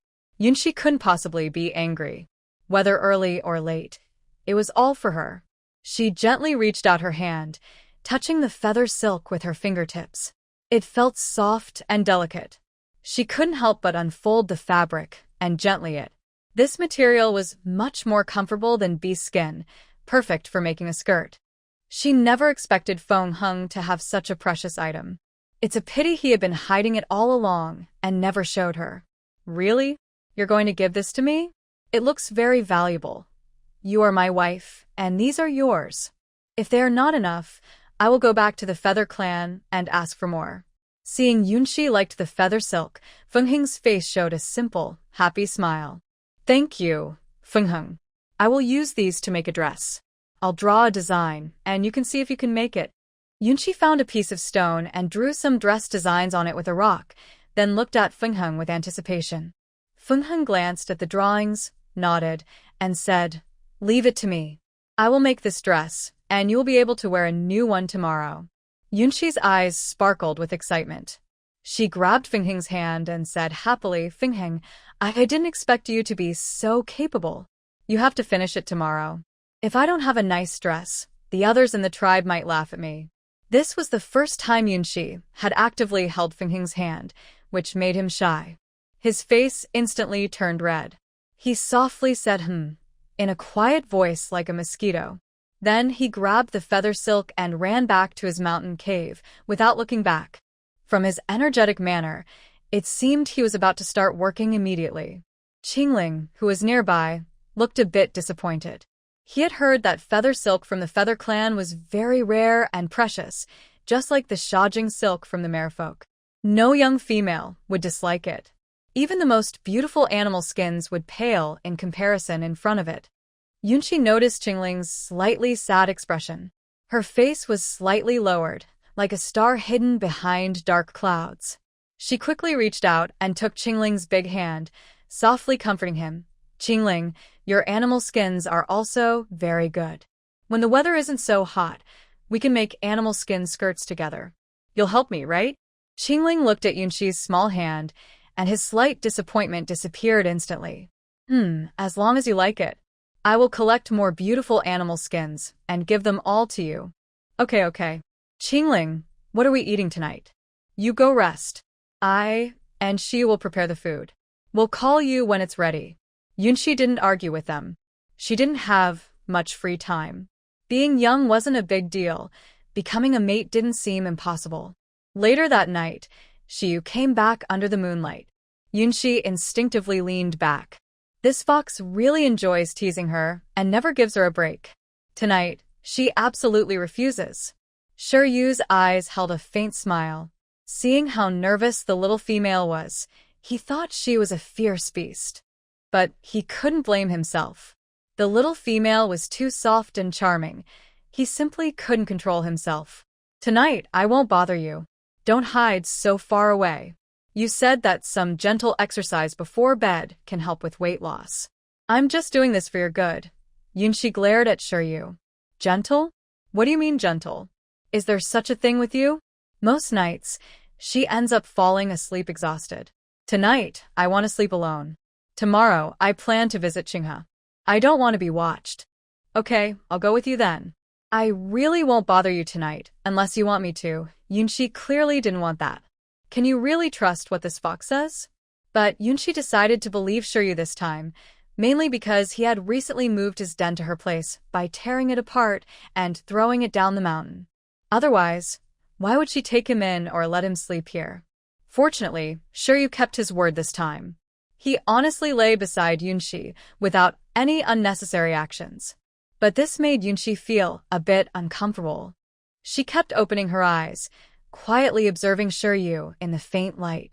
Sleep quickly, or I might go back on my word. Yunxi, I have no resistance to you. Because a fox spirit was lying beside her, Yunxi had been sleeping later than usual these past few nights. Now, she felt completely awake. She slowly reached out her finger, gently tracing Shiryu's features. Then, tilting her head with a playful and expectant look, she softly asked, Shiryu, am I looking more beautiful now? Shiryu took Yunxi's restless hand and gently kissed it. Yes, very beautiful. Especially beautiful. So you don't need to lose weight anymore. I'm worried more people will come to compete for you. When I just woke up, I was a bit dazed and couldn't tell reality from dreams. Seeing myself like this, I was shocked. At that moment, I vowed to lose weight. I want to make you all regret, then find a handsome guy to make you jealous. Cloud's thoughts drifted back to when she first arrived here. At that time, she was really annoyed with a few people. Unexpectedly, after going around in circles, they returned to their original place. At this moment, Lu Baiwei noticed that a talisman paper was stuck behind Yi Linglong's ear. Why hide good things instead of sharing them? In the end, Xinlan won the illusion contest with overwhelming advantage. Besides her strong skills, her choice of theme was also stunning, causing everyone to go wild. In the final moments, Yi Linglong and Lu Baiwei watched as the stone tablet on the martial stage slowly rose, and at the top, a line of golden characters appeared. The 101st, could it be that the little female is missing him? He needs to speed up. Shiryu's lips curled up happily. Clearly, Cloud's words made him very pleased. Since he's in a good mood, maybe he should show it, so she can also be happy. So, a certain fox, who had forgotten what he just said in bed, started to use his fox-like advantages. He took a small female who was resisting very little and completely won her over. The trickster. Foxes are cunning. He would never believe what a fox says again. Tomorrow, she wouldn't let him get close. The next morning, Feng Hung, with dark circles under his eyes, handed a new dress he had stayed up all night making to Cloud Shi. Cloud Shi took the new dress and brightened up. Although it was a simple style, the feather silk was as soft as clouds, visibly smooth and light, with a faint pink hue. She kept kneading it, unable to believe such precious fabric existed in this world. It was incredible. Do you like it? Feng Hung looked a bit unsure. It was his first time making clothes for a little female, and he didn't know if Cloud Shi would like it. Cloud Shi was reluctant to let go. She nodded and said, "Thank you, Feng Heng. I like it very much." "The dress is beautiful." A proud smile appeared on Feng Heng's face. "I'm glad you like it. This feather silk is only made by our feather tribe. You can't find it anywhere else. Usually we give it to the little females we like. No wonder Feng Heng took so long to show it." Cloud, she felt warm inside and was touched. "I remember you took a big piece yesterday. You didn't just make this dress, did you?" Windhung felt a bit shy and scratched his head awkwardly, saying hesitantly, "It's been a long time since I last made one. My skills are a bit rusty, so I wasted some material. But if you like, I can go back to the Feather Clan and ask my father for peace. I remember he secretly hid one. Don't throw away the remaining feathers. They are very precious. I'll see what I can make with them later. We can't waste them. If I can't make a dress, I can make something else." Windhung nodded. "I haven't thrown them away. They're all kept. You can try on the size first. I don't know if it fits. You won't let me hold you, so I can only go by feeling. If it doesn't fit, I'll fix it." Yinshi looked at Windhung with a smile, feeling a little sorry for him. But it seemed fair, since she had decided to give these two children a chance. She couldn't just focus only on Shiryu, or people might say she was biased. Since she had made her decision, bias was not an option. Moreover, she couldn't always let Shiryu have the advantage. This puts Mo Rollin at an advantage. Using her best sword, she successfully won the top spot in the weapon forging competition. Mo Rollin proudly stepped down from the forging platform and watched with her fellow disciples as the stone tablet slowly rose, engraved with her name and that of Qingxian sect. After the weapon forging contest, the next event was alchemy. Like Mo Rollin, she used free materials to craft her pills. Yun Shi and Windhung entered the cave one after the other. Seeing Yun Shi getting closer to Windhung, Shiryu felt a bit jealous, but he knew this was inevitable. As the first beast husband, he couldn't always monopolize Yun Shi. Besides, there was also the pitiful Qing Ling nearby. When Windhung first arrived at Yun Shi's cave, he couldn't help but look around. "Close your eyes first. I'll change my clothes." Windhung obediently closed his eyes. Now, Yun Shi's words had become a conditioned reflex. He didn't think to argue. He just did as told. Yun Shi looked at Windhung's silly expression with a smile, then didn't hesitate. She took off her beast-hide skirt and put on the new dress she had made. This dress seems to be made just for Yun Shi, perfectly highlighting her figure. Yun Shi's feelings of happiness are obvious and can't be hidden. Seeing Feng Heng still quietly closing his eyes, Yun Shi leans in and gently kisses the corner of his lips. When he doesn't react, she pretends nothing happened and continues to try on her new dress. Feng Heng opens his eyes in surprise, his fingertips unconsciously touching the spot where Yun Shi just kissed him. He feels unsure but doesn't dare to ask. What if he's mistaken? It might make Yun Shi feel awkward. Then, Feng Heng's gaze slowly shifts to Yun Shi. She looks so beautiful in her feathered dress. He can't help but stare. "Yun Shi, you look so pretty." "Really?" Yun Shi smiles and spins around. The skirt flares out, and with her bright smile, she looks stunning at this moment. Feng Heng instinctively takes a step forward, but stops halfway. What was he just doing? He might scare Yun Shi if he moves closer. Seeing Feng Heng's dazed expression, Yun Shi can't help but cover her mouth and giggle. She then steps closer to Feng Heng and gently kisses him again at the same spot. Feng Heng's eyes show disbelief again. So Yun Shi really kissed him. That wasn't a mistake. He decides that later he'll go to Qingling and show off proudly. Unknowingly, his mistake has caused Qingling, the impulsive one, to take the lead instead. When Yun Shi appears again in front of Shiyu and Qingling, both of them are instantly surprised and can't help but admire her silently. What a beautiful young lady. Looking at Feng Heng, he seems so happy that he's practically clapping his hands. This makes it hard not to suspect that Yun Shi and he might be doing something secret.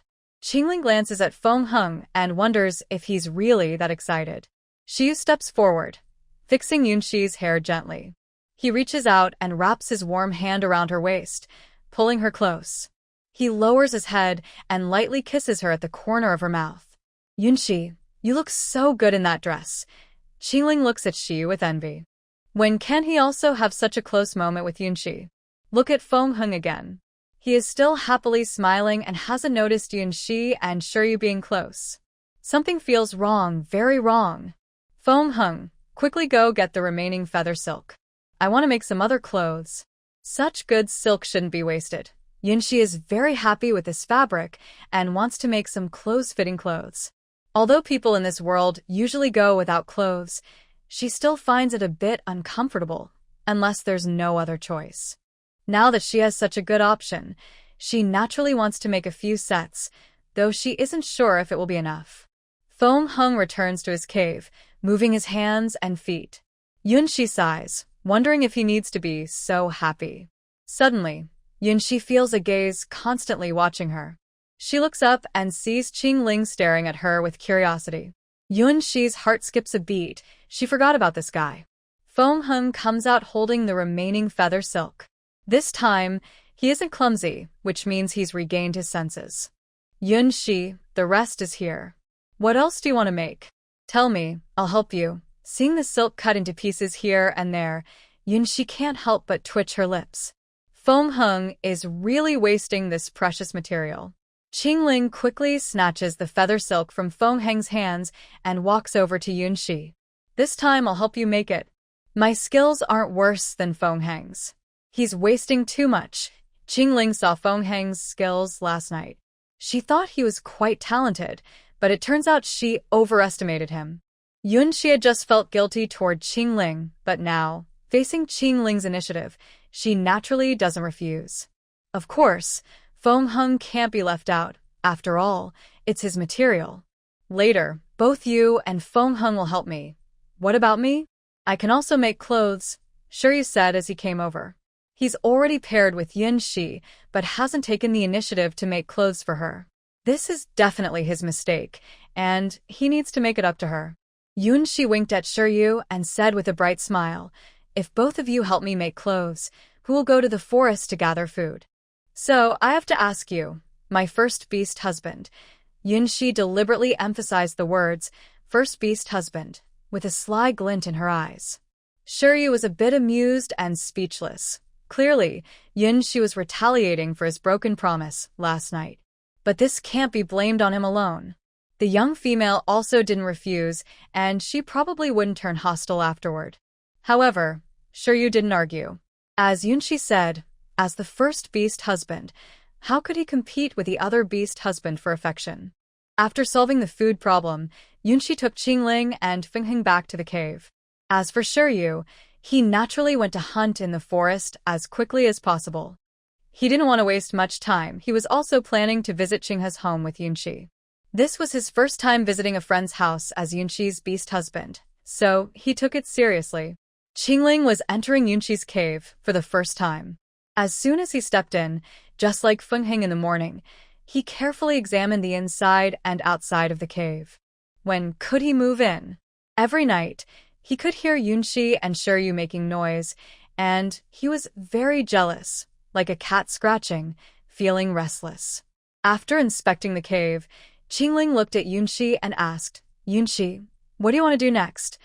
Yunxi hesitated for a moment, a rare blush appearing on his face.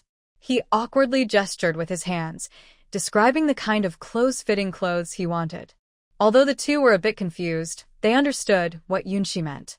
Their faces also turned a little shy, just like Yunxi. But thinking about Yunxi asking them to make clothes-fitting clothes, it meant Yunxi had accepted them. Suddenly, both of them became very motivated. Yunxi didn't care about their thoughts. He took a small piece of feathered silk to make a headband for himself, making sure to use it all and not waste any. The three of them remained silent, each busy with their own work, afraid that speaking might ruin the intimate atmosphere. Soon, Qingling and Feng Heng finished making the clothes-fitting clothes Yunxi wanted. They handed them to Yunxi at the same time, and Yunxi didn't feel like inspecting them openly. He was a little shy about it. So, Yunxi directly asked the two to leave the cave. When only Yunxi was left inside, he took out the small underwear that the two beast husbands had just made. To his surprise, their craftsmanship was quite good. Men in this beast world really are all skillful. Yunshi happily chose one, put it on, and found it fit well, much more comfortable than the animal skin clothes he had worn before. Yunshi plans to redo her hairstyle. She just made some new hairbands that match her dress perfectly. Qingling walks in again and hands Yunshi a pair of earrings made from beast teeth. These are made from my childhood beast teeth. I want to give them to you. Yunshi feels a little surprised and quickly accepts them. Thank you, Qingling. These earrings are very pretty. I'll wear them soon. I'm glad you like them. Qingling stares at Yunshi closely, but doesn't speak. What's wrong? Why are you looking at me like that? I'll wear them later. I need to braid my hair first. Since you're here, you can help me. Yunshi doesn't stop working with her hands. Her fingers move quickly and skillfully as she braids her hair. When she finishes, she turns to Qingling with a gentle smile. Qingling, help me tie my hair with this hairband. Qingling's heart jumps to his throat. He feels nervous and his palms sweat a little. This is the first time he's been so close to Yunshi, close enough to feel her breath. He takes a small breath and smells her faint, lovely scent. His throat feels dry, and he unconsciously swallows. He's so nervous that he tries to tie the hairband several times but can't do it right. Are you too nervous? No, I can do it next time. Don't underestimate me. Qingling quietly says, trying to clear his mind. Yunshi has finally let him get close, and he doesn't want to mess up now. Luckily, this time, he finally ties the hairband correctly. Qingling secretly breathes a sigh of relief. Yunshi hands Qingling the earrings he gave her earlier, smiling warmly. Here, help me put these on. Qingling softly responds with a and takes the earrings. He carefully puts them on Yunshi's ears, matching perfectly with the ones he wears. Yunshi, you look even prettier with these earrings on. Earlier, outside the cave, Qingling saw the envy in Shiyu's eyes. Yunshi naturally remembered that. This morning, Fengheng gained some benefits, and Yunshi wouldn't forget Qingling's kindness either. Yunshi turns to Qingling with a gentle, warm smile. Qingling, come a little closer and tilt your head down a bit. Qingling was also a obedient beast master, and naturally did as told. Yunshi smiled, wrapping her arms around his neck and kissing his lips. She planned to kiss and then run away, like Fengheng did. But Qingling reacted faster than Fengheng. Just as Yunshi was about to leave, he suddenly held her head and deepened the kiss. After a while, Qingling finally let go of Yunshi. Both of them were still breathing a little fast. Qingling, usually serious, showed a rare smile. Even his big tail wagged happily, showing he was in a good mood. To avoid delaying their visit to Qinghe's home later, Yunshi and Qingling went to the cave entrance together. Luckily, Fengheng was in his own cave, and Yunshi didn't want to deal with him again. For the first time visiting Qinghe's home, Yunshi packed dried mushrooms in a small basket and also took some unplanted potatoes to give to Qinghe. When you from the forest returned, Yunshi, along with 3 beast masters, set out to visit Qinghe's home. Yunshi chose to walk there herself since both villages were close in the same tribe. Along the way, Yunshi attracted a lot of attention wherever she went. Was that Shiryu's wife, Yunshi? She looks different now. Yeah, last time I saw her sitting on Shiryu's beast form, she didn't look like this. I'm so jealous of Shiryu and his wife. She's so beautiful. Didn't you used to mock them? As expected, Yunshi, being the center of gossip, was always the target of chatter wherever she went. Yunshi ignored the gossip around her. Since everyone was praising her, she couldn't be angry. Soon, they arrived at Qinghe's cave. Qinghe was already waiting at the entrance. When she saw Yunshi, her eyes widened. Yunshi, you look so much more beautiful now. If I didn't see your beast master, I wouldn't even recognize you. Didn't we just see each other yesterday? How can you not recognize me? I just changed my clothes. Is there such a big difference? Although Yunshi knew that changing her clothes would make her look different, she didn't think it would be that dramatic. Suddenly, Qinghe nodded quickly. It's a big change, Yunshi. Your new outfit looks really nice. Yunshi smiled and held up a small basket. Qinghe, I brought you some dried mushrooms and potatoes. You mentioned you wanted to eat them yesterday, right? Chingha took the basket and handed it to Luochi. Yunshi really knew what she liked. She's truly her good sister. Yunshi, you're definitely my best sister. Come on, let's go to the cave. I'll take you there and Luochi and the others will prepare the food. Chingha pulled Yunshi toward the cave. Since they were males, Shiyu and the others couldn't go inside, so they stayed outside with Luochi and helped prepare lunch. Yunshi, tell me, have you had any good news lately? You seem different today. Yunshi looked a bit helpless. Her favorite sister loved gossip so much, she never missed a chance to hear the latest news. She's really the best at catching gossip. What's different? We're all the same as usual. How do you see that I'm different? Chingha grinned mischievously. You haven't noticed that Qingling's face actually has a smile today? That's very unusual. When has Qingling ever smiled like that? This sister really has sharp eyes. Yunshi knew the reason, but she didn't want to share it with her sister. She quickly changed the subject. Forget about that. You said you wanted to take me to see Hongshan's little fox, right? Don't worry, I remember. After we eat, I'll take you to Hongshan's cave. Her fox cubs are adorable, but your and she's fox cubs will definitely be cuter. You should hurry up. Stop talking about me. What about you? You said you wanted to have pups with Luochi, right?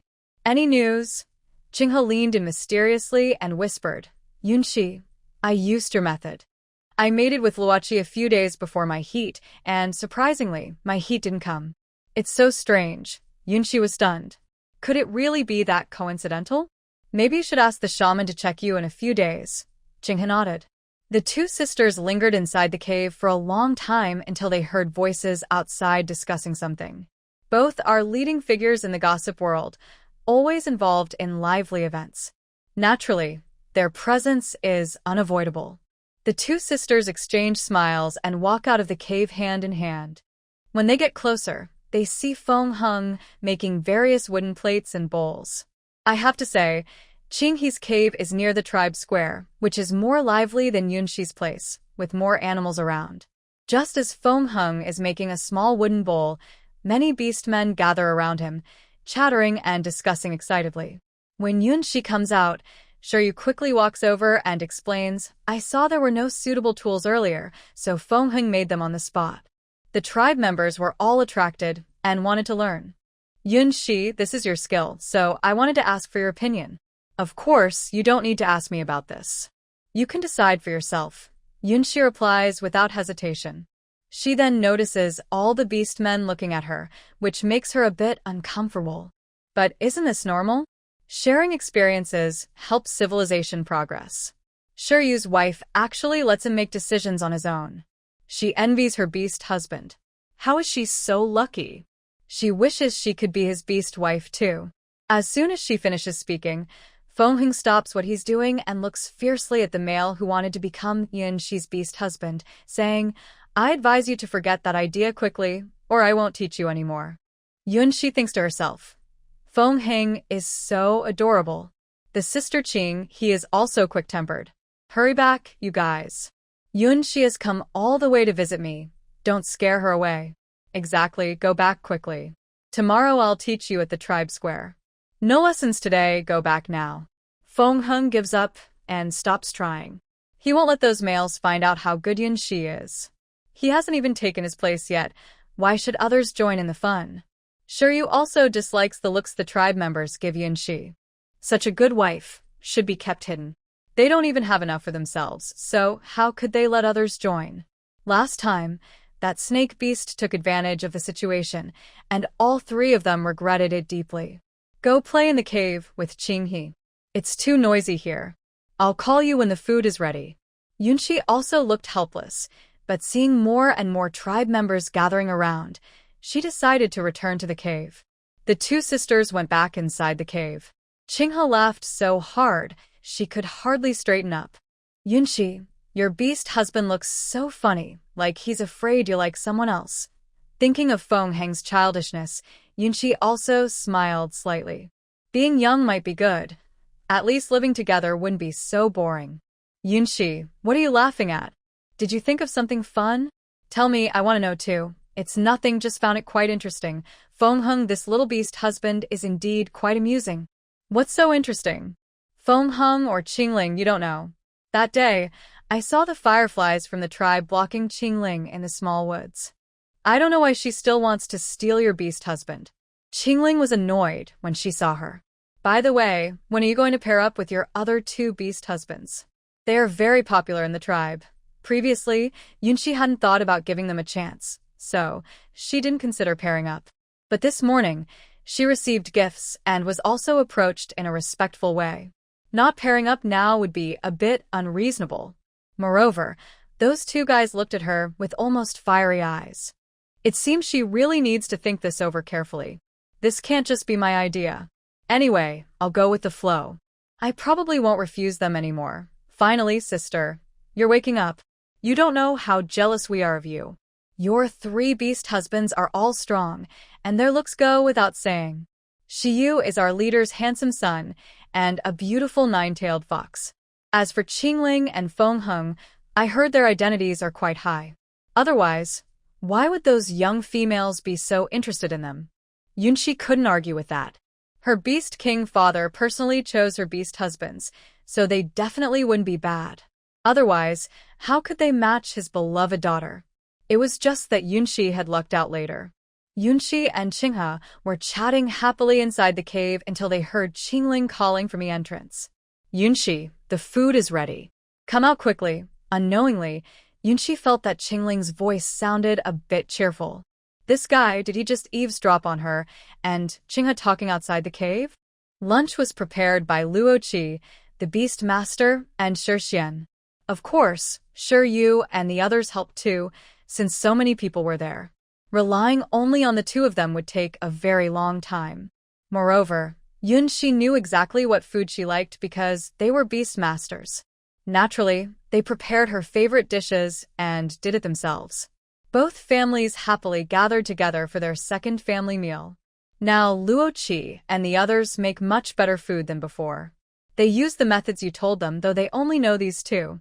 Yunxi, maybe one day you can teach them a few more. Your cooking is really delicious. Since eating Yunxi's food, Qinghe has become a bit more picky. She no longer eats the old dishes she used to enjoy. Once Qingling learns, you can have them learn from him. Qingling's cooking is really good. Yes, Yunxi, you're so kind. Why don't your family move here? It's much livelier than your place. Then we can see each other every day. Qinghe was being honest. Right now, their two families were eating together, and several beast men were peeking around, curious about what they were eating. They didn't know what they were looking at. The beast men. Of course, we're just here to see what smells so good. We're drooling just looking at it. I think my place is fine. There aren't so many people watching, so it's more comfortable. If you don't find it fun, just come visit me anytime. It's not far. Yunxi didn't like being the center of attention. Her place was a bit remote, but her family was happy and relaxed there. After the meal, he took Yunxi to visit Hongshan's house next door, to see the fox cubs that had just been born. As he said, they were two adorable little foxes, red foxes that had just opened their eyes. They were super cute.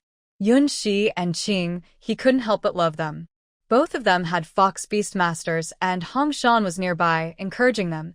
You two should hurry up and catch some, so your future cubs can grow up together with our male cub. His little wolf cubs hadn't even been seen yet, so the little foxes were a distant hope. I'd like to, but I promised Luo Qi I'd have his wolf cubs first. Yunxi, you can do it. Shi Yu is the only nine-tailed fox in our tribe, and she's very beautiful. Your cubs will definitely be very pretty. Yunxi didn't answer. This little one could only go with the flow. She wasn't opposed. But Qinghe was right. Based on Shiyu's genes, their little fox wouldn't be bad. Yunxi also started to feel a little hopeful. The two stayed for a while longer before saying goodbye to Hongshan and leaving. Qinghe then took Yunxi to the tribe square. The square was not far from Qinghe's mountain cave, so there was no real danger. Feng and Qingling didn't follow. At this moment, many people gathered in small groups at the tribe square. Yunxi's first thought was, do these people not mind the sun? It was the hot season now. Even though there were many trees, it was still very sunny. Suddenly, A young female blocked Qinghe's way. Qinghe, who is this young female next to you? I haven't seen her before. Is she new? Qinghe ignored her and instead leaned close to Yunxi's ear, whispering, That's Luiying. She came around the same time as you. She's quite bossy in the tribe, but I'm not afraid of her. Seeing Qinghe didn't answer, Luiying raised her voice.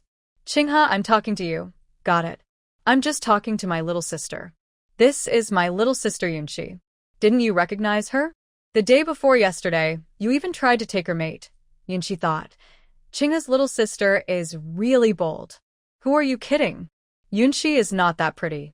Besides, didn't she already say she wanted us to take her mate? That's not stealing. Qinghe, don't talk nonsense. Luiying was the prettiest young female in Beichuan tribe and had 5 mates. She was very popular in the tribe. The young female next to Luiying tugged her arm and whispered, That female really is Yunxi. Although Yunxi rarely came to the tribe square and had little contact with the tribe's young females, a few had seen her before. That young female had seen Yunxi once. Although she didn't want to admit it, the beautiful young female next to Qinghe was indeed Yunxi. Luiying said casually, So, what if she's Yunxi? I didn't say anything wrong. Yunxi, didn't you say you wanted us to take your mate? Yes, I did. But I gave you time. If you can't do it yourself, don't blame me. This point, Yunxi cannot deny, was her impulsive mistake. But now, things are different. She definitely won't allow others to take her beast husband. Give me some more time. I really like Qingling. If you give him to me, I can give you lots of food or whatever you want. I can satisfy you. Luiying spoke very sincerely, showing she truly liked Qingling. In the past, Yunxi might have given her advice, encouraging her to win Qingling over sooner. But now, she can't do that. She has already kissed Qingling, which is like a promise. She can't be a bad partner. Not now. Qingling is my beast husband. You're not keeping your promises. I can give you a lot of food. Qingling isn't an object. He's free. If you have the ability, go and take him. I won't stop you this time. You. Luiying pointed at Yunxi, so angry she couldn't speak. If she could win Qingling over, she wouldn't be here negotiating with Yunxi. It's because Qingling doesn't pay attention to her. Luiying, there are many males in the tribe. Don't just focus on Qingling from Yunxi's family. If Qingling liked you, he would have agreed long ago. Didn't you like Shiryu before? Weren't you trying to take Yunxi's beast husband too? They had once gone to negotiate with Yunxi together, but Qinghe had given up halfway. That was before. I don't like Shiryu anymore. I suggest you give up too. Yunxi is prettier and stronger than you. Qingling isn't foolish. Although Luiying is quite bossy in the tribe, with 5 beast husbands she can rely on. But Qinghe isn't afraid of her. She doesn't have 5 beast husbands, but she has 5 strong brothers. At this moment, Qingling came to find Yunxi, thinking someone was bullying her. He hurried over and asked, Yunxi, what happened? Yunxi shook her head. She really wanted to ask about the gossip, but she held back. She decided to ask later. She wanted to see how Qingling was doing.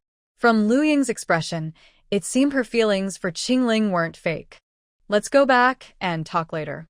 Sure, you and the others are somewhere else. Now let's go back to the cave. I see. Qinghe, let Fenghen go straight back to the cave later.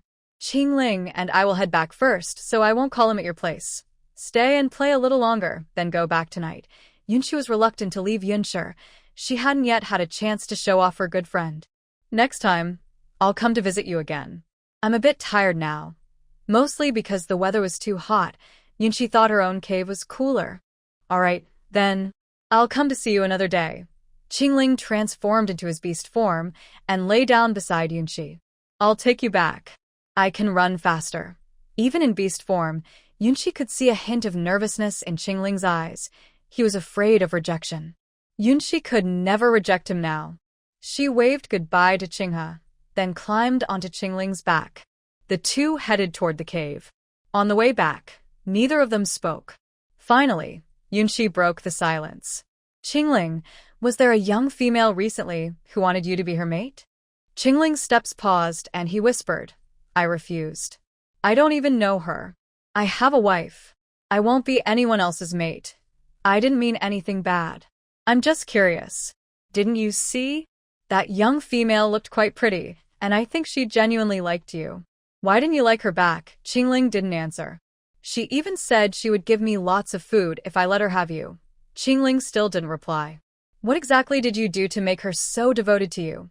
Qingling remained silent, just continuing toward the cave, leaving Yunqi alone on Qingling's back, talking to herself. Yunqi was just curious, with no other intentions. But her words sounded different to Qingling. When they reached the cave, Yunqi jumped down from Qingling. The next moment, Qingling, who had turned back into his human form, suddenly pulled her into his arms. He held Yunqi tightly and said softly, I don't even know that young female. You pushed me away before, and now you're trying to push me out again. Yunqi shook her head quickly and explained, You misunderstood. I was just curious. I was bored, so I wanted to find some fun. If we're bored, we can do something fun, like finding a partner. I am now walking in the tribe, and those people are talking behind my back, saying my wife doesn't want me and refuses to be my partner. Qingling further expressed his wishes. He already knew that Yunqi was shy, so some things needed to be taken initiative on. It's not that she doesn't want to. Falling in love takes time. No one becomes partners immediately. As for confirming feelings, that only happened this morning. Becoming partners should be a gradual process. Falling in love? What's that? Qingling said he didn't understand. But from Yunqi's words, it seems she is willing, just needs some time. I'm not forcing you. Don't push me away again in the future. I am your beast husband, and I will only be your beast husband. Yunqi raised her eyebrows, showing that Qingling still had a bit of a bossy side. Don't worry, I won't sell you out now. You're so capable. I can't find a better beast husband than you. That's more like it. Qingling's big tail appeared again, showing he was happy. After calming Qingling, Feng Heng's figure appeared at the corner of the cave. Feng Heng was straightforward and spoke directly. Why didn't you wait for me? Why did you sneak back? He was eagerly waiting at the entrance of Qinghe Cave for Yunqi, but Qingling took Yunqi back without calling him. Yunqi quickly explained, It was too hot in the square and I didn't know those tribe members. So we just came back. The cave is cooler. Feng Heng looked at Yunqi with some suspicion, then at Qingling, trying to find clues from both. Qingling had been acting strangely since this morning. He thought that after showing off in front of him, Qingling would be jealous. But instead, Qingling was silent for a moment and then acted as if nothing happened. He even seemed secretly proud. Ignore him. It's hot outside. Stay in the cave. I'll get you some ice to cool down.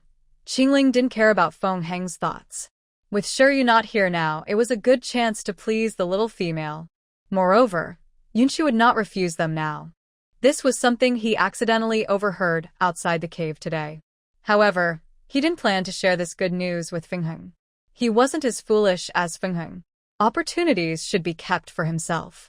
Qingling directly took Yunqi's small hand, and in Feng Heng's surprised gaze, he led Yunqi back to the cave, which was Yunqi's own cave. Feng Heng, who am I? Where am I? When did Qingling become so close to Yunqi? He had never held Yunqi's hand before, and Yunqi showed no sign of rejection. He had only been a little late returning. What had happened between them that he didn't know about? No, he couldn't let Qingling always take the lead. Feng Heng hurriedly followed into Yunqi's cave. He would do whatever Qingling did, never giving Qingling a chance to impress Yunqi alone. He couldn't lose to Qingling. Until sunset, Shiyu returned from his father and also brought some fresh fruit for Yunqi. Wild strawberries from this world. They were bright red, fairly large, and looked very tempting. Yunqi picked a strawberry and put it in his mouth. It wasn't as sour as he expected. The taste was surprisingly good. Yunqi couldn't help but eat 2 more. Shiyu, where did you get this? It's called a strawberry, and it's very tasty. Shiyu handed Yunqi a basket of strawberries, his eyes full of affection. I just met a gathering team out collecting. I traded some beast meat with them. If you like it, I'll ask them later and take you to the forest to gather more. Yunqi put another strawberry in his mouth, cheeks puffed out, and said vaguely, We can dig some up later and see if we can plant them. By the way, did your father ask you to discuss going to the seaside? Shiyu nodded. Currently, he was the only 7th-rank beast man in the tribe. His father wanted him to lead a team to the seaside to exchange for more salt. After all, the next trip to the seaside might have to wait until the cold season ends. Moreover, he knew lands from the merfolk tribe. If the tribe exchanging salt had too many, he could talk to lands and maybe get some favors or connections. This time, the tribe plans to go to the beach early to exchange more salt. The trip will take about half a month, and I'm a bit worried about you. I'm not a child anymore, especially since Qingling and Fingheng are still here. You can go ahead and complete the task, bring back the salt sooner, and I'll be waiting to make cured meat. It's a shame when leftover beast meat goes bad every time. When Qingling and Fingheng heard that she was leading the team to the beach, their eyes lit up immediately. Isn't this their chance? Every time they see him and Yunxi being close, they feel jealous and envious. Xiyu, you can go to the beach without worries. I'll take good care of Yunxi, Fingheng said confidently, patting his chest. Xiyu looked calm, his gaze lightly resting on Fingheng. Although Fingheng has reached level 6 now in Xiyu's eyes, his character still isn't mature enough. Qingling, though only a little older than Fingheng, is much more steady in how he handles things. Can he really trust these two? This isn't just a day or two, it's almost half a month. And there's also an uncertain factor. Will that snake beast come back? That's why Xiyu hesitates. Let's talk about it later. After I go to the market with you, I'll reply to father. When Yunxi heard about the market, she suddenly became interested. What do they trade there? Barter? Do we need to prepare anything in advance? You can barter or trade directly with beast crystals. Don't worry about that. I'll prepare everything. When the time comes, just trade whatever you like. Yunxi suddenly remembered the beast crystal that Minji gave her. She quickly took out a faintly glowing beast crystal from her small leather pouch and handed it to Xiyu. Is this the kind of beast crystal? I have one too. Xiyu carefully examined the crystal.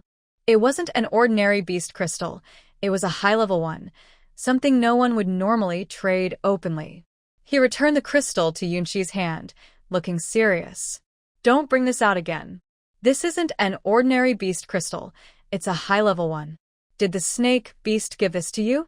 Yunxi nodded, placing the crystal back with the snake scales.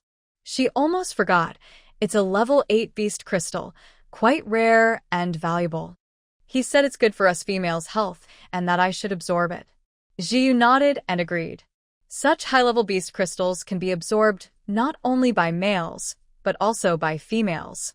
It seems this snake beast is not a cold-hearted, wandering beast person. Qingling handed over all her collected low-level beast crystals in a large animal hide bag to Yunxi. Use my beast crystals to buy whatever you want. Fingheng was not willing to be left behind. He quickly ran back to his cave and also gave Yunxi a bag made of animal hide. I'll give you everything I have. Do whatever you want with it. Yunxi looked at the bag in her hand and felt as happy as if she had been filled with honey. It was like her husband had handed over all his savings for her to keep. The feeling of security was overwhelming. Xiyu didn't hold back either. He waved his hand and poured out all the beast crystals collected in his space. His eyes clearly showed that all of it belonged to Yunxi. Yunxi suddenly felt like she had become rich overnight and smiled happily. She wondered how much she could exchange these beast crystals for, considering the shopping standards in this beast world. In the end, Yunxi decided to store all the beast crystals in Jiyu's space, as it was the safest and most convenient place. The next day was just like any other. Originally, Jiyu and Qingling went to the forest, while Fingheng stayed at home to rest. But Fingheng insisted on going to pick wild strawberries for Yunxi, because she had praised how delicious they were yesterday. So Qingling stayed behind to keep Yunxi company. Qingling first accompanied Yunxi to finish today's exercises. Then they went to check on the sweet potatoes they planted, watering them along the way. Finally, they went to the small river to look at the potatoes planted yesterday and to find some wild vegetables. Throughout the walk, Qingling's eyes never left Yunxi. He followed her wherever she went. They walked along the riverbank, searching together. Coincidentally, they ran into Qing He and her beast husband, Luo Qi, who were also looking for wild onions by the river. The two friends met and started chatting about everyday life. After some casual talk, Yunxi decided to visit a valley outside the tribe. Qing, he said there was a large sea of flowers there. Recently, the flowers had bloomed beautifully, and many people from the tribe had gone to see them. Since arriving in this beast world, Yunxi has mostly been busy outsmarting her beast husband or trying to lose weight. She hasn't taken a break to enjoy this world properly. This is a rare chance for her to relax. However, Qinghe can't accompany Yunxi this time because he has something to do. Yunxi thinks the valley is close to the tribe and not dangerous. It's a good opportunity to spend some time alone with Qingling. She always feels that Qingling, her beast husband, seems insecure. Yunxi plans to have a good talk with him. Qingling knows the valley Qinghe mentioned very well. Immediately, he transforms into his beast form and takes Yunxi to the valley. Such alone time is rare, and it's a good chance to strengthen their bond. Qingling finally gets what he wants. Although Yunxi sat in his beast form yesterday, the trip was short and not worth mentioning. Today is different. They start from a small river, pass through the tribe gate, and head straight to the valley. Many tribe members see them along the way. Qingling understands that, even though he and Yunxi are not yet officially a couple, Yunxi has accepted him. The valley is not far from the tribe. They arrive after a short walk. As Qinghe said, a large sea of flowers comes into view, gently swayed by the breeze, with a lovely floral scent. Yunxi chooses a flat spot and lies down in the flowers. Looking at the blue sky and white clouds, feeling the gentle breeze, she feels very happy. Qingling mimics Yunxi and lies down beside her, but one is admiring the scenery, and the other is just watching the little female. Time seems to stand still at this moment. Yunxi feels a peaceful happiness. This world, aside from being a bit behind, doesn't seem so bad. At least, such beautiful scenery is rare on Blue Star. Feeling Qingling's intense, wolf-like gaze fixed on her, Yunxi extends her little pinky finger and gently hooks Qingling's finger. She tilts her head and softly asks, "Why are you staring at me instead of enjoying the scenery?" Qingling doesn't answer, but keeps looking at Yunxi intently. To him, the most beautiful view is right in front of him. He doesn't care about anything else. His throat moves, and he finally can't hold back. He turns slightly and kisses Yunxi's forehead carefully. His cautious look makes her feel a little heartbroken. "Qingling, you don't think I still dislike you because you don't look good anymore, do you?" Qingling's eyes darken instantly, and his bright aura fades. He slightly lowered his head and said sadly, "You are so talented, but I am not the best one." Yunxi smiled warmly and showed a gentle smile. She reached out her hands and gently held Qingling's handsome face, turning it from side to side. "Let me see. My Qingling looks so good. If someone dislikes you, they must not have good taste. I am not someone without good judgment. Besides, in my eyes, Qingling, you are very special. You don't need to compare yourself to others, just be yourself." Qingling's eyes suddenly brightened. He was indeed a little insecure. When he was in the Beast King Palace, Yunxi had belittled him, making him lose confidence in himself. He was one of the best among their Snow Wolf tribe, so why did he become so insignificant in the Beast King Palace? Now Yunxi was different from before. But since she was so outstanding now, Qingling felt even less confident. Yunxi didn't dislike him. It was simply because she was kind. Qingling mumbled to himself, "Be myself? Yes. With me, you don't need to be so careful to please me. Say what you want. Don't hide your feelings inside. I won't reject you." Qingling had always been the quiet type who silently worked hard. Unlike Feng Heng, who said whatever he thought. Most of the time, he carefully observed Yunxi, afraid he wasn't doing enough. Yunxi had always noticed whether Qingling was doing well or not. Qingling was silent for a while, then slowly lowered his gaze and tightly looked at Yunxi's lips. His voice was so soft it was like a mosquito, but with a hint of nervousness and hope, he asked hesitantly, "Can I kiss you?" Yunxi was stunned. Her eyes widened slightly. She didn't expect Qingling to be so straightforward. Her mind suddenly felt like it had been paused, and she didn't know how to react. Just as Yunshi was about to gently respond to Qingling, suddenly a loud shout came from beside them. "What are you two doing here?" The person was Lu Ying. When she was in the tribe, she heard He mention that Qingling took Yunshi to the flower sea in the valley. Not willing to give up, she immediately sent her beast partner to follow and find them after searching around. The pleasant atmosphere was suddenly interrupted. Yunshi was filled with anger and said, "Who are you?" "What I do with my mate has nothing to do with you." Lu Ying ignored Yunshi and stared directly at Qingling. "Qingling, don't be fooled by this bad female. She doesn't like you at all. I truly like you. You're so annoying. I don't even know you. Why do you keep coming in front of me all the time?" Qingling was also very angry. He finally had a chance to get closer to Yunshi, but it was interrupted. Lu Ying looked hurt as she looked at Qingling, her voice trembling. "Didn't I tell you? You saved me in the forest. Don't you remember? This was when Qingling and his group first arrived at the Beichuan tribe. At that time, the original owner didn't like Qingling much, so Qingling often went hunting in the forest. Lu Ying was a young female he met alone in the forest. Out of kindness, he brought her to the Beichuan tribe. After that, they had no other contact. Qingling had long forgotten about this. If it weren't for this young female bothering him recently, he wouldn't even remember her. At this critical moment, she came to cause trouble again. Qingling found it hard to give Lu Ying a good look. Qingling's expression turned cold, as if a layer of ice had formed on his face, cold as winter frost.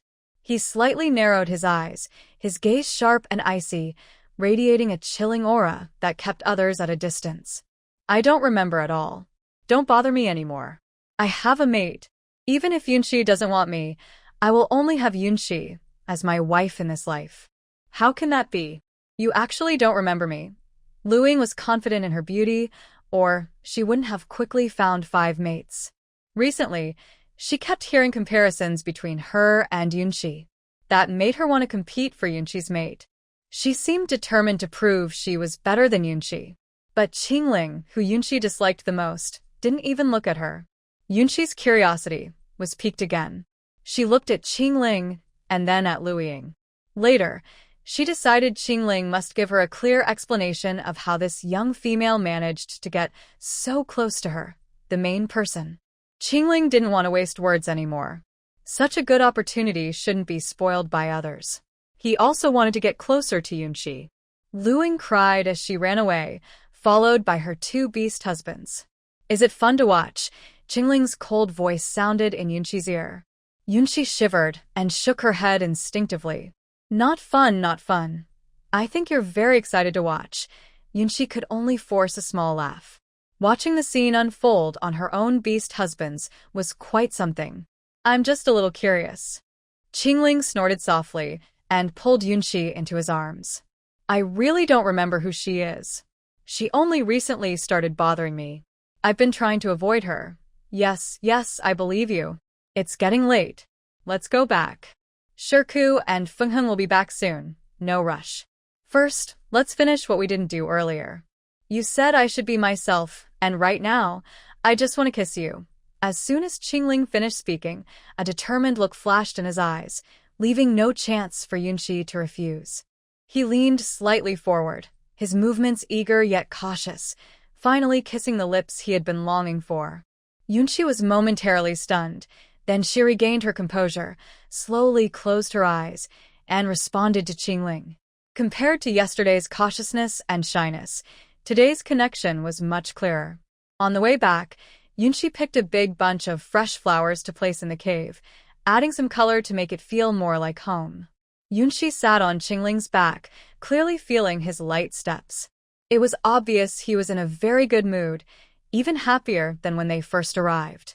When they reached the cave, Shirku and Fengheng had already returned. Seeing Yunshi holding a large bouquet of flowers, Shirku hurried forward to catch them. "Did you two go to the valley? I heard the flowers there are blooming perfectly. I wanted to take you to see them." Yunshi's eyes curved happily as she nodded cheerfully. "Shirku, help me get a bamboo tube filled with water and put the flowers inside. I want to place them in the cave." Shirku immediately went to find a suitable bamboo tube. Qingling was not idle either. He turned around to prepare food, because he couldn't let the little female go hungry. The remaining Feng Heng shyly approached and said, I looked for strawberries all day, but couldn't find any. I wanted to pick some for you. When Feng Heng got closer, he immediately smelled Yunxi's scent, which belonged to Qingling. He froze in place, feeling overwhelmed. Could these two be secretly doing something behind his back again? Is Qingling trying to overtake him? No, that's impossible.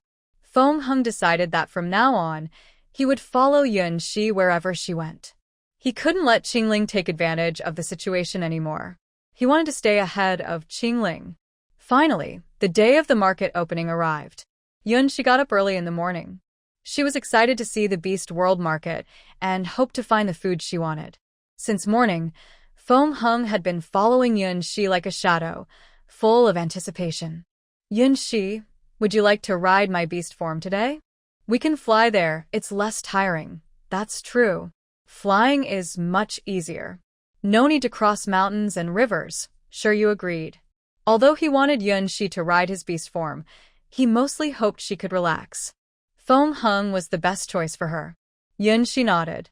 Since sure you said so, she had no objections. Moreover, Feng Heng was very eager for Yunxi to ride his beast form. On our way this morning, I'll go with Feng Heng. It's not too hot now. We'll come back and go with you later. When Yunxi said she would go with Feng Heng, he couldn't wait to turn into his beast form and fly around with her, so she wouldn't doubt whether he could fly. After some preparations, everyone was ready to leave. Feng Heng couldn't wait to transform into his beast form. He was a phoenix bird, with bright red feathers that shimmered in the morning light. His feathers, which had been torn off earlier, had fully grown back, with no visible scars. Feng Heng's beast form was very beautiful, with striking colors. His majestic appearance was a stark contrast to his usually slightly childish face. Yunxi couldn't help but think to herself that it was no wonder Feng Heng always wanted her to see his beast form. It was obvious he just wanted to show off. Feng Heng crouched down his tall body and placed one of his wings in front of Yunxi. Yunxi sat on the wing naturally, and then Feng Heng put her between his two wings. Yunxi, do you think I can take you flying? Hold on tight. After saying that, he flapped his wings and flew toward the sky. Sure you and Qingling no longer hesitated. They transformed into their beast forms and flew quickly toward the market. At first, Yunxi was a little scared. This was her first time riding a flying beast. But although Feng Heng looked immature, his flying was steady. Yunxi gradually relaxed and started to enjoy the beautiful scenery along the way. Yunxi, I wasn't lying to you. I really can take you flying. My beast form is quite big. You must not look down on me in the future. When we go out, just sit on my beast form, and I will take you flying. Yunxi had once complained about Feng Heng, but she didn't expect that he would be so eager to prove himself to her. Much taller than I imagined, Yunxi gently touched Feng Heng's feathers on his neck and asked softly, Feng Heng, your feathers are really beautiful. It must have hurt a lot when they were plucked before. Of course. Our Phoenix clan's feathers are naturally the most beautiful. Do you like them? Yunxi continued to gently the beautiful feathers. Her movements were soft. Feng Heng's feathers were incredibly smooth, slipping lightly through her fingers. The feeling was wonderful, and Yunxi felt very happy. I like them. They are indeed very beautiful. Feng Heng felt the warmth from Yunxi's fingertips. It was like a gentle, warm current wrapping around his heart. Warm and a little sweet. He liked Yunxi's touch. It made every cell in his body feel excited. This happiness lasted until they reached the market. Feng Heng landed steadily on an open space beside the market. His figure flickered, and in the blink of an eye, he changed from his majestic beast form back to his human form. However, his hands still tightly held Yunxi's waist, reluctant to let go even a little. He was even closer to Yunxi now. Feng Heng secretly looked at Yunxi. Seeing that she did not resist, he couldn't help but feel secretly happy. He pretended to be calm and continued to hold Yunxi. Feng Heng thought about how Yunxi had been gently touching his feathers just now. Every touch of her fingertips seemed to directly touch his body. The tingling, numb feeling still lingers in his mind, and he really enjoys Yunqi's touch. Since the beast crystals are stored in Shiyu's space, Yunqi and Fingheng, who have empty hands, have to find a shady spot to wait for Shiyu and the others. Fortunately, Shiyu and the others didn't make Yunqi wait too long. When everyone arrived, Yunqi immediately pulled Shiyu to start exploring the market. She didn't invite the other two because her money was with Shiyu. Most of the items at the market are various foods and beast skins. Yunqi also found many grains from Blue Star. Shiyu, there are so many things here. I want to buy some. Shiyu naturally agreed to her wishes, especially since these were all small beast crystals, and she could spend her money freely. Soon, Yunqi bought everything she liked. She even collected some seeds. These are very valuable. The market isn't very big. In no time, Yunqi had looked from start to finish. She bought everything she wanted, and what was left didn't matter much to her. Compared to the Beast King City, there are fewer things here. When we have the chance, I'll take you to the Beast King City. Shiyu noticed Yunqi wasn't very interested. Compared to the Beast King City, this place is a bit behind. It's already very good. At least I found the food I wanted. Yes, Yunqi had a good day at the market, gathering lots of grains like corn, soybeans, wheat, and rice. This trip to the market exceeded her expectations and was very fruitful. On the way back, the sun was shining brightly. Yunqi didn't choose Fingheng's beast form, but instead chose Qingling's. Because Qingling has ice powers that make her body cool and refreshing, perfect for the hot weather. When they returned to the tribe, Yunqi collapsed onto a wooden bed. Even though Qingling moved carefully, she still felt dizzy and almost vomited. In the future, when going far away, she will choose Fingheng's beast form. Let the sun shine. She believes she will recover quickly. Seeing Yunqi looking so tired, she felt very worried. He quickly came over with a cup of water and said, "Drink some water first. From now on, don't go to the market with us. Just tell us what you want, and we'll buy it for you." Yunqi weakly took the bamboo cup, drank it all in one gulp, then tiredly waved her hand and said feebly, "I won't go anymore. The rocking all the way made my stomach churn. It was too uncomfortable. From now on, I don't want to go out in this weather at all. It's better to stay in the cave." Qingling carried in a wooden bucket filled with ice cubes. A hint of guilt appeared in his eyes. It was his fault for running too fast and forgetting that Yunqi might not be used to it. Yunqi didn't think much about it. As soon as she saw Qingling come in, her eyes lit up.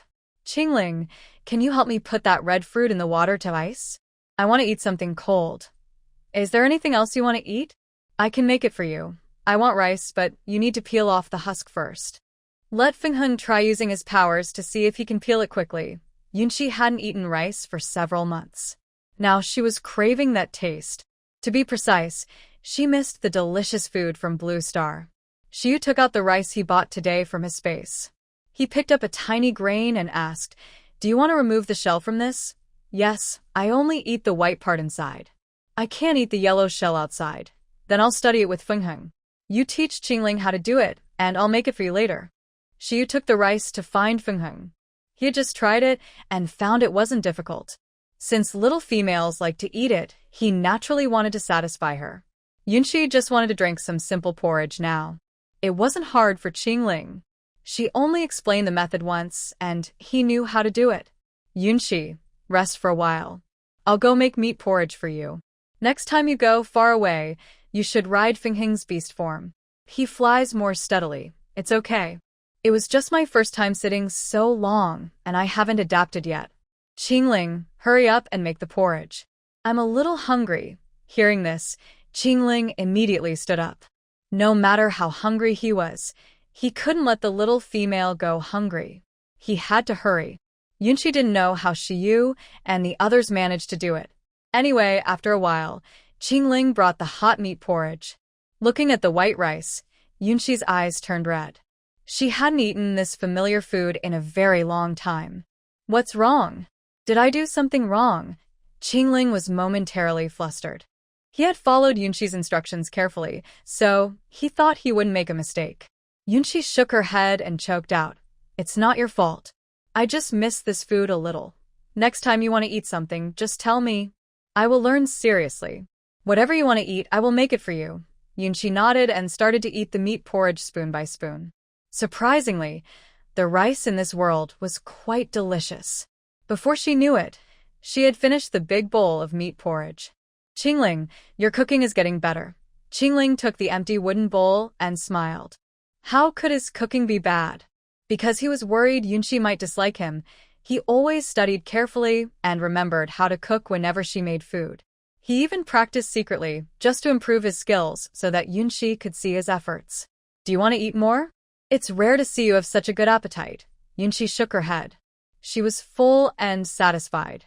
She hadn't fully lost weight yet and needed to keep going. Qingling sighed softly.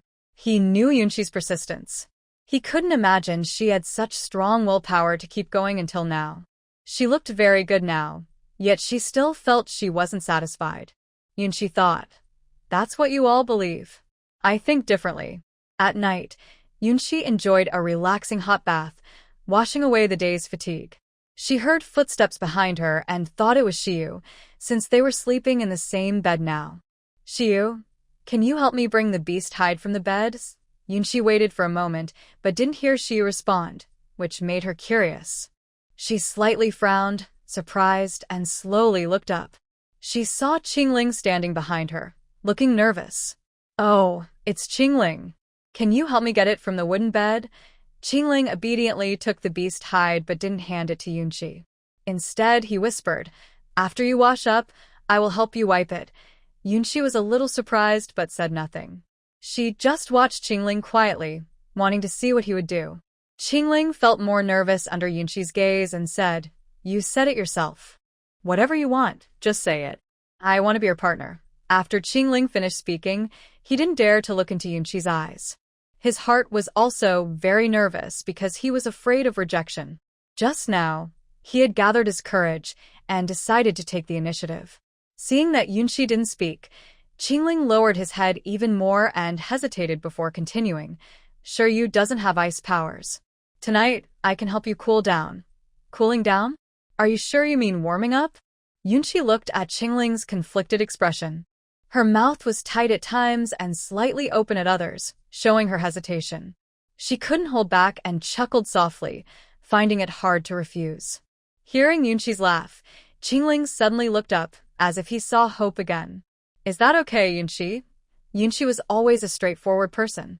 Anyway, they would be together eventually, so tonight was fine. Although it was a bit soon, Qingling was usually shy, and since he was so proactive today, he must be really serious. She really couldn't bear to refuse. It was better to settle this early, so he wouldn't keep overthinking and guessing all the time. Yunshi reached out her damp hands. Then you help me. When Qingling heard that Yunshi didn't refuse, he immediately felt so happy he was a bit overwhelmed. He tightly clenched the animal hide, not knowing what to do. He had never been this close to caring for a young woman before. The surprise was so sudden that he felt dizzy. Seeing Qingling's stunned look, Yunshi also became playful. She pretended to be casual, slowly stood up from the wooden bucket, and openly revealed her fair skin. This made Qingling's eyes widen in shock. He didn't know where to put his hands or feet and became very nervous. Why are you just standing there? Didn't you say you wanted to be with me? Yunshi teased. Could it be that Qingling? Qingling quickly looked away in panic. He took a deep breath, trying to calm himself down. Slightly nervous, he wrapped Yunshi in the animal hide, carried her horizontally, and slowly walked toward the big bed. Yunshi, I am very happy. Qingling had actually made up his mind. He wanted to be with Yunshi so badly, he was almost going crazy. Because only if they were together would he feel truly accepted by her. He didn't want to miss such a wonderful Yunshi. He wanted to stay by her side openly, to take care of her and protect her. Qingling first helped Yunshi dry her body. Looking at her beautiful face, he couldn't hold back and leaned down. He gave her a light, teasing kiss, like a gentle drop of rain falling steadily. It was a bit ticklish, and Yunshi couldn't escape. Then, Qingling's kisses grew deeper, no longer just a light touch. His lips seemed to have some magic, making Yunshi's heart beat wildly. Yunshi's face turned bright red, like a ripe apple. She instinctively grabbed Qingling's arm, her fingertips turning white. Qingling gently held Yunshi's head with one hand, and with the other, he wrapped his arms around her waist, pulling her closer into his embrace, as if wanting to merge her into himself. Yunshi was overwhelmed by this sudden warmth, making her a little breathless. She slightly tilted her head, accepting Qingling's passionate kiss. Their breathing quickly intertwined, filling the air with a strong, romantic feeling. In this quiet space, it seemed like the whole world was only their heartbeat and the growing love between them. Meanwhile, Shuri was still outside the cave, guarding the stove, with hot water ready in the stone pot. Feng Heng approached curiously and asked, "Shuryu, what are you planning to do with the hot water?" Shuryu looked at the dark night and replied calmly, "Yunshi might need it later." "Isn't Yunshi already washing up? Why do you need so much hot water? Qingling is also inside. Why is he looking for Yunshi so late? He hasn't come out yet." Shuryu looked at Feng Heng as if he were a fool. Qingling's poor excuse only fooled someone as innocent as him. Shuryu, who had seen Qingling's determination before, clearly understood what was happening. "Go to bed quickly. I want to wait for Qingling. He hasn't finished talking yet. Do they have so much to say? I'll go check." Feng Heng quickly walked to the cave entrance. Just as he was about to call out, he heard Yunshi's soft moans from inside. His first thought was, "What's wrong with Yunshi?" He was about to step inside to see, but suddenly remembered something, and his face turned bright red. Feng Heng was slow to realize but immediately understood why Qingling hadn't come out. That guy, how could he be so fast? When did he get ahead of me? Feng Heng was feeling a bit lost and distracted as he quietly returned to Shiryu's side. He thought, so Qingling went to bother Yunshi. I actually believed he had something to do with Yunshi. I was still waiting here for him. Shiryu looked at Feng Heng with some helplessness. What do you think? Who would go into Yunshi's place while she's taking a bath just to talk to her? Only someone as naive as you wouldn't see through it. Shiryu saw clearly that Qingling's look tonight was determined and serious. A bitter feeling rose in Shiryu's heart. Although he knew this was bound to happen eventually, he still felt a little sour. Now, someone else was trying to compete for the affection of the young girl. The next morning, soft sunlight seeped through the cracks in the cave. Yunshi slowly woke up. She rubbed her sleepy eyes, still a little dazed. She was tightly held in Qingling's arms, both of them without any clothes. Remembering Qingling's boldness last night, Yunshi's cheeks turned slightly warm. Yunshi reached out and gently brushed Qingling's hair from his forehead. Unexpectedly, this small action accidentally disturbed Qingling's sweet dreams. Their eyes met. Yunshi looked at Qingling's half-closed, wolf-like eyes, still vivid with last night's intensity. She hadn't expected that Qingling, who usually seemed quiet and reserved, could be so assertive in such moments, almost a bit overbearing, which made her a little overwhelmed.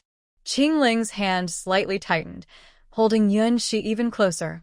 After they officially became partners last night, Qingling looked at his beast mark. When it finally appeared on Yunshi's arm, he felt a sense of peace settle in his heart. Seeing his exhausted little girl, he didn't get up early today and just wanted to spend some quiet time with her. He lowered his head and gently kissed her forehead. "You're awake so early? Are you hungry?" Hearing this, Yunshi realized she was indeed a bit hungry. "Maybe I am a little hungry, then I'll go prepare some food for you." "How about last night's meat porridge?" Yunshi nodded. "Less meat, please. I want something lighter." Although Qingling cherished the moments spent with Yunshi, today was the first day she officially acknowledged him. He had to take good care of her and definitely wouldn't let her go hungry. "Lie down for a bit longer. Don't move around today. I'll prepare the food and come to call you." Qingling stood up quickly, dressed neatly, then bent down again to kiss Yunshi on the forehead. Being accepted by the person she liked made her very happy. No wonder Shiryu often acted affectionately with Yunshi in front of them. From now on, he could also feel what it was like to be acknowledged by Yunshi. It felt so good. He must treat Yunshi even better. Qingling went outside the cave and was surprised to see Shiryu and Feng Heng there. Shiryu greeted Qingling with a big smile. As the first beast husband, he wanted to be generous. But when he saw the scratches on Qingling's body, his smile almost disappeared. He didn't want to be generous at all. Shiryu turned and headed toward Yunxi's cave, wanting Yunxi to comfort him. As for Fengheng, his eyes on Qingling looked almost angry. When did you and Yunxi get so close? You two must have done something behind my back. Qingling raised an eyebrow. If you hadn't boasted about Yunxi kissing you, I wouldn't have been so proactive. Of course, he wouldn't tell Fengheng that he had already become Yunxi's beast husband. As for Fengheng, he could figure it out himself. Think about it yourself. I need to make food for Yunxi. She's hungry. Qingling ignored Fengheng and started to seriously cook porridge for Yunxi. Inside the cave, Yunxi had just lay down when she saw Shiryu come in. Judging by his expression, he probably came to question her. Yunxi instinctively wanted to hide the red marks on her body, but Shiryu grabbed her hand directly. Don't hide it. I saw everything. Yunxi smiled awkwardly. Did you and them plan this last night? How did Qingling suddenly go along with it? Shiryu had been with Yunxi for many days. If the two of them didn't have some thoughts, that would be strange. Only Fengheng was a bit slow and always a step behind.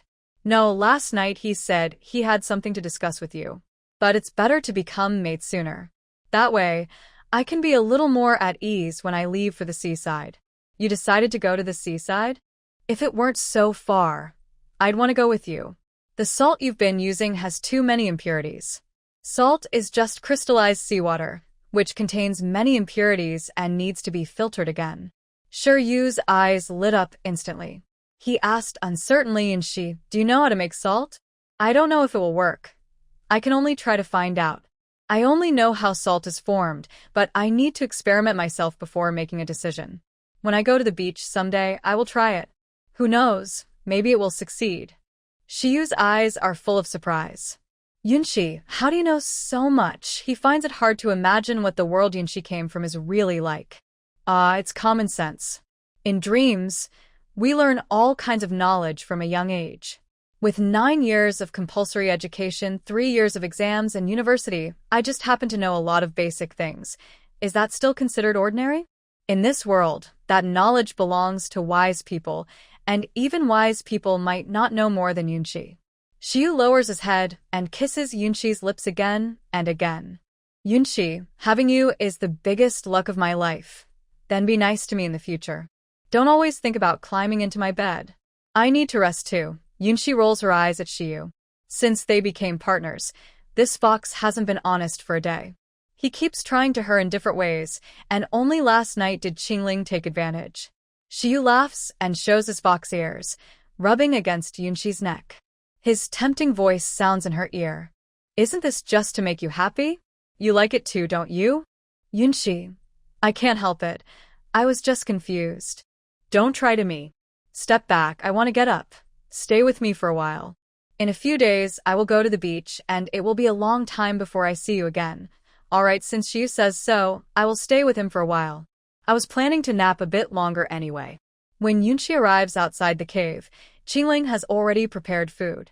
Fengheng looks at Yunxi with a sad face, almost tears in his eyes. Yunxi, I want to be your partner too. Why am I last?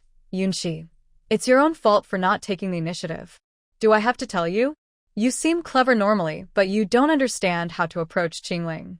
But right now, Yunxi knows she has to be fair. Making Fengheng her partner is also on the schedule. Fengheng, how about in a couple days? I don't want to wait. If I don't have a partner now, other beast men will laugh at me. Now. Fengheng is making the most of his young age, determined to achieve his goal, and not giving up easily. Just now, he was deep in thought outside the cave, wondering how Qingling managed to get ahead of him. After all, Qingling took the initiative. This guy always rushes to do things as soon as there's work. Fengheng was still feeling proud after Yunxi kissed him that day. He didn't expect Qingling to succeed so quickly in gaining favor. If he doesn't take the initiative soon, will he still have a chance? Qingling brought over the freshly cooked meat porridge. Yunxi, ignore him. I just made this meat porridge. You should eat some first. But Fengheng snatched the wooden bowl directly and said angrily, let me do it. I want to take care of Yunxi. Yunshi was a bit amused and helpless. She wasn't so delicate that she needed her beast husband to feed her. Give it to me. I can eat by myself. No, I haven't done much work today, so you haven't seen me. Feng Heng fed the cooled meat porridge to Yunshi's mouth, urging, "It's not hot anymore. Hurry and eat." The food was already at her lips. Seeing Feng Heng's stubborn face, Yunshi knew this little beast husband needed some comfort. So she opened her mouth with a smile, and Feng Heng finally got what he wanted. Soon, the bowl of porridge was finished. Feng Heng happily put down the wooden bowl. "Tonight, we will become mates." Yunshi was overwhelmed by Feng Heng's persistence and could only nod in agreement. This guy is so difficult to deal with. Since they're going to be mates anyway, it's better to settle it early and make him feel at ease. But plans often change unexpectedly. That scoundrel Mingyi, whom Yunshi had left in the corner, was coming. Today, Shi and Qingling went hunting in the forest. Feng Heng had been pestering Yunshi since morning, almost sticking to her like glue. After finishing their daily activities, Yunshi looked at Feng Heng behind her with some helplessness. "I told you we're becoming mates tonight. Why don't you believe me?" It's not night yet. I don't want to wait even a moment." Yunshi was also quite helpless and could only let him be. Just then, a loud commotion came from the tribe square nearby. At this moment, Mingyi stood at the tribe's gate with a dark cloud over his head. He was just standing there, not saying a word. The guard orc immediately roared, "The wandering orcs are here." Mingyi was a bit speechless. Not all snake tribes are wandering orcs. Again, he is not here to steal females. He is here to find his little female. "Shut up, I am here to find my little female." As soon as Mingyi finished speaking, the guard immediately shouted again.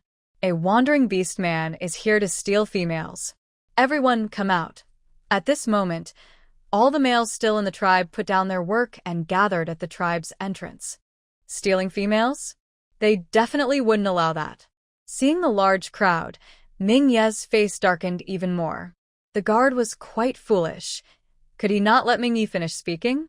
"I am here to find my mate," Mingyi repeated himself, hoping they would understand this time. He wasn't here to steal females. He wanted to join their tribe. The others looked confused. A mate? Who would choose a wandering beast man as a partner? Just then, the tribe leader hurried over.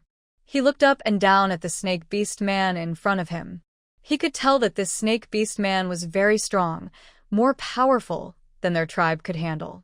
"Your mate is one of our females? What's her name?" Mingyi was momentarily stunned. The little female seemed to forget to tell him her name last time. Afterward, he also seemed to forget to ask her name. "I forgot to ask her name. I know where she is. I will go find her myself." Although Mingyi didn't know her name, he could sense her location through the connection of the beast mark. She was inside this tribe right now. Not knowing his own mate's name, who would believe that? The watching beast men wouldn't let Mingyi go in to find her. "No, we don't know if you're just pretending to say that to steal our female. Who would pair up with someone who doesn't even know her name? Exactly, he can't go in. Leader, we have many people and he's just one." Mingyi initially thought that since it was his first visit, he should be polite. Otherwise, he wouldn't be standing here negotiating. He would have gone to find her himself. The leader signaled everyone to be quiet. If a fight broke out, their tribe wouldn't benefit at all. Moreover, this snake beast man didn't seem to be fierce or cruel. He looked quite respectful. "Why don't you tell us where she is, and we will send someone to call her?" The crowd suddenly erupted in noise. "Isn't it the place where Shi and his group have their cave? Could he be looking for Yunshi? When did Yunshi start a relationship with the wandering beast people?" The leader quickly arranged for the tribe members to go ask. If this really was Yunshi's beast partner, then he was planning to take his wife away. What about Shi, his young male? He had heard that Yunshi and Shi's relationship had already eased. He was hoping Shi would soon have his own offspring. If Yunshi really is your wife, are you planning to take her away? Yunshi is a female of our tribe. I won't allow you to take her.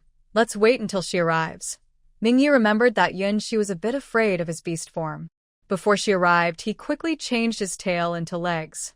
He hadn't seen her in a long time, and he didn't want to scare her again. Soon, Yunshi and Feng Heng arrived at the tribe's entrance.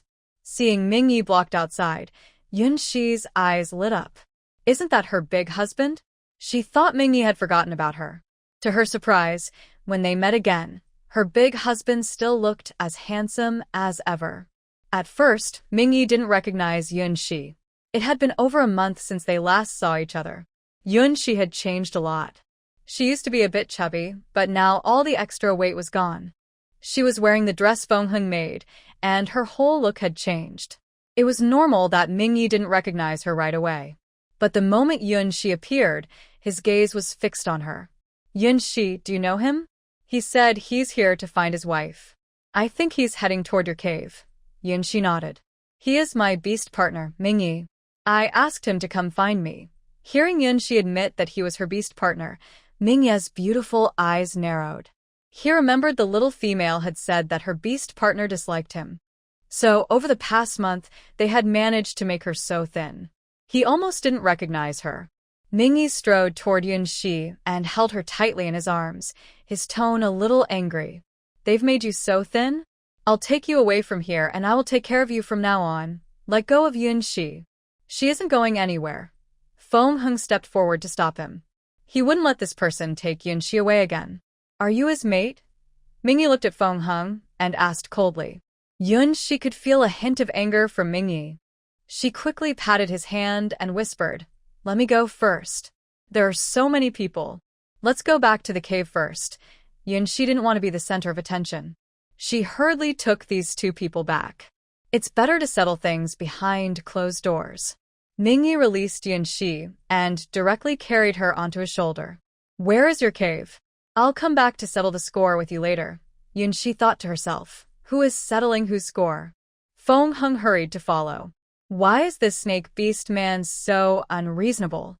He immediately snatched Yunshi. Does he understand the principle of first come, first served? Back at the cave, Mingyi placed Yunshi on the bed, frowning. He could still smell the scent of fox and wolf beasts. Mingyi immediately tried to pull off Yunshi's dress. He wanted to check her body carefully. How many males had she provoked over these days? Why are you doing this? This is the only nice dress I have. This dress was a gift from Feng. Such good fabric shouldn't be ruined. Aren't you saying your beast mates all dislike you? Why does it smell like fox and wolf beasts here? And what about that little one outside? Yunshi looked away shyly, whispering, I told you I have 5 beast mates. Feng was faster than Mingyi. They just arrived at the entrance of the cave when he hurried inside. Seeing Yunshi trapped in the corner of the bed by Mingyi, he immediately rushed over. Let Yunshi go now. I won't let you take her this time. Mingyi looked at Feng coldly. Get out. Don't make me say it twice. Mingyi was only gentle with Yunshi. He didn't have a good attitude towards others, especially since this person had made his little mate so thin. He didn't throw Feng out. He was already being polite. Feng, go out first. I'm fine. You don't need to worry. Yunshi was also worried that Feng might offend Mingyi. After all, she didn't know Mingyi very well. No, I want to protect you. Feng was straightforward.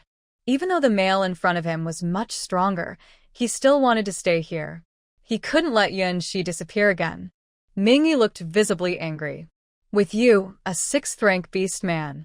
Cloud, she quickly grabbed Mingyi's hand. Don't scare Feng. Listen to me. Feng, you go out first. I want to talk with him alone. Be good. Feng snorted and turned to leave. It's not that he's afraid of this snake beast. He's just following Cloud She's instructions. Mingyi kept Cloud She trapped in the corner, his face full of jealousy.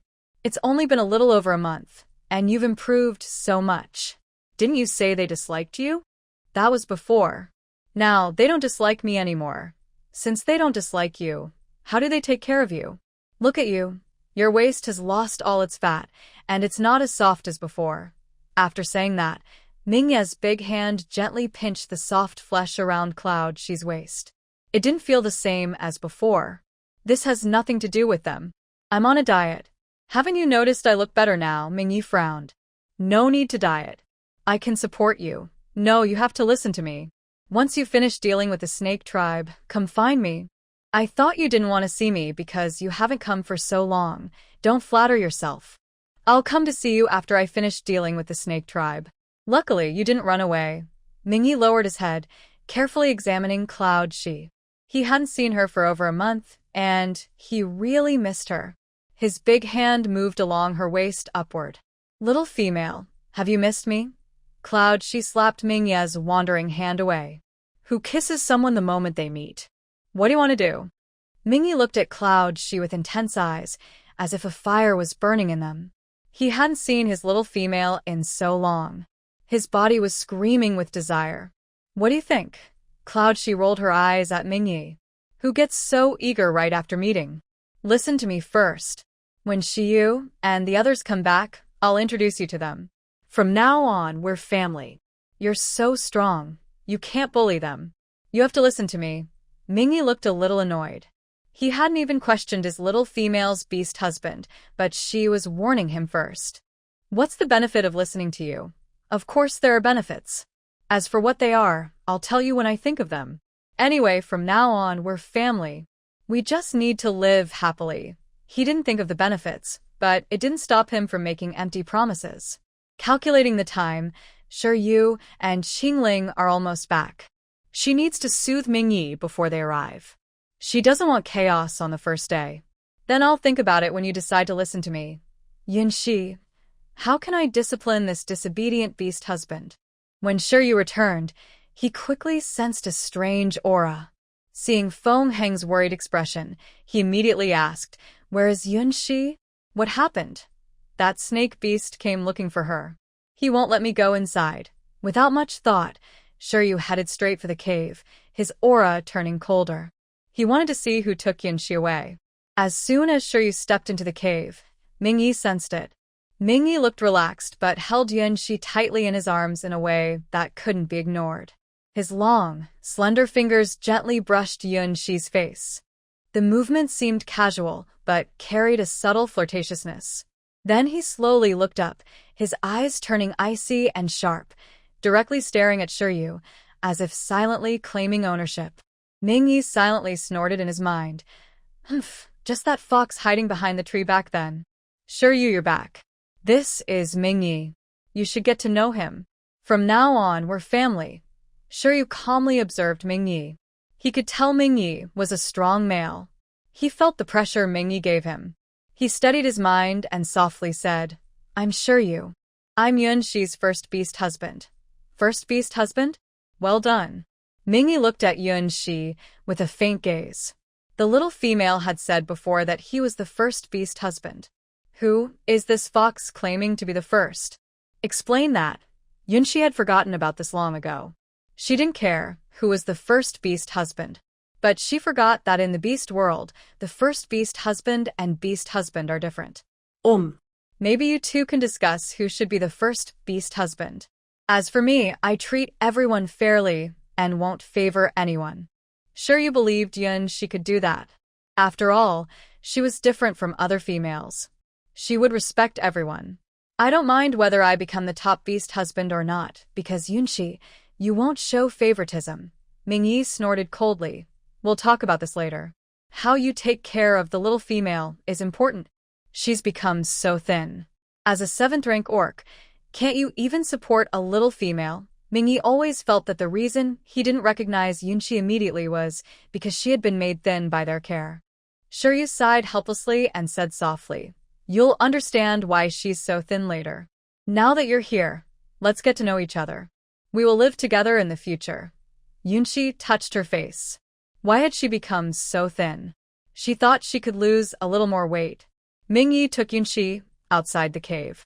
Qingling was quietly preparing food, and Feng Heng was helping nearby. It looked quite peaceful. Qingling and Feng Heng looked at Mingyi at the same time, and Mingyi was also looking at them. Let me introduce you. This is Mingyi, and he's my beast husband. Yunxi introduced Mingyi to Qingling and Feng Heng. Mingyi, Qingling is the one making the food, and Feng Heng is helping. You saw them this morning. They are both my beast husbands. You must get along well. From now on, we are a family. Hearing Yunxi, the males nodded in agreement, officially meeting each other. Although it was their first meeting and the atmosphere was a bit tense, everyone understood that they would be a family in the future. And the other two? You said you have 5 beast husbands. Now they had met 3, and there were 2 more. No problem. Mingyi thought his heart could handle it. Those 2? I don't want them. Only you 4. So, you must get along well. If Mingyi hadn't mentioned it, Yunshi would have forgotten about the other 2, who had left. To her, they were just strangers. I hope you mean what you say this time, my wife. Mingye's lips curled into a seemingly gentle smile, but that smile didn't quite reach his eyes. Yunshi patted her chest to assure him. Trust me, I will keep my promise. At lunch, Mingyi finally understood why the little female was so thin. She refused to eat nothing. With so little food, it wasn't enough even to fill her teeth. Mingyi directly placed a large piece of beast meat into Yunshi's bowl without asking, speaking firmly with no room for refusal. Eat. Eat more. Yunshi looked at the big piece of meat, feeling almost like crying but with no tears. How many calories is this? She didn't think Mingyi would be so bossy at first. But seeing Mingye's unarguable look, Yunshi could only grimace and stuff the meat into her mouth. Forget it. Mingyi just arrived. Since it's the first day, she decided to give him some face. Watching Yunshi put the food in her mouth, Mingyi nodded with satisfaction. Before she finished eating, he handed her another piece. Eat more. You'll need strength later. Otherwise, I'll have to give you high-level beast crystals, Yunshi. Does he have to be so obvious? It's only the first day, and Yunshi already feels like she might break down. In the morning, she was forced to agree to Feng Heng's proposal because he was pestering her, and now Mingyi has appeared. This guy doesn't even bother to ask, just announces everything directly. No, this can't be. How can she maintain her family status? She must defend her position as the head of the family. Maybe we can discuss this again. Mingyi cast a faint look at Yunshi, and there was no room for discussion. Yunshi had to look at Shiryu for help. Shiryu, please save me. Shiryu naturally knew that Yunshi had agreed to Feng Heng earlier that morning. Who would have thought that suddenly Mingyi would appear out of nowhere? Seeing Mingye's unquestioning expression, the little female was clearly a bit scared. Yunshi, go rest. Leave this matter to me. Don't worry. Since he is still Yunshi's first beast husband, he naturally wants to help her solve problems and not let her be troubled. Yunshi looked at Shiryu with gratitude. Only the big fox understood her best. Mingyi gently wiped the remnants from Yunshi's lips with his finger, his voice unusually gentle but firm. Wait for me in the cave. This was a matter between him and the 3 beast husbands. The little female didn't need to get involved. Yunshi, feeling nervous, took hesitant steps back to the cave, her mind full of wild guesses. Are they going to fight? 1 against 3. I don't even know who's stronger. I also don't know how the 4 of them communicate. Anyway, Yunshi didn't hear any noise. In the end, it was undoubtedly Mingyi who came in. Yunshi looked up and down at Mingyi, wondering if he was the type to bully others weaker than himself. Did you guys have a fight? She asked. Mingyi raised an eyebrow. Fight? None of the 3 of them are my match. I listened to you, I won't bully them. This morning I promised Feng Heng that we would become partners. Don't threaten him. No, don't worry. We've already agreed. Today you belong to me. You are not allowed to think about anyone else. At this moment, outside the cave, Feng Heng was happily holding a high-level beast crystal, unable to put it down. Since he knew he couldn't compete with that snake beast today, he decided to take some benefits first. The sooner, the better. Tomorrow, he could still become partners with Yunshi. Mingyi took out a bunch of items from his space pouch, beast crystals, gems, anything he thought looked good. He emptied everything out and handed it to Yunshi. I don't know what you like, so I give you everything. Yunshi's eyes curved into a smile, feeling like she was suddenly rich. Why do you have so many things? Are you really giving them all to me? Yes, all of them. Some are collected, some exchanged, and others were given by people below. Oh, and this. Mingyi took out a snake shed he just removed. I made clothes from this. He showed Yunshi the snake shed. It was because he was molting that he took so long, or he would have come to find the little female sooner. Yunshi curiously took the black snake shed and gently touched it. To her surprise, it felt smooth and warm, Much nicer than beast leather. This feels pretty good. Maybe I can make clothes from it someday? Minji looked a bit surprised. Don't you think this color isn't very nice? Females usually don't like black. How could I not like it? Black is so. Yunshi thought Minji's snake shed looked really good. If made into pajamas, it would be very tempting. What's that? Minji said he didn't understand, but as long as the little female liked it, that was enough. Little female, let's not waste time. I miss you so much. After saying this, Minji's eyes were full of passion. He stretched out his arms, wanting to hold Yunshi in his embrace. He had missed her for a long time. At this moment, every cell in his body was screaming. He didn't want to hold back anymore. Cloud Shi quickly stopped him and said, "It's still daytime, and Ji-yu and the others are still here. Can't you wait until tonight?" Mingyi shook his head. He really couldn't hold back at all. "Listen to me today, and I will listen to you from now on, okay?" "Really?" "From now on, I will always listen to you." Cloud Shi's eyes lit up. She was most afraid that Mingyi wouldn't listen to her. Mingyi nodded seriously. "Starting tomorrow, you call the shots. But today, I do. All right, today I agree with you. Keep your word, or you'll be a little puppy." Mingyi nodded again. She was his little female, and he should listen to her. There was no reason to be so happy about it. Cloud Shi finally looked happy. The most difficult ones had started to obey, and the rest would follow. From now on, she was in charge of this home. She understood Ming Ye's urgency. After all, they had been apart for a long time during their first experience. If he didn't have some feelings, he probably wouldn't have come to find her. She beckoned Mingyi with a wave of her hand, not being pretentious. The more familiar they got, the better. After all, he was her big husband, and he was really handsome. This time, Mingyi really spoiled Cloud Shi. Although she had lost some weight and didn't feel as soft as before, she was still very tender and fragrant. He simply couldn't bear to let her go. They fought passionately until evening, and finally, the battle ended. "Little female, you didn't tell me your name last time.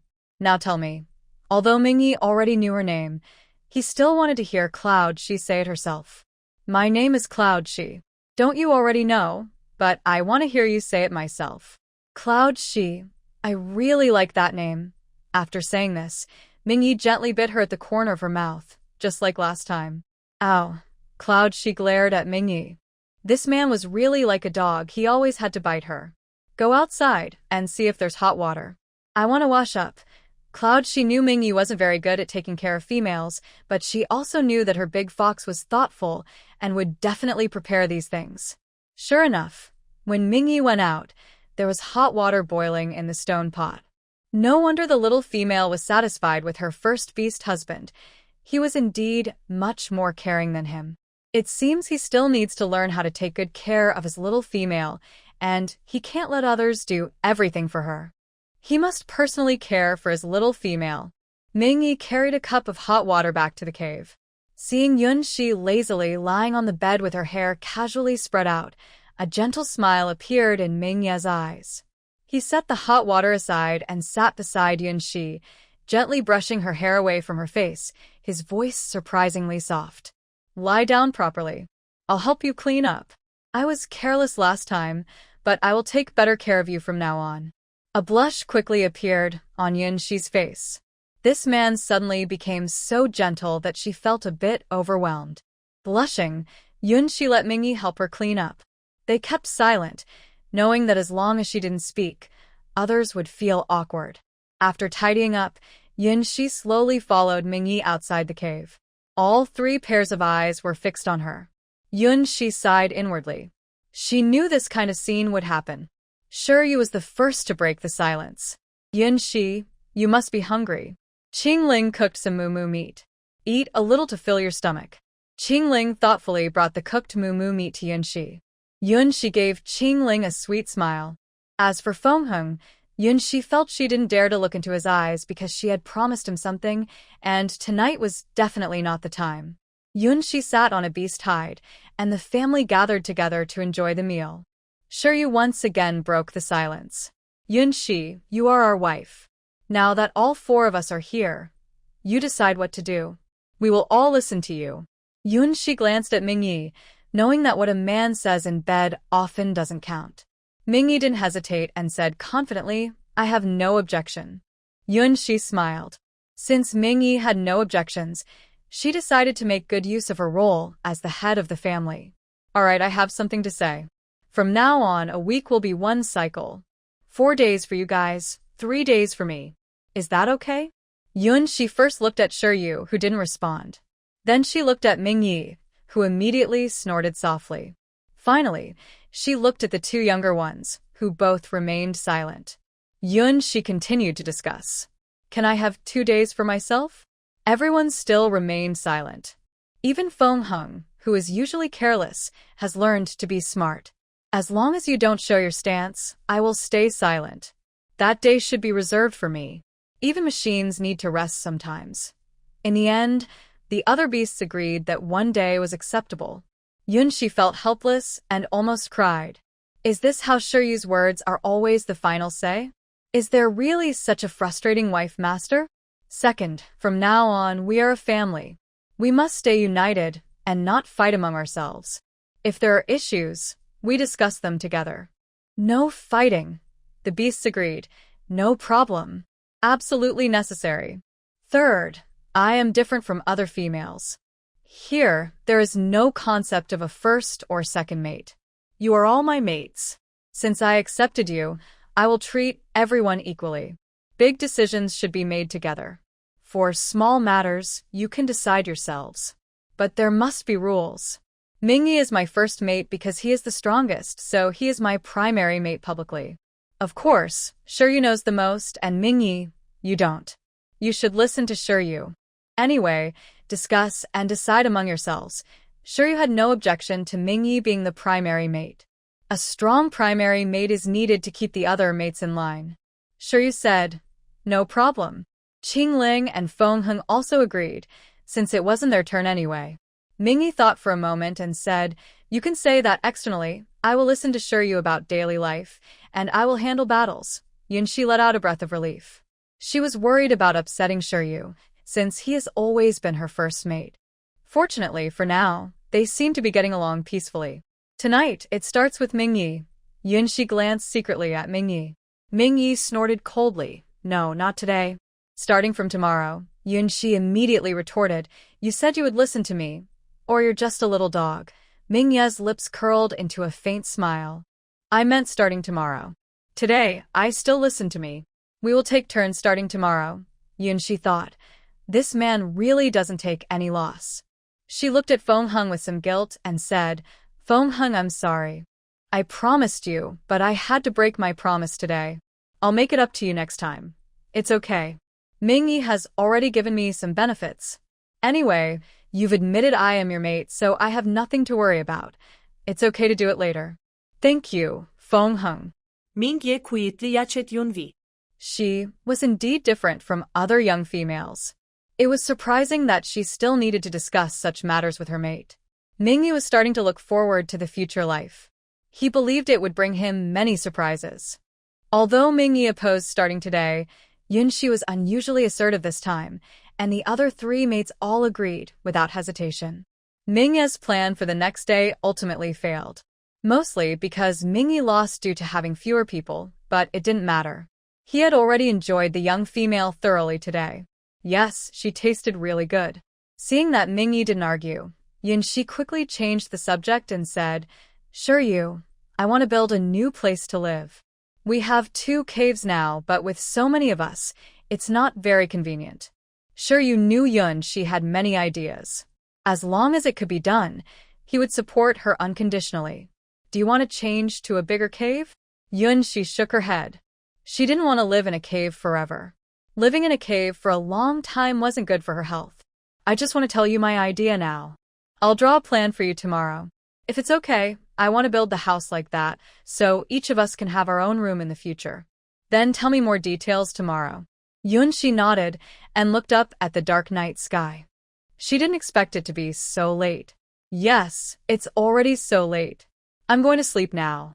Yunxi yawned and walked into the cave, with Mingyi following closely behind. He really couldn't understand why young females had so many ideas.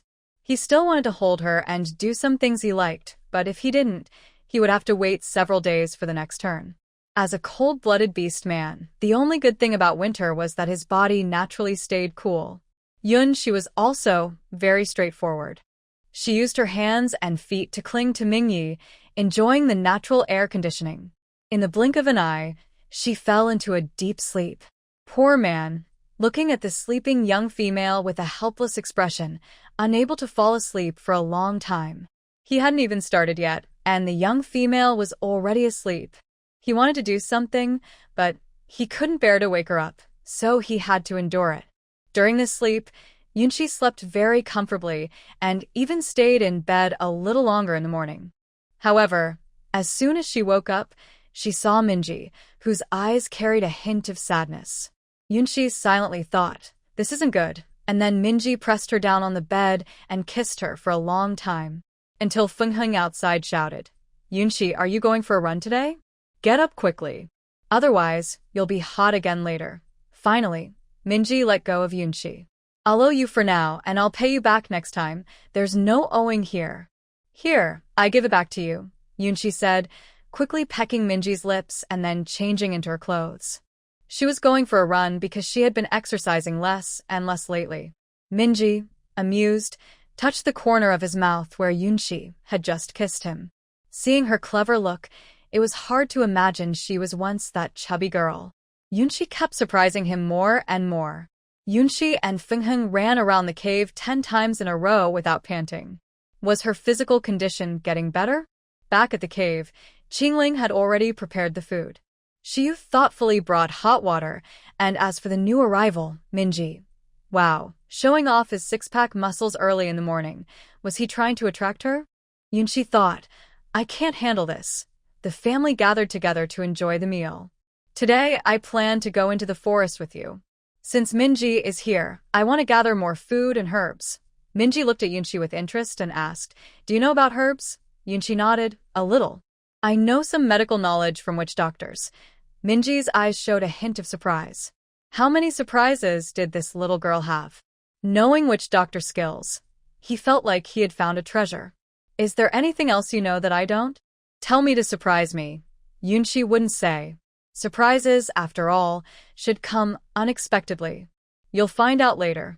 Anyway, you can't guess now." Minji didn't know Yunshi's secret, but from the expressions of Shiyu and the others, he could tell they knew something. So he didn't ask further. He believed he would find out eventually.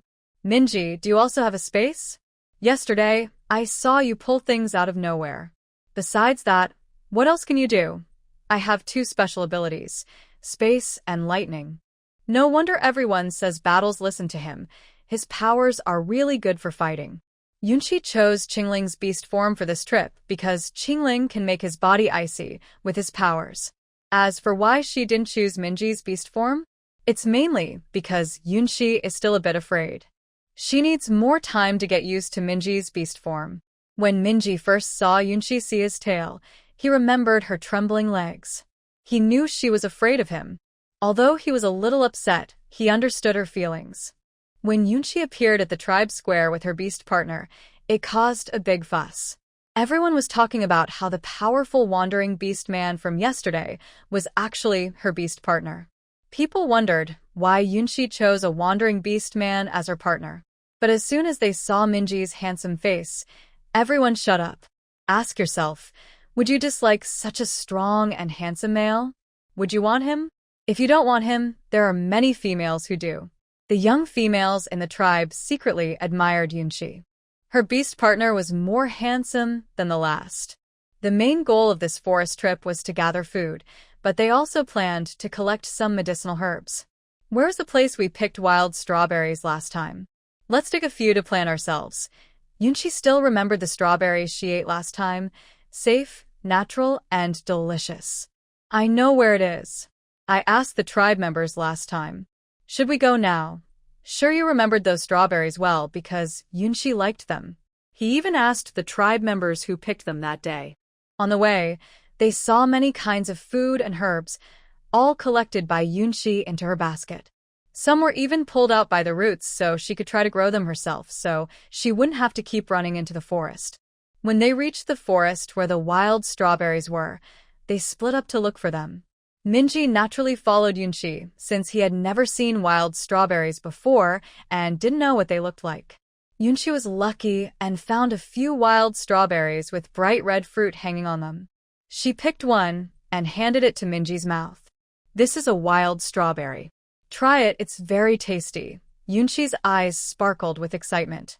Minji lowered his head, took a strawberry into his mouth, and even licked Yunshi's finger. The strawberry was very sweet, and he seemed to want more. Yunshi found a stick and used it to pry out the strawberry along with some dirt, then placed it into Minji's space.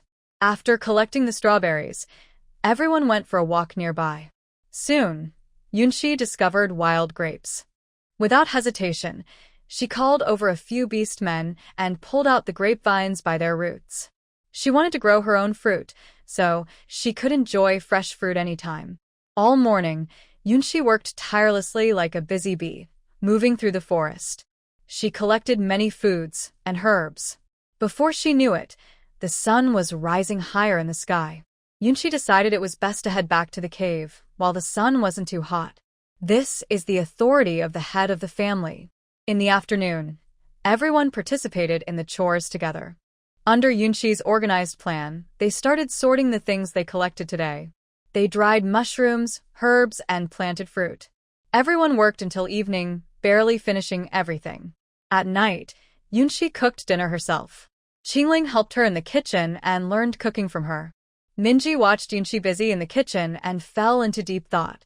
His little female was so busy, but she was also very dazzling. No wonder the beast men who looked down on her all regretted it. When Minji tasted Yunshi's cooking, he was instantly amazed. It was so delicious that he was shocked. He spent the whole day in surprise, realizing Yunshi was more impressive than he expected. She was truly a treasure he had found. After finishing the food, looking at the pots, dishes, food scraps, everyone looked at each other. How about we play rock, paper, scissors from now on? The loser washes the dishes. Just so you know, I don't like washing dishes, so I won't join. Me neither, Minji quickly agreed. He also didn't like it. Yunshi, the master of carrying water, wouldn't make exceptions. No, that's not allowed. You're part of the family, and I treat everyone equally. You have to join, Minji sighed helplessly, knowing he couldn't argue with Yunshi. He had to give in. Fine, I'll join.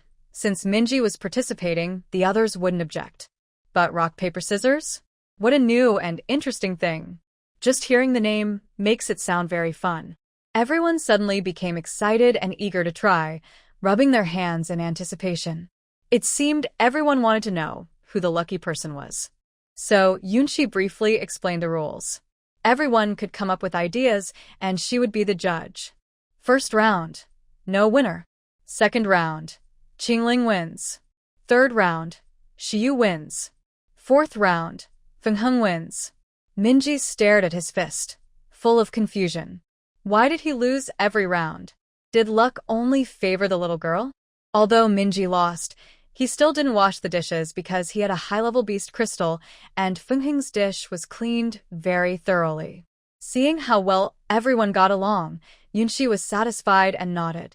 She thought, her water skills are so calm and steady. Yunshi returned to the cave and took a warm bath comfortably. Shiyu hugged her from behind and said, Yunshi, it's my turn tonight. Maybe I should rest for a day? In a few days, I'll go to the seaside. It will be a long time before I see you again. Can you really refuse me? The tribe was leaving for the seaside in 3 days, and they wouldn't return for half a month. Shiyu wouldn't miss this chance. He wanted to show Yunshi his love. Yunshi couldn't bear to refuse Shiyu, especially since he was leaving soon. Maybe she should talk with Qingling tomorrow about taking a break. Qingling always listened to her. But by the next evening, Qingling just looked at Yunshi quietly and said softly, but I want to. All right. She couldn't refuse. Yunshi gave up easily. On the third day, it was finally Fengheng's turn. Since morning, that boy's smile never disappeared. Yunshi looked at Fengheng's slightly childish face and couldn't bring herself to say no. How could she bully a kid? At dinner that night, Yunshi unexpectedly ate a little more than half a bowl, clearly prepared for this moment. Even after returning to the cave, Yunshi directly absorbed the high-level beast crystal that Minji had given her. Let the storm come even stronger. Waiting eagerly, Fingheng finally looked forward to the day he could become Yunshi's partner. Now, he stood in front of Yunshi, feeling his heart pounding like a drum, thump, thump, thump, as if it was about to burst from his chest. Nervousness washed over him like a rising tide, making him swallow hard and stand there, unsure of what to do. His hands clenched and relaxed again and again at his sides, palms already damp with sweat. Fingheng thought, I'm so nervous. Finally, he took a deep breath and slowly walked up to Yunshi, reaching out his hand stiffly, like a puppet on strings. Yunshi couldn't help but smile. She wondered if Fingheng really didn't know what to do, or if he was just too nervous. She gently took his hand and led him to sit by the bed. Why are you so nervous? I'm not going to bite. Who's supposed to be nervous here, really? I'm not nervous. Don't underestimate me. Though he tried to sound confident, the redness at the tips of his ears gave him away. He hadn't expected that he and Yunshi would become partners so soon. It was mostly because of Qingling. That guy had moved so fast that Fingheng felt he couldn't fall behind. Yunshi sat down gracefully, pulling Fingheng to sit beside her. With a soft smile in her eyes, she said, Then let's see what you can do next. Just watch me. Fingheng leaned forward, trying to imitate the way Yunshi had kissed him last time. He moved closer, a little awkward but very serious. His breathing quickened, and his heart pounded so hard it felt like it might leap out of his chest. When his lips gently brushed against Yunshi's, a strange, tingling warmth spread through him, like a spark of electricity. He kissed her lightly at first, careful and shy, the touch soft as a feather. Yunshi trembled slightly, caught off guard by the tenderness. Seeing that she didn't pull away, Fingheng grew bolder. He deepened the kiss, his movements still clumsy but full of feeling. Yunshi's heart softened at his earnestness. She tilted her head slightly and responded, her hands unconsciously resting around his shoulders. Feeling her response, Fingheng's excitement grew. He held her a little tighter, as if afraid she might slip away. Though still inexperienced, his sincerity made the moment warm and genuine, a simple, heartfelt beginning between the two. On the second night, he learned to take things step by step. The two explored together until late at night. Just when Yunshi pretended to be angry and pouted, Fingheng finally gave up. Although he still wanted to continue, he saw his beast mark appear at Yunshi's waist. Feeling satisfied, he hugged Yunshi, and they both fell asleep. The next morning, sunlight gently shone through the cracks in the cave onto them. Fingheng slowly woke up and saw Yunshi still sleeping peacefully in his arms. A happy and content smile appeared on his face. He had finally become Yunshi's official beast partner. From now on, he would have confidence when standing in front of their friends. Unsurprisingly, Yunshi stayed in bed again. Even with a strong body, she couldn't handle such rough treatment. She had completely given up on dieting and exercising. All those plans were thrown out the window. Now, she felt like a salted fish, lying on the bed and not wanting to turn over. Shiyu came in and saw Yunshi with a look of utter boredom. He felt a little worried. Had they been too harsh on her these days? He also noticed that Yunshi looked like she had lost some weight and seemed even smaller. Yunshi lazily lifted her eyelids and, seeing Shiyu, asked weakly, Shiyu, when are you going to the seaside? Tomorrow. You've worked hard these days. Shiyu gently tucked Yunshi's messy hair behind her ear. Yunshi was very easygoing. If it were someone else, they might have lost their temper by now. She treated everyone equally. Yunshi thought to herself, everyone is just as important as me. I'll make some jerky for you this afternoon, so you can snack on it during the trip. Shiyu's eyes showed a hint of emotion. Even the little girl was working so hard and still thinking of him. This time, we might meet Lance at the seaside. If he asks about you, what should I say? Shiyu still wanted to hear Yunshi's thoughts. Lance? That merman. If he asks, Just tell him I was taken by a stray beast and couldn't be found. Let him do whatever he wants. Just don't come back. Among the 5 beast partners, 3 had already left. She didn't want to keep the other 2 either. They were no different from strangers. Yunshi, you are our wife and leader. You don't need to indulge us so much. Sometimes a little gentle teasing is okay. If you keep spoiling us, we won't know how to control ourselves. I understand. I'm just trying to be fair. I'll rest a little longer. Yunshi knows she shouldn't spoil her beastly husbands too much, but Minji just arrived, so she can't help but feel satisfied. Shiyu is going to the seaside, and she probably can't refuse. Fengheng hasn't yet formed a bond, so that's even less of a reason to refuse. And Qingling, she can't just ignore her. Everyone has their feelings, and Yunshi can't bear to hurt any of them. She only feels sorry for herself. Shiyu softly comforts her. Eat something first, then rest. Should I bring it in, or should I carry you out to eat? Qingling made your favorite egg custard. Please bring it in for me. I don't want to move. Shiyu gently tidies Yunshi's beast hide and then leaves. Soon after, Qingling brings in the prepared food. Yunshi happily enjoys her role as the wife leader, letting Shiyu serve her. After eating and drinking enough, she turns over and prepares for a nap. Maybe she's been too indulgent lately. She feels unusually tired these days. Yunshi sleeps deeply and only wakes up around noon. When she opens her eyes drowsily, she sees Minji's handsome face. She feels a bit dazed, as if her eyes are glued to him. She stares blankly, with only one thought in her mind. Why is my husband so handsome? You're awake. Do I look good? Minji's voice is deep and carries a gentle smile. Yunshi nods. No matter how many times she sees him, her husband is always handsome. Why did you come back so soon? Because Qingling is preparing Yunshi's favorite food, and Shiyu is discussing plans for tomorrow. Today the food is naturally handled by Minji and Fengheng. That's also why Fengheng wasn't with her when Yunshi first woke up. There's nothing difficult about the beasts in this forest.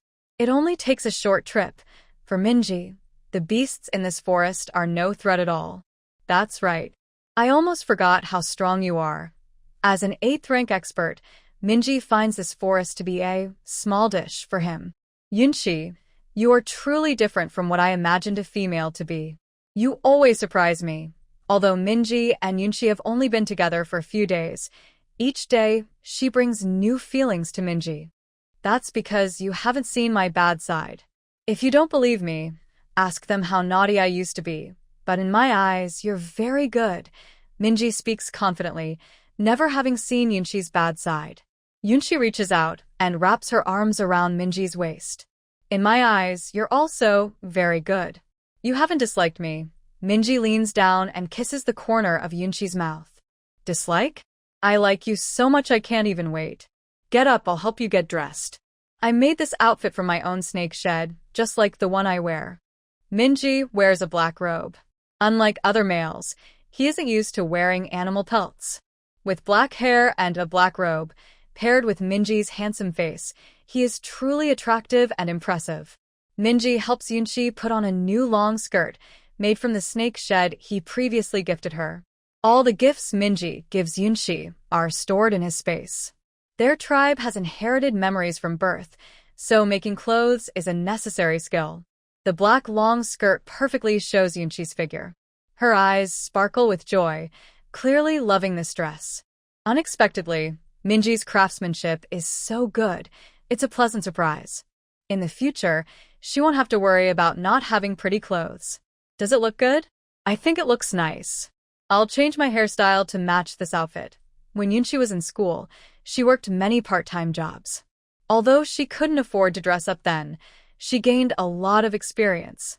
Now that her worries are gone, she looks forward to life and naturally cares more about her appearance. After Yunshi finishes dressing, she notices Minji's gaze has changed. Minji suddenly pulls Yunshi into his arms, his movements quick and full of irresistible strength. He gently lifts Yunshi's chin with his long fingers, leans down slightly, and gazes at her with intense possessiveness. Suddenly, I don't want them to see this side of you anymore. Yunshi tiptoed and gently kissed Minji's lips, playfully saying, "That's not allowed." I can't be biased. When Yunshi appeared at the cave entrance, Qingling and Fengheng were stunned and took a moment to recover. "Qingling, what should we eat for lunch? I feel hungry again, even though I ate more this morning than usual. I haven't exercised, so why am I still hungry?" Yunshi moved closer to Qingling and saw that his face was slightly red. She thought, isn't he usually so brave? It's all your favorite food. If you're hungry, eat more. I'll give you everything. Qingling pointed to 2 bubbling stone pots, one with meat porridge and the other with gugu beef stew. There were also thin slices of momo meat frying on a stone slab. Yunshi thought, I just want to fill my stomach, but you want to treat me like a pig. Yunshi, you look really nice in this outfit, Fengheng said as he came over.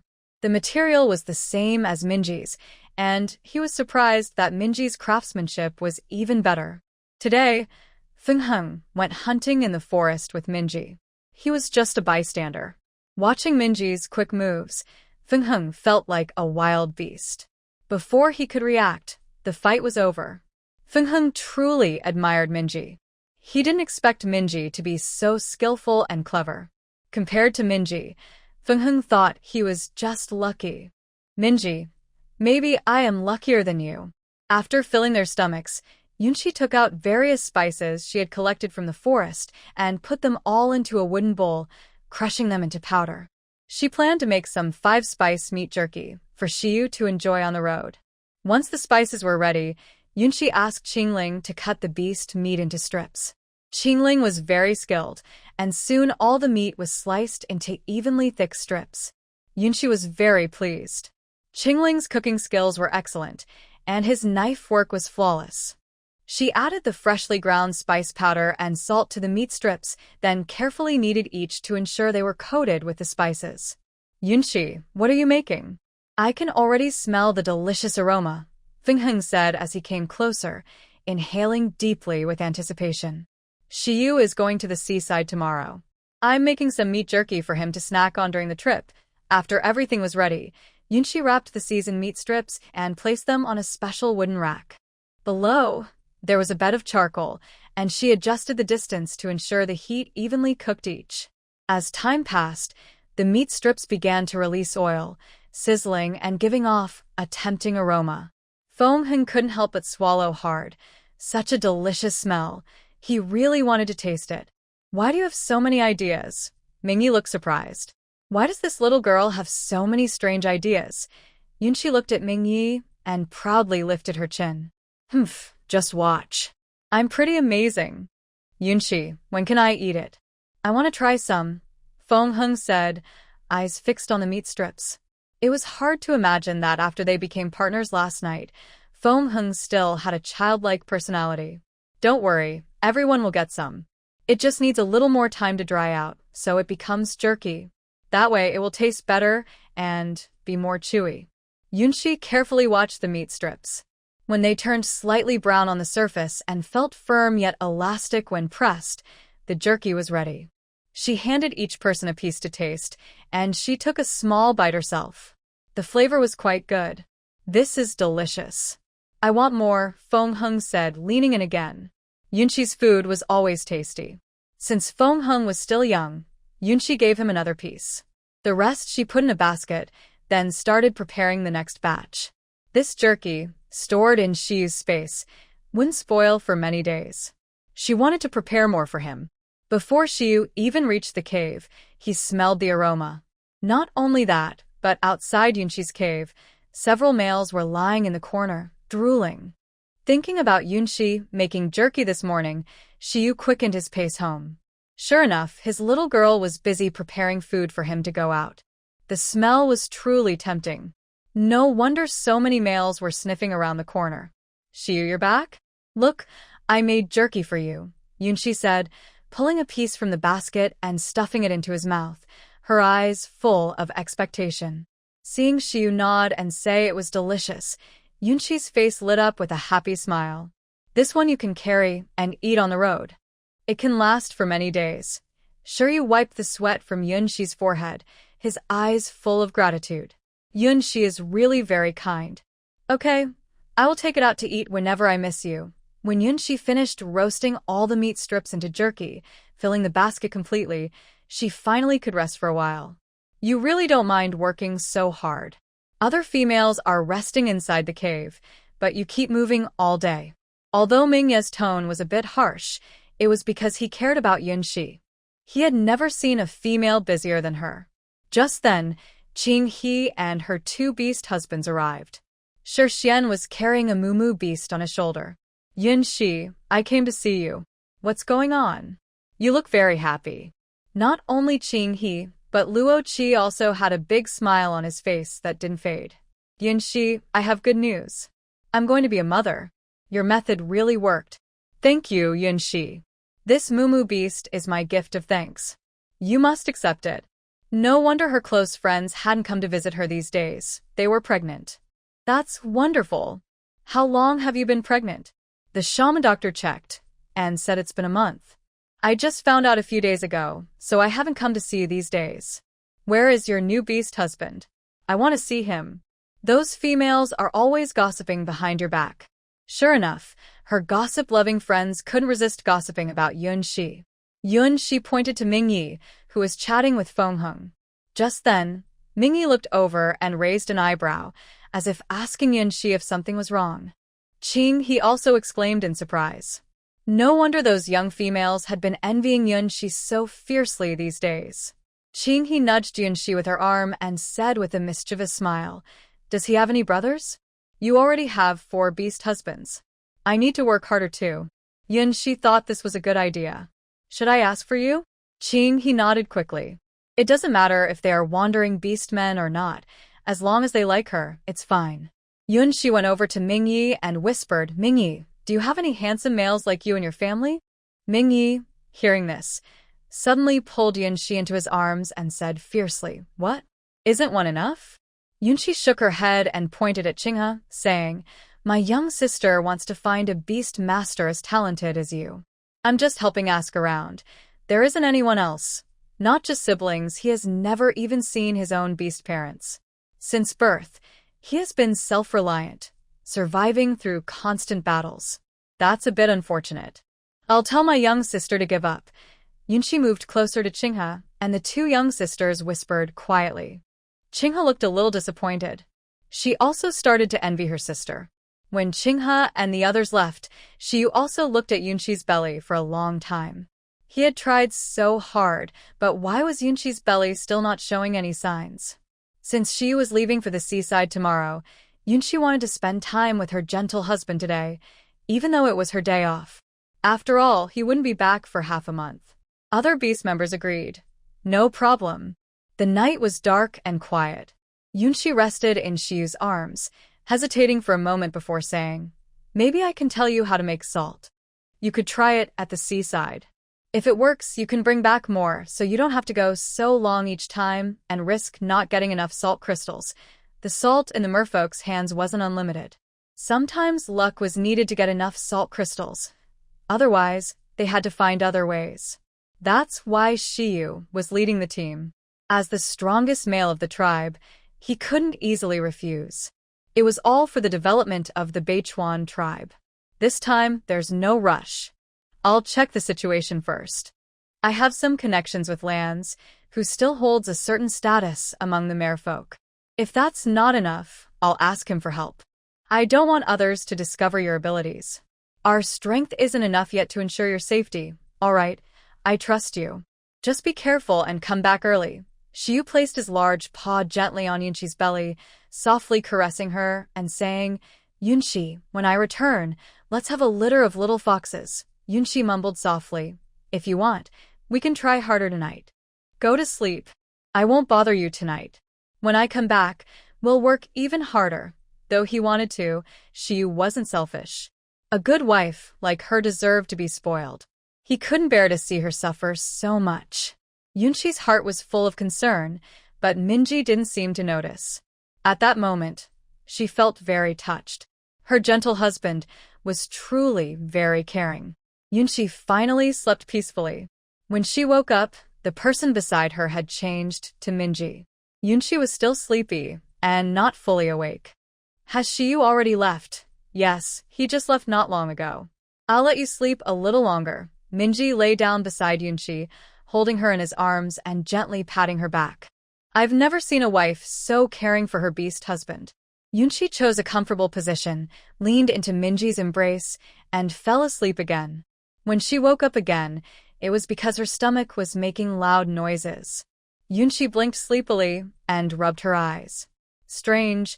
Why am I so hungry all of a sudden? Could it be that the past few days of being with the beast husbands have worn her out and drained her energy? The more Yunshi thought about it, the more absurd it seemed. She shook her head gently, trying to push this silly idea out of her mind. This time, her companion was Qingling. Qingling looked at Yunshi with concern. Last night, she didn't hear any noise from Yunshi and Xiu, so why was she sleeping so long today? Are you feeling unwell? Did you sleep longer than usual today? Maybe? I'm just sleepy and want to rest. Qingling, are Minji and Fengheng going to the forest again? I'm a bit hungry. Qingling helped Yunshi change into clean clothes, tied her hair simply, then carried her outside the cave and laid her on a prepared animal hide. Sit here quietly. I'll bring the food right away. Qingling was very quick. In the blink of an eye, Yunshi had a bowl of hot meat porridge in her hands. Yunshi ate quickly, finishing the entire bowl in no time, then licked her lips with some satisfaction. I want to eat a little more. Yunshi rarely asked for seconds. She always controlled her eating amount. But today, after finishing this bowl, she didn't feel full at all. Qingling also smiled and served her another bowl. This was the first time Yunshi had asked to eat more voluntarily. He naturally hoped she would eat more. Yunshi ate very little normally, and he had been practicing his cooking skills just to make her eat more. After eating another bowl, Yunshi finally felt a little full. She quickly put down the wooden bowl and decided she couldn't eat anymore. Even though Qingling tried to persuade her, she shook her head firmly, saying she shouldn't be greedy. Seeing that she couldn't convince Yunshi, Qingling had no choice but to eat the rest herself. Yunshi had mentioned that wasting food was not allowed. After tidying up, the two of them went to check on the sweet potato vines they had planted nearby. The vines had grown some new leaves, showing they were thriving in the new environment. Then they looked at the wild strawberries and grapevines in the pots. Both had adapted well to their new home. Finally, they checked the potatoes planted by the small river. To their surprise, the potatoes had already sprouted above the soil. It seemed everyone was adjusting well to the new environment, just like her. Perhaps because she had been sitting for too long, Yunshi felt dizzy when she stood up. Qingling immediately supported her. Yunshi, what's wrong? Are you feeling unwell? My head is a bit dizzy. Yunshi leaned into Qingling's arms and took a moment to recover. Could it be low blood sugar? But this body belonged to the original owner, not her. It seemed she had overdone her weight loss efforts. Qingling looked worried and quickly carried Yunshi in her arms, heading toward the cave. Back in the cave, Qingling gently laid Yunshi on the bed. Just then, Minji and the others returned. Seeing Yunshi looking exhausted and lying on the bed, they also looked worried. You two just came back. I'll go get the healer to check on her. Yunshi almost fainted just now, and I'm a bit worried. After speaking, Qingling transformed into her beast form and ran toward the tribe square. Although she was still young, she was much more mature than Fengheng and calmer in emergencies. Soon, Qingling returned with the healer. The healer placed his hand on Yunshi's body. A faint green light flowed from his palm, quickly enveloping her. After a while, the healer smiled and said, "Your wife is pregnant. I checked with natural energy, and she has 2 unborn babies inside her. Based on the timing, they are about 20 days along." The news hit them suddenly, and Qingling and Fengheng froze in place. But after thinking carefully, they realized that the babies being about 20 days old didn't really concern them. Nightfall was willing, but when she heard the time, it seemed to be mismatched, so it didn't matter to her. Besides, their family usually only has 1 strong offspring. Yunshi thought for a moment that it was probably Xiu's child. After all, since they became a couple, they rarely rested. Xiu kept trying to attract her every day, and she simply couldn't resist. If Xiu had left a little later, maybe he would have known this news. But when he returns, it will be a surprise. Last night, he even said he wanted to have a little fox with her. She didn't expect the little fox to arrive so quickly. Feng Heng sent the doctor back, asking him many questions along the way. It was their first time, after all, so they needed to understand everything, just in case the next pregnancy was his. Qingling hurriedly started preparing food for Yunxi. Even if the child wasn't his, he wanted to take good care of Yunxi, with all his heart. After the doctor left, Yunxi finally realized she hadn't thought about this issue before. She thought that the females here had different bodies from those on Blue Star. Since her last heat, she hadn't gone into heat again. She didn't even consider pregnancy. She thought it was just because she was dieting too much. Luckily, the cub was fine. Otherwise, she couldn't forgive herself. Eat more food from now on. If you start being picky again, I'll force you to eat. Nightfall's voice was a bit cold. He still liked Yunxi's chubby appearance. But every time she ate, she controlled herself, so it seemed he had to supervise her. I don't even know I have a cub. Don't be so harsh with me. I'm not being harsh. Nightfall's voice slowed down naturally. What kind of harshness is this? Qingling quickly fried some eggs for Yunxi, letting her fill her stomach first, then went to make her meat porridge. Qingling also felt a bit scared. He should have advised her to eat more this morning. While feeding Yunxi, Nightfall said, "Don't think about dieting anymore. You're doing very well. Carrying a cub is already hard enough, and the cub will absorb energy from the mother. You must eat more. Later, I will go to the Sunset Forest to hunt high-level fierce beasts. Their meat contains energy, so you'll eat that from now on." At this moment, Yunxi no longer dared to diet. She wasn't a selfish person. Her cubs were her priority, and she would definitely take good care of them. She doesn't feel maternal love herself, but her little ones must have a caring mother. I understand. I won't control the food anymore. I just didn't know they could absorb energy. If I had known, I would have eaten better. Are you feeling better now? When Qingling comes in later, I will leave for Sunset Forest. It's a bit far, so I might not return until tomorrow. I'll have them both watch over you. Maybe because she suddenly had her babies, Yunxi's eyes felt a little sore. No one had ever cared for her like this before. She never thought that after coming to this world, she would have so many people caring about her. She, usually so strong, now has someone to rely on. She is actually cared for by others. Yunxi didn't want Minji to see her weakness.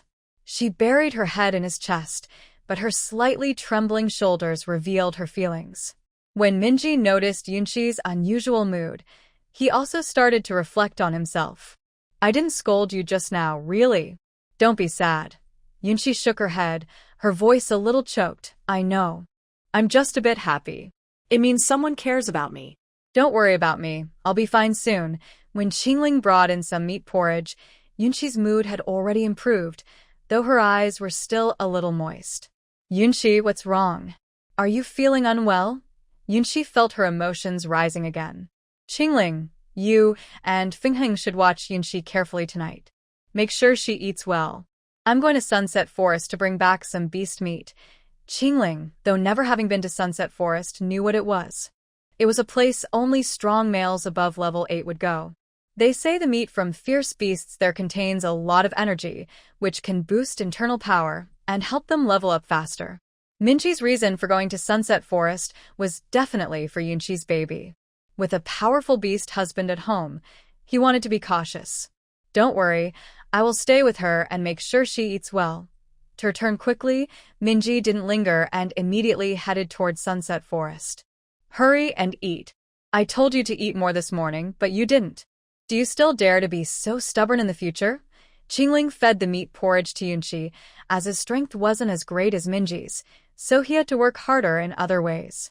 I understand. Don't talk about me anymore. It wasn't on purpose. Everyone was taking care of her, even though she was the head of the family. However, it seemed like life was better when someone was looking after her. Feng Heng hurried back, carrying a large animal hide bag. I just met the leader and heard that you have a little one from Shiryu. I had to bring these things for you. Yunxi, are you feeling better now? Yunxi had just finished eating and was almost fully recovered. I'm fine now. I might have been too tired recently, so I just need to rest more. Don't worry too much about us. By the way, how do you all know it's Yu's little one? Because during that time Yu was living with you, Feng Heng recalled those days. He and Qingling were often jealous and envious every night. From now on, I will also have little ones for you. Everyone will have a share. Qingling and Feng Heng looked moved. Why do males unconditionally satisfy females? It's all for offspring. But they were different. Even without children, they were willing to do anything for Yunxi. Besides, the little female said she would have their little ones in the future. Yu was just lucky.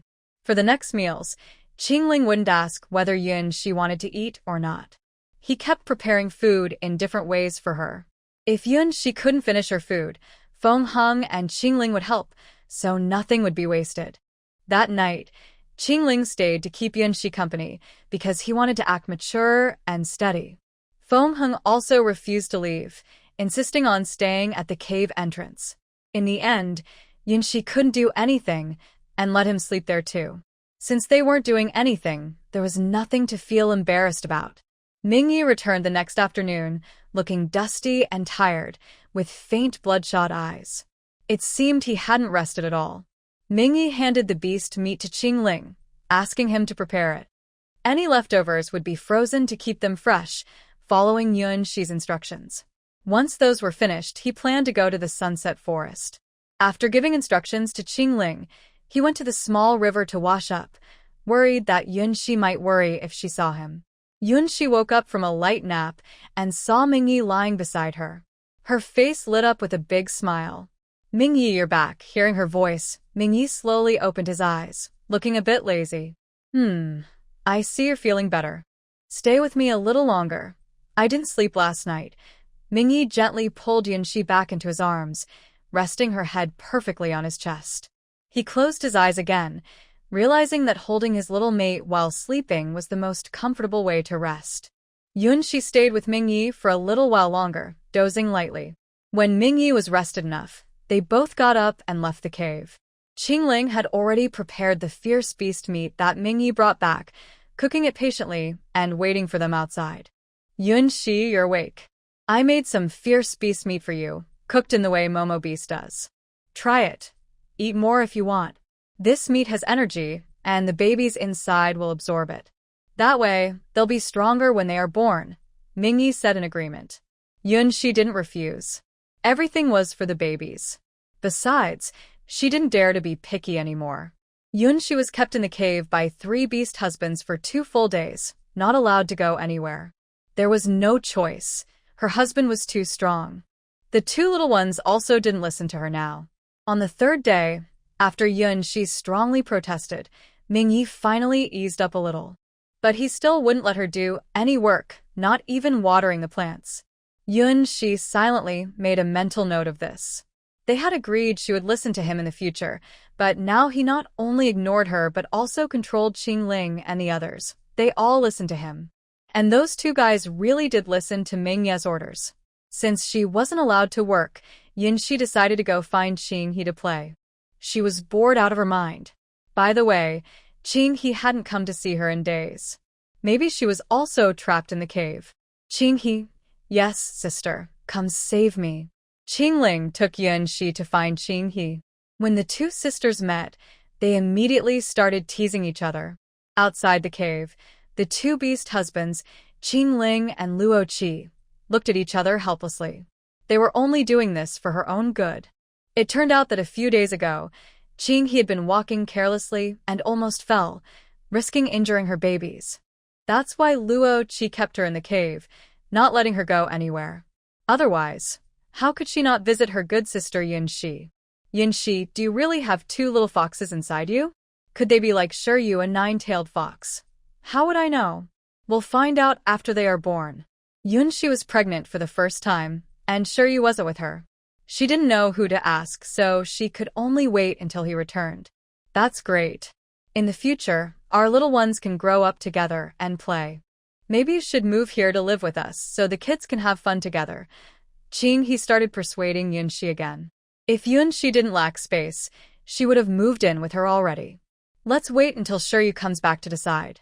I plan to build a new house, but I haven't decided where yet. If you want, you can also build with us. Living in a cave all the time isn't good for health. Recently, Yunxi was busy dealing with a few beast husbands and didn't have time to draw plans. The matter was delayed, and now she could only wait for Shiryu to return. Okay, just let me know when you're ready. I'll build a house next to yours. Qinghe agreed without hesitation. Have you talked to Luo Qi and the others about this? What's there to discuss? They all listen to me. They don't dare disobey. Is your partner too bossy? Although Qinghe hadn't interacted much with Mingyi, wandering beast men are usually not very obedient. Moreover, Mingyi is a high-level beast man. Yunxi felt helpless and a bit overwhelmed. Exactly. He keeps controlling me and won't let Qingling and the others listen to me. Even today's outing was something I had to fight for. You're too good. You should be a bit stricter. You're their wife and mistress, so they should listen to you. Qinghe felt a little proud. She was stricter than Yunxi, so Luo Qi and Shixian obeyed her well.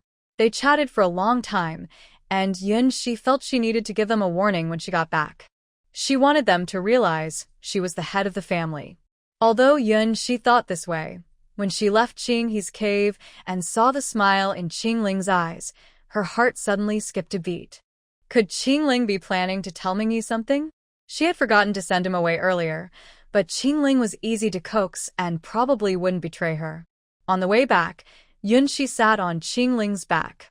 Qingling walked slowly and steadily, worried that walking too fast might hurt the baby inside Yunxi. Qingling, you didn't hear what I said today, right? Qinghe and I were just joking. Before they reached home, Yunxi already felt a bit timid. I didn't hear anything. Qingling wanted to laugh but held it back. Cloud, she is so cute. Naturally, only he needs to remember her. Those are memories shared only between him and Cloud Shi. He wouldn't tell anyone else. Good girl. Qingling, please stay with me tonight. See? His Qingling is so thoughtful. He doesn't even need to be told. He just knows what to do. Such a considerate beast husband must be well rewarded. Tonight, Mingyi will keep you company. Cloud Shi. But all right, I won't reward you next time. Back in the cave, Feng Heng was helping Cloud Shi organize the various foods she had collected earlier. Seeing them return, he immediately jumped over. Cloud Shi, you're back.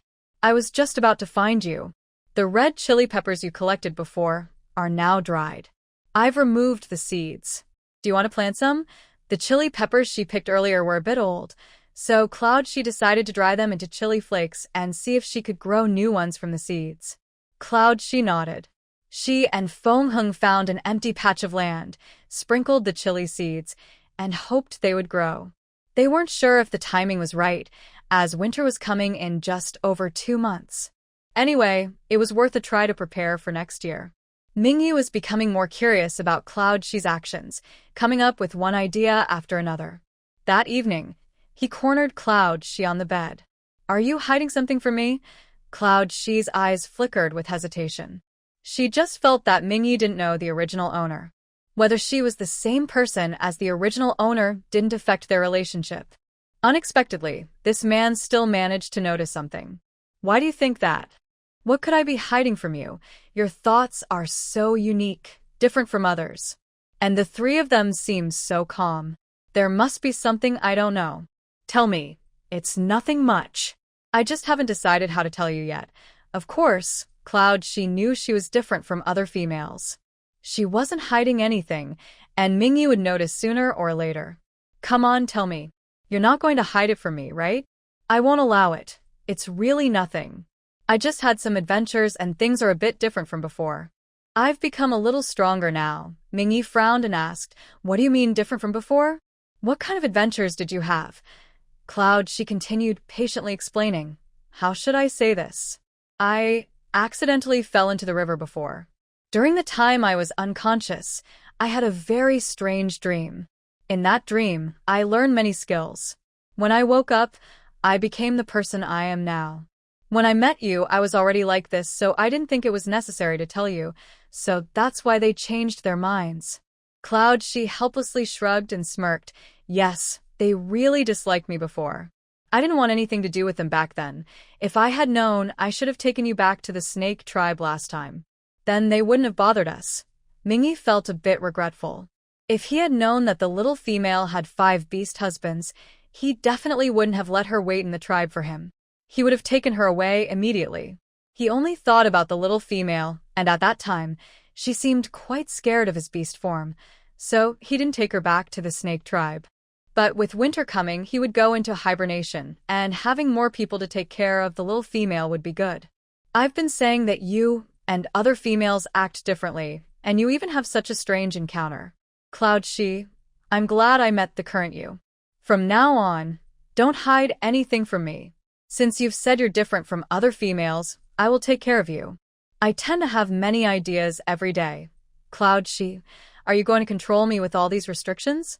No, you must listen to me. If you don't, I won't believe you. You're like a little dog.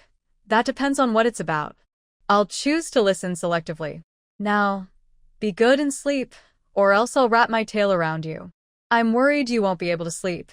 Mingyi remembered that Cloud Shi was quite afraid of his beast form. Of course, he was just joking, scaring her a little. Humph, I won't be afraid of you. You're my beast husband, and I will get used to your beast form. I won't be afraid of you anymore. Cloud Shi was just being stubborn. She wasn't really afraid at the moment. She obediently curled up on Mingyi's chest, closed her eyes, and quickly fell asleep. A smile appeared at the corner of Mingyi's mouth. See? The little female wouldn't dislike his beast form. One day, she would also sit in her own beast form. Another week passed, and Cloud Shi's pregnancy symptoms became more obvious. Besides sleeping in late every day, she also took a nap in the afternoon.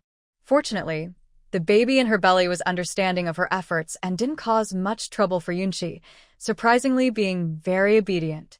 On the other hand, Qinghe heard she was vomiting and couldn't eat.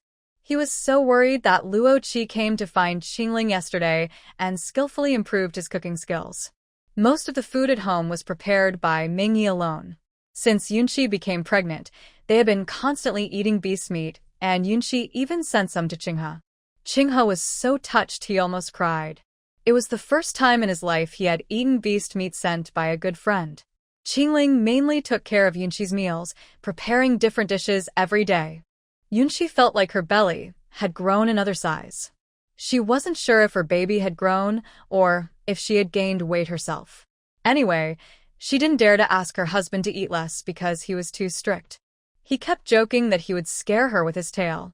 If he really did scare her, she would be the one crying, not him. Counting the days, in 5 days, Shiyu would return. She wondered if the salt exchange this time would go smoothly. This time, the salt exchange went well. They had started earlier, so there were fewer people competing with him. Plus, because of Lanz, the goal of this trip was achieved. He met Lanz on the first day at the seaside. As Yunqi predicted, he asked about her situation. Shiyu told him what Yunqi said, but he wasn't sure if he believed it. When he returned to the sea, he showed no emotion. Yunqi was so dazzling now that if Lanz found out, he might come to take her. Their home already had enough beasts. They couldn't have more. He himself would have to wait several days for his turn. He missed Yunqi very much. Shiyu took out some dried meat from his space and bit into it hard.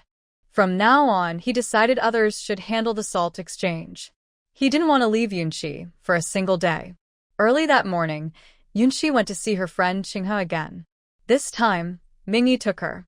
Because Fengheng was going to the square to teach the clan how to make wooden bowls and stone pots, Qingling was naturally assigned to teach everyone how to cook. More than one beast had come to the leader crying, saying Yunqi's family's food was too delicious, and they wanted to try it too.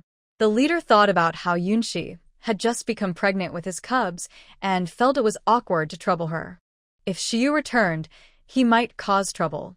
But since beasts kept coming to complain every day, he finally told Yunqi about his request.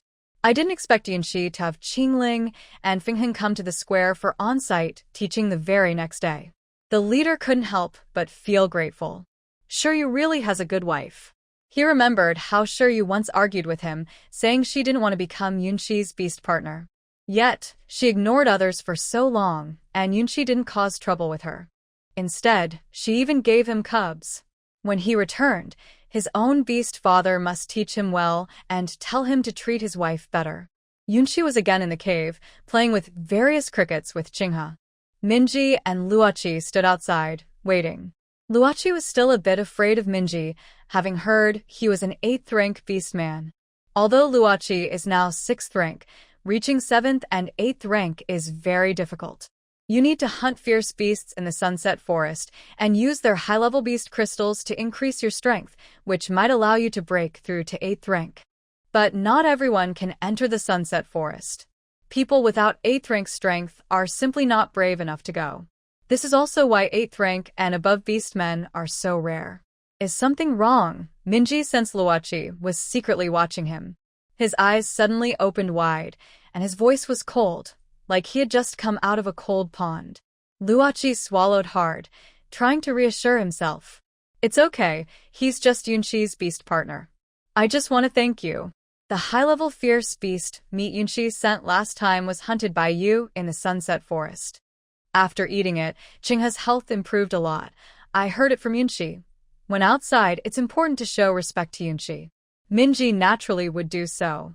I also want to ask, is the Sunset Forest really that dangerous? Well, you're not strong enough. Don't go risking your life. Minji told the truth. When he first advanced from 7th to 8th rank, he did so with a determined heart, risking everything himself. Even now, he only dares to stay near the edge of the Sunset Forest. He hasn't yet had the strength to go deeper inside. Can I exchange some other food for some fierce beast meat? Luoqi knew his request was a bit much, but thinking of Qinghe, he still mustered up the courage to ask Minji. I'll bring some back for you next time I go.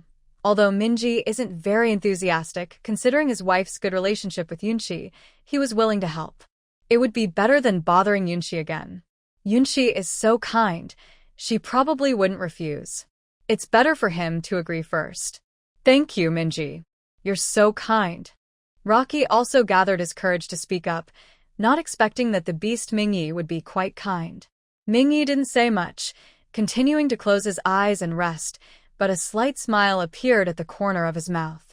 The young female thought she had spoken quietly to Qinghe, but little did she know that with his 8th level strength, he had already memorized every word she said. He was even gossiping about her behind her back. Tonight, she would show him her fierce side. He wanted to see how fierce his little female could be. When Qingling and Fengheng came to pick her up, Yunshi was reluctant to say goodbye to Qinghe. Before leaving, Qinghe quietly encouraged her. But as she turned around, she saw Mingyi giving her a teasing look. Yunshi suddenly felt a strange sense of unease. On the way back, Mingyi placed Yunshi on his shoulder, his big hand firmly supporting her back, though he was a little mischievous. He gently stroked her skin now and then, and Yunshi's strange feeling returned. Could he have overheard her and Qinghe talking? She had spoken very quietly, so Mingyi shouldn't be that perceptive. Yunshi's anxious feelings lasted all evening. She held Qingling's hand and said sadly, Qingling, you're cool, sleep with me tonight. Tonight, Mingyi will sleep with you. He's also cool, Qingling answered without hesitation. He had just slept with Yunshi the day before. Yunshi couldn't help but roll her eyes at Qingling. Qingling, you fool. Didn't you have that cleverness when you first paired up? How about it? Want to change someone tonight? Mingyi leaned behind Yunshi, his warm breath brushing her ear. No, I just remembered wrong. Yunshi was sure her feelings weren't wrong. Mingyi definitely overheard her complaining today. She couldn't rely on Qingling, and Fengheng, who was even more clueless, was even less reliable. Mingyi smiled as he wrapped his arms around Yunshi's waist, lifting her into his embrace. Let's go, my wife. Remember to show me your fierce side later. Sure enough, he had heard her complaints. If time could be turned back, Yunshi would definitely praise her husband for being the best. Watching Yunshi being carried into the cave by Mingyi, Fengheng still foolishly said, Mingyi is quite domineering. Yunshi can't control him. One day, I will try too. Yunshi always says I am childish. Qingling looked at Fengheng as if he were a fool. You and Minji are completely opposite. Do you still want to learn from him? Aren't you afraid of making things worse? Minji carried Yunshi to the bed and slowly pushed her into the corner. Be good, give me a fierce look first. I'll cooperate with you. Yunshi tried to argue and explain, "Today, Chinghe and I were just talking casually. I also praised you earlier. Didn't you hear? Did you really say that?" "I didn't hear it." Minji remained unmoved, just staring at Yunshi, continuing to pretend. He wanted to see what kind of tempting words that little female could come up with. "Really, it was just that time you came with me. Minji, I know you treat me well. I didn't mean to criticize you." "Really? Or are you fooling me again? Have you thought about the consequences? Really, look into my eyes. They are more genuine than pearls." Yunshi blinked sincerely, more genuine than any other little female. "Let's believe you for now. But I still want to see how you give me a fierce look." Yunshi was a bit speechless.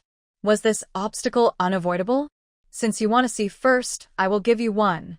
Yunshi imitated a kindergarten teacher, making fists and placing them on her cheeks, pretending to be a tiger, and let out a roar. "Oh, just give me a fierce look like that." After saying that, Yunshi didn't dare to look at Minji. How embarrassing. Minji's lips curled slightly, showing a bit of fierceness. His expression was fierce enough that his body actually started to react. His body responded faster than his thoughts. The moment the idea flashed through his mind, his hand instinctively reached out, gently pulling Yunshi into his arms. Then, his lips eagerly pressed against Yunshi's, kissing and nibbling as if caught in an inescapable whirlpool, unable to stop. Yunshi could only tilt her head back, forced to endure his kiss. Minji's hand moved along Yunshi's waist, climbing step by step, finally stopping at her special mark, kneading constantly. The desire in Minji's eyes was impossible to hide. Seeing the situation getting out of control, Yunshi thought of the baby in her belly. She didn't dare take risks and gently pushed Minji away. "Minji, there's a baby in my belly." Nightshade felt a bit upset when Yunshi pushed him away. His desire was so strong that every part of his body was shouting for attention. He wanted to care for the young woman in front of him gently. Nightshade's eyes suddenly turned into vertical pupils, showing his intense feelings that he couldn't hide. Even though Yunshi pushed him back, he was a little annoyed but didn't try to move closer again. His gaze stayed fixed on Yunshi, full of struggle and hesitation, as if he was unsure what to do next.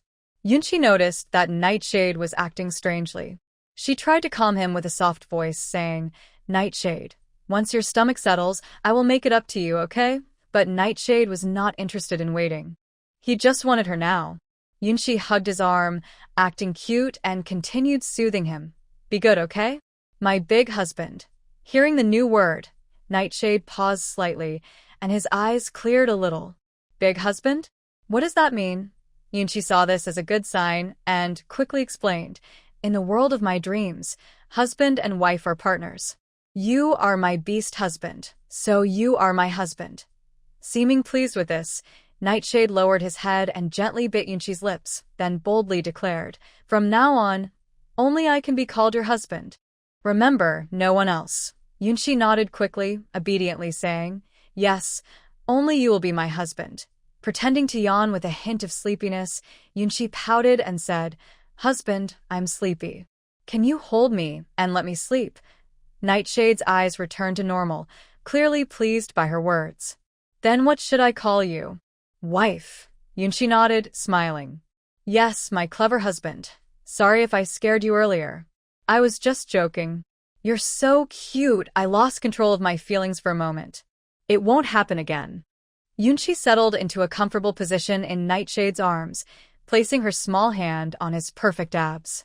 "Then, should I punish you by touching your abs?" Nightshade chuckled softly, grabbing her mischievous hand and warning, "You seem healthy enough. Shall we continue?" "Not touching?" "Fine, I won't," she said playfully, though she secretly touched him a couple of times. Nightshade pretended not to notice, thinking she was just too fun to resist. Yunshi has always been repressed because of her childhood environment. When she finally felt her family's love, her true nature naturally came out. She is not a boring or strict person, she has a child's heart. In front of someone she likes, she just wants to be her real self. The next morning, Yunshi yawned as she walked out of the cave. She wanted to sleep a little longer, but she couldn't because her stomach was growling. For her baby, she had to get up and eat. At the cave entrance, she met Feng Heng. He looked mischievous and came over quietly, asking, Yunshi, what does Aowu mean? Yunshi froze. It was so embarrassing that Feng Heng heard it. This guy, staying up at night and eavesdropping? Mingyi, you should control Feng Heng. He was eavesdropping. Yunshi turned to complain to Mingyi. She didn't believe she couldn't handle Feng Heng. I wasn't eavesdropping. I just heard that one sentence. I care about you, you know? But you just like to bully me. Feng Heng was also a little afraid of Mingyi. But he only did this because Yunshi was kind to him. If he were a female, he wouldn't dare to say such things. He knew Yunshi wouldn't get angry. At most, she would pretend to be mad. Mingyi came out from behind Yunshi, glanced at Feng Heng, and said nothing. But that look made Feng Heng feel a chill down his back. Thinking about hunting in the forest later, Feng Heng regretted being so quick to speak. Maybe he should switch with Qingling? This cave has no privacy at all. I want to build a new house, and then Feng Heng will stay as far away from me as possible, so he won't eavesdrop. Feng Heng immediately disagreed. He quickly grabbed Yunshi's arm and pleaded, No. Yunshi, you said you wouldn't be biased. I want to stay close to you. Who told you to eavesdrop? Why didn't Qingling eavesdrop? He also heard it. Feng Heng decided to drag Qingling into this. Since he also heard it, they could share the trouble. Qingling looked up, acting unconcerned, and said, I didn't hear anything. Yunshi, I made you egg custard. Come and try it, Qingling thought to himself. Feng Heng is just a fool. He should have asked Yunshi privately. Doing this in front of everyone only makes Yunshi feel awkward. Yunshi gave Qingling a look of approval. Qingling is more perceptive than Feng Heng. However, Feng Heng is more honest and straightforward, with no hidden thoughts. Breakfast ended amid Yunshi and Feng Heng's lively arguing. Of course, Yunshi was just joking with Feng Heng. Only he always took it seriously, which was quite adorable. This made Yunshi's life more fun. Xiyu hadn't come back yet, so Qingling stayed at home with Yunshi because he knew Yunshi's taste best. Feng Heng and Minji went hunting in the forest as usual. The weather was hot, so food couldn't stay fresh for long. Minji hunted fresh prey every day to make sure Yunshi ate well. It was a bit troublesome, but it was worth it to see Yunshi happy. Qingling still managed everything at home carefully. Watering plants, tidying up, cleaning. He did it all without missing a thing. Sometimes, he also took time to care for Yunshi, worried she might get bored. Yunshi followed Qingling around, constantly praising him. Qingling, you're really a good homekeeper. Now, she had little to do at home. She was just an observer. Qingling, how do you know so much? If I do a little more, you can do less. Yunshi, look, are the chili peppers we planted last time sprouting? Qingling pointed at the tiny green sprouts, eyes full of joy. Yunshi's attention was immediately caught. Really? I was just trying it out, didn't expect they would all sprout. When they grow bigger, we'll need to separate them so they can grow better. When we pick a house and start building, I can clear some land next to the house for you. Tell me what you want to plant, and I'll help you grow it. Yes, Qingling, you're so kind. Where is your home? This was the first time Yunshi learned about her beast husband's past. Qingling paused his work, looked at Yunshi, as if recalling something. After a moment, he said calmly, It's quite far. Our place is always covered in snow. You probably wouldn't like it. But someday, I want to take you there so your parents can meet you. Yunshi naturally wouldn't refuse. Qingling was her beast husband, and meeting his parents was the basic courtesy, wasn't it? Okay, let's go back with our little one someday. Your home is so far away. How did my father choose you? I don't know. Maybe I was just participating in a competition on Beast King Street, and they thought I was good at fighting. Maybe they wanted to find a strong beast master for their daughter. Qingling is different from Shiryu.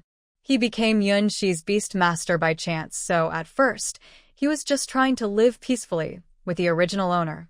But the original owner didn't like him at first. Later, after learning more about the original owner and influenced by others, he decided not to settle. Still, he carefully took care of the original owner. Yunshi covers her mouth and laughs secretly. That unlucky kid almost lost everything because of this. From now on, don't just become a beast master for others easily. It's better for the wife to choose herself.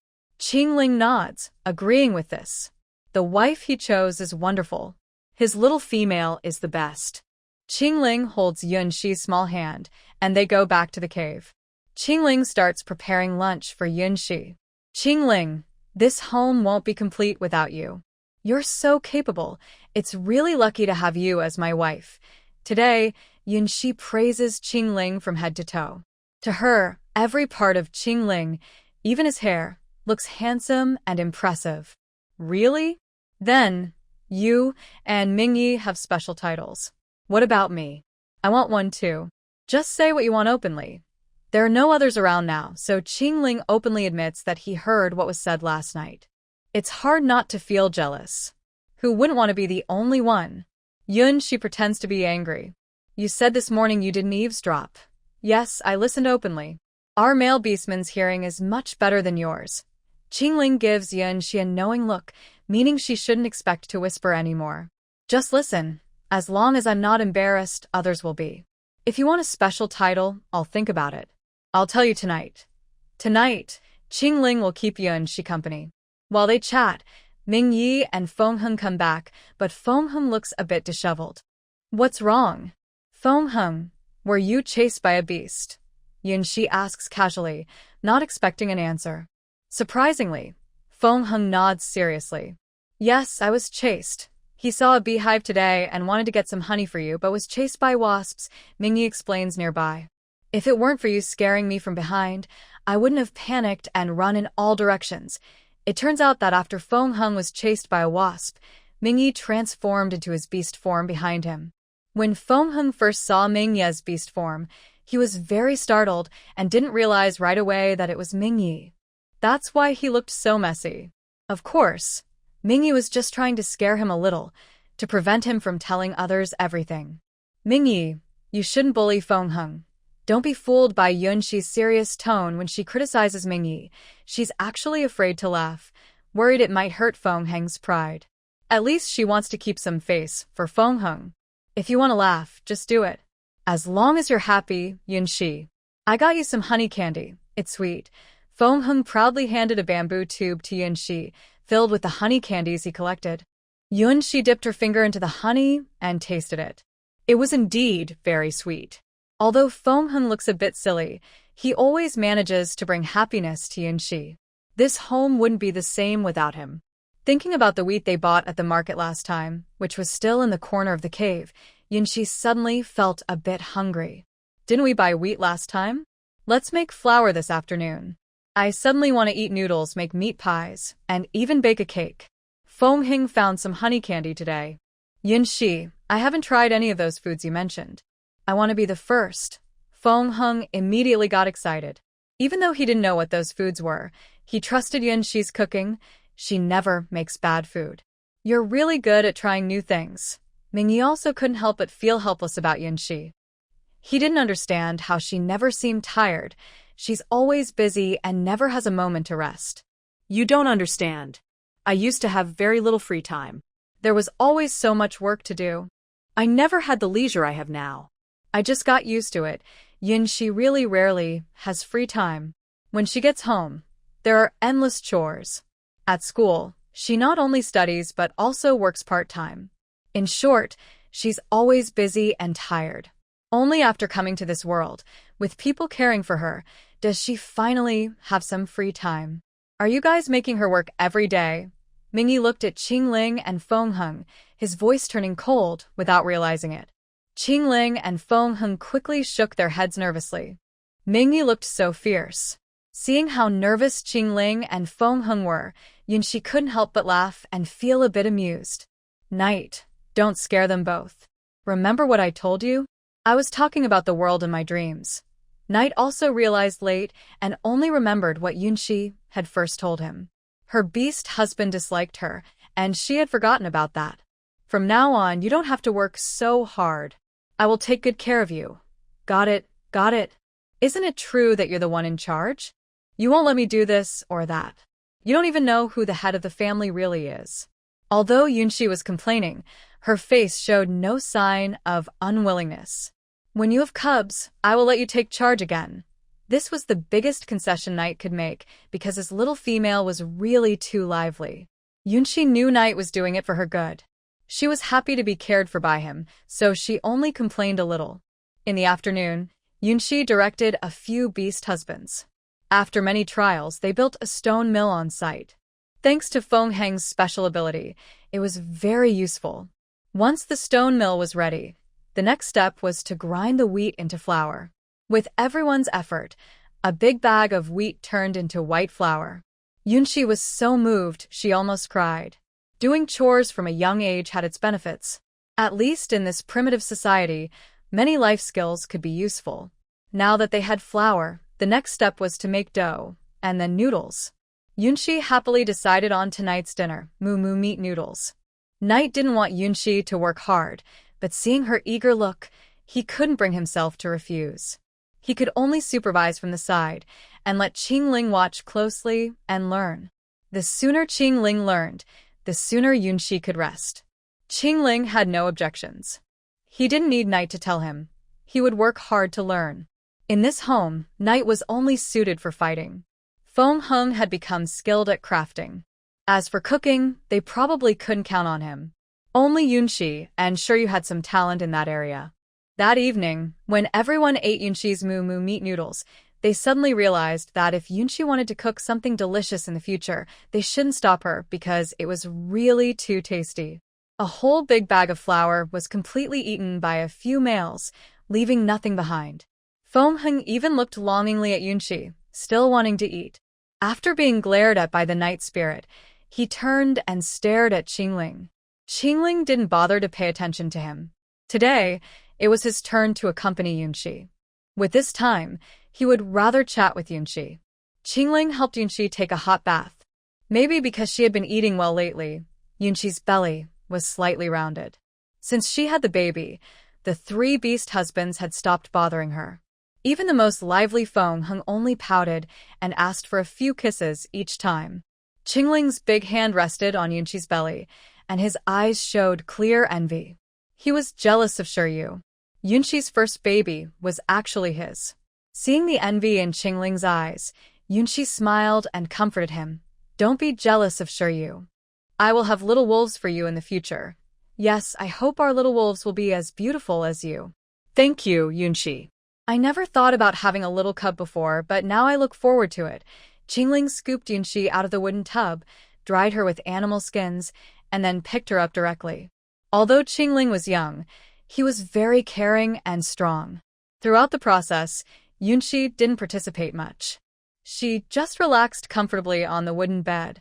Qingling lay on his side next to Yunshi, looking at her with anticipation and asking, "Have you decided what to call the baby?" Yunshi leaned in, kissed Qingling's chin, and teased, "You won't keep it in your heart forever, will you?" To her surprise, Qingling nodded. "Yes, I've been looking forward to it. I haven't decided yet. It's so hard. Maybe call you darling? Or Qingling brother? Qingling oppa?" Dear, Yunshi couldn't help but laugh first, leaning on Qingling's shoulder and giggling. Qingling. He felt none of these were proper. Or husband, spouse, the child's father, the head of the family. Which one do you like? Yunshi kept listing all the options. Qingling frowned. In your dreams, there's so many titles. Yes, and in other languages too. Do you want to hear? Seeing Yunshi's sparkling eyes, Qingling shook his head decisively, feeling none of those titles sounded good. No, I can't understand them. Yunshi, is it hard for you to learn so many skills in your dreams? I have many things to do, so in the future, you need to be nicer to me. Be my good guy. Okay, from now on, you'll do all the work for me. What does it mean to be my good guy? Is that a special nickname from Yunshi for him?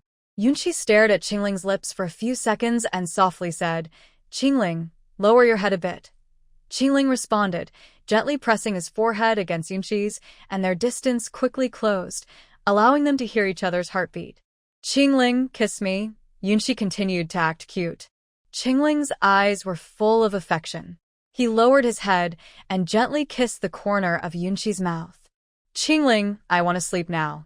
Qingling stretched out his long arm, holding Yunshi in his arms and covering her with a beast hide.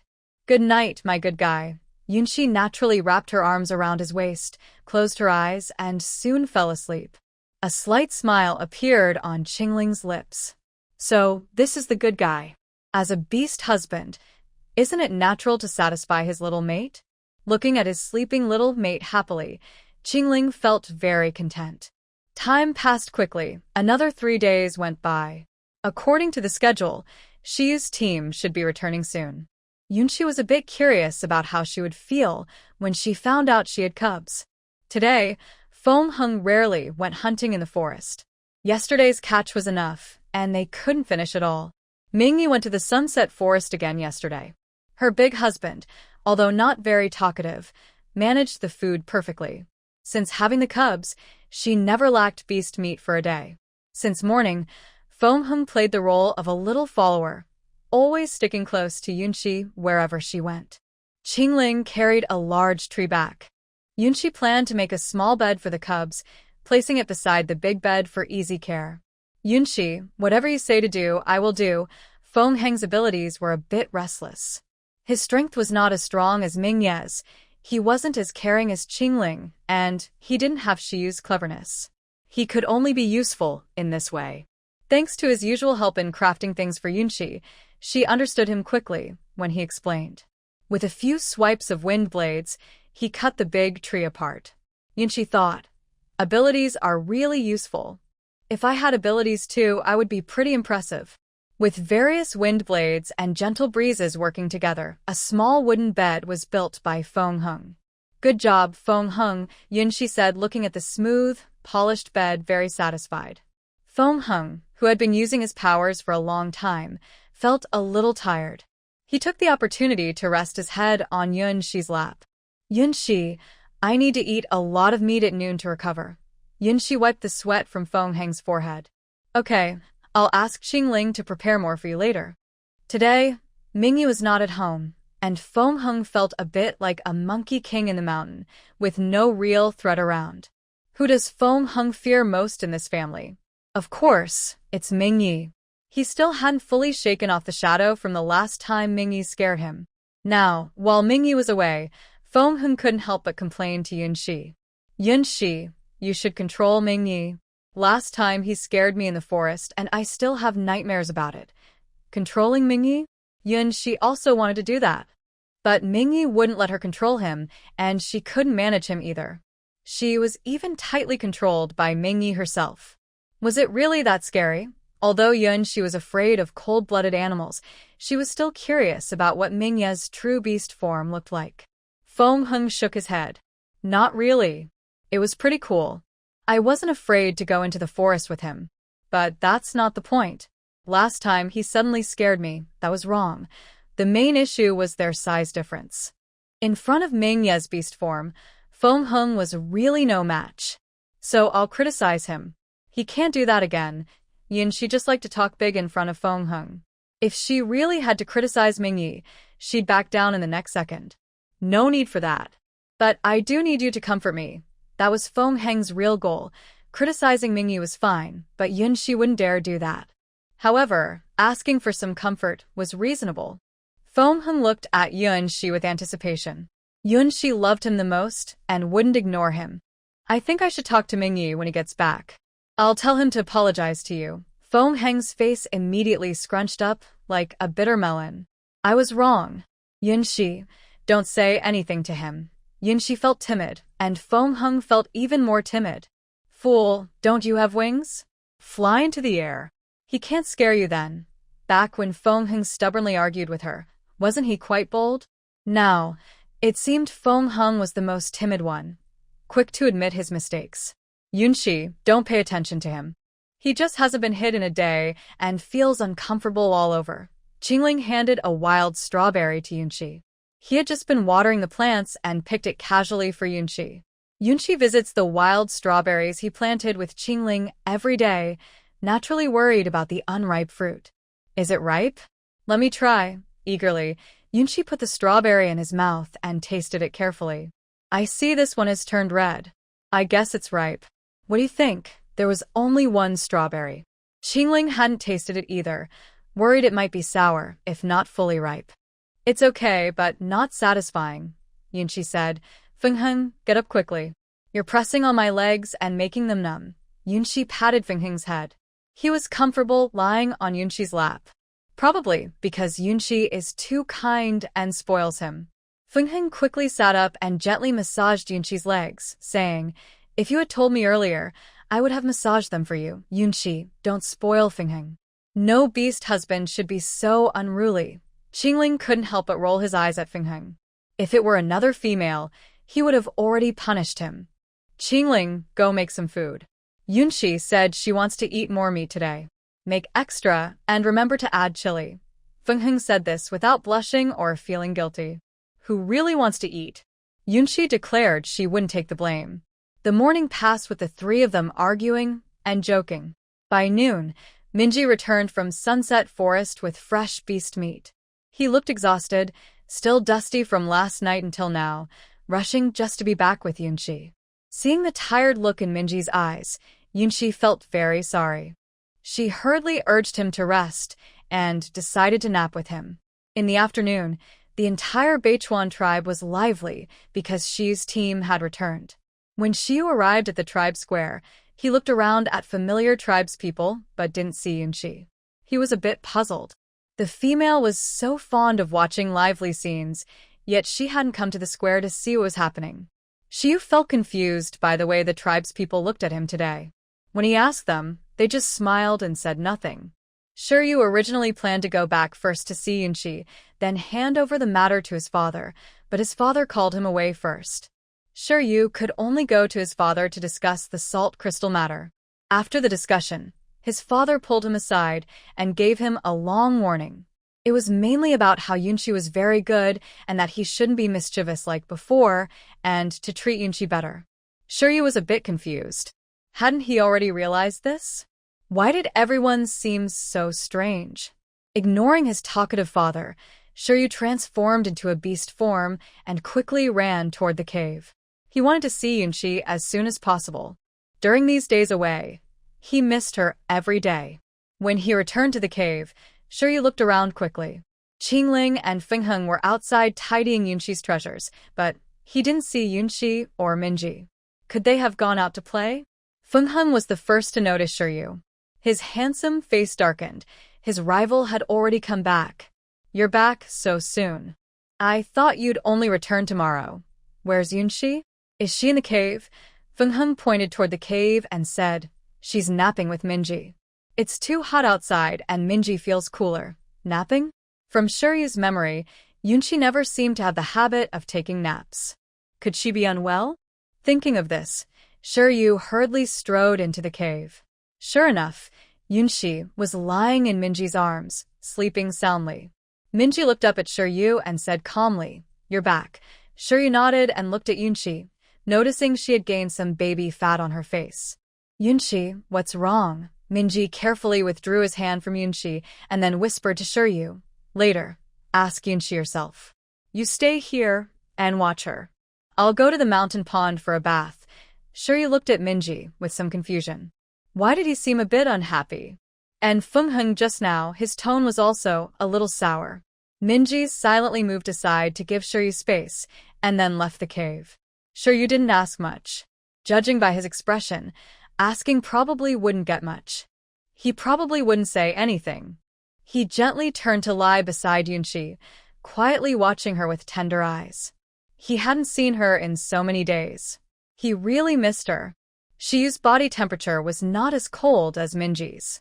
Soon, Yunshi sensed something unusual. She slightly frowned and whispered, Why are you getting warmer? Yunshi opened her eyes slightly and saw that the person beside her had changed. When she looked more carefully, she realized it was her gentle husband, Shiyu, who had returned. She was a bit unsure, so she quickly rubbed her eyes. After confirming she hadn't seen wrongly, she happily shouted, Shiyu, you're back. I thought you wouldn't return for a couple of days. Yes, I wanted to see you sooner. Things went smoothly this time, so I sped up my journey. Yunshi, I missed you so much. As he spoke, Shiyu gently stroked Yunshi's face, full of tenderness. Feeling that her face was finally plump again, Shiyu said, Your face has gained some weight. It seems everyone took good care of you. And my belly has too. They won't let me lose weight. They keep forcing me to eat meat. Feel it, my belly really has grown a lot. Yunshi placed Shiyu's hand on her belly, a mischievous glint in her eyes, wondering if he could guess. Shiyu indeed pinched the soft flesh on her belly and said seriously, "It has grown quite a bit. I think that's—" His words paused, and his eyes became a bit incredulous. He looked at Yunshi, whose eyes were full of smiles. Shiyu hesitated and gently touched her again. After a moment, he asked softly, "Yunshi, is there a little one inside your belly?" Yunshi nodded. "Yes, I'm going to be a mother. And you, my big fox, are going to be a father." "I'm going to be a father? How old is the little one?" "Yunshi, am I really going to be a father? Is it our little fox?" Shiyu's voice became a bit unsteady. He had planned to come back this time and work hard with Yunshi to have a litter of their own cubs. But he didn't expect the surprise to come so suddenly. No wonder everyone looked at him with smiles, and no wonder Minji and Finghing's tone sounded a bit sour. It turned out Yunshi had her own little one. "I checked the time, and it should be yours." Minji said their family only has one cub each time, and the timing doesn't match. Fingheng and Qingling are even less likely. The only remaining possibility is you, probably shortly after we became mates. Yunshi gently touched Shiyu's belly, her eyes softening. "How old are the babies?" "Almost a month now." "You only found out the day after you left." "The shaman said there are 2 babies. We're about to have 2 little foxes." I'm sorry. If I had known earlier, I wouldn't have gone to the beach. No wonder everyone was so surprised. They wanted to give me a surprise. Most of the tribe knew that Yunshi was pregnant with Shiyu's babies. But Yunshi asked everyone to keep it a secret because she wanted to surprise Shiyu. Most of the tribe had learned skills from Fingheng and Qingling, so they naturally didn't refuse Yunshi's request. Plus, Shiyu was a brave warrior, and everyone wanted to see him happy. Shiyu's big hand still rested on Yunshi's belly, where his 2 babies were. No wonder Yunshi was gaining weight and needed naps. She was pregnant. "The babies are very well behaved. They haven't caused me any trouble lately. You don't need to feel guilty. Minji and the others have taken good care of me." Minji even went to the sunset forest to hunt fierce beasts to make the babies stronger. "And Qingling and the others are also very attentive in caring for me and our babies. Remember to thank them." Shiyu nodded. He knew the dangers of the sunset forest well. He didn't expect Minji to risk himself for the babies. "Yunshi, thank you. I'm very happy. I want to be a father now." Shiyu lowered his head and kissed Yunshi on the forehead. Feeling it wasn't enough, he gave her a gentle kiss on the lips. Shiyu continued, "I'll take good care of you and our little foxes. Yes, I want to sleep a little longer. I still feel a bit tired. I need more rest. Stay with me," Yunshi yawned. She was becoming more and more sleepy.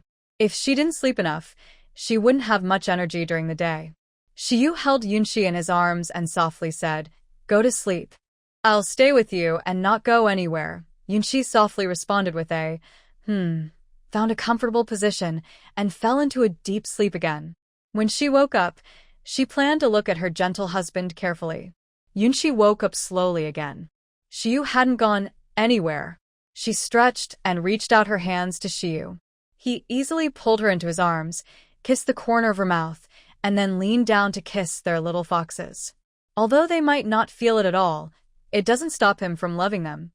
The 2 of them left the cave together. Qingling was making meat soup for Yunshi, while Fingheng was busy polishing something, struggling with a piece of wood nearby. Yunshi didn't see Mingyi and frowned, asking, "Where is Mingyi? Where did he go?" Shiyu thought Mingyi had already returned, but he was surprised to find he hadn't come back yet. "When I returned, he said he was going to the back mountains water pool to relax for a while." Yunshi planned to walk around a bit, so that when she had children in the future, it would be easier for her. "Then I'll go see him. That's where we met him. I'll go with you." Shiyu immediately agreed. Since he had nothing else to do right now, he naturally wanted to stay close to Yunshi. Yunshi nodded.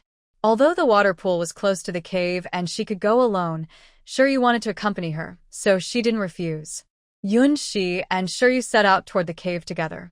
However, halfway there, Yunxi suddenly remembered she hadn't taken the fruit Qingling had prepared for her.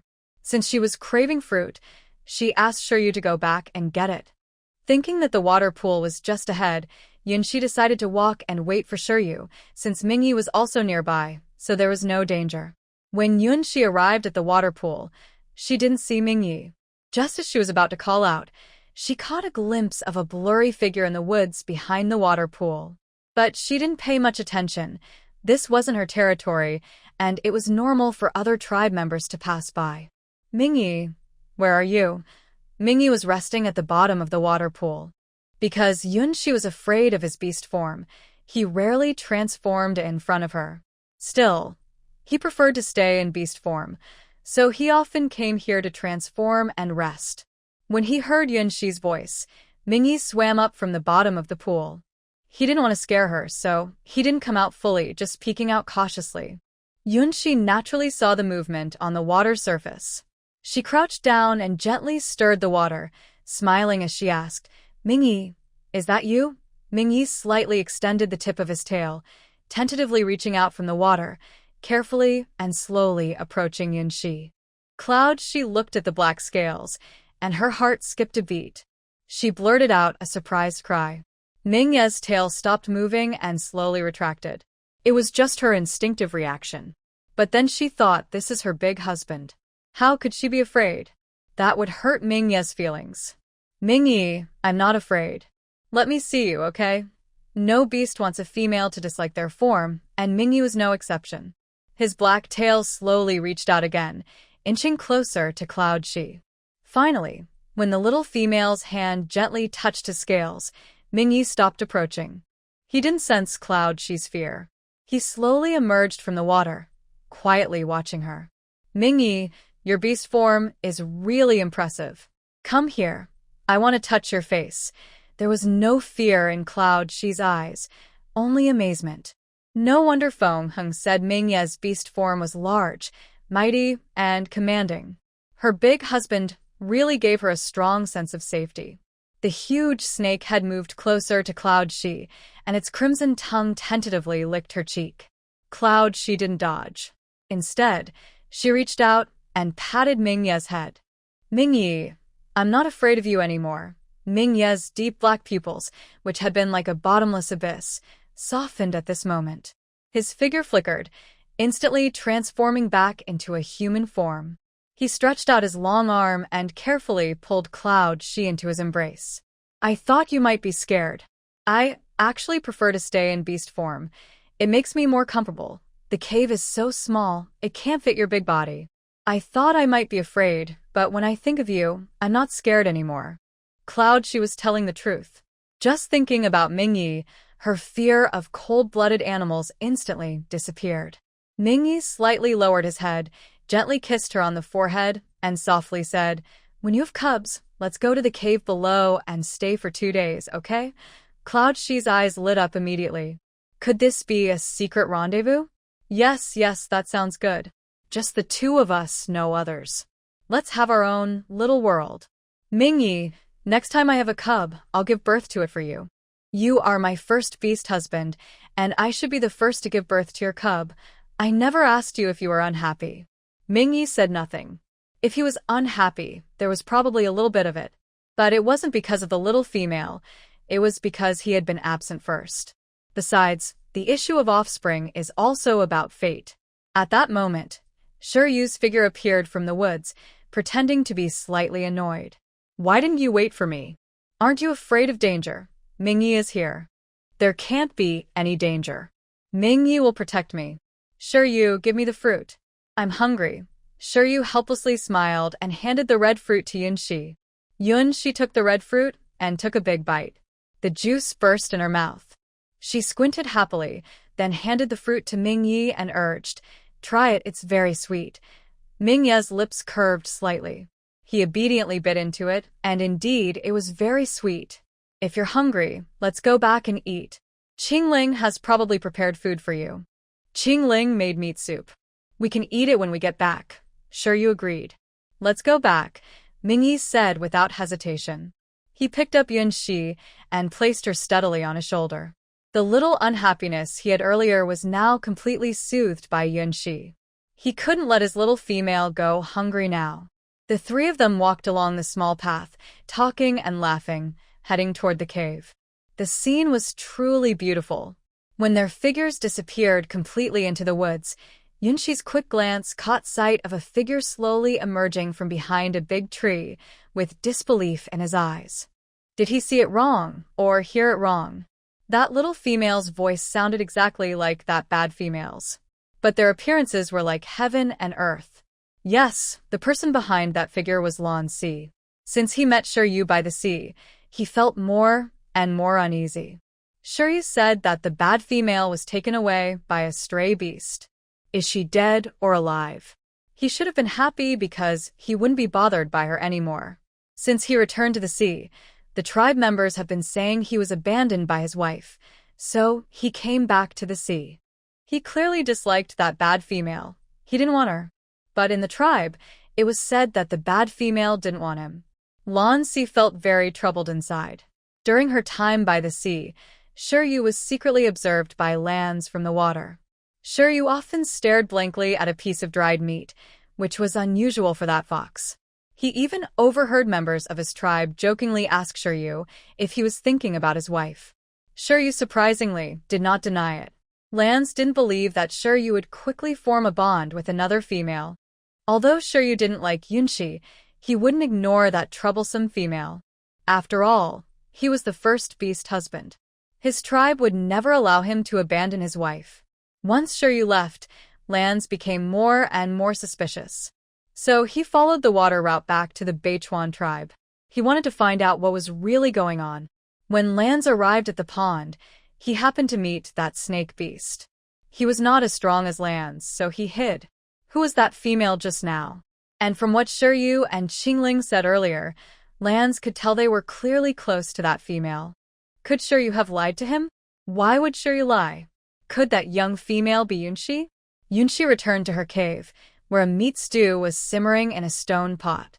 She looked at Qingling with a touched expression. While drinking the meat broth, Yunxi said, I think I saw a strange figure by the pond earlier. It was hiding behind a tree, and I couldn't see clearly. Minji, did you notice anything just now? When I dove into the water, I did sense a strange presence. But it didn't seem malicious, so I didn't pay much attention. Maybe a tribe member was nearby, saw me coming, and got nervous, so they hid. Earlier, Minji had encountered other beast people during his outing. Some lower-level beast people would be afraid when they saw him, and usually they would choose to avoid him. So, he didn't pay much attention to the strange presence he sensed today. When Shiryu heard this, a worried look appeared on his face. Don't go out alone in the future. You must have someone with you. Times are different now. Yunxi needs someone by her side. Yunxi pretended to look upset, pouting slightly, with a mischievous smile in her eyes. I haven't gone out alone at all now. Shiryu, you don't know, while you were away, Minji has been watching over me all the time. This is not allowed, and that is not allowed either. Can you tell me about him? Yunxi was just talking casually, but she was still happy that Minji was watching over her. Shiryu understood Yunxi's little thoughts, but he only smiled slightly and didn't say anything. After all, Yunxi has many ideas, so it's good to have someone in charge. And only Minji can really do this task. Seeing that Shiryu didn't speak up, Yunxi sighed helplessly. Now, the four of you are completely united. I am losing my position in this family. Yunxi kept muttering and pretended to be sad, shaking her head. But the beast husbands were used to her complaints and found her even more adorable when she did this. Oh, Shiryu, did you help me change the salt crystals this time? When Shiryu left, Yunxi specifically asked him to change some salt crystals for her, just to make cured meat. That way, when winter comes, there won't be a shortage of meat at home. Don't worry, I will do what you asked, Shiryu said as he took out the stored salt crystals from the space. Yunxi took a small handful from a leather bag and gently rubbed it between her fingers. Her eyebrows furrowed slightly because the salt crystals had too many impurities. This is coarse salt, with too many impurities. This kind of salt doesn't taste good, and eating it for a long time isn't good for health. It looks like it needs to be filtered again. Yunxi, can you filter it? Shiryu asked nearby. The impurities in the salt crystals were visible to the eye. He knew the taste wouldn't be very good. I think I know how to do it. I can try tomorrow. Now I have enough salt, so I can make more cured meat later. I also need to go to the forest to find some spices, so the meat will be more fragrant. Yunshi counted on her fingers, listing her plans, building a new house, which was very busy. Minji came over, looking a bit helpless as he looked at the young female, sighing, "You're always like this, even with the baby. These things, let us handle them." Yes, Yunshi, tell us what you need, and I'll go to the forest to find it," Feng Heng added. "I also want to build a new house. Can you draw the plans?" The beast men remained silent. "And I want to design various furniture. Can you do that?" The beasts remained silent. "I actually want to learn some shaman skills. That green glow in the shaman's hand the other day looked so amazing," she said. The beast sighed, thinking, "My wife is too busy." Yunshi observed everyone's silent expressions and nodded with satisfaction. "See? "You all don't know.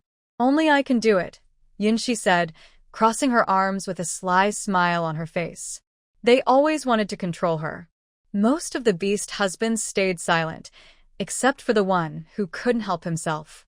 "You're so clever. Just stand nearby and give instructions," he said. Although Mingyi was in charge of Yunshi, he often couldn't control her. The young female was very good at acting cute, and he often found himself being manipulated. The next day, Yunshi took out various animal skins stored at home. She wanted to pick one suitable for filtering salt water. After searching for a while, she couldn't find the perfect skin. So, she decided to use the snake shed Mingyi gave her. The shed was thin and fine, likely effective for filtering impurities. Yunshi directed Shiryu to pour the coarse salt into a wooden basin, then added spring water while stirring with a wooden stick, trying to dissolve the salt as much as possible. As she stirred, the dry coarse salt gradually turned into cloudy salt water, with many impurities settling at the bottom of the basin. Yunshi covered the prepared snake shed with another wooden bucket, tying it tightly with rope to prevent any gaps. "Yunshi, what should we do next?" Shiryu asked, bringing over the saltwater basin. Yunshi pointed to the tied snake shed on the bucket and said, "Slowly pour the salt water into the bucket." As Shiryu carefully poured the salt water onto the snake shed, the water seeped through slowly.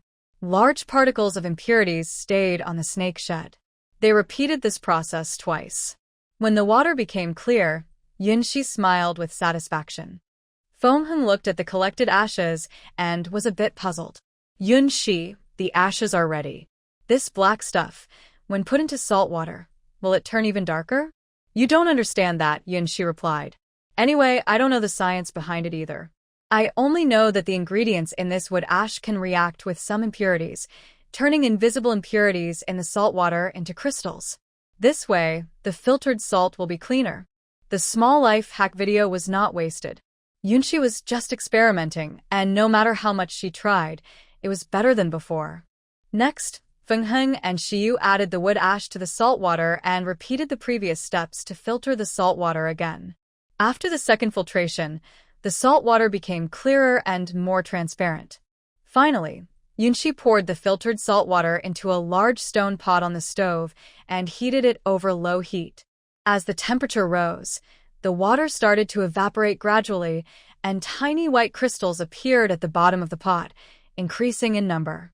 Eventually, when almost all the water had evaporated, a layer of fine, white crystals remained at the bottom of the pot. It was visibly white. That is fine salt, free of the original impurities.